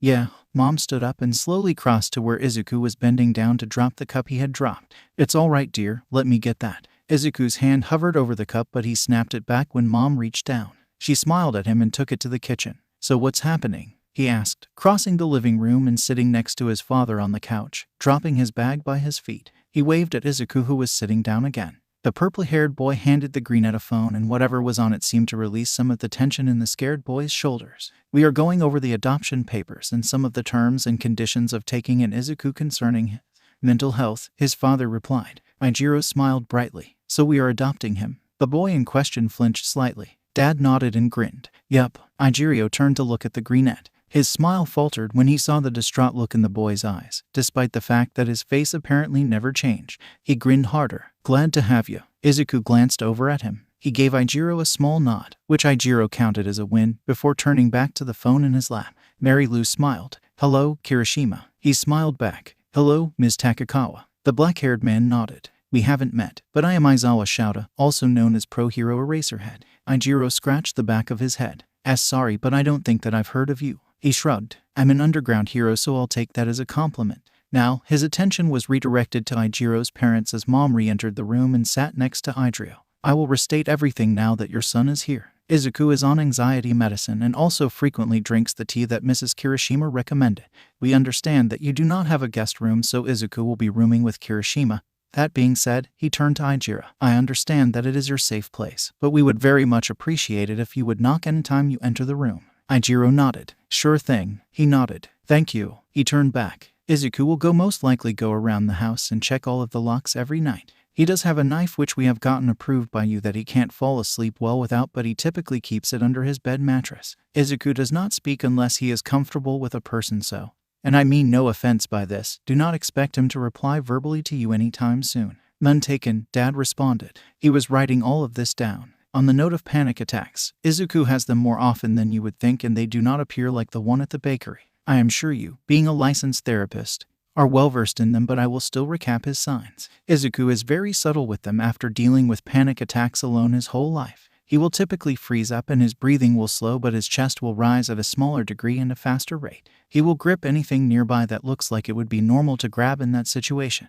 Dad nodded, writing that down too. Also, unless absolutely necessary, the man's tone dropped a couple of octaves. "Do not touch him." Ijiro gulped. "Scary. He is well versed in hand-to-hand combat and will act on reflex. And one last thing." He held up a piece of paper and pointed to the section describing Izuku's quirk. Ijiro remembered hearing about it and the abuse Izuku suffered for it. "If you ever do anything that triggers the string to form, please, for the love of all that is good in this world, please do not grab it or make any motion that might indicate that you are about to." Ijiro gave a sharp nod. "Yes, sir." Out of the corner of his eye, he could see Izuku looking over at him with cold, calculating eyes. The hairs on the back of Ijiro's neck lifted and a shiver went down his spine. He is well versed in hand-to-hand combat and will act on reflex. Moving on to a new topic, Mr. Aizawa continued, "In regards to school, we will let you decide what you have him do, public, private, or homeschooling. However, we have one rule. If he is to attend a public school, he must be put in a class with Kirishima. If the school refuses, then rest assured, we have a means of making that happen." Mom nodded, brushing her wavy, auburn hair back behind her ear. "Of course. Also, starting next week, Izuku will be training with me and Shinsu," he gestured to the purple-haired boy by Izuku, "on Wednesdays. While that does not affect you now as he does not live with you at the current moment, we plan to continue this even when he does come to stay with you. This is to help him keep a sense of stability, prepare him for a future career, and to hopefully get him more comfortable with his quirk and lessen the constant stress of having it. So, after his education of whatever way you chose, we will pick him up directly from the school." Mom nodded. This was so much to process. Ijiro felt like his brain was in a whirlwind. Lastly, the man took a deep breath. Only once has Izuku ever been taken to a hospital, so his medical records are not complete and there are some vaccines he may need. Ijiro remembered all of the scars he had seen. He had a feeling there were more that he couldn't see. If he never to a hospital and he has been on the streets up until, like, a few months ago, what did he do? He trailed off at the dark mood that fell over the room. "Oh," Ms. Takakawa smiled softly. "It's all right, boy. I guess that's another thing then," she chuckled sadly. "Izuku won't tell you if he gets hurt, so we will take care of him, Ms. Takakawa," Mom promised. Ijiro loved his mother. She's so sweet. He loves his family. He had asked his friends at school what they thought about adoption and they said that it was stupid. Why should their families have to give up stuff for some random kid? Ijiro didn't understand them though. It wasn't like the one being adopted asked to not have parents or asked for a sucky life. What's wrong with offering them a home and a family? They have a right to be happy too, right? Ijiro turned his attention back to the conversation. "When is Izuku going to move in with us?" he asked out of curiosity. No one spoke for a long time. Izuku and Shinsu had gone completely still. Ms. Takakawa took a deep breath. She gave a smile, but Ijiro could tell it was fake. It was as fake as the one he was planning on walking in with before a real one spread on his face when it was confirmed that they would be adopting Izuku. She said one single word, "soon," and yet Ijiro felt like that word held the weight of the world in it. There was a sharp intake of air from Izuku. His mother stood up. Sweetie, come with me for a second." Ijiro furrowed his eyebrows in confusion as he followed his mother to his parents' bedroom. She closed the door. "Did I say something wrong?" She sat on the bed and patted next to her. No, she replied as Ijiro climbed on the bed. Not for someone who didn't know. Ijiro narrowed his eyes. No what? Mom looked at him. Did you ever consider why Izuku had to find a new family when he was seemingly perfectly comfortable with Ms. Takakawa? He shook his head, but the question made sense. If Izuku was so afraid of humans but fine with her, then why is he leaving her? Ms. Takakawa, Mom paused. Ms. Takakawa isn't going to be with us much longer. Did you mean? Mom nodded solemnly. Ms. Takakawa is dying. Ijiro felt the color drain from his face. Mom turned to him and placed a hand over his. Sweetie, Izuku. Well, he doesn't like adults very much. He may be a bit older than you, but we need you to be the big brother in this situation. Do you think that you can help us take care of him? Without a moment's hesitation, because really, what need was there for hesitation? Ijiro nodded sharply and gave a resounding yes. Mom ruffled his hair. Thanks, kiddo. I'm so proud of you for being so brave. He grinned up at her with his sharp teeth and received a shark-toothed smile in return. He had gotten his pointed teeth from his mother. The two went back into the living room. Mr. Aizawa nodded to them. Dad spoke up first. We were just discussing moving Izuku in next month during spring break and possibly having him over a couple more times before the whole transition. Sounds good to me, Mom chirped. The four visitors left soon after. Ijiro watched them walk away down the brick path. He threw open the door, stopped on the front porch, and called out, Izuku. The greenette jumped and spun around, everyone else doing the same at a slower pace. Ijiro Kirishima is not that bold of a person. He is the tag-along friend, the pity party's reason to feel pity, and as shy as a flower when the sun is down.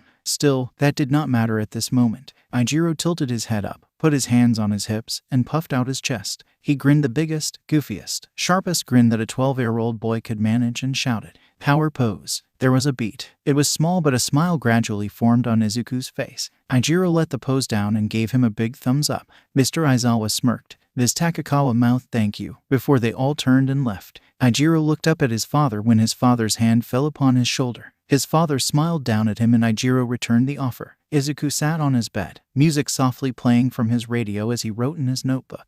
Izuku was still planning his escape. While he did want to be, and he didn't exactly plan on escaping. If there should be the need at the Kirishimas, then have no doubt that he would be ready. It would take at least a week of actually living with them to know the routine and finish the plan completely, but there was no harm in getting a head start. Cough, cough, cough. Izuku could hear the muffled coughs of Mary Lou through the door. When is Izuku going to move in with us? Soon. Moving Izuku in next month. Izuku felt tears well up in his eyes. He did not let them fall. Now would be a great time to start building up that wall again. Sure, he did not have one. Or at least not a tall one, with Shinsu and Eraser, but he would with the Kirishimas. They were nice to take him in, but Izuku would not trust them. Starting with tears. Tears are a weakness. A weakness. Soon, the paper underneath dampened with every drop that fell from Izuku's eyes. A weakness. Shouta swallowed a sigh. He glanced up in the rearview mirror of his car as he drove to UA. Hitoshi, bless his heart, was doing his best to try and calm Izuku's nerves as they were about to start their first training lesson together. Izuku looked like a ghost, and Shouta knew that he was probably midway between a panic attack and convincing himself not to have said panic attack. Shouta could be a good adult and stop the car to calm and reassure the kid, but he knew that this was just going to have to be something that Izuku was going to have to get through himself if he truly wanted to do this. He pulled up to the employee parking and scanned his ID before driving in. As they walked to the PE grounds that Shouta had reserved for today, he was almost certain that Izuku was, in fact, not breathing, but the telltale signs of a rising chest convinced him otherwise. Shouta stopped and turned to them on the empty dirt field. They were all in UAS gym uniform, courtesy of the school. All right, Izuku jumped. We are going to start as usual how I and Hitoshi do it on a regular basis. Just dome hand-to-hand combat? Okay. Just to loosen him up a bit. Izuku, you and Hitoshi spar for a bit. I want to see where you are at. If by any means Shouta had thought that Golden Whip was in the past, he was dead wrong.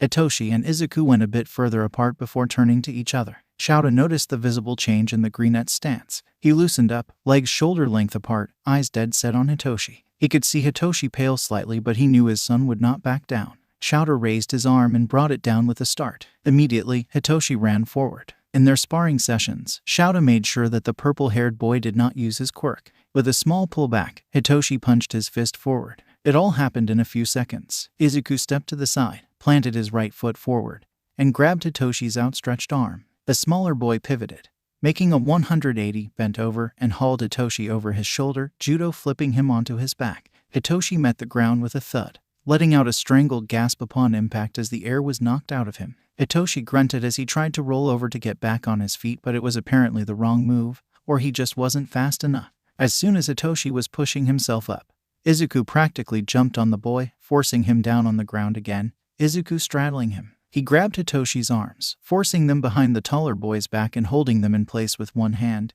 using his left to force Hitoshi's head on the ground. Shouta raised his hand. That's enough. Nothing happened. Shouta furrowed his eyebrows. Suck. Shouta ran forward as Izuku lifted his son's head. Izuku, don't. The boy froze. Shouta froze. Hitoshi had his eyes squeezed tightly shut. Shouta took a deep breath. Not a villain, kid. Izuku glanced at him out of the corner of his eye. Shouta nodded, hands in front of himself. Not a criminal, just Hitoshi. He let out a breath that he did not know he was holding when Izuku gently lowered Hitoshi's head to the ground and stood up. Hitoshi was positively shaken up. Izuku looked down. Sorry, I forgot. Shouta walked up behind his son and gave Hitoshi a reassuring squeeze on the shoulder. It's fine, just try to remember next time that this is training. We aren't putting our opponents out of commission. Izuku nodded. He looked at Hitoshi. Sorry, Shinsu. Hitoshi gave the best smile that he could. It's fine. There were a couple more occurrences of that happening, but soon Izuku's mind seemed to clear up enough to not try and put Shouta's son unconscious. After around an hour of sparring, Hitoshi looked worse for wear. Izuku seemed fine aside from a small bruise forming on his cheek.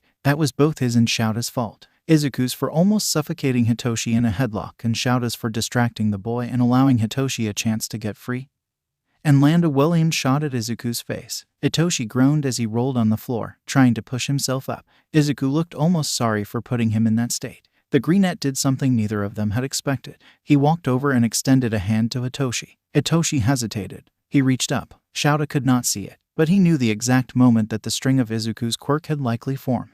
Hitoshi, who had never seen it before, moved his eyes up in a straight line, seemingly looking at nothing. Izuku's eyes widened and he went perfectly still. It was a miracle in itself that he did not immediately retract his arm. Shouta considered erasing Izuku's quirk, but he felt that he should see what Hitoshi does. Hitoshi gently took Izuku's hand, the greenette flinching slightly. They made eye contact. Izuku took a deep breath and pulled Hitoshi up. Shouta took a second to himself to slow his heartbeat because that could have ended so much worse. Thanks, Hitoshi said, dusting off his uniform. Izuku nodded, eyeing Hitoshi carefully. Shouta looked up at the sky. Now comes the hard part. Training with Izuku's quirk. Shouta walked up to them. All right, great job you two. He turned to Izuku. We are going to start with your quirk, all right. If he had expected a response, the way the boy's chest stopped rising for a good 10 seconds was as good as any response he would get. Finally, Izuku nodded slowly. Shouta nodded. He stood up straight and addressed both children. Nothing too much today. Today is just getting a feel of how it works. Both of you will be sitting, facing each other. He sat down and gestured for the boys to do the same, to which they did. They sat cross-legged facing each other. Shouta really didn't know how the quirk worked, so he was going off book today. He gulped. Hitoshi, in the same way you did when taking Izuku's hand just now, reach your arm forward. The purple-haired boy did. Izuku froze. Okay, do you see the string? Hitoshi nodded, not taking his eyes off Izuku after a split second of looking down at it. Shouta turned to Izuku. He is going to take hold of it now, all right. Izuku nodded, an action that seemed more like a robotic one than a human one. Shouta nodded at Hitoshi. His son glanced at Shouta for a split second. Shouta watched as Hitoshi's hand wrapped around what seemed like thin air, but the way that Izuku's hands grabbed at the dirt on the ground told him that it was most certainly not nothing. Where is the string coming from? He asked. The chest, Hitoshi responded. He remembered back to when it came from different points when Shouta was trying to save the former vigilante from his attempt of suicide. He also remembered the notebook that Izuku had kept made a few days ago on his own quirk for this occasion. All right, let go. Hitoshi's hand opened. Now, I want you to reach out as if you were going to grab his wrist. Hitoshi did. Shouta was beginning to get nervous at the zero movements of the green-haired boy across from Hitoshi. Did a string form? Yes. From where? Our right wrist. Shouta nodded. Take it. He watched Hitoshi do so. Okay, Hitoshi, he said as leveled as possible. I want you to gently, and I mean gently, pull. His son looked contemplative. Are you sure? Shouta glanced at Izuku, who had yet to move. He took a deep breath. Yes. Hitoshi looked up at Izuku and back at his father before his arm moved back ever so slightly. Shouta's eyes were drawn to Izuku's right arm when he saw it lift a bit. He swallowed. Hitoshi froze, not wanting to pull anymore. Just as simple as that. The smallest of pulls and Izuku's body moved unwillingly. Shouta recalled all of the reports of blunt force trauma and all of the dents and holes in the walls and door frames within the Midoriya apartment. Hitoshi let go and Izuku's arm fell as if a string was cut, landing with a soft thump. Hitoshi paled. Shouta felt sick. This quirk, it's just not right. necessary for training now, maybe, but at the core of it, a quirk that forces you to basically submit to the will of others, to be used like that. It's just not right. So what's the name of Golden Whip's quirk then? Detective Tsukachi looked up at him. His jaw visibly tightened as he spoke that word. Puppet. Puppet. Honestly, what a cruel joke. Hitoshi turned to him, face pale. He lifted a shaking finger and pointed at Izuku. Dad, I don't think that he's breathing. Shouta whipped his head around so hard he almost got whiplash. No, there was no rise or fall of Izuku's chest. The boy sat there, perfectly still, arms dangling to the side, head tilted to the left ever so slightly, eyes wide and staring off into nothing. Shouta lurched forward. Hey, kid. He leveled his voice for Hitoshi's sake. Izuku made no action to indicate that he had even heard Shouta. Shouta reached forward, ignoring the string that formed from the boy's shoulder, and instead grabbed the actual shoulder. Upon touching him, Izuku's form seemed to crumple. He fell over on his side, going as limp as a noodle. As limp as... Shouta looked at Golden Whip, gently lifting the kid's face to look him in the eyes. Golden Whip didn't even flinch. His eyes were scarily empty. It almost reminded Shouta of a doll with its strings cut. Shouta almost threw up at the sheer disgust he felt in this situation. Dad. He looked back at Hitoshi. Hitoshi, oh boy. He looked so scared,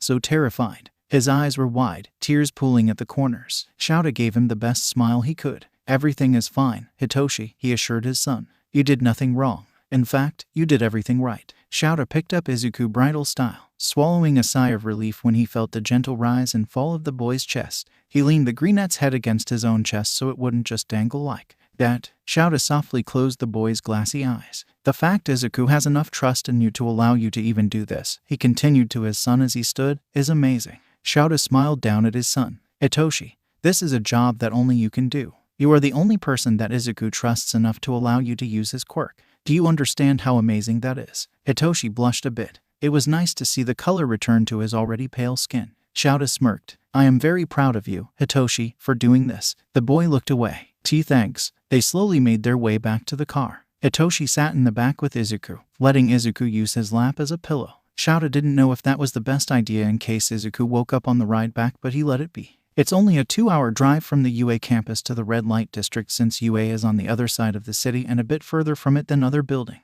Still, Shouta pulled out his phone and sent Mary Lou a message before leaving. Ding ding. Mary Lou looked up from hanging her head over the sink in the bathroom. She washed her hands free of blood before taking up her phone that was to the right of the sink. It was a text notification from Mr. Aizawa. He had taken Izuku with them to train. To be honest, Mary Lou was a bit skeptical of the training plan, but she was proud that Izuku was willing to at least try it out. Mr. Aizawa, can you prepare the usual? I'll pay. Mary Lou, no need to pay. How long until you get here? Mr. Aizawa, a couple hours. Thank you. Mary Lou, no problem. Her texts felt more alive than she did. She had 2 hours. She would use the first one working in the bakery, the next 45 minutes taking a nap, and then make the usual before they arrived. Mary Lou stared at herself in the mirror. She let out a weary sigh. I'm so tired. Aijiro stared at the poster he pulled off of the wall. It was of Crimson Riot, of course. Aijiro had decided on taking the left side of the room. He had taken an extra day off of spring break to move his stuff so that they could make room for Izuku's belongings. He nodded and moved to his side, rehanging the poster on the left wall. It would be a bit cramped, sure, but they would figure it out.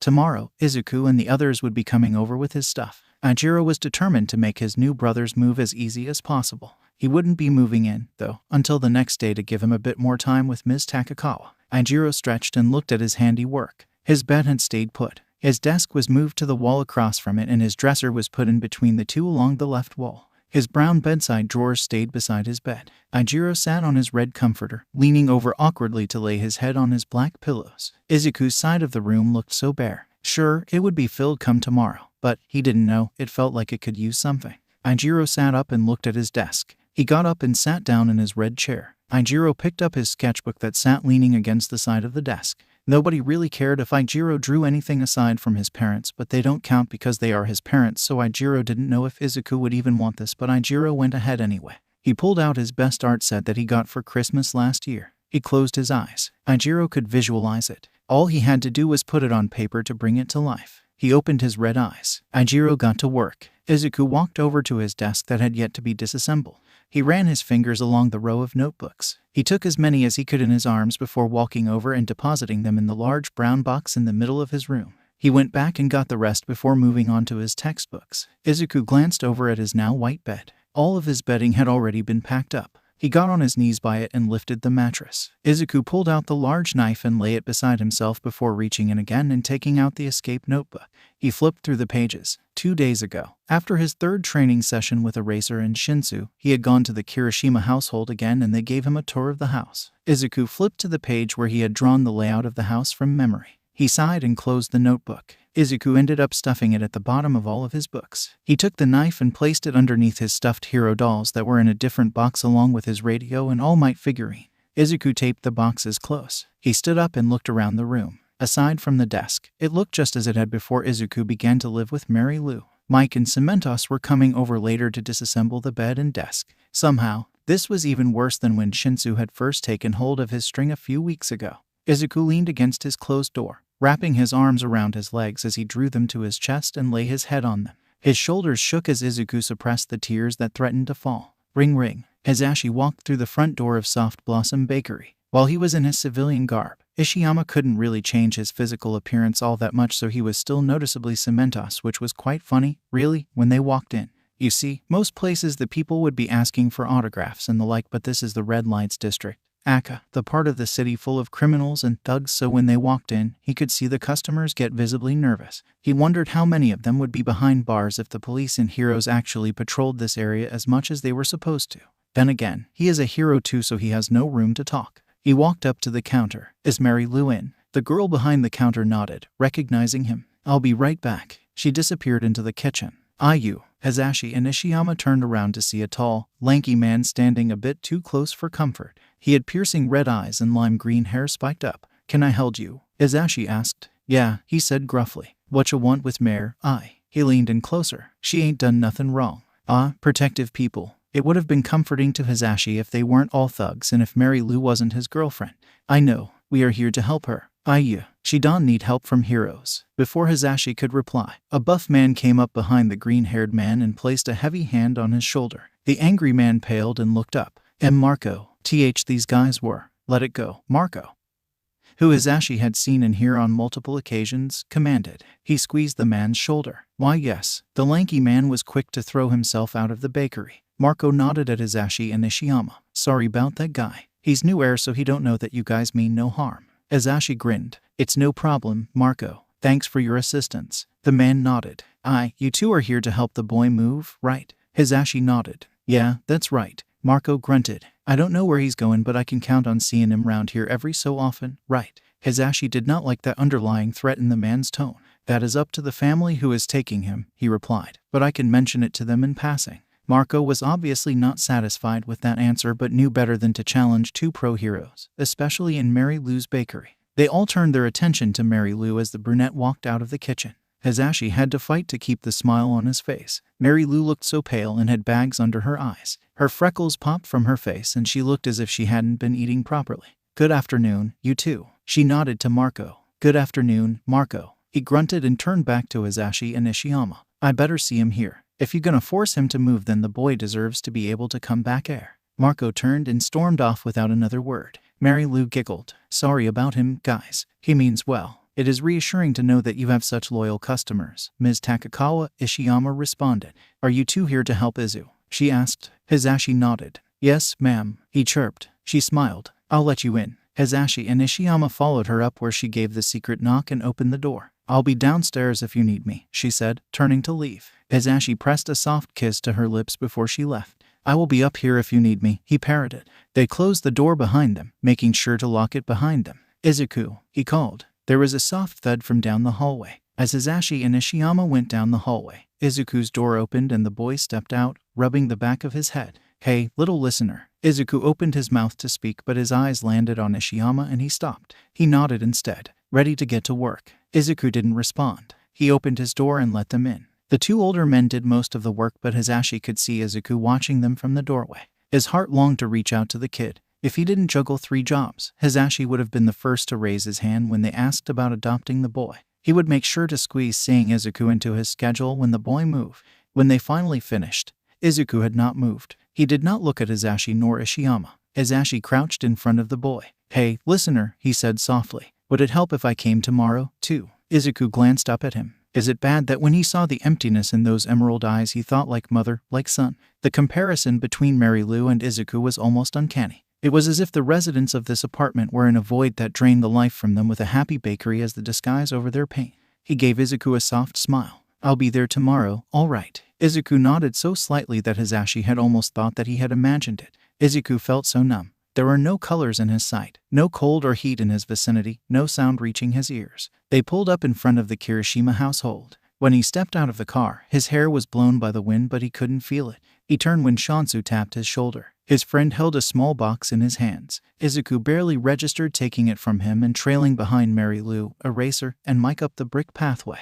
Mr. Kirishima met them at the door. They were speaking, talking, interacting. Izuku watched it as if he was outside of his body. Kirishima peeked out from behind his father and waved. Izuku blinked. The smile on the boy's face faltered. Shinsu leaned in closer. Hey, we are supposed to follow him. Izuku blinked again, noticing that Kirishima had disappeared. He nodded, ignoring the look of worry on Shinsu's face, and stepping forward. When they got to Kirishima's room, the boy was waiting for them. Kirishima gestured to the half-bare room and to the empty side. You what you're sent over there. Izuku hardly registered the words, body moving on autopilot. He set his box down and stood up, facing the right wall. He stopped. There was a drawing on the wall. It was pretty good. A detailed drawing of the hero Izuku recognized as Crimson Riot punching forward, the words, power, pressing around the fist in green, blue, and yellow. The hero was colored in the background was red white, a white light spreading from the hero. I know this isn't easy for you. Izuku tore his eyes from the drawing to Kirishima, who had at some point walked up to stand beside him, but we are in this together now. Kirishima turned to him and smiled blindingly. Kirishima did the pose. We can get through this, Izuku. Maybe Kirishima didn't know the full extent of everything.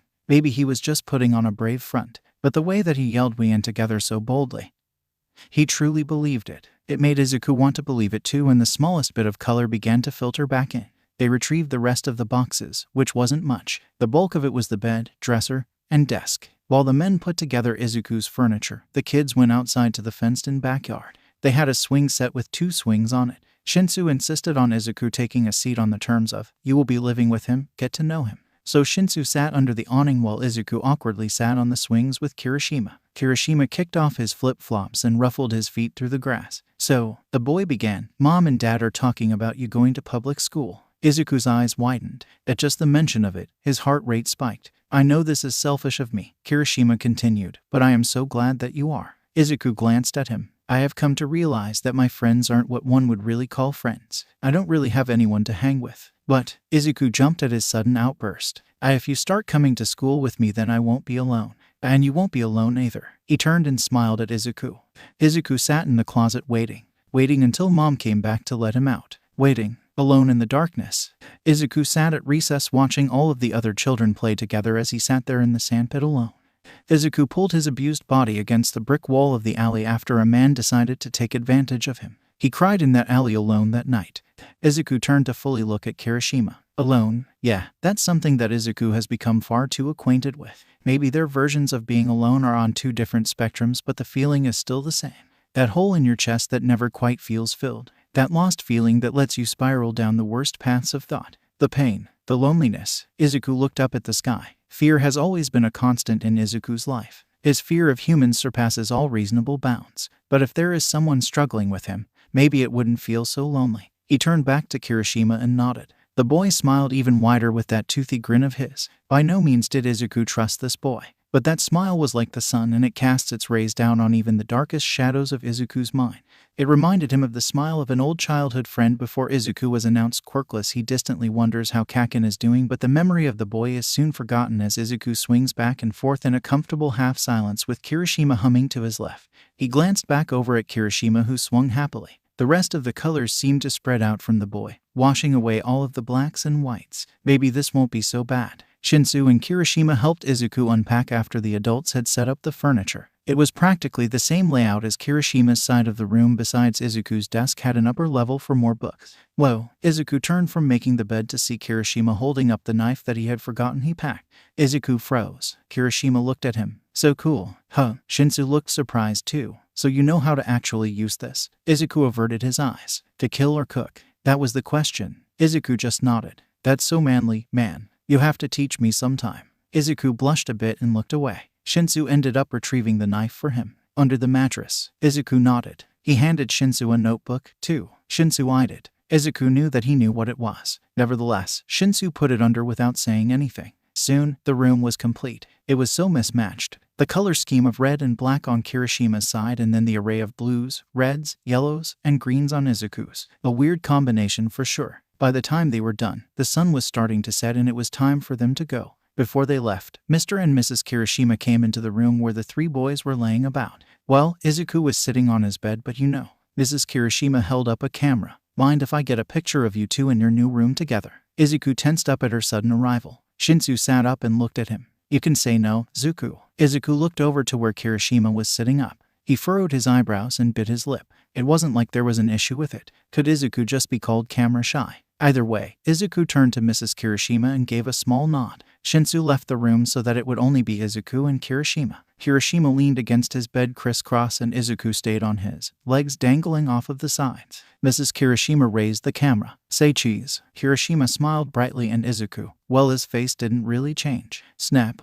They all left soon after. In the car, the ease left his shoulders and sadness retook his demeanor. Sure, Mary Lou would stop in every once in a while before she. But tomorrow was still going to be the last full day that Izuku would be staying with her. The Kirishimas promised that if they found the time they would bring them all to Soft Blossom Bakery every now and then, but it still wouldn't be the same. Eraser dropped Izuku, Mary Lou, and Mike, who was staying with them for the night, off in front of the store. Shinsu poked his head out of the window. Call or text me if you need me. Izuku nodded. Oh, okay. It was strange. Izuku would sleep on the couch tonight and he hadn't done that in so long. Well, aside from the times he passed out from a panic attack in the first 2 training sessions where he also passed out. The last time he didn't. But really, it hadn't been until his house arrest. And even before then when he would pop in his golden whip, did Izuku sleep on the couch. It was as though it was ending where it started. Mary Lou leaned over and pressed a gentle kiss to Izuku's forehead. He flinched but did not draw back. Mary Lou is not a threat. Let's have an amazing day tomorrow. Izuku nodded. Present Mike took the guest room which had formerly been Izuku's and Mary Lou went to her own. Izuku tried to sleep. He didn't. Ring ring ring. Ring ring ring. Ring rai hello. Mitsuki Bakugo answered her phone. Hello, this is Ms. Takakawa. Mitsuki recognized the name. Oh, hello. Are you calling about Izuku? Yes, as promised. I told you that I would call you when we found a home for him. Mitsuki's smile fell. It's not us, is it? I'm afraid not. Mitsuki sighed. It was understandable, but she still couldn't help but feel hurt. Before Izuku had run away, Mitsuki thought of him as a son. Even after he did, she worried about him night and day. Can I ask who is getting him? That is confidential. For his safety. Mitsuki hummed. All right. He is safe, right? Yes. We found Izuku the best home that we could for him. Mitsuki nodded. Thank you. Have a nice day, Ms. Takakawa. You as well, Mrs. Bakugo. The call ended. Mitsuki hung her head. Suddenly she wasn't all that eager to finish making curry for tonight's dinner. She would have to tell Katsuki and Masaru. They had a talk with Katsuki after their meeting with Ms. Takakawa and had him enrolled in anger management classes, but he would still take this pretty hard. Mitsuki looked up at the ceiling. Inko, why the hell did you let this happen? Bam. Katsuki punched his punching bag with all of the pent-up anger he felt. Bam bam bam. He growled. We won't be getting Izuku. He has been placed with another family. Bam. No, we don't know who they are. They won't tell us. Bam. This is for the best. Boom. Katsuki stopped, panting harshly. He took a deep breath. Dang it. His scream tore through the house, but he didn't care who heard him. Why the hell was I so stupid? The next time you see Izuku, you can tell him I'm sorry yourself. Tears fell as Katsuki dropped to his knees. Dang it. Now I'll never get the chance. Izuku woke to the sound of harsh coughing somewhere in the apartment. He shot up. He could hear the sizzle of grease in the background. Izuku ran into the kitchen, but it was only present Mike. The man turned around to face Izuku. Hey, listener, he whispered. Mary Lou will be up in a bit, don't worry. Izuku glanced to the left to where the hallway would be if it weren't for the wall. Mike gave a grin. How about you go make the napkins? It might cheer her up. Izuku looked at him and nodded. Izuku tried to ignore the sinking feeling in his stomach as he folded the napkins into good but still not all that good origami bunny. A few minutes later, the coughing stopped just as Izuku was oh so carefully placing the last bunny on the plate of Mary Lou. Mary Lou exited the hallway and entered the dining area. Good morning, Mary, present Mike said as he crossed the room with the skillet, placing a kiss on her cheek before moving on to the table. Izuku thought that it was pretty cool of the hero not to abandon Mary Lou when he found out she was ill. Good morning, Yamada. Her voice sounded strained from all of the coughing. Good morning, Izu. Morning. Present Mike dished out cheesy eggs and bacon onto each plate. Pop! Izuku jumped and swung his head to the kitchen where the toaster sat, freshly toasted bread peeking out of the top. Present Mike was surprisingly a good cook. The three ate around the table in comfortable silence before Mary Lou suddenly stood as they were finishing. All right. Izuku jumped slightly. Are we ready? Izuku tilted his head. She smiled at him. We have a fun day planned today. She turned to present Mike. Yamada, would you please get the bags? The man nodded and stood, taking up the empty plates and depositing them in the sink before disappearing somewhere in the apartment.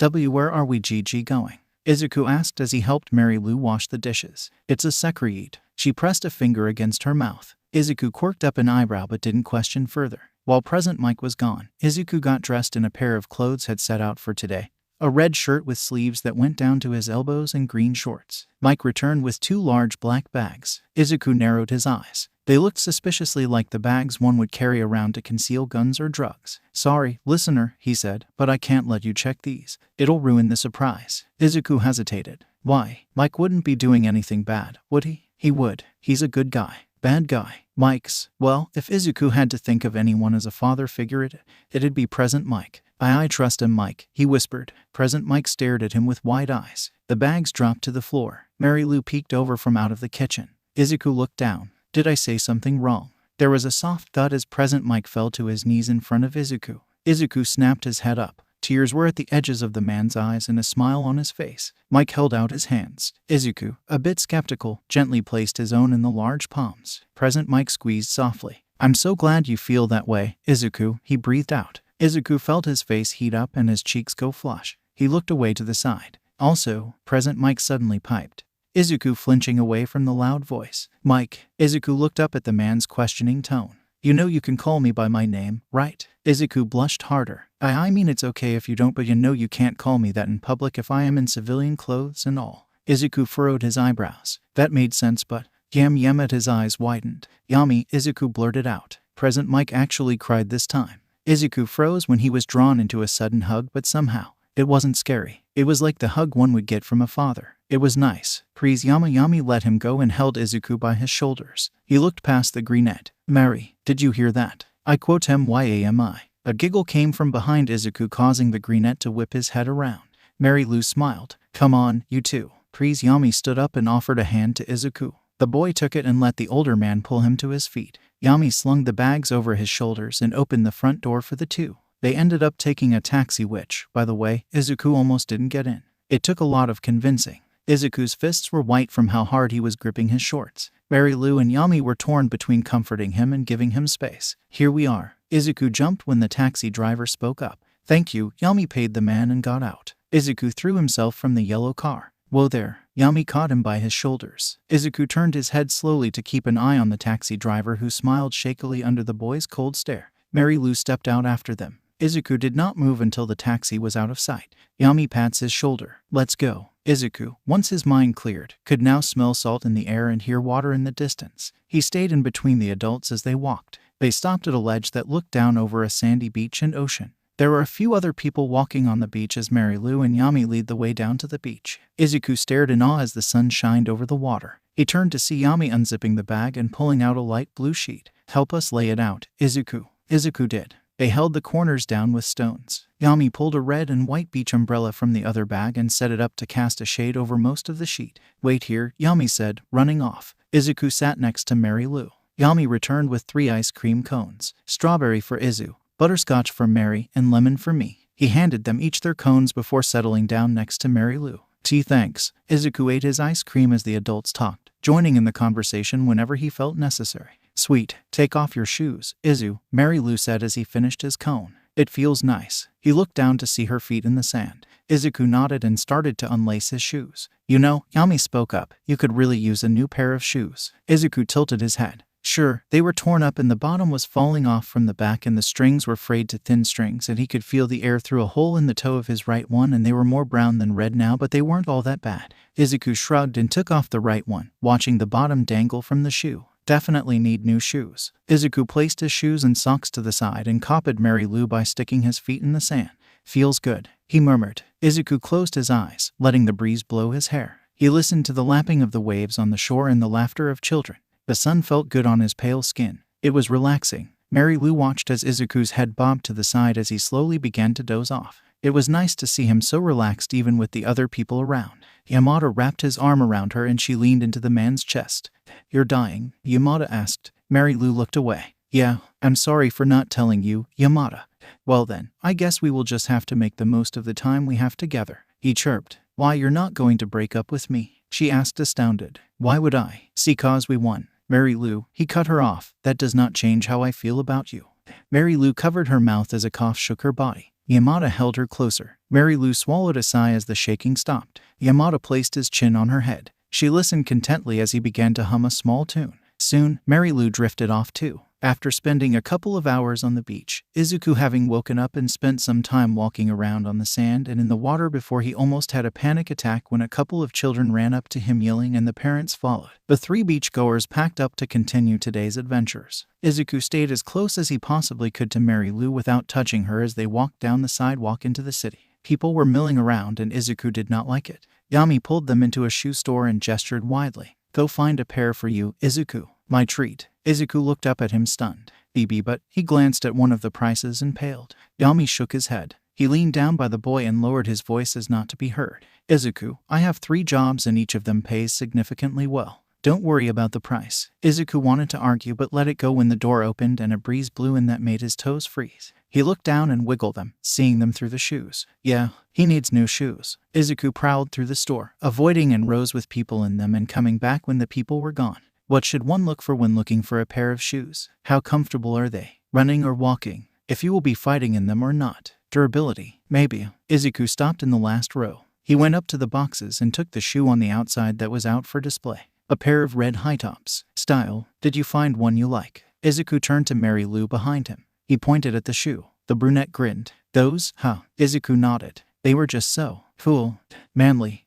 Izuku furrowed his eyebrows. "Kirishima." Yami paid for the shoes after finding his size, and the 3 sat in the store to put them on. Izuku flinched in pain when he tried though. Yami stepped forward. "I'm going to touch you, all right." Izuku tilted his head. Yami gently picked up Izuku's foot, took off the sock, and examined the foot. Izuku winced when Yami gave it a small squeeze. "Izuku." The greenette gulped when he met the man's eyes. "How long has it been since you've had a new pair of shoes?" "Huh, why?" "F 4 years." Yami sighed. "So for 4 years, or 3 depending on when you grew out of your old shoes, you have been cramming your feet into your old shoes." Izuku nodded. He distantly remembers around a year into living on the streets that his feet began to hurt because of the small shoes, but he got used to it so he didn't really think about it all that often. "All right," the man said, standing. "You can't put on these shoes right now." Izuku frowned. Why not?" "Because you've damaged your feet by forcing them into that tight of a space for so long." Yami held up Izuku's old shoe against his foot. Izuku's feet were at least an inch longer than his shoes. "That makes sense. We will bandage them when we get back, but for the rest of today, let's keep shoes off, okay?" Izuku frowned. He really wanted to try on the new shoes, but he knew it wouldn't do him any good. So for the rest of the day, Izuku walked around on bare feet, until his feet began to throb being unpadded and wounded. He powered through it until Yami stopped. "Izuku, do you want me to carry you?" Izuku looked up at the man. "I am fine." Mary Lou bent down. "If it hurts then you need to tell us, boy." The greenette turned away. "We won't force you, but you'll only continue to hurt them more if you keep walking like this." Izuku glanced at her, then at Yami. "I am T12. I see can W walk." Yami tilted his head. "And I'm a hero. I can carry a 12-year-old. Izuku deadpanned at the hero. He looked down at his feet. They really hurt. Izuku looked up again. "Okay." When Yami picked him up, Izuku was so tense that the man almost couldn't get him into a comfortable position. "There we go." The yellow-haired man piped as he held Izuku with one arm under the boy's rear. Izuku gripped at the man's shirt, hands going white with how tight they were. He shook so badly that Yami struggled to keep him in a firm setting. "Izuku," the man whispered, "I won't hurt you." Izuku's green eyes twitched as he turned them to the man. Yami looked Izuku dead set in the eyes. "I promise. You said that you trusted me, right? Let me prove to you that I've earned that trust." Izuku scanned the man's face for any sign of a lie. He couldn't find any. There was no threat. His grip loosened a bit and the shaking slowed, but not completely stopped. "I'm fine. He's safe. He is safe. He is not a threat. He is fine. I am fine." Yami offered a small smile and the 3 continued on their merry way. They ate lunch, went to the park, stopped by the studio, and ate dinner as well before calling a taxi to head back to Soft Blossom Bakery. Yami set Izuku down on the couch when they finally got back. It had been a good day. Izuku almost didn't want it to end. So, when Mary Lou announced that it was time for bed, Izuku reached out and grabbed the end of her shirt. Mary Lou turned to him. "Izuku." He didn't meet her eyes. "Don't go." Not yet. Please, stay. Don't leave me. Mary Lou kneeled by the boy. Do you want to sleep in my bed with me tonight, Izuku hesitated before giving a small nod. Anything to stay with her just a second longer. Mary Lou smiled. She picked him up and brought the greenette to her room where she tucked him in. Knock knock. Yami appeared in the doorway. Mind if I crash the party? Mary Lou looked at Izuku. Is that all right with you? Izuku nodded again. The three of them squeezed onto the bed with Izuku in the middle. How about I tell you a story? Mary Lou suggested. Izuku looked up at her expectantly. The brunette smiled and began. Once upon a time. As the story continued late into the night, Izuku eventually drifted off into a sound sleep. The end. Mary Lou looked down at the sleeping form of Izuku, then slightly up at the snoring form of Yamada. She smiled softly and turned off the bedside lamp. Mary Lou pulled the covers over all three of them and snuggled in. No pain ailed her that night as she fell asleep. If one were to see them curled in that bed together, Hisashi and Mary Lou's arms wrapping around the small child between them, one could not be able to tell that they weren't a family. Mother, father, and son. Mary Lou was Ali trying to hold it together as Yamada drove her and Izuku out of the red lights into the Kirishima's house. She opted to sit in the back with Izuku, who refused to let go of her arm. It was strange how at first Izuku would have a panic attack when anyone even tried to touch him, but now he was clinging to her like the sap on a tree. The brunette truly hoped he wouldn't revert back to that after this whole ordeal. Mary Lou looked down at Izuku, who was on the phone that Yamada had bought him. Yamada promised, probably more to himself than any other, to make good on the trust that Izuku had granted him. He bought Izuku the phone and paid for the plan so that the boy could stay in touch with him, Shinsu, and Mr. Aizawa, and her for as long as she was here. Izuku was texting Shinsu about possibly putting Marshmallow on a diet, and about how bad that would turn out. He tilted his head up from where he was leaning on her arm. Can I see your phone for a second? He furrowed his eyebrows a bit but nonetheless handed her the phone. Mary Lou took it and opened the camera app. She held the phone out in front of them. Smile. Mary Lou did. Izuku tried. It was more of a smirk because he didn't seem to have the facial muscles for smiling anymore. There were a few times he fully smiled, but it broke her heart every time she thought of why he didn't anymore. Maybe someday when she was in heaven, she would look down and see a true, real smile on his face. Mary Lou snapped the picture, though was leaning her head on his, a few of the green curls covering a bit of her face. Her yellow eyes winking on the right and Izuku's emerald ones staring straight forward. She smiled brightly and Izuku had his half smile, half deadpan. He leaned his head against her arm a bit. It's a nice picture. Mary Lou messed around with the device a bit and set it as Izuku's background before handing it back to the boy.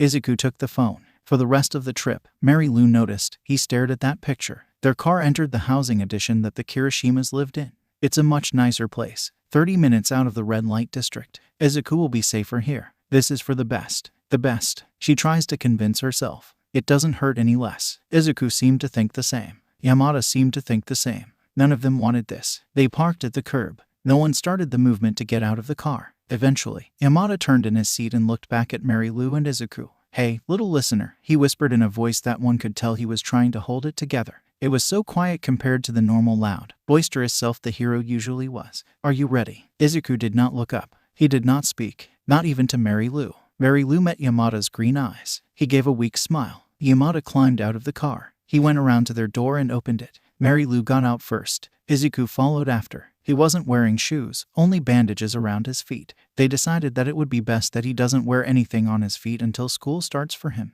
Yamada turned and pressed the button at the side of the gate. Ding ding ding ding. The gate bell rang. Soon, the door of the house further down the brick path opened. Mr. and Mrs. Kirishima came down to greet them. Their faces, while smiling, held a sense of solemnness to it. They understood the seriousness of this and the pain that each of the three on the other side felt. Good morning, Ms. Takakawa, Mr. Yamada, Izuku. Mr. Kirishima gave a small bow. They bowed too. Good morning, Mr. and Mrs. Kirishima. Yamada spoke, letting Mary Lou, gratefully, stay silent. She didn't trust her voice not to crack. Mrs. Kirishima opened the gate. Please, come in. It was more of a question. She didn't want to push the tenseness. Thank you. The 5 people entered the house and gathered in the living room where Kirishima was already waiting. Hey, man. The boy waved at Izuku. Izuku did not look up, did not say anything. He didn't do anything that made it seem like he had even heard the other boy. The 3 of them sat on the couch with Izuku in between. Mrs. Kirishima spoke first. We just want to thank you for trusting us enough. Mary Lou felt Izuku flinch next to her to take care of Izuku.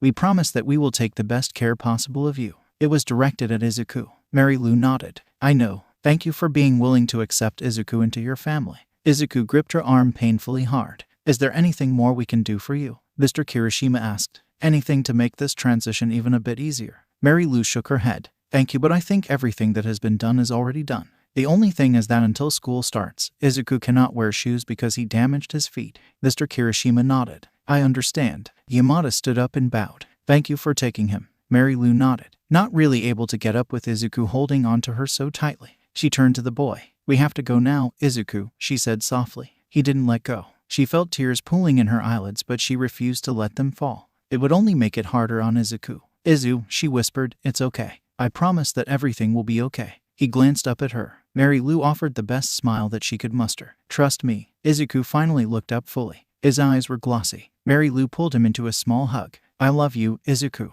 I love you, T2. Izuku let her go and Mary Lou stood up next to Yamada. They both bowed. We will be going now. Yamada turned to Izuku. Call or text me if you ever need me. Anytime, day or night. Izuku nodded. Mary Lou left with Yamada. Wait. They turned. Kirishima was standing at the doorway of the house. The boy took a deep breath. I promised to take care of him as so. Don't worry too much, K. Her chest squeezed and it was not a pain caused by her quirk. Mary Lou felt a tear fall from her eye. She couldn't speak so she waved in its stead. Once inside the car though, Mary Lou broke down. Izuku watched the two leave. Don't go. Don't go. Don't leave me. Please. Izuku. He jumped. Mrs. Kirishima was crouching in front of him. Breathe, Izuku. Breathe. Have you eaten breakfast yet? Breathe. Izuku nodded. No, he hadn't. He couldn't stomach the breakfast that Yamada made this morning and he definitely couldn't stomach anything now. So he lied. She smiled. Fake. Threat. Breathe. He hadn't noticed her standing and going to the kitchen, but he did notice that the couch dipped to the left.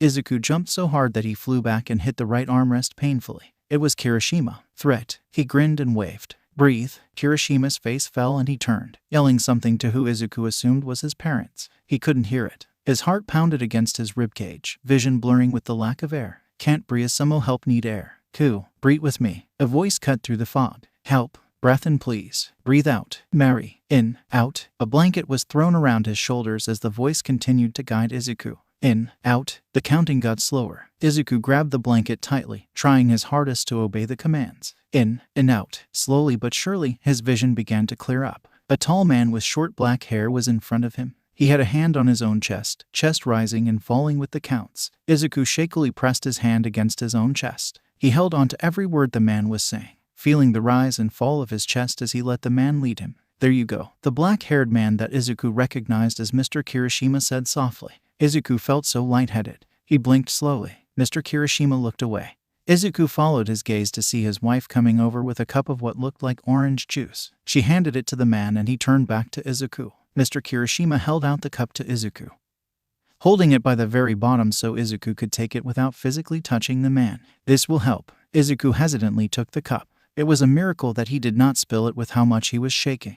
Izuku took small sips. Mr. Kirishima did not leave until Izuku finished the cup, the man's presence a steady rock of reality. Izuku looked a bit past the man to see red eyes peeking from behind him. Kirishima noticed that Izuku noticed him and gave a weary wave. At some point, Mrs. Kirishima re-entered the room. How about a game? Everyone looked at the auburn-haired woman. She held a box. Triopoly, she announced. It's like Monopoly, but you can form teams and team up against other players. So, they set it up on the ground. Izuku slid slowly down from the couch, keeping his back pressed against the sofa. Kirishima turned to him. What do you want to be, Izuku? The boy gestured to the tiny metal figures that would be their game pieces. He scanned over them. Car, dog, helicopter, cat, money bag. Boa. Izuku bent over his knees that were being held to his chest by his arm and picked up one. All right, Mr. Kirishima nodded. Izuku's the cat. I call the boat, Kirishima announced, taking up his chosen character. As always, Mrs. Kirishima said as she picked hers, I am the money bag. Mr. Kirishima took his. And I'm the dog. I'll buy that. Darn it. You gotta trade me. Come on, Izuku. Please. The silent treatment. Huh. Izuku's ruthless. That was my last hotel. We can still win this. Wait. Think carefully about this. Do Ria really want to do this? No. Sorry, Dad. Izuku's just too good. Izuku watched as Mrs. Kirishima and Kirishima put away the game. Mr. Kirishima sighed, running a hand through his hair. Are you sure that was your first time playing? Izuku nodded. He had never even heard of the game, nor the Monopoly game that it was based on. But he knew a lot about transactions and deals. He's observed enough drug deals to know how this goes. So the Kirishimas haven't dealt with black market dealings and Izuku had a bit of an advantage. Potato. Mrs. Kirishima looked at her phone. Izuku jumped at the sudden gasp. It's already 3. Gosh, I forget how long those games last. Anyone up for lunch? It's grilled cheese. Mary Lou placed the plate in front of him. You know, it's better if you dip the grilled cheese in the soup, she said with a wink.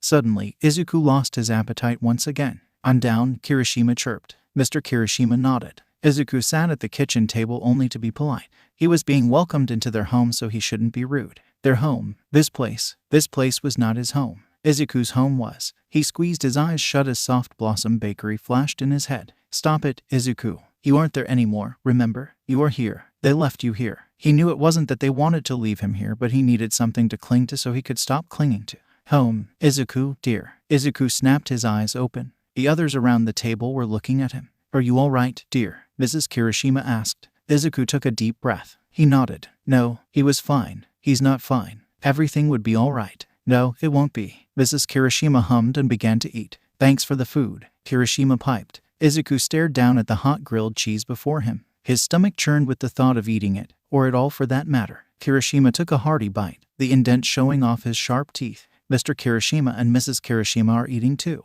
He stood out. So, what do you boys want to do tomorrow? Mr. Kirishima asked. You still have a whole week of spring break left. And the conversation continued. They tried to include Izuku, which was sweet, really, but they couldn't read him like Mary Lou or Yami or Eraser and Shinsu. When everyone had finished and Mrs. Kirishima was taking up their plates, she did not comment on the fact that Izuku had only managed a couple of bites. She cut off the bit parts and wrapped it in plastic wrap. Just in case you get hungry later on, she winked at him. He doubted it, but it was nice of her. It wasn't long until night fell. Izuku did, in fact, check every single lock in the house, the Kirishimas letting him, thankfully. Izuku sat on his bed. Mrs. Kirishima stood in the doorway as Izuku's lamp illuminated the room. If you two need me, I'll be in my room, all right. Izuku nodded. Love you too, she said, giving a smile. Fake. Kirishima smiled brightly. Love you, Mom. She left, blowing a kiss into the room and closing the door. Kirishima turned to him. Hey, he whispered, you tired? Izuku looked at the boy and shook his head. Even if he was, Izuku would not be sleeping tonight. Kirishima grinned that toothy grin of his. Me neither, he whispered, yelled. I know it's hard and all, but I am so glad you are here, Izuku. Hey, wanna play a game? Izuku tilted his head. Kirishima grinned. He leaned over to his nightstand and pulled open the top drawer. Kirishima pulled out a game console. Can you catch? Izuku nodded. Kirishima tossed over one of the controllers. Izuku caught it. Kirishima set up a small screen on his bed, which made Izuku thank the world for his good eyesight.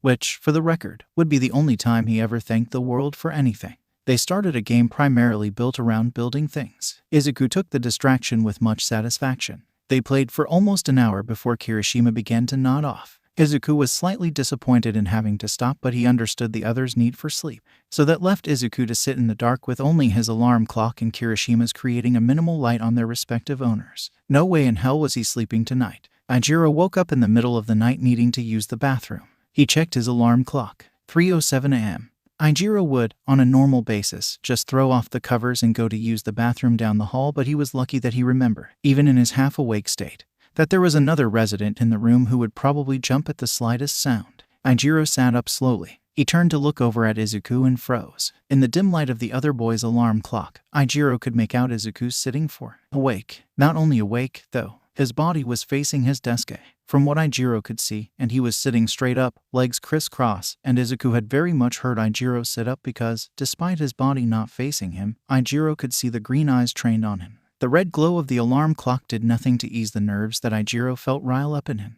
Izuku's right eye twitched. I'm going to go use the bathroom, Ijiro whispered, his voice like a siren in the darkness. Izuku made no indication that he had heard Ijiro, but the bathroom was becoming a necessity and fast. Ijiro stepped out of bed and made his way to the door. His neck hairs stood on end. Izuku's eyes were following him like a moth to a flame. Ijiro left the door cracked a bit. Upon entering the bathroom and closing the door, he let out a breath he had not known that he was holding. He was quick to do his business and return to the room. He hesitated outside. We would very much appreciate it if you would knock anytime you enter the room. Ijiro lightly knocked lightly, the door pushing open a bit. It's me, he announced before entering. There Izuku was, still in that same position, eyes still fixed on Ijiro.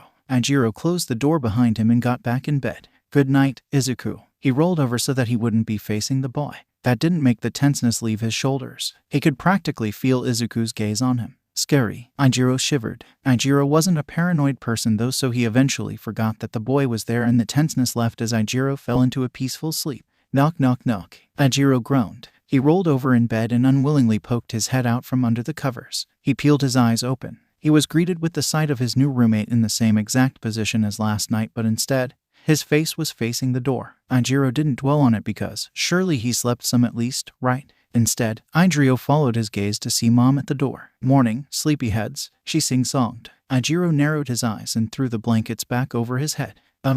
He heard her footsteps and she pulled the covers off of him.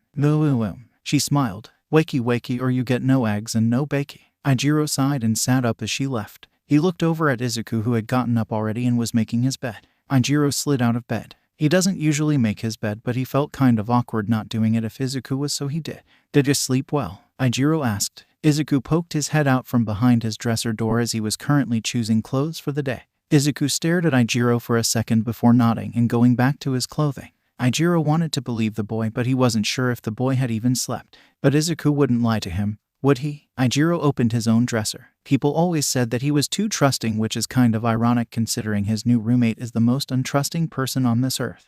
Slam. Aijiro winced as Izuku was midway through closing his dresser door when Aijiro spoke up, and it probably triggered that. Why, you can take the bathroom first, Aijiro offered. I will dress in here. Izuku looked at him and nodded. The boy left the room with his clothes. It was strange, being the only one talking and talking to basically a wall since the other boy's expression never changed, but Aijiro was sure that he'd get used to it. He got dressed in shorts and a t-shirt before leaving. He could smell the literal bacon and eggs as he entered the kitchen. He sat in his usual seat. Good morning. YAAWWNNNG. Dad chuckled. Good morning.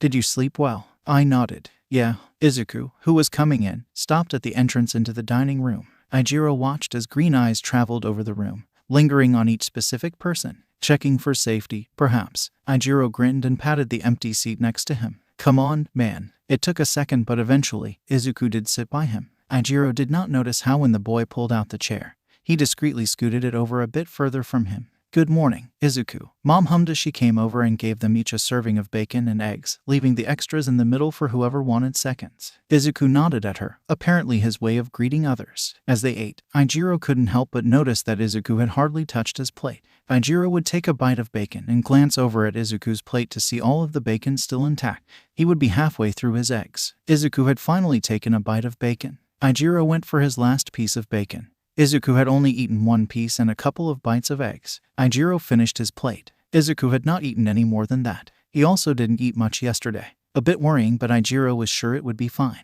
He's just a bit shy, right? When Aijiro was asked yesterday what he wanted to do today, he opted for staying home for Izuku's sake. His parents told him that they would be going out tomorrow and another couple of times during their last week of spring break so Izuku could get somewhat used to being in public. Aijiro took Izuku outside. So, tomorrow we are getting you signed up for school, he mused as he dug through the box of balls. No soccer balls. Izuku still couldn't wear shoes. Have you thought of the extracurricular classes you want to take? He sat up, pulling out a baseball and 2 baseball mitts. Izuku raised an eyebrow. Do you know what that means? The greenette shook his head, accepting the mitt that Aijiro tossed to him. They went out into the grass. They are basically classes you get to choose outside of the 4 you have to take. Aka math, reading, English, Japanese history, science, and PE.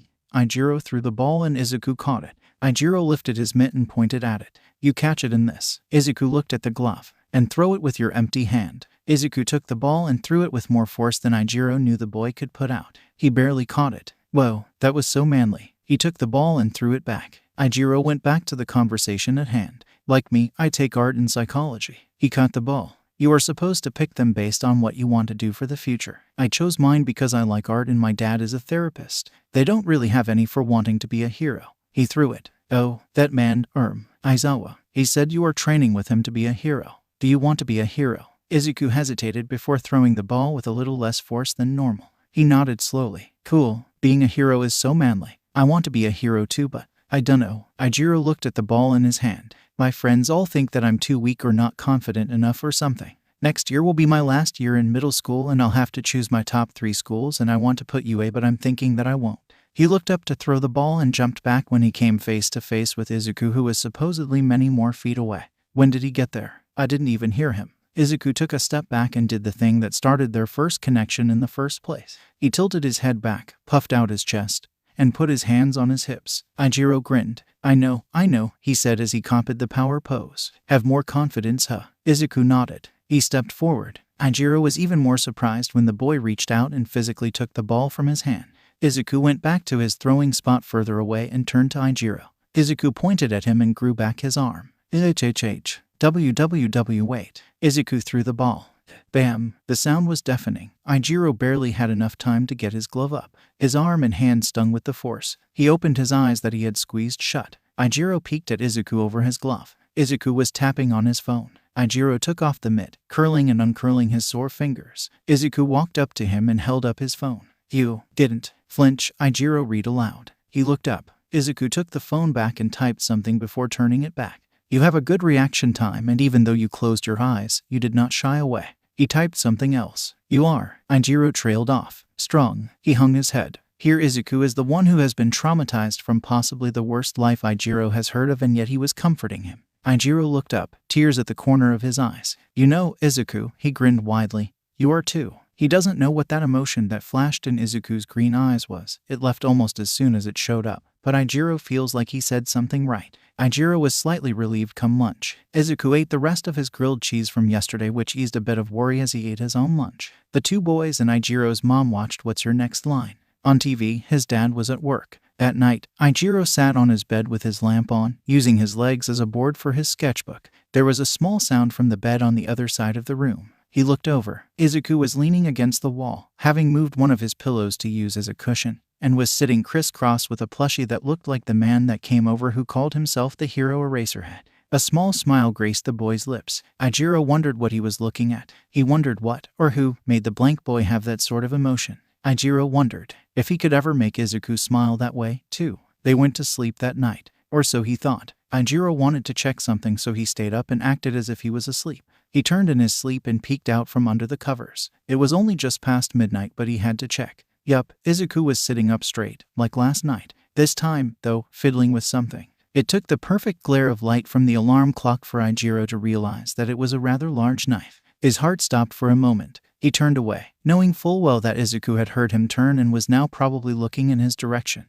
Aijiro tried to calm his beating heart, because that is not something you want to see at night in a red glow. He closed his eyes and willed himself to fall asleep. He did. Eventually, Izuku watched as the sun filtered through the window that rests in the middle of Kirishima's room on the wall opposite of the door. He leaned over and pulled up the mattress to slip the knife under before sitting back up and continuing to stare at his armor. He spent the nights hyper-aware of every sound in the house, every creak as the house settled, every snore from the other resident in the room. Everything. He waited in tense silence until the telltale knock came from the door, to which he would jump and watch in anticipation of villain or criminal or Enko to come through the door, only to see the auburn-haired Mrs. Kirishima open the door. Good morning, sleepyheads. Kirishima groaned in discontent of being woken up. Mrs. Kirishima looked at Izuku and winked. She walked over to Kirishima and promptly rid the boy of his warm coverings. Izuku had a feeling that this was a morning routine for the two, and soon one that would be his as well. If the greenette was being honest, he found it quite amusing. Up a datum, Kirishima sat up with a messy head of black hair. Izuku decided that it was about time for his to get out of bed, so he did. Stretching his numb legs and popping his back, and joints of his already offset body reacted to moving after such a long period of time. Izuku, he turned his head to look at the woman. I've got some ointment for you to put on your joints and shoulders for that. Was it really that loud? Probably. I recommend putting it on before you sleep. Now, she turned to the other boy in the room. Get up. We have a big day. With that, she left. Izuku swallowed a sigh. He was exhausted. Little to no food and 0 hours of sleep in 2 days would do that to a person. He definitely did not want to go sign up for classes for school, but nonetheless, Izuku got ready for the day, taking the bathroom first as per yesterday. When he entered the dining room, he made sure that everything was safe before sitting by Kirishima. You'll get to see our school today, the boy piped as he took a bite of toast. Izuku looked down at his uneaten pieces. He just couldn't. I heard Mr. Aizawa talked with the principal beforehand. Mr. Kirishima spoke up, so there should be no issue with getting you in Ai's class. Ai, that is what Kirishima's parents called their son. Mr. Kirishima apologized for not being able to accompany them to the school, but they all understood. Izuku had just finished rebandaging his feet, which were looking and feeling a whole lot better, when Kirishima knocked on the door to his room and poked his head in. Are you ready to go? No, Izuku nodded. He slipped on a pair of soft and fuzzy green slippers that he was using until he could put on shoes again. The greenette tried to trail a bit behind Mrs. Kirishima and Kirishima as they walked to the school, but Kirishima matched his pace perfectly each time Izuku tried to slow down or speed up. He resigned himself to his fate of listening to the boy ramble as Izuku tried to still his nerves. It wasn't working. Mrs. Kirishima led them into the front office. "Good morning," she greeted the guidance counselor. "Good morning, Mrs. Kirishima." Kirishima, the lady with black eyes, greeted. "Like, only black eyes. There are no pupils." She turned to Izuku. "And you must be. Your records say Midori." His stomach dropped. "Izuku." Mrs. Kirishima cut her off before the woman could get in another syllable.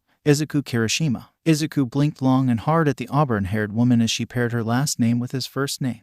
The counselor nodded. "Right. I heard something about adoption." Izuku dug his fingers into his left arm. Midoriya. He hadn't heard that name in so long. Bile rose in his throat. He wanted to throw up. "Hey man," Kirishima whispered, "you good?" Izuku glanced over at him but could not move his body. "My name is Mrs. Ashido." She stood up to address Mrs. Kirishima. "Woo, excuse me." The adults turned to Kirishima. "I am going to show Izuku to the bathroom." Mrs. Ashido nodded. "All right, please be back soon so we can get him into his classes." Kirishima made sure to get into Izuku's line of sight and jerked his head in the direction of the door. "Come on, man." Izuku did not need to use the bathroom, meaning nor had he made any indication that he did need to, so that meant Kirishima was giving him a free out. "Sorry about that, man." Kirishima apologized as they walked down the hall. Izuku pried his nails from his arm, tiny indents left on the pale skin, right next to a particularly large scar. Kirishima stopped outside of the bathroom. "I am not as good as my dad at this, so, if you need to use the bathroom and don't want anyone to see, I'll stay out here." Izuku had never been more grateful in his life. He looked down for a second before going past the boy and into the bathroom.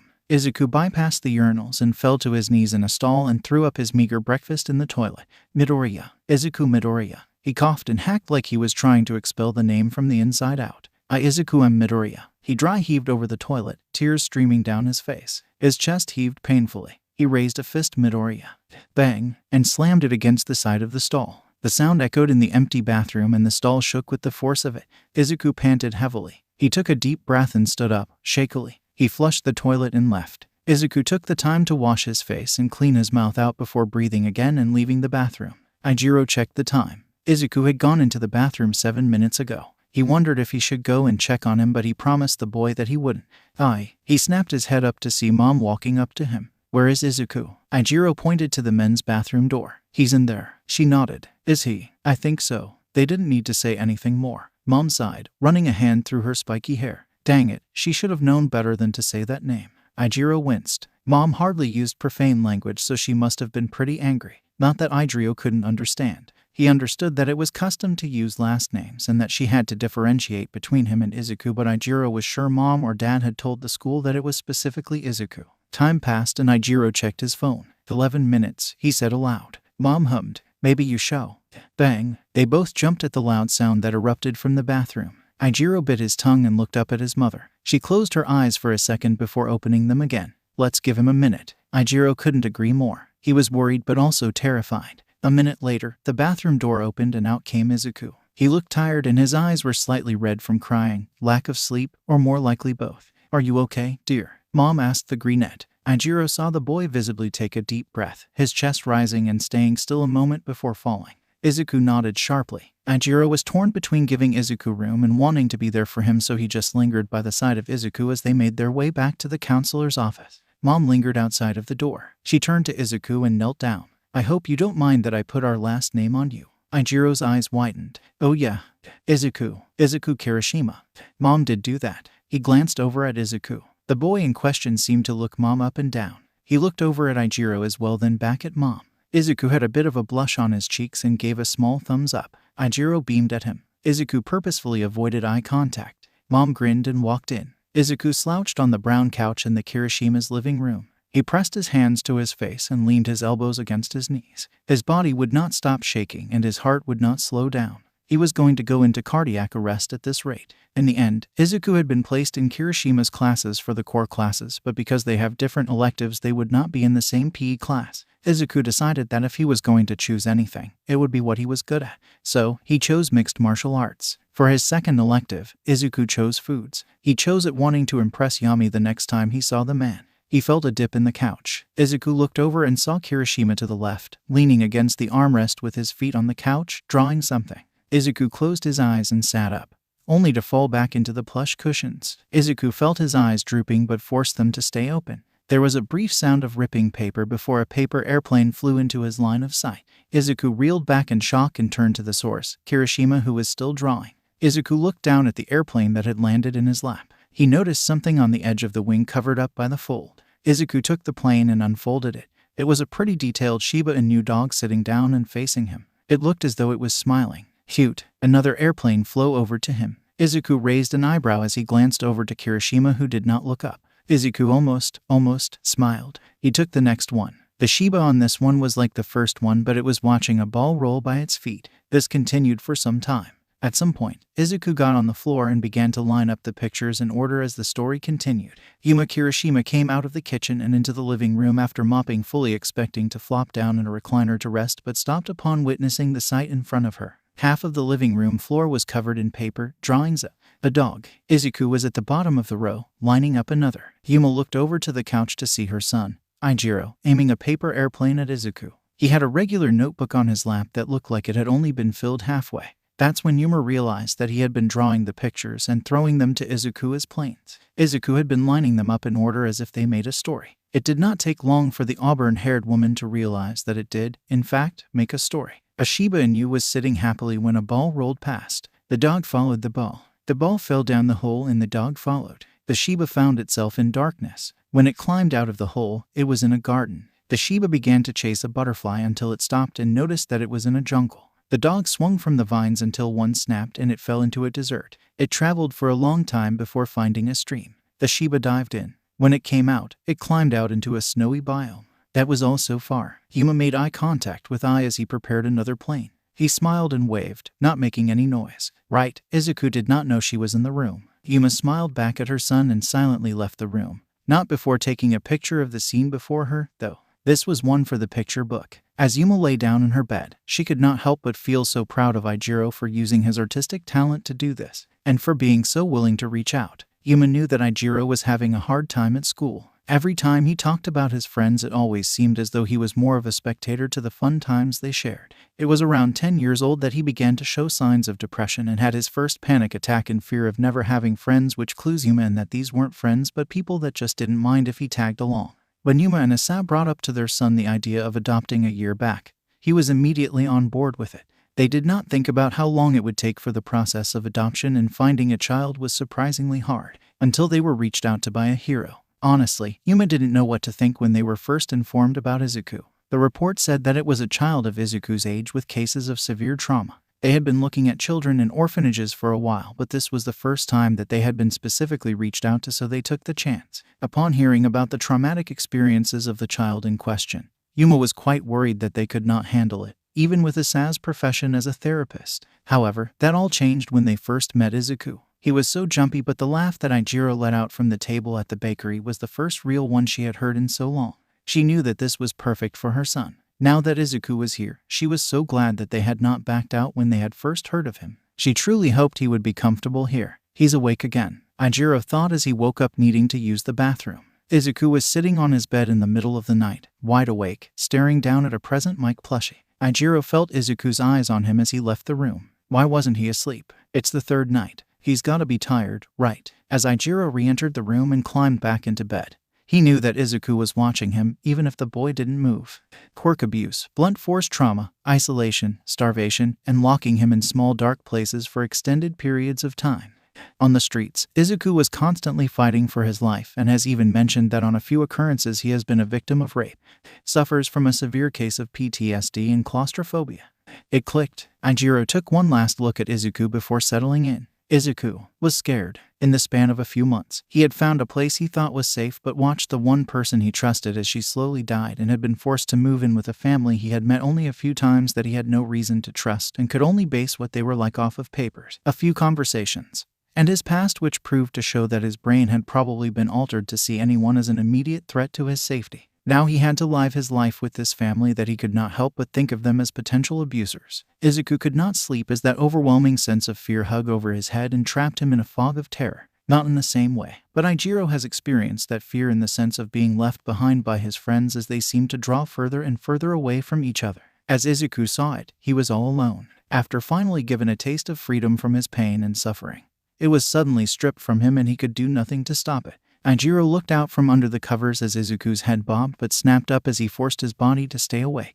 Izuku is scared. Ijiro felt his own eyes droop. The last thing that he thought before he fell asleep was, Izuku is afraid that we will hurt him. Come on, Izuku. You're slacking. Shouta tapped his foot annoyed as Izuku pulled himself to a sitting position on the ground after Hitoshi flattened him. Again, today is the first time Hitoshi had won a fight against Izuku, and it is because the kid keeps zoning out and making stupid mistakes. Hitoshi crouched by Izuku, obviously unhappy with the easy wins. He would be happy about his first wins against Izuku if it wasn't so obvious that Izuku was not in his best form. Zuku, Hitoshi's voice was quiet. Are you okay? You don't look well. It took Izuku a whole 30 seconds to respond, and all he did was look up and blink. Shouta decided that it was time he stepped in. He crouched beside his son and looked Izuku in the eyes. The boy looked deathly pale with flushed cheeks that stood out against his skin. He looked thinner than before and had deep rings beneath his eyes that rivaled both Shouta's and Hitoshi's together. Kid, have you been sleeping? Izuku hesitated but nodded. Shouta didn't believe him.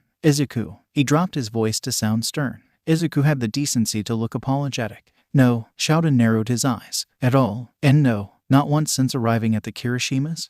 Shouta almost thought that the boy wasn't going to reply, but he heard the whisper. No, Shouta hung his head. If he was good at math, and he was, that made 246872 in the 16 hours of today, so 88 hours. 88 hours this kid has been awake. Shouta moved on. Have you been eating? Izuku nodded. A lot. Izuku made a seesaw motion with his hand. More than a bite or two per meal. Izuku didn't respond. Shouta knew the answer, and it was not one he liked. Results of his questioning. Izuku has reverted back to his lifestyle on the streets and was not faring well after his body had adjusted to eating and sleeping normally. Shouta didn't like to think about how when the kid started off on the streets he probably was already used to it, so he didn't struggle as much. Shouta sighed and stood up. Let's cut training early today. Izuku's head snapped up. Maybe, but I see can keep going. In the few times the boy did utter whole sentences, one could hear his thick red lights accent. He would sound like a thug if he did not have that stutter. Shouta shook his head. No, you can't. Why aren't you sleeping, Zuku? Hitoshi asked. Izuku looked over at the purple-haired boy. It's can't I? Izuku was trying really hard to explain this, but he didn't need to.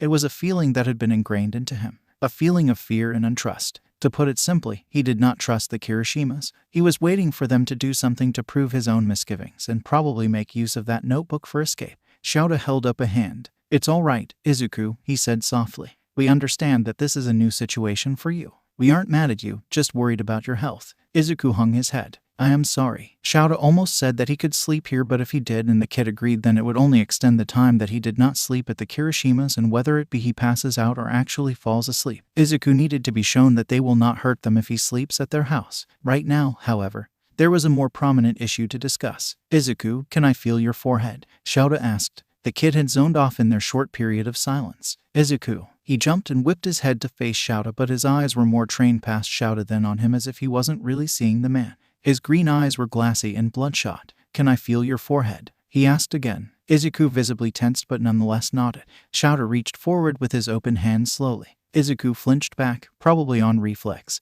and his eyes were squeezed tightly shut. I'm not going to hurt you, Shouta promised. I am just checking your temperature. The fact that Izuku hadn't asked why beforehand almost made Shouta smile that he had gained at least that much trust from the boy.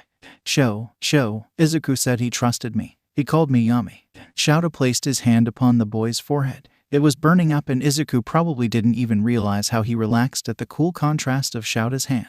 Shouta almost felt bad when he removed his hand. As I thought, you are running a fever. Shouta stood up. Let's go to Recovery Girl and get you some medicine. Izuku paled even more, if that was possible. What? Would you rather a hero or going to a random hospital? Izuku shook his head and scrambled to his feet. He stumbled a bit. Hitoshi lurched forward and stabilized the boy. Shouta reflected on the fact that Izuku didn't even flinch when Hitoshi touched him. He hoped it was because he trusted Hitoshi and not because he was just that out of it. As they made their way down the hallway, Izuku was a whole mess. Every time a teacher or student passed, his grip on Shouta's arm would get that much tighter. He was sure that he would find a bruise on it later. They stopped outside of Recovery Girl's office. Knock knock, Recovery Girl, it's Aizawa.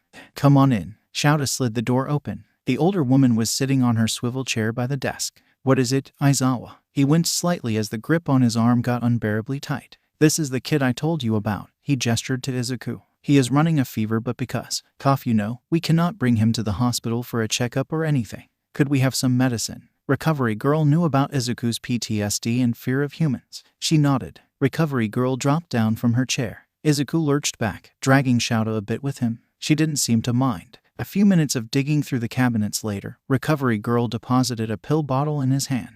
Once every 6 hours, she turned to Izuku and held out her hand. He flinched back. Have some gummies, Sonny. Izuku looked up at Shadow. They are good, he said. Izuku narrowed his eyes. And safe. Izuku hesitantly held out his hand. Recovery Girl dropped the gummy bears in and smiled at him. The grip on Shadow's arm relaxed ever so slightly. Oh, Shadow thought out loud. Izuku, what I am about to say is in regards to your quirk and training. He bit his lip but nodded. Shadow turned back to Recovery Girl, who was currently dealing out gummy bears to Hitoshi. Since you have a healing quirk that revolves around energy, do you think that it would be possible that you help train Izuku in the aspects of healing? Izuku whipped his head up to Shadow. Shadow smirked. Remember what I said at the bakery, kid? If you could use your quirk efficiently as you did with Mary Lou, you could be one hell of a hero. Izuku blushed slightly and looked away. Recovery Girl hummed. I could try, but only if Izuku lets me. Izuku did not look up. Shadow knelt by him. Izuku, you don't have to do this, however I feel like this could be a big improvement for you in your training. Do you think that you would like to give it a try? We can always stop if you don't like it. Izuku was shaking. The internal warfare of fear of his quirk and the want to save people battling it out in his mind. Almost as if it was a habit, the boy glanced over to Hitoshi for confirmation. Hitoshi lifted up a gummy and squeezed it a bit. Izuku deadpanned and turned back to Shadow. Shadow watched as green eyes scanned him before turning to Recovery Girl and scanning her. He finally nodded very decisively. Shadow distantly wonders if it was just Izuku's faith in Shadow that the kid so openly accepted this, or if there really was a growth in the boy. Maybe he was finally coming out of his shell. Oh, how Shadow really hopes that is true. So how about this? For an hour after our training we will come here and work with Recovery Girl if she is not busy. Izuku nodded. Recovery Girl nodded as well. Sounds good to me. She turned to Izuku. I'll be seeing you a lot then, Sonny. Izuku nodded slightly. Shadow thanked the woman before they left. He stopped outside of the car. Izuku. The boy froze mid-walk. I am very proud of you for being so open to this. He looked down at the boy. You are very brave. Izuku. Izuku smiled at him. Shadow almost got lost as he finally got the traumatized boy to physically smile at him when Hitoshi gently kicked his leg. Shadow glared down at his son, who smirked at Shadow, having noticed the older man's shock. If Shoti trusts her, then as she is a GG good person. Right. His heart squeezed at the use of the nickname Hazashi gave him. Shadow raised an eyebrow. Do you trust me, Izuku? The greenette tilted his head. Why yes. It was as though he was saying, duh. Isn't that obvious? Shadow reached his hand forward, ignoring the string that formed from the kid's neck. That's terrifying and needs to be addressed. And rested it gently on Izuku's head. Izuku's emerald eyes widened as Shadow patted him gently the way he would with Hitoshi. Good to know. Shadow ignored the cocky grin his son gave him as the three got into the car and drove away. Shadow hid his blush in his capture weapon. Yuma opened the front door as the gate opened when Izuku put in the passcode they had told him. Mr. Aizawa and Shinsu were with the boy walking up the brick pathway. She waved and smiled. Did you boys have fun? She asked when they stopped in front of her. Mr. Aizawa hummed. We had to stop early. What for? She questioned. She was shocked when the man physically ruffled Izuku's hair. Did Izuku trust him that much? Izuku hadn't told anyone, but he is sick and has not slept any of the days at her house. Mom, what is it? I am a bit worried about Izuku. I wake up to use the bathroom every night, and every night Izuku has been up. I don't think he is sleeping. She smiled softly. Oh, what am I supposed to respond to that? Izuku averted her gaze. She smiled and crouched in front of him. What's that face for? She asked. Don't feel bad, Izuku. You haven't done anything wrong. It is perfectly understandable that it would be hard to sleep here. None of us are judging you. I'm not mad. Izuku looked up slightly. She could see the glassy eyes and flushed cheeks at this range. This boy, he's been pushing himself so far. Is he that scared of us? The sheer amount of fear bottled up in this small child, just a few months older than even her own son, broke Yuma's heart. Mr. Aizawa gave her a pill bottle and instructions of 1 tablet every 6 hours. Izuku's gaze lingered at the two figures leaving before he ducked into the house with Yuma. Anjiro was with Asa at work just to hang out while Izuku was supposed to be away training. They didn't think that Izuku would be early. Would you like something to eat with your medicine? She asked. Izuku froze. It's okay if you don't. His face fell a bit. Was he not planning on taking his medicine at all? Just to sit there and suffer. Alone, she watched as he curled up in the corner of the couch. Yuma walked over and sat on the other side, pulling her knees on in a mermaid fashion. She took a deep breath. She started. Don't know how to make you feel safe here, she admitted. Izuku lifted his tired eyes from his knees. I am only human, dear. I haven't been through what you have been through. I don't feel what you are feeling. I'm not a therapist like my husband. She closed her eyes to gather her thoughts a bit before focusing on Izuku. I know about the notebook you have holding your plans for escape should you need it. I am glad that you haven't needed it yet, but if you do, just know that I won't stop you. Mrs. Kirishima's words gained his full attention. I will have to report your disappearance, but I will not stop you from running away, because if you feel unsafe enough to need to make use of that journal, then it is probably us that have done something wrong and made you feel unsafe. Wait, no, that's not, you haven't done anything wrong. I don't want you to feel trapped here, Izuku, but, dear, you won't last long if you keep up with this. Not eating, not sleeping. It hurts us to see you like this, dear. It hurts us to see the people that we love hurting. It hurts us to see you hurting, Izuku. So, Mrs. Kirishima took a deep breath. So whether you make use of your journal and make your escape, whether you leave us and never return or not, her voice cracked as if she was fighting back tears. F for as low and G as you are here. Please, she sounded so heartbroken. Please let us help you. A question. A choice. Izuku had a choice. The sound of the front door being opened snapped the two out of their conversation. Mrs. Kirishima stood up. I ought to get started on D. She stopped and turned to him with wide eyes. Izuku didn't even register reaching out and grabbing her shirt. Izuku opened his mouth. I were home. He snapped his hand back, reeling back onto the couch in shock. Mrs. Kirishima smiled at him. She looked relieved. Welcome back, she called as she entered the kitchen. Izuku watched her leave. Idiot. Why did you reach out? She's a threat. Is she though? Could she say all of those words and still be lies? Are they? They sounded real. Acton, no. Wait. Yes? You almost spoke. She's luring you in. Dad. He's hyperventilating. No, she is, idiot. Yes, she freaking is. Don't trust her. She hasn't given you any reason to. She has though. What? Those few nice words. Do not trust. But she's a threat. Is she? Yes, she's bad. No, she isn't. She only means you harm. No, she doesn't. She is going to use you if you get close to her. No, she won't. Yes, she why. All right, I need you to take a deep breath now. That guy too. But he's trying to help. He is tricking you. Breathe in. He's helping. Breathe out. No, he isn't. Breathe in. He is. And Kirish. Breathe out. Kirishima doesn't even like you. He is just acting that way cause his parents told him to. Breathe. Shut up. Izuku pressed his hands over his ears. Why, you don't know anything. They care. No, they do. You're being deceived. You're the deceiving one. You're my own hecking voice. I'm only stating the true. Get out of my head. Gee, head once. You're being naive. You know. No. Shut up. Something was slipped over his ears and the sounds of the ocean filtered in. Izuku closed his eyes, letting the breeze blow his hair. He listened to the lapping of the waves on the shore and the laughter of children. The sun felt good on his pale skin. It was relaxing. Don't let them hurt you. They will only hurt you if you get close. No, tears filled his eyes. They aren't safe, Izuku. You aren't safe. Don't fall into their trap. But, Izuku. The brunette turned his eyes from the ocean to the brunette woman in the sand. Come on. Threat. Izuku blinked a couple of times, feeling wetness run down his cheeks. Was he crying? He stared in horror at the man in front of him. Threat. Kirishima was hovering at the edge of the kitchen, Mrs. Kirishima behind him, hands on her son's shoulders. The sound of the ocean sung softly into his ears. Mr. Kirishima's mouth moved, but Izuku didn't hear anything. He reached up and shakily slid the headphones off of his ears. When did he put those on? Better yet, where did they come from? How are you feeling, bud? He blinked. His throat felt raw. Had he been screaming? Izuku reached up and felt his face. He looked at his fingers that were now slightly damp. He had been crying. He looked up and tilted his head. He felt tired. There was a bit of a tenseness lingering in the air after his panic attack, but the day carried on. Izuku took his medicine and was sitting on the couch as Kirishima described a comic to him. He could tell that the boy was being very cautious, which was understandable. Dinner's ready, Mrs. Kirishima called. Wanna finish after dinner? Kirishima asked. Izuku nodded and followed the boy to the dining room table. Tired. His vision tilted. Izuku, I'm so tired. Izuku. The last thing he saw was the table coming closer at a rapid pace before he blacked out, a sharp pain bursting from his head. Dinner's ready. Ijiro looked up from the comic he was reading to Izuku as he lay across the couch, and Izuku sat at the corner. He'll admit, he was a bit shaken up after Izuku's sudden outburst, and very worried. It was as if the boy was having a conversation with himself. Ijiro could sort of understand though, because he talks to himself too sometimes. Wanna finish after dinner? Ijiro asked the brunette. Izuku nodded. It was blatant that the boy was both shaken up by today and incredibly exhausted.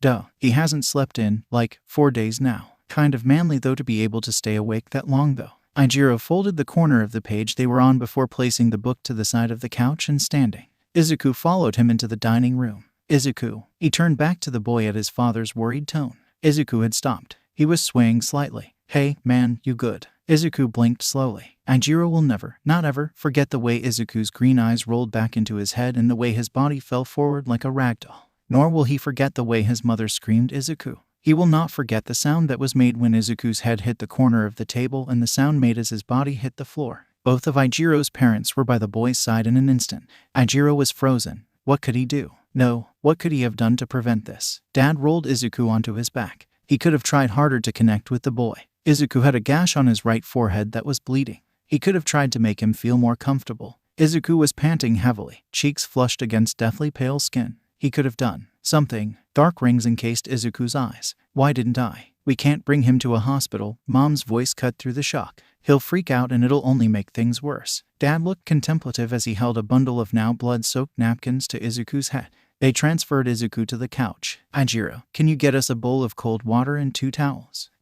Yes, sir. He stumbled into the kitchen, finding the biggest bowl he could and placing it under the running water of the sink before pulling out 2 towels from the drawers next to said sink. He rushed those in first before going back for the now full bowl of water, carefully bringing it in and setting it to Dad, who was by the couch using one of the towels to dry up the blood that was still seeping from Izuku's head. Mom came running in from the hallway with a first aid kit. They patched up Izuku as best as possible. Mom dipped the other towel in the cold water, wringing it out before placing it on Izuku's forehead but careful to avoid wetting the bandages. The adrenaline began to die down.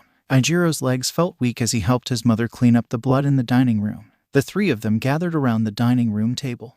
Dang, Aijiro winced as his father cursed. Sorry, he apologized. I've never seen it so bad. Aijiro lifted an eyebrow. The trauma, Dad elaborated. I've worked with so many patients that I thought I'd seen it all, but clearly not. I've never seen someone so terrified to the point of not sleeping or eating until the collapse. Then again, Izuku's case is surely unusual. Aijiro gulped and looked back down at the table. Mom started. I think it will get better from here on out though. Dad looked at her. What makes you so sure? I had a small talk with Izuku today and I think, even if just a bit, I broke some ice with him. Aijiro bit his lip. Ibu, but what if? He hesitated. What it doesn't? What if he keeps doing this? What if Izuku never eats or sleeps? He'll die at this rate. I don't know what to do. Aijiro, I want to help. I want him to feel safe here, but I can't do anything. I'm so useless. He's hurting and I can't do anything. Aijiro flinched when a heavy hand landed on his shoulder. He turned and looked at Dad, who at some point had gotten up and crouched in front of Aijiro.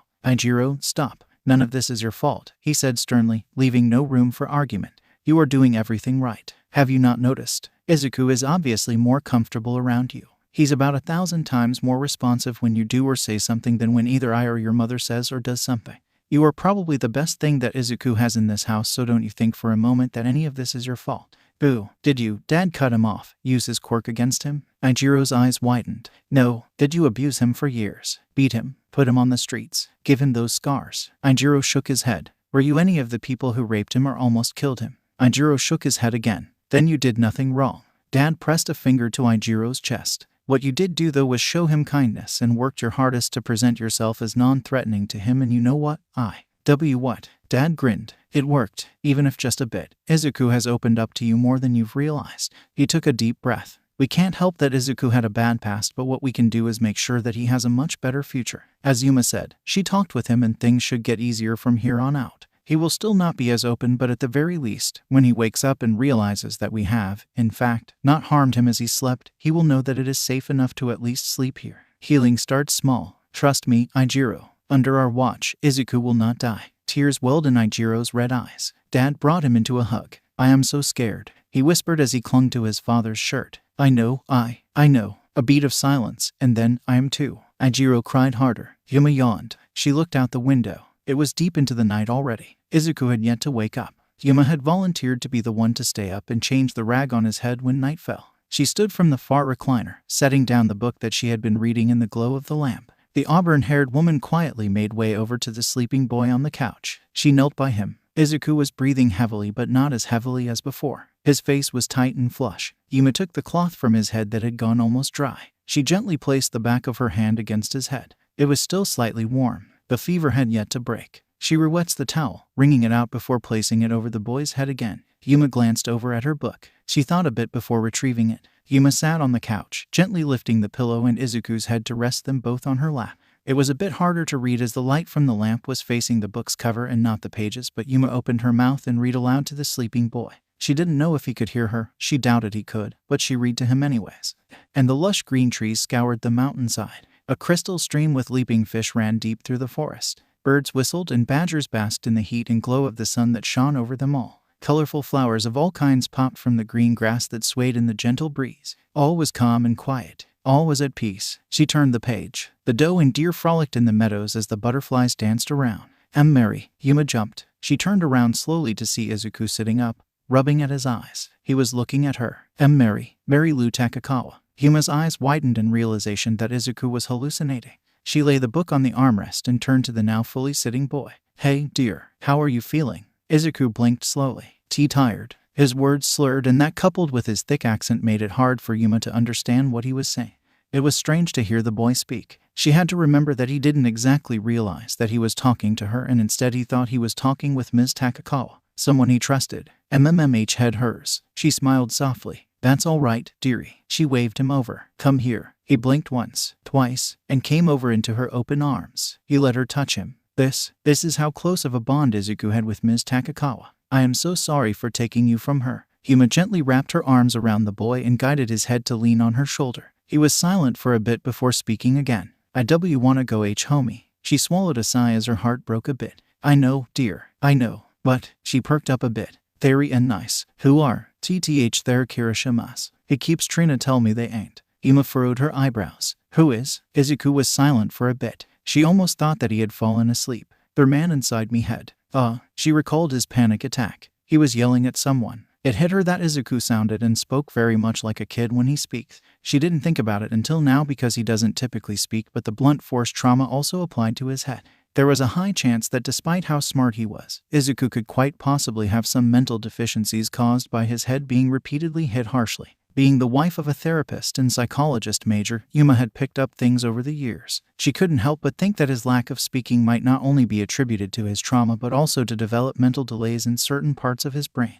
The stutter that he apparently had might also be partially because of that. It was definitely something to be looked into. Though the boy was still incredibly intelligent for his age, he might be emotionally or mentally a few years back having grown up in the environment that he did. The thought made her stomach roll. It was sickening to even think that the force had been so large to do that. She paused. The Kirishimas love you very much, dear. Kirishima and Mr. Kirishima and Mrs. Kirishima. They all love you very much. Izuku hummed a bit. No. She hesitated a bit before asking, do you want to run away, dear? No. Her eyes widened. Why you don't? Forgive her for sounding shocked. Izuku shook his head against her. And no. Why not? Teeth they're nice. His slur was getting thicker by the second. She bit her lip. She hated acting like Ms. Takakawa for this and taking advantage of his confusion, but she needed to know. Why are you afraid of them? She asked. I dunno. Can't help it. She swallowed a sigh. Innate feeling. Something that had just been ingrained into him. He could not help it. Do you want to be afraid of them? No. Her heart broke even further. There are just so many things wrong with this. No child should have to live with this amount of constant fear and pain, and yet this boy in her arms that had starved and deprived himself of sleep to the point of collapse was in a constant state of terror, and he didn't want to be, but he just couldn't help it. He couldn't help it because that state of fear that his mind is trapped in has been what has probably kept him alive this long, and that in itself is just so utterly wrong, and Yuma hated that. That's okay, dear, she whispered. In time you will see that they don't mean you any harm. I hope. Mary Lou. Yuma bit her lip. Yes, dear.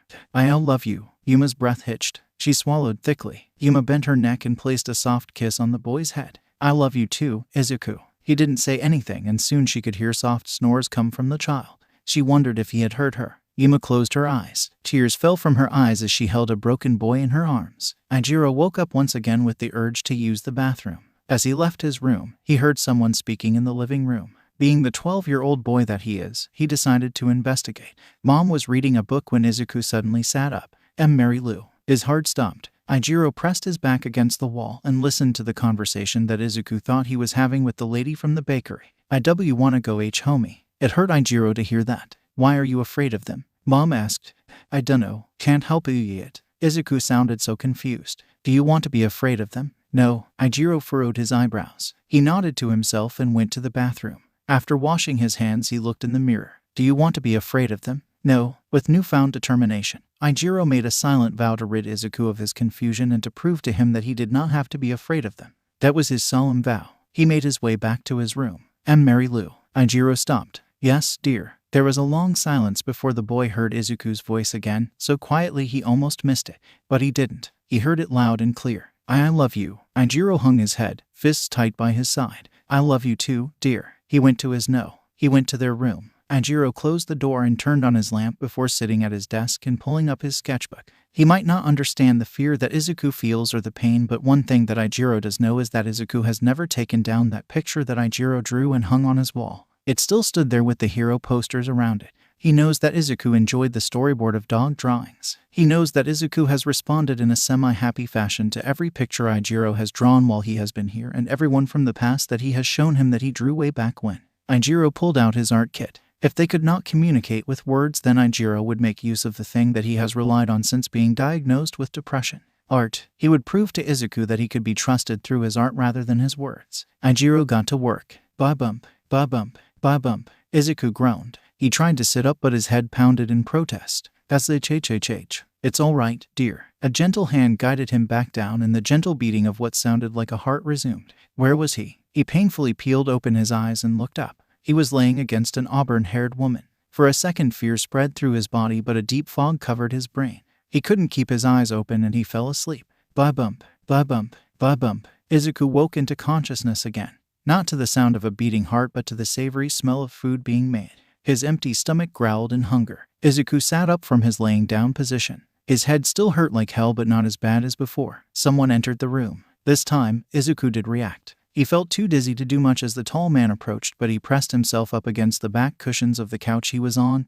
gripping tightly at them. He didn't know what sort of face he was making, but the man paused before proceeding at a much slower and more cautious pace. Hey there, Izuku. The man's voice was calm. Are you hungry? Izuku did not want to take foreign food, but the pain in his stomach was getting too much to bear, and his belly rumbled loudly in response against his protest. Making sure to sit on the other side of the couch, the man sat down with a bowl of something warm. Izuku eyed it carefully as he held it out. It's all right. It is just chicken broth since you haven't eaten in a while. Izuku's mouth watered and he couldn't help himself. He reached forward and took the bowl. His arms shook. He felt so weak. Izuku shakily brought the spoon to his lips and sipped at the broth. It was so good and warm. Izuku drank it as fast as he could without looking greedily or weird. The greenette let out a small, satisfied sigh when he finished, placing the bowl on his lap. He felt insanely tired all over again. Izuku didn't even realize that he had drifted off again or that the bowl was taken away, and he was guided back down into a laying position. The next time he woke up, Izuku was much more aware of his surroundings. He sat up and looked around the living room.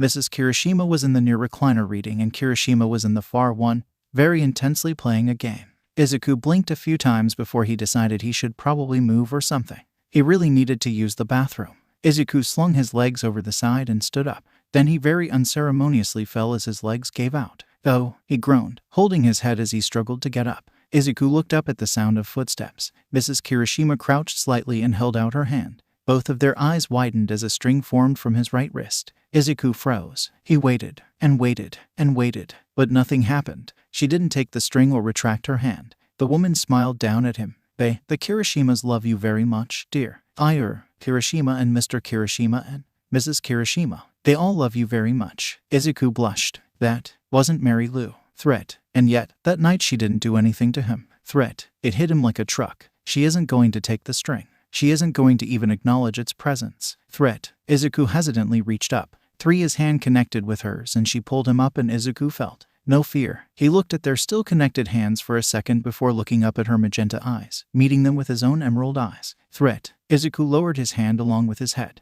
How are you feeling, dear? Izuku looked off to the side. He offered a little shrug. She hummed. Do you mind if I feel your forehead? Izuku, can I feel your forehead? Sho looked at him worriedly. He looked her up and down. Izuku bit his lip but nonetheless nodded.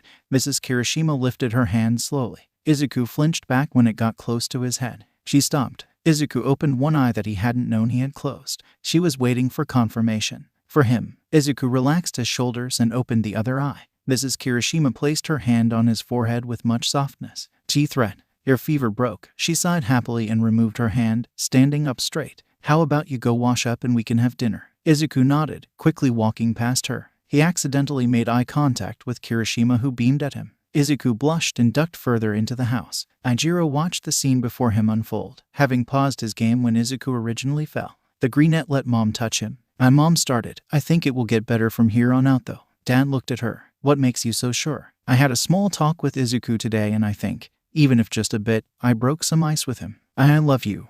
I love you too, Izuku. Mom did it. Ijiro turned to her and smiled. She smiled brightly at him. Mom broke the barrier. He thought back to his sketchbook. It would take at least a month to complete. He would pour his heart into it, and when it was ready, Ijiro planned to break that barrier himself. 2 days Izuku was fading in and out of consciousness, so they only had the weekend before school starts. He would use this time to get Izuku to trust him enough to stick by him at school. Dad came home soon after. Ijiro guessed that Mom had told him about what happened as she cooked dinner. Ijiro sat on the couch with his game. Hey, Izuku. The greenette, who was currently texting someone, looked up. The cut on his head had scarred. It extended from a bit under his hairline to just the middle of the right of his forehead. Ijiro waved him over and showed him the screen. Ever so slightly, Izuku leaned over. Ijiro would accept the small victories. Guess who beat the final boss level?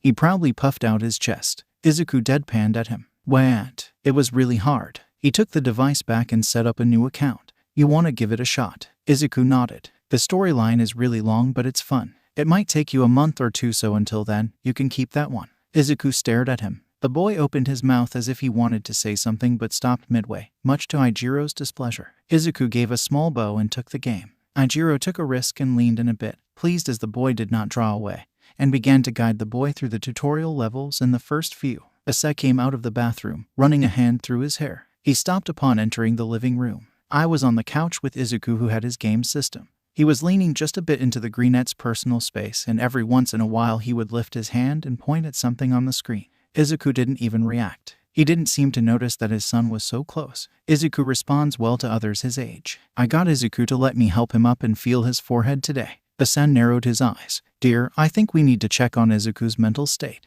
What do you mean? When he was speaking, I realized that he may have developed mental issues from the, blunt force trauma. Asa pulled out his phone and took a picture of his two boys, for the sake of Yuma. She always did like scrapbooking. He sent it to his wife as he walked into the kitchen. Yuma paused from stirring the chili to check her phone. She turned to him suddenly and quickly spun to peek around the corner of the kitchen into the living room. Asa gladly accepted the hug that was thrown at him. Izuku sat at the table with everyone as they chatted and ate chili. It had been almost a full week since he had been here. Even if 2 days of it he was more asleep than awake. He had put them through so much trouble. He really should apologize, but what? Why are you so scared? They won't hurt you for it. Yes, they will. She didn't hurt me for that night. You don't remember that night well. Hey, Izuku looked around at the family. I don't have to be afraid of them. I'm not. I am, but not well. Izuku took a deep breath. No harm in trying. There is. I am sorry. The commotion over the crackers came to a screeching halt. Izuku didn't look up. Why, you all have TT to put up with them, me and my son stupid H-head.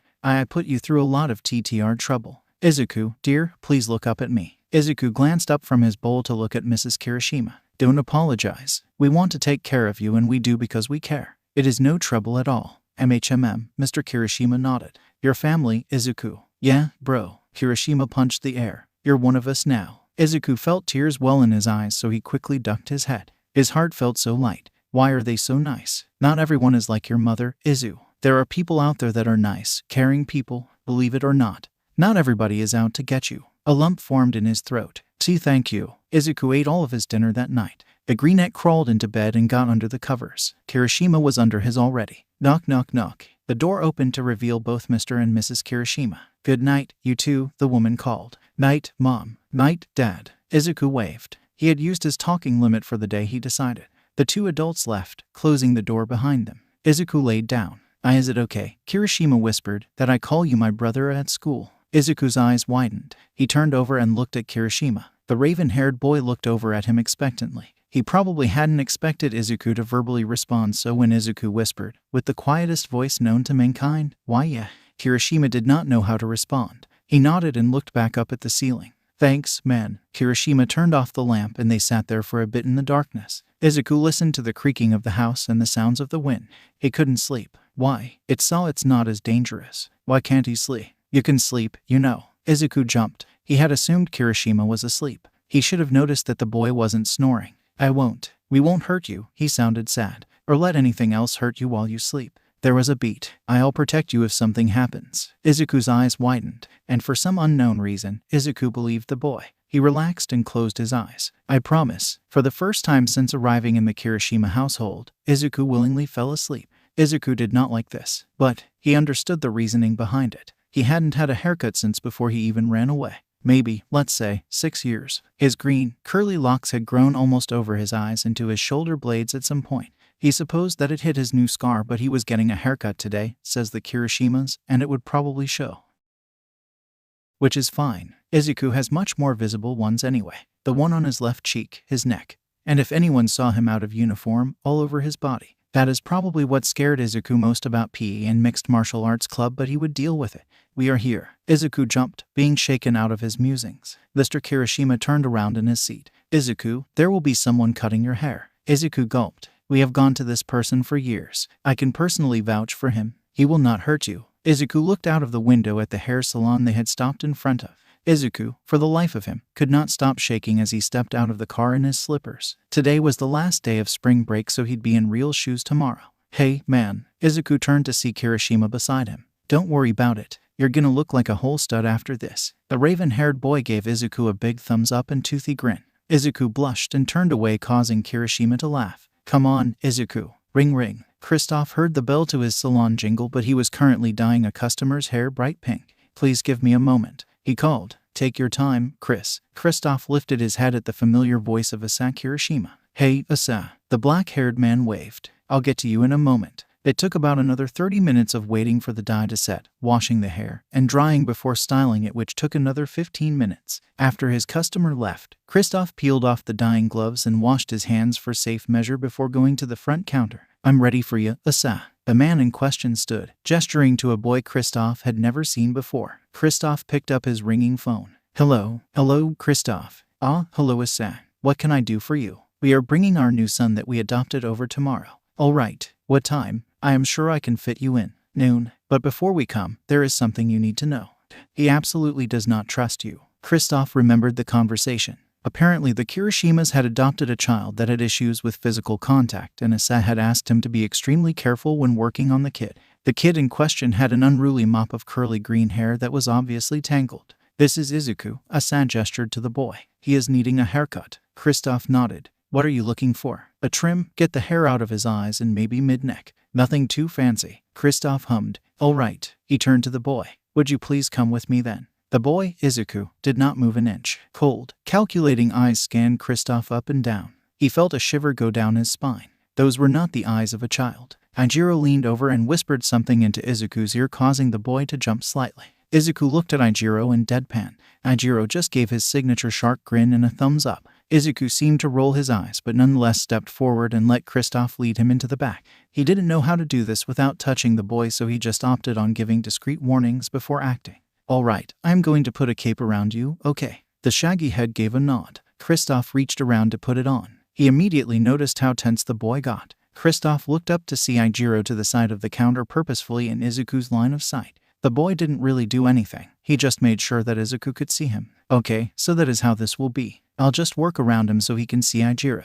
Kristoff got to work. Around 10 minutes in, though, he was beginning to get worried about the lack of movement from the boy under his scissors. Kristoff noticed that Ijiro had paled some. The raven-haired boy called over his father. Asa came to crouch beside his son but facing Izuku. Asa waved for Kristoff to keep going, so he did, but he watched as from the distance the therapist was over-exaggeratedly breathing, making in and out motions with his hands and mouthing the words. Wait, Kristoff hesitated. Is the kid not Bria? He is terrified of human contact, but this is something that we are working with him on, so please do not stop. I will probably end up guiding him through a panic attack, but just keep going. He needs to get through this if he is going to start school the next day. Panic attack. Okay, I can work around this. Just a minor stumble and I am a professional. And so, Kristoff continued. At some point, the boy had begun to breathe in a semi-normal manner, in 20 minutes of cutting, trimming, and attempting to make the mess that was this kid's head look presentable, and Kristoff was done. Alrighty, I'm finished. He unclipped the cape and took it off.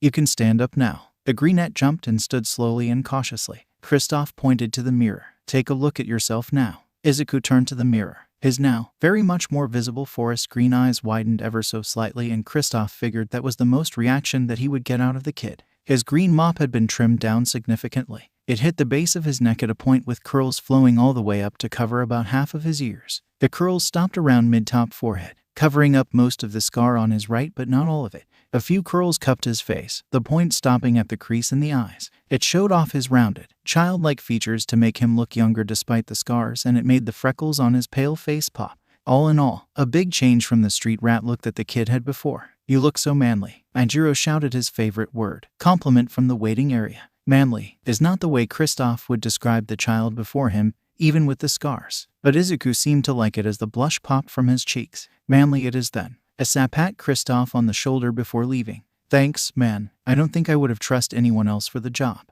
Izuku's head felt so light. He pats and fluffed his hair. That man had put some dry condition in it or something to make it extra fluffy. It felt so soft. "You look happy." Izuku looked at Kirishima. Did he? Izuku was sure that he hadn't been smiling. "Don't smile. Smiling is an emotion. Emotion is a weakness. Don't smile." Kirishima shrugged. "I could just tell," he answered Izuku's unspoken question. Izuku furrowed his eyebrows. "Sho and Yami and Mary and Shinsu do that too. They say that they just know." "What is that supposed to mean?" Izuku found that he doesn't dislike it though. So he nodded because he was, in fact, happy with his new hair. It took a bit to realize where they were going for the surprise, but as soon as Izuku began to recognize the worn buildings, sounds of guns, and smell of bitter liquor in the air, he had a feeling that he knew. Excitement bubbled in his chest. His knee bounced the further that the vehicle went into the red light district. Soon, but not nearly soon enough for Izuku's taste. They stopped in front of a building with a sign, Soft Blossom Bakery. "We are here." Izuku all but threw himself out of the car, barely remembering to close the door. He ignored the calls of the Kirishimas behind him as he swung open the front door of the bakery, panting heavily. The few customers stopped and stared. A familiar, bulky man stood up. "Hi, kid. Marco." The door rang behind him. "You're a fast one," Mr. Kirishima huffed. Marco came over in all his 68 glory. Kirishima visibly shook beside Izuku as the man lifted his hand and placed it on Mr. Kirishima's shoulder, giving a few rough pats to which the much smaller man winced under. "So you're the family watchin' over the kid," he roared. "Good to see he's in good hands." Izuku furrowed his eyebrows at the family's shocked faces. Why were they so scared? "It's only Marco." Bam! All heads turned to a lanky man with a bald head and a tattooed dragon on the side of it. The table was slightly shifted, the man in question having obviously kicked it to get their attention. "Welcome back, kid." "Goro." Izuku nodded and turned back to Marco expectantly. He huffed and pointed over his shoulder. "Mare's in the back. Want me to call her for you?" Izuku nodded harshly. Marco turned and walked up to the counter. Kirishima leaned over. "Are they friends of yours?" Izuku was about to nod when, "Mary Lou, ya boy's heir." Everyone jumped. There was silence, a commotion from the bakery's kitchen, and a young woman running out. Izuku's green eyes met yellow. "Izu," the brunette whispered. Izuku trembled. Mary." If one would ask, no one in the bakery would be able to say who moved first, but Izuku and Mary Lou crashed into each other, the taller on her knees, both wrapping each other in a tight embrace. Basa is terrified. Who is this giant man, and how does he know Izuku and the bald guy, and why is everyone here that seems to know his boy a thug? And oh, right, Izuku lived in the red light district. Asa may be prejudiced, but he hated the thought of sitting down with the bulky man who had probably bruised his shoulder so that they could give Ms. Takakawa and Izuku some alone time together. Still, he did. "The name's Marco," said the enlarged thug. Asa made sure that I sat between him and Yuma. "My name is Asa Kirishima," he introduced himself. "This is my wife, Yuma, and my son, Ijiro." He gestured to his family. Marco leaned back in his chair a bit, right arm resting on the back. "So how's he been doing?" the man asked. Asa looked over to where Izuku and Ms. Takakawa were sitting. "He has been good." Ms. Takakawa reached up and ran her hand along the new scar. "As well as he can be," Asa corrected himself. He looked back at the man. "I'm so glad you guy got him," Marco grinned. "If a lesser family took him, I would have beat him to a bloody pulp." Marco laughed boldly, making Asa's skin crawl. A lady left the kitchen and brought something over to Izuku and Ms. Takakawa. "The usual," he heard her say. Yuma probably thought the same thing. "Usual?" Marco hummed. "Yeah." Before the kid had even been living with Mare, he'd come in maybe 2, say, 3 times a month for it. What is it?" I asked. "Strawberry shortcake with extra strawberries and whipped cream and some milk." You wouldn't think it, but the kid's a fanatic about sweet stuffs. Asa blinked. He hadn't known that, actually, since he had started eating properly again. Izuku never really said anything after the first meal when he spoke to them, so he never told them if he liked the meal or not, and his expressions never changed much, so they couldn't go off that. Asa didn't know much about Izuku aside from his childhood. No likes, dislikes, hobbies, nothing. Sure, Izuku had only been with them a week, but these people, these thugs, gang members, and druggers knew more about the boy than even they did, and Asa didn't know what to think about that. He called Izuku family and very much thought of him as a son, but what sort of father doesn't even know if his son prefers sweets or not? He watched as Izuku used a tiny fork, handled with the care of a mother carrying her baby, to take a bite of his treat. The greenette smiled. I want to know more about Izuku. So you are starting school tomorrow? Mary Lou asked. She took in the boy in front of her. She almost hadn't recognized him with his shorter hair. Aside from the new scar on his right temple, Izuku looked well. Based on their conversation, Izuku has come to enjoy the Kirishima household. Or, at least, not find it threatening to live in. He looked like he didn't need her. And maybe that was a good thing. The doctor gave her a month to live. Izuku's quirk had healed her more than previously thought, but that was as much time as she could buy without her own quirk getting in the way. So it's better that Izuku was with the Kirishimas. Mary Lou wanted him to be comfortable. She had vowed to get him in a safe, happy home before she died, and she did that. Why yeah. Mary Lou reached over and ruffled his hair. Izuku tried to look angry with his limited range of emotions, but couldn't fight the small grin that found its way onto his face. Mary Lou had seen her boy smile. What more could she ask for out of this life? She could go in peace knowing that Izuku was safe. Izuku didn't want to leave. He didn't want to say goodbye. Not again. But they had to. He didn't even know how long they had been there, but it was noon when they arrived, and now the sun was sinking. Mary Lou came out of the kitchen and knelt by Izuku. Hold out your hand. Izuku complied willingly. He trusted Mary Lou full-heartedly. She placed in his hand his favorite fork.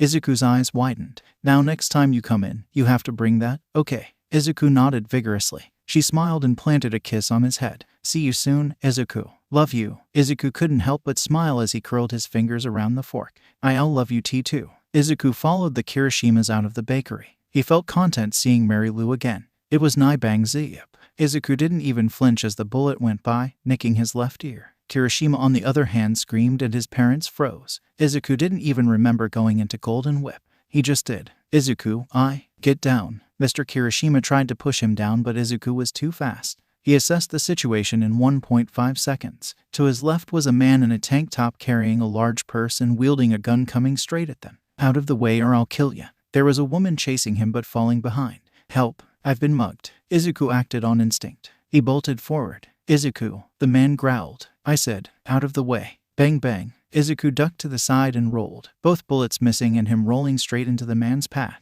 Izuku came out of the roll running but kept low. He ducked beneath the man's arm and landed a punch straight to the gut. The purse thief stumbled backward, not having expected such a forceful blow from a child, and dropped the bag. Izuku swung his foot around, kicking the bag out of reach. The thief stood straight and growled, pointing the gun at Izuku. Why you? Bang, it zipped past Izuku. The man's shot was poor, but it still nicked the greenette's cheek at this range, adding a cut just above the large one on Izuku's cheek. He hadn't even felt it. Izuku took the man's outstretched arm, pivoted, and used his signature move, the judo flip over the shoulder. It was hard with the size and weight difference, but the pain gasp that the man let out was worth it. He didn't let the thief recover. Izuku kicked off the slippers and smashed his heel into the man's hand. The man grunted and let go of the gun. Izuku was quick to bend down and take it, just as the thief sat up to try and attack again.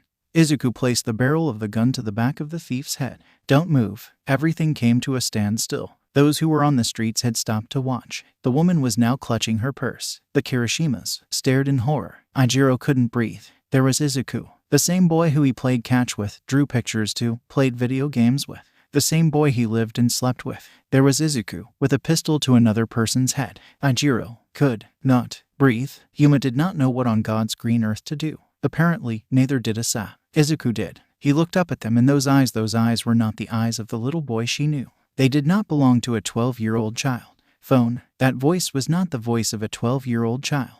It was cold, calculated, like he had done this before. Often, Asa fumbled a bit with his pocket before drawing out his phone. He slowly crept forward and held out his phone at a distance. Izuku leaned forward. Ijiro flinched as the man's head was pushed forward with the gun, as Izuku still did not remove it from the back of the criminal's head. He, with much ease and practice, hacked into Asa's phone and called the police. Yo, long time, no call. Haha, I know. I'm not vigilanting this time though. This time, I. Detective, calm yourself. I haven't even told you WWH how it happened.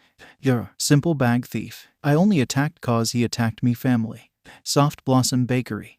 Izuku looked up at them. You mind if we wait? He was talking without stuttering and looked completely calm and cool, and everything in this situation screamed not right at Yuma, because Izuku should not be pointing a gun at someone's head. He should not be saying that he is vigilanting again. He should not be talking so casually when he usually does not speak at all. And where is the stutter when he does? And why is this so wrong? They ended up waiting. It was about 30 minutes of tense silence. Marco was watching over the situation, but he didn't try to take the gun away or to defuse the situation. Those that had stopped went on their merry way, and nobody else on the street stopped at the sight of a boy holding a gun to someone's head. These people are used to it. Police sirens faded in from a distance until the police vehicle pulled up. 2 police rushed out and a man with a plain face and tan trench coat came out. Izuku finally put down the gun, handing it to the trench-coated man. Izuku stood while the police put the thief in handcuffs and took him to the police car. Asa finally got the nerve to speak up as the trench-coated man was about to speak. "Alrighty, I've got to know what is going on." Izuku and the man turned to him. "I just watched my son take down a man twice his size and almost shoot him and speak, which he does not do, and forgive me if I am wrong, but I am pretty sure Izuku said something about vigilante." Asa gestured between the 2 people. "You 2 obviously seem to know each other, so mind telling me what's happening here?" The older man glanced down at Izuku. "Do they not know?" "Nope." Izuku popped the pea. It was so weird to hear him like this. The man sighed and extended his hand to Asa. "Hello, I am Detective Tsukachi. I've been in charge of the Golden Whip case for a while." Asa raised an eyebrow. "What does Golden Whip have to do with any of this?" Asa was pissed. The man chuckled. "Here's the thing, your new charge is, how do I put this?" Asa narrowed his eyes. "You are not about to tell me that Izuku is Golden Whip." Izuku looked away. Detective Tsukachi sighed. "He was Golden Whip until we took him off the streets. And you never thought to tell us." Ijiro and Yuma flinched back. Detective Tsukachi shook his head, not backing down. "In order to give Izuku a chance at a more normal life, we decided that he would give up that life and that we would keep it hidden. It is also for your safety, as there are quite a few gangs and criminals in the red light district that hold a grudge against him."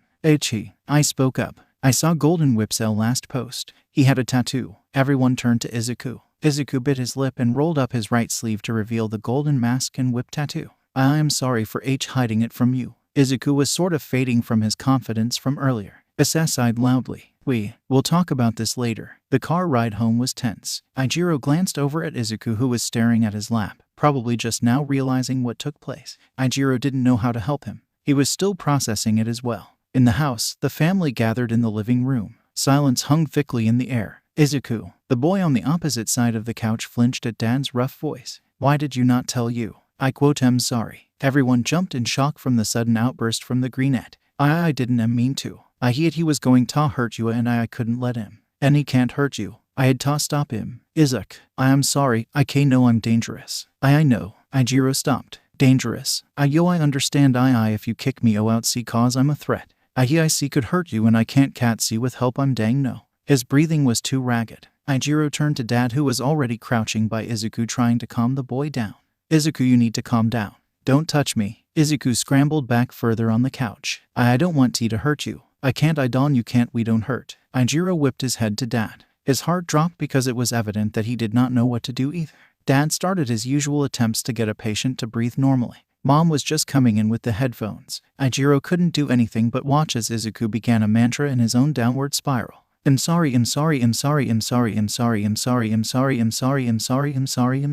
At some point, the boy stopped rambling and the room fell silent. Ijiro was shaking almost as much as Izuku still was. "Why was this happening?" "Izuku," Dad whispered, reaching up and sliding the headphones from the boy's face. Izuku didn't look up. He made no acknowledgement of the man. A bubble of laughter split from the boy's lips. "It's all over. Why does it always end like this?" Dad sighed. "Nothing is ending, Izuku. We aren't getting rid of you. And we know that you won't hurt us." Izuku shook his head. "You don't lie to me." "I know. I know how it goes." "I know." Dad turned and sat, leaning his back on the couch. "Well, maybe back then it did. You want to know what happens in this family, though?" Mom sat on the couch, facing Izuku with her legs on the couch. Ijiro got the memo. Act casual. So he did the same as Mom. Izuku didn't respond, so Dad continued. "We Kirishimas take care of each other. Also, we don't lie to each other. When one of us falls, we help them up. When one of us is crying, we comfort them. When one of us is lonely, we provide the company. Kirishima is a family name.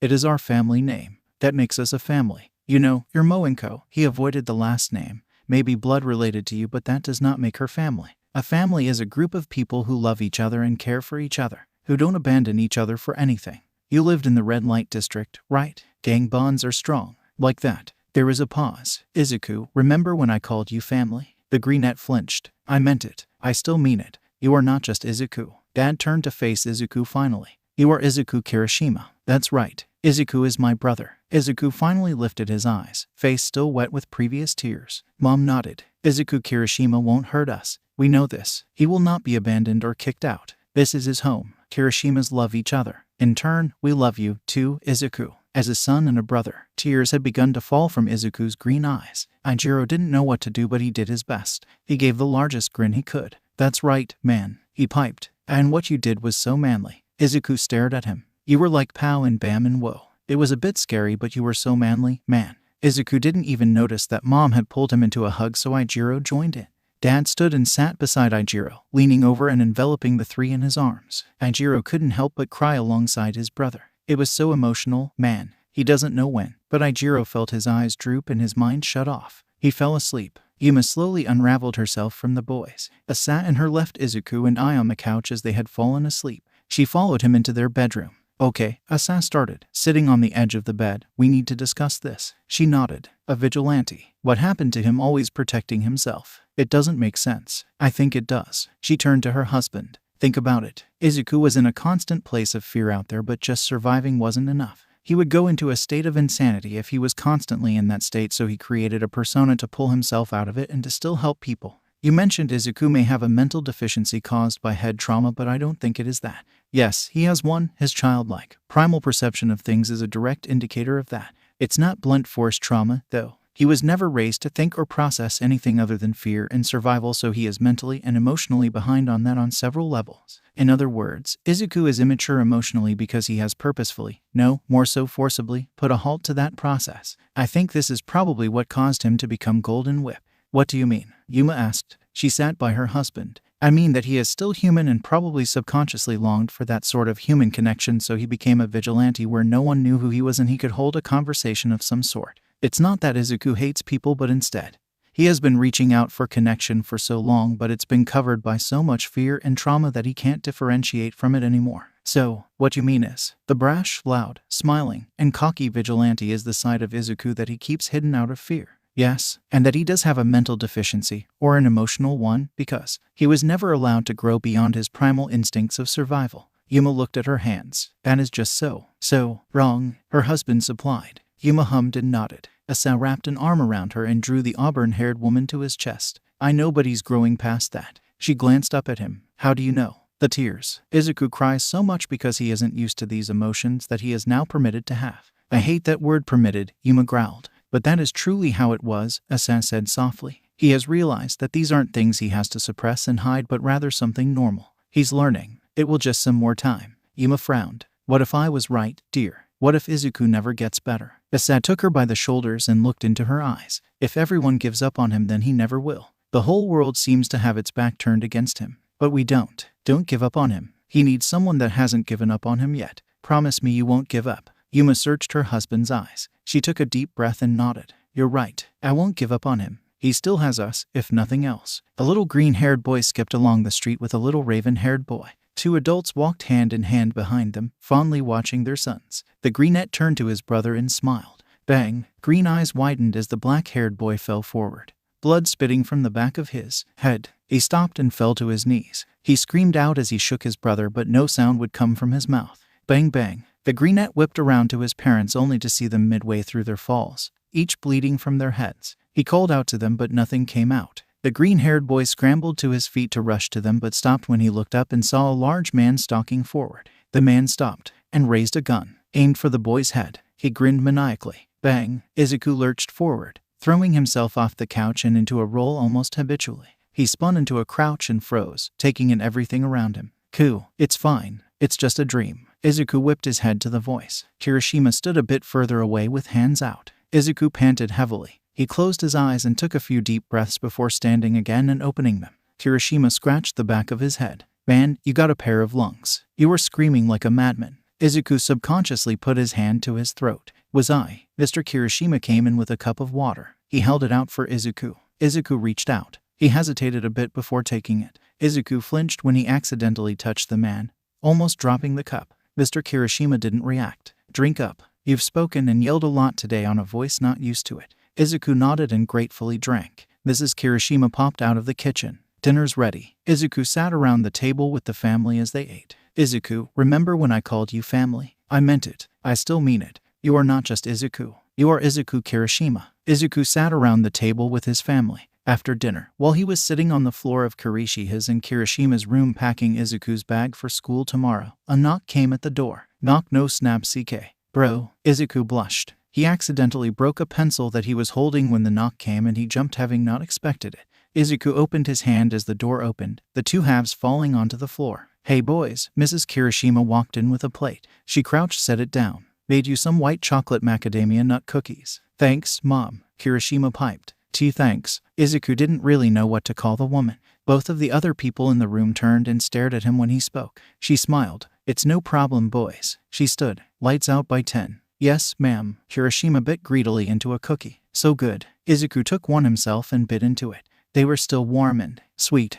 Bip, bip, bip, bip. Izuku shot up. Kirishima groaned and pulled himself to a sitting position. Izuku stared at the clock the boy slammed his tired fist on. Just the alarm clock. Kirishima grumbled. Tells us when to get up. Izuku took a few seconds to still his racing heart. Izuku was dreading this day. The first day of school. Kirishima swung off of his bed and groggily moped around the room until he finally opened his dresser and pulled out his school uniform. It wasn't much. The school's boy uniform consisted of black slacks with a belt and a white, short-sleeved button-up that was tucked into the pants. Still, it was fancier than anything he had worn. His golden whip costume did not count. They had decided on adding a black arm sleeve to Izuku's on his right arm that would go under the sleeve. They were accepted as support for those who had injuries, and Izuku, under the guise of all of his scars, could get away with it.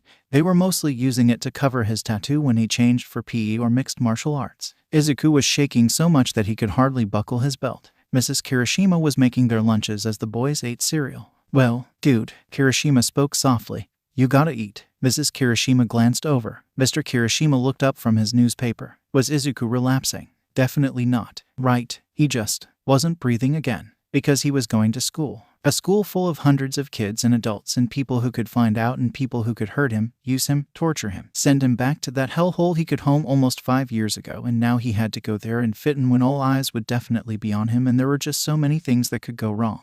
He didn't know the layout of the building, so he had no escape plan aside from the outside. He knew that he could survive a jump from the second story, but what if his class was on the third? He might die, but wouldn't that be better? He couldn't fight anyone unless in his fighting class, so what should he do to Prot? Izuku. Izuku jumped so hard he fell from his seat and the chair fell to the floor with a bang. Izuku opened his eyes slowly, having expected pain in his rear but felt nothing. He looked up. Kirishima had turned in his own seat and caught Izuku by the arms. Kirishima stood to also help Izuku stand before letting him go. See, Kirishima pushed a thumb into his own chest. No need to panic, man. I've got your back. Behind him, Mr. Kirishima, who had originally called out to him, stood. He held out something. Izuku paled when he saw a thin pair of handcuffs. Mr. Kirishima held up a hand. Wait, before you get the wrong idea, these are Quirk suppressing cuffs. With these on, no one should be able to reach out and see the strings. A bit of the tension released from Izuku's shoulders, but he hesitated. Are these allowed? He asked. Mr. Kirishima nodded. I've spoken with the school about them. Izuku took them.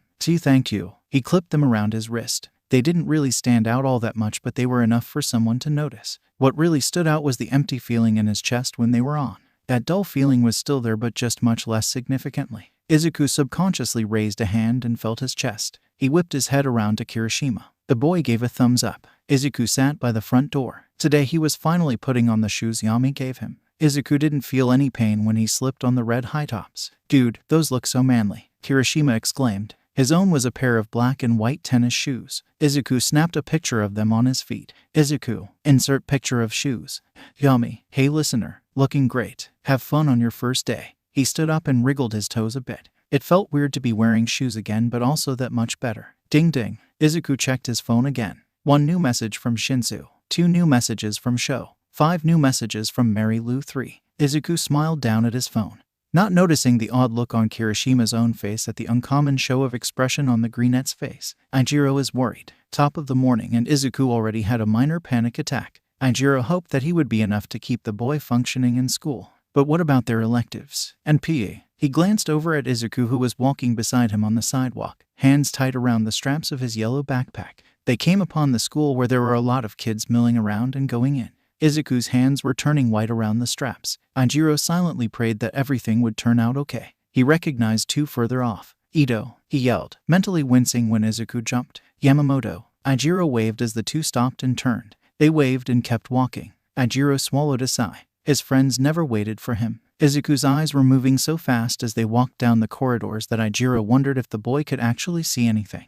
They climbed up the stairs to the second floor and found their homeroom, room 204, Mrs. Sato's. "Let's wait outside for the teacher," he said. Izuku seemed far too pleased than he should be at the recommendation. A few students glanced at the two curiously as they entered the room themselves. Eventually, a blonde woman with a short bob and red-rimmed glass came up. "Ah, Kirishima," she greeted. Ijiro bowed. "Good morning, Mrs. Sato." She looked at Izuku. "Is this Kiri-er?" Ijiro laughed. "Just call him Izuku, ma'am, so we don't have the confusion." Mrs. Sato nodded. She held out her hand. "Welcome to my class, Izuku." Izuku stared at the hand. Mrs. Sato's eye twitched when he didn't take it. "You Izuku is." Mrs. Sato retracted her hand. "Don't worry, Kirishima. I have been informed of his tendencies." Ijiro did not like how she worded that. "Shall we get him introduced to the class?" Without waiting for an answer, the woman walked into the classroom. Ijiro turned to Izuku, who had not looked up from the point where her hand once was. "It'll be fine, Izuku," he whispered. Green eyes flickered to him.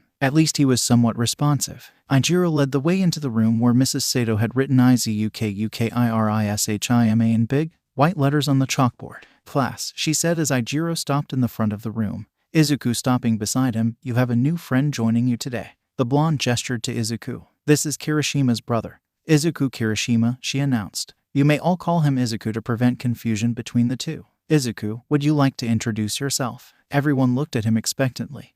Ijiro spoke up. "Izuku is selectively mute. That's what his parents called it." Mrs. Sato deadpanned. "All right then, maybe you would like to introduce your brother for us." Ijiro bit his lip. He wasn't exactly fond of public speaking, but his red eyes glanced at Izuku, who he noticed was staring somewhere far into space at the back wall of the classroom. He was completely out of it. "This is my brother, Izuku," he repeated. We adopted him just over a week ago. He doesn't, speak much, and yeah." Ijiro trailed off. Mrs. Sato nodded. "Does anyone have any questions?" Immediately hands shot up. "Oh, please let this be over already. Why does he have so many scars?" a kid asked. All of the ones on the greenette's left arm were visible, as well as the one on his right forehead, the two on his left cheek, and the one on his neck. Izuku visibly stiffened. Kirishima forced a wobbly smile onto his face.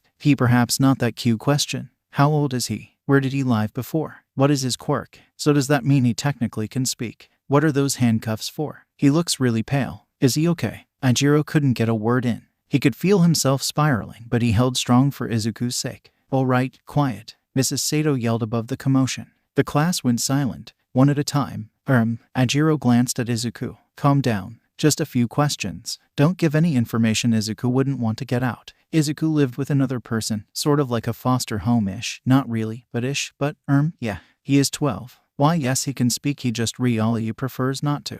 "Yeah, his quirk," someone shouted. "What is his quirk?" Ijiro swallowed thickly. He is, Clap clap. Ijiro let out a sigh of relief. "That's enough." Mrs. Sato stepped in. "Let's get back to class. Izuku, you will sit by Kirishima in the second to last row." "Thank you," Ijiro whispered. He began to walk to his desk. "Izuku, would you please follow Kirishima to your desk?" Ijiro whipped around. Oh no, Izuku was not moving. His chest was not moving. His eyes were foggy. Ijiro took a deep breath. "Izuku," he half yelled. The boy flinched. A soft round of laughs echoed in the room, but at least Izuku was looking at him. Ijiro blushed. He waved the boy over. "Come on, I'll show you to your seat." Izuku's moves were almost robotic, but he, thankfully, followed Ijiro. Izuku sat by the window in the second to last row. Ijiro sat in the table over. Homeroom only lasts about 30 minutes before each student goes to their own classes. Mrs. Sato sat down to her own muses. It was like bees drawn to honey. All of the kids in their homeroom rushed over to interrogate the new kid. "Hey, what's with the scars, dude? And the handcuffs? What's your quirk? Izuku, was it? Hey, you gotta say something." Ijiro panicked. He tried to get them away from Izuku, but he was slowly pushed out of the crowd. "Guys, give him." Every attempt was fruitless. Ito leaned his arm on Ijiro's shoulder. "So your parents actually went through with it?" Ijiro turned his eyes up to his friend. "It's a shame your new bro's so lame." Ijiro's eye twitched. What? Yamamoto leaned on Ijiro's other shoulder. "Yeah, at first, I thought he'd be all cool with all those scars, but he doesn't even talk. What's he trying to pull? The cool and silent guy role?" Ijiro narrowed his eyes. "Are they stupid? Do they seriously think someone would get that many scars just to play the cool kid?" Ijiro is usually a pushover. He'll admit that. But in that moment, he caught a glimpse of Izuku through the crowd. He will typically freeze up and his breathing will slow, but his chest will rise at a smaller degree and a faster rate. He will grip anything nearby that looks like it would be normal to grab in that situation. Mr. Aizawa described Izuku's panic attacks. There was a crack in the table where Izuku was gripping the edge of it so hard that it was actually breaking. Green eyes wide and staring at the wood, face pale, jaw locked, and chest barely rising a millimeter. Ito pats his head. Sorry, man. Sucks that you gotta deal with that. Aijiro snapped. He shrugged off his friends from his shoulders, took a deep breath and stepped forward. Everyone shut up. The room went silent. Heads slowly turned to him. Yamamoto and Ito had stepped back, shocked with hands up. Aijiro panted. He stormed through the crowd. Kids split like the Red Sea. Aijiro did the one thing he knew Izuku would respond to, as Izuku's eyes, not his body which was like a statue, were facing him. Aijiro stood in front of the greenette's desk, turned and did it. He power posed. Can you not see that he is obviously uncomfortable? Stop pestering him. It's rude. Woo! A whistle came from the back. From Ito. Wow, so the coward finally got a spine. Aijiro's eyebrows furrowed. Ito and Yamamoto called him that a lot, but only when they were joking. They've never called him out like this before. Ito leaned on one leg, hand on his hip, face bored. They were only curious, Kirishima. He could have told them to stop. Aijiro bit his lip. He could feel himself starting to shake. And no, he's mute. Yamamoto rolled his eyes. Yeah, selectively mute or something. He can speak. Watch. Hey, Yamamoto pushed past Aijiro. Slam. He slammed his hands onto Izuku's desk. The greenette flinched back. Hey, Yamamoto spoke coldly. You know it's rude to not respond when someone is speaking to you, right? No response. Why, Yamamoto? Leave him alone. Aijiro tried to sound confident, but he stuttered a bit. Ito walked up behind him. Why? What are you going to do about it, Kawardi? Aijiro dropped his head, fist shaking by his side. What can I do? I'm too weak. Bang. Everyone turned to the classroom door. Aijiro could have cried in relief. In all of her pink glory, Mina Ashido, the student body president top candidate for next year, stormed into the class. Everyone in the school respected her immensely. What the heck is everyone doing? She growled. I couldn't help but hear the commotion, and what do I find when I come in? She pointed an accusing finger at Yamamoto and Ito. Stop bullying the new kid. What are you, 3? Ito and Yamamoto blushed as the class laughed. Aijiro looked up at her slowly. Ashido grinned. You too, she pointed between Aijiro and Izuku. Sit with me at lunch, K. Ashido turned around, pausing at the door. You are all students of Hills Alliance Middle School. Act like it. She waved. Ta-ta. Ashido left. Ito and Yamamoto turned back to them. Sorry, man. Ito apologized. They looked deflated. Who wouldn't be after getting a talking to by Ashido? A chorus of apologies sounded from around the room. R-I-I-I thump I-I-I-N-G. Aijiro looked over to where Izuku had jumped and probably hit his knee on something when the bell rang. He shakily turned to Izuku. Hey, man, let's head to class. The class had already dispersed. Aijiro furrowed his eyebrows. He bent down next to Izuku's face when he thought he heard something. I'm sorry. It was very quiet. Aijiro chuckled. He gently lay his hand on the smaller boy's shoulder. Izuku flinched back so harshly he almost fell again. Aijiro didn't remove his hand. Don't apologize when you haven't done anything wrong. You aren't used to this many people. They just don't understand. I promise it'll get easier. Izuku looked so shaken up. Ito leaned against the wall of his homeroom outside the door. Come on, man. Let's get to our next class. Kai left when he knew that Kirishima and the new kid were coming. Everyone shut up. Kai clicked his tongue. Who does that coward think he is talking back to us like that? Yamamoto met him in their next class. So Kirishima's gotten a bit of a spine now. Kai slouched into his seat. Yeah. And that dang Ashido just had to stick her nose in our business like that. Yamamoto pulled out the seat in front of Kai's desk and sat backward on it, straddling the chair and leaning his arms on Kai's desk. Guess we gotta knock him down a peg. Kai scowled at his friend, but his face soon split into a smile. Yeah, and his new brother while we are at it, too. Aijiro and Izuku did, in fact, eat with Ashido. Heya, she greeted as the two boys sat down. Hey, Ashido, Aijiro greeted. Izuku nodded. I hope you don't mind that I barged in back there, she apologized. Not at all, Aijiro assured her. You really saved our hides back there. Thank you. She grinned that cute grin of hers. Wait, cute. Get out of your head. No prob. I don't know why you are friends with those two. They are such jerks, she growled. Aijiro rubbed the back of his head. Haha. Yeah, sorry, she said. I don't mean to bash your friends like that, but seriously. They treat you like a doormat. Aijiro looked down. I know. Silence held for a bit. How about this? Ashido piped suddenly. Why don't you two hang with me and the girls from now on? Aijiro looked up at the pink girl and her friends in awe. Really? Hino, the plump, teal-haired girl that often was seen with Ashido, nodded. For sure. We would love to have you too. The other girls nodded their agreements. Ijiro smiled brightly. Thanks. Ijiro ate happily, but his happiness turned to worry when he glanced over and noticed that Izuku had not even touched his food. Please don't relapse. Please don't relapse. Please don't relapse. Izuku made it through his core classes with ease. There wasn't much time for anyone to really pester him during them. Aside from the initial homeroom, Izuku was beginning to think that maybe school wouldn't be so bad. Then came electives. That meant he and Kirishima had to split up. Their schedules were something like this. Izuku, homeroom, reading, science, English, Japanese history, math, mixed martial arts, PA, foods. Kirishima, homeroom, reading, science, English, Japanese history, math, PA, art, psychology. Izuku and Kirishima walked side by side in the halls. Izuku found that he often found himself tugging at his black sleeve and trying to cover up his scars. They drew so much attention. He knew they weren't normal if the lack of scars on anyone else was anything to say. Kirishima had a small nick over his right eye, but that was about it. Nothing as, how does one say it, showy. The raven-haired boy stopped. He pointed down the hallway. Mixed martial arts should be down that hallway. Izuku nodded. Are you going to be okay, man? Izuku looked over at his friend. Was he going to be okay? Probably not. He'd be fine. No, he wouldn't. Izuku nodded. Kirishima smiled that sharp-toothed grin of his. He power-posed. Come on, you two. Izuku deadpanned. Kirishima did not waver. Izuku swallowed a sigh and power-posed right along with him. The boy gave a thumbs up. Have fun, Izuku. He ran off. Izuku turned back down the hallway Kirishima had pointed at. I can do this. He walked down the hallway. I can do this. I can do this. He found the door to the class. I can do this. He opened it to reveal a class in white karaki. I can't do this. A tall adult male with long brown hair pulled into a ponytail came up to him. He exclaimed. You must be Kirishima. Izuku felt weird being called that, but he supposed it was only natural. His last name was Kirishima now after all. Izuku gave a small nod. I am your teacher. You can call me Bando-sensei. He turned and pointed to a boy with slick white hair that Izuku recognized. Who was it again? Yamamoto.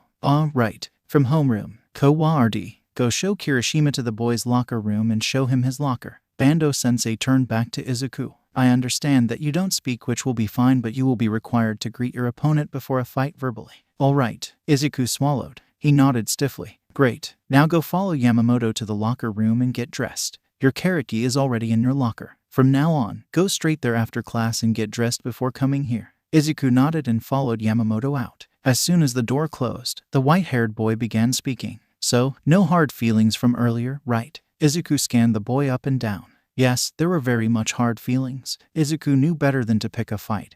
Though so he nodded. Yamamoto grinned with a face Izuku did not find genuine at all. Here is the boys' locker room. Yamamoto led him in. Your locker is that one. He pointed in the far left corner. Izuku could just make out the white karaki in the red locker. Izuku nodded. Well, go get dressed. Yamamoto lifted his arm to slap Izuku on the back. Wrong move. As soon as the boy's hand grazed Izuku's shirt, it happened. Izuku twisted around it, reaching out and grabbing the taller boy by the throat. Bang! Yamamoto opened one of his closed eyes painfully from where he was being held against the row of red lockers. Gray eyes met green. See cat BBR breathe. Izuku's eyes widened in the realization of what he was doing. He snapped his hand back and stumbled backward. Yamamoto slouched against the lockers, coughing harshly and rubbing his throat. D-dang. Cough, I was only cough, patting your back, man. Izuku stood there a few seconds to catch his breath and slow his racing heart. Yamamoto rolled his eyes. He straightened up. Geez, just get dressed. I'll be in the room. Izuku nodded shakily. He went to his locker and opened it. Shiro Yamamoto rubbed his neck as he left the locker room.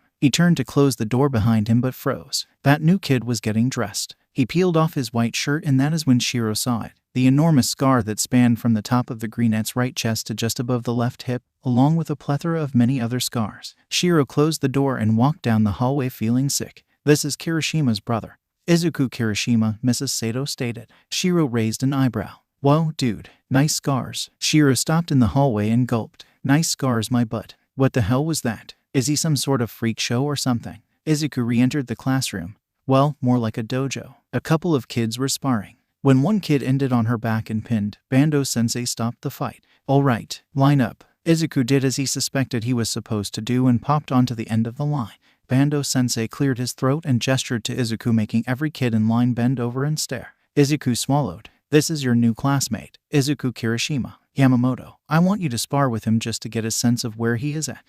Bando-sensei, the snowy kid called out from somewhere in the line. Are you sure that is okay? I'm the top of this class, Yamamoto. The class stiffened at Bando-sensei's sharp tone. Do not get ahead of yourself. Get on the mat. Kirishima, you too. Shiro glared at Kiri. No, he was not calling him by that. He glared at Izuku, the scene in the locker room replaying in his mind. He had an easy give at that. I was unprepared. I am the top of this class. I won't give him any openings. They stood apart from each other. Greet your opponents, Bando-sensei yelled. Shiro bowed. Let us have a good battle. Izuku bowed too but did not speak. Kirishima, greet your opponent. Shiro grinned. Perfect. Bando-sensei will get mad when he realizes he doesn't speak. Karishi, let us. Shiro's eyes widened. Ave, a good fight. Silence fell of the room. The tension in the air was so thick it could be cut with a knife. That voice was so thick. Izuku had a strange accent. So where did you come from? And a stone-cold voice that sounded way too mature for someone their age. Shiro met Izuku's. He felt sick as he stared into a void of sheer darkness. Bando-sensei coughed quietly. Even he was thrown off by the sheer amount of intimidation the boy brought with those simple words that they heard every day.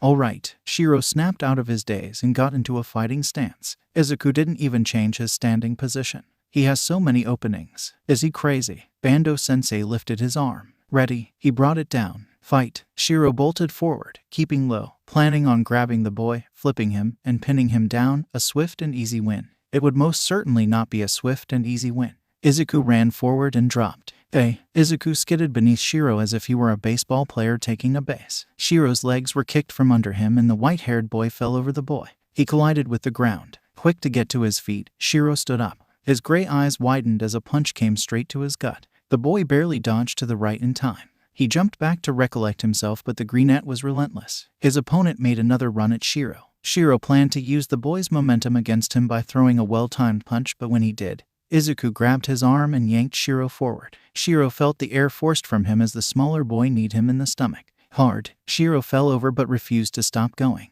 He rolled over to get up. As soon as he stood, there was a small, scarred hand on his throat. Shiro's eyes widened as his body fell and his back and head hit the mats. Stop. Shiro lay there panting. The greenette crouched beside him, left fist on the mat, right hand tight over Shiro's neck. Kirishima, let go of Yamamoto, Bando-sensei commanded. For a second, Shiro thought that the boy wouldn't, but he did. Eventually, Izuku stood up and rolled his shoulders, which popped loudly. Shiro sat up and felt his neck. He glanced up at Izuku. Shiro's heart stopped. His gray eyes met with Izuku's. From his standing position, Izuku was glaring down at him. Shiro stared into the darkness of those forest eyes, so void of anything. He had taken him down that quickly without feeling a single thing. Bile rose in Shiro's throat. He promptly turned to the side and threw up his lunch. Kirishima, let go of Yamamoto. Izuku hesitated but let go of the boy he had pinned by the neck down. He stood. Yamamoto sat up, holding his neck. Izuku glanced down at Yamamoto. Yamamoto looked up at him and their eyes met. Threat. Yamamoto visibly paled and threw up.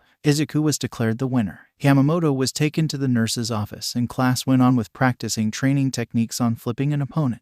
When Yamamoto came back, their eyes met but the other boy was quick to break contact and look elsewhere. Izuku couldn't help but think when he did that, no, Yamamoto is too weak to be a threat. He looked around. Yamamoto is the top of this class. Weak. After class, Izuku followed the boys to their locker room. He did not expect that they would all be changing together. Izuku held his breath. I'm supposed to. His heart rate skyrocketed. Izuku felt sick. Izuku got dressed as quickly as possible into his gym clothes as he had PE next. He would just bring his clothes to the gym locker rooms, but, dude, he froze. What the hell happened to you? Izuku didn't turn from his spot facing the corner as he was midway through pulling on his shirt. He gulped, scaling his back. He knew was a large marred patch of skin where a criminal who had a fire quirk had burned him, the scarred skin reaching before his pant line and covered most of his bottom back. Along with the other scars littered there, it wasn't a pretty sight. Izuku quickly got dressed the rest of the way, silence filling the locker room. Izuku was the first to leave. Ijiro was leaving the gym when Izuku passed him,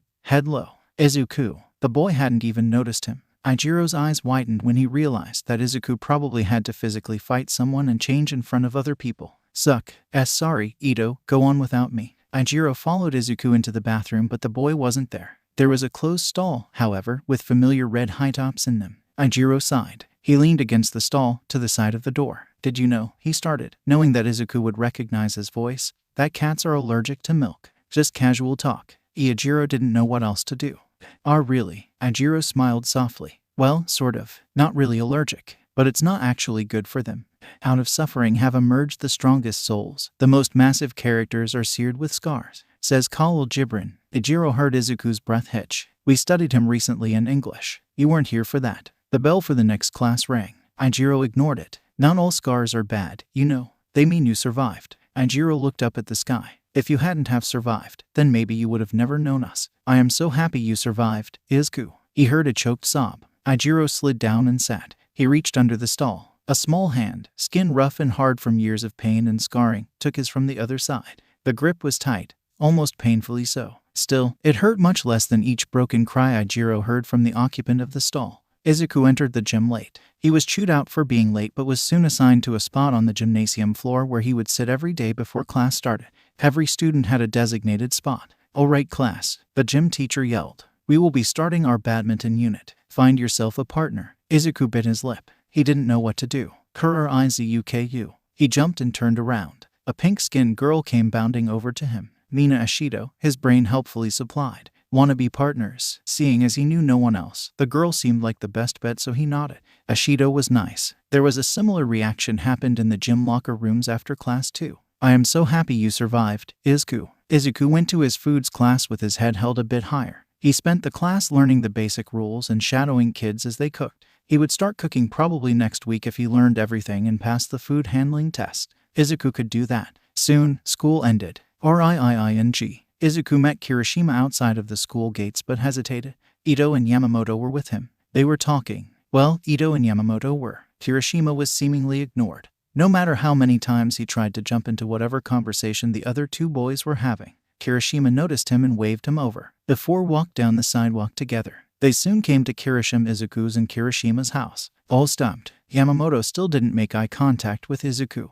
Ito grinned. See you at school, newbie. Izuku very much disliked the way he said that and more so disliked how he completely ignored Kirishima's presence. Kirishima led the way through the gate, up the brick path, and into the house. We're home, he announced. Welcome home, came the reply from Mrs. Kirishima somewhere in the house. As Izuku and Kirishima situated themselves on the couch, the woman came out of the hallway. So, how was the first day? Kirishima shrugged. It's school. Izuku shrugged too, not knowing what else to do. His stomach rolled. Mrs. Kirishima narrowed her eyes. Izuku, dear, did you eat your lunch? Izuku lowered his eyes. She smiled softly. All right. Izuku felt bad. He couldn't get himself to do it. I'll make some peanut butter and apple slices, okay? She offered as she took their lunch boxes. You two finish your homework all right? Yes, Mom. Izuku pulled out his math homework. Ijiro chewed on the tip of his pencil. Izuku, can you? He stopped when he looked up and saw Izuku leaned against the side of the couch, right half of his body sinking into the couch cushions, eyes closed. His chest rose and fell softly. I'm so happy. Ijiro turned to face his mother who came in, that he feels comfortable enough to just fall asleep like that. Ijiro nodded. She handed him a plate of peanut butter and apples. Thanks, Mom. She nodded. Mom gently slid her arms under Izuku and lifted him up. He must be exhausted, she murmured. He didn't even flinch. Ijiro remembered homeroom and the bathroom. I am going to take him to his bed. All right. Ijiro watched her leave. He'd ask Izuku about question 15 later. Yuma took off Izuku's belt and shoes and unbuttoned the top buttons of his shirt to give him easier breathing while he slept. She placed the handcuffs on his bedside table. The woman pulled the covers over him. Yuma hesitated before leaning down and laying a small kiss on the boy's forehead. Great job, Izuku. I am very proud of you, she whispered before turning off the light and closing the door behind her. Okay, sadly the chapter is over. And if you enjoyed the video, just leave a like and subscribe with post notification, so when the next chapter is ready, you will be notified. Okay, see you in the next video. Bye.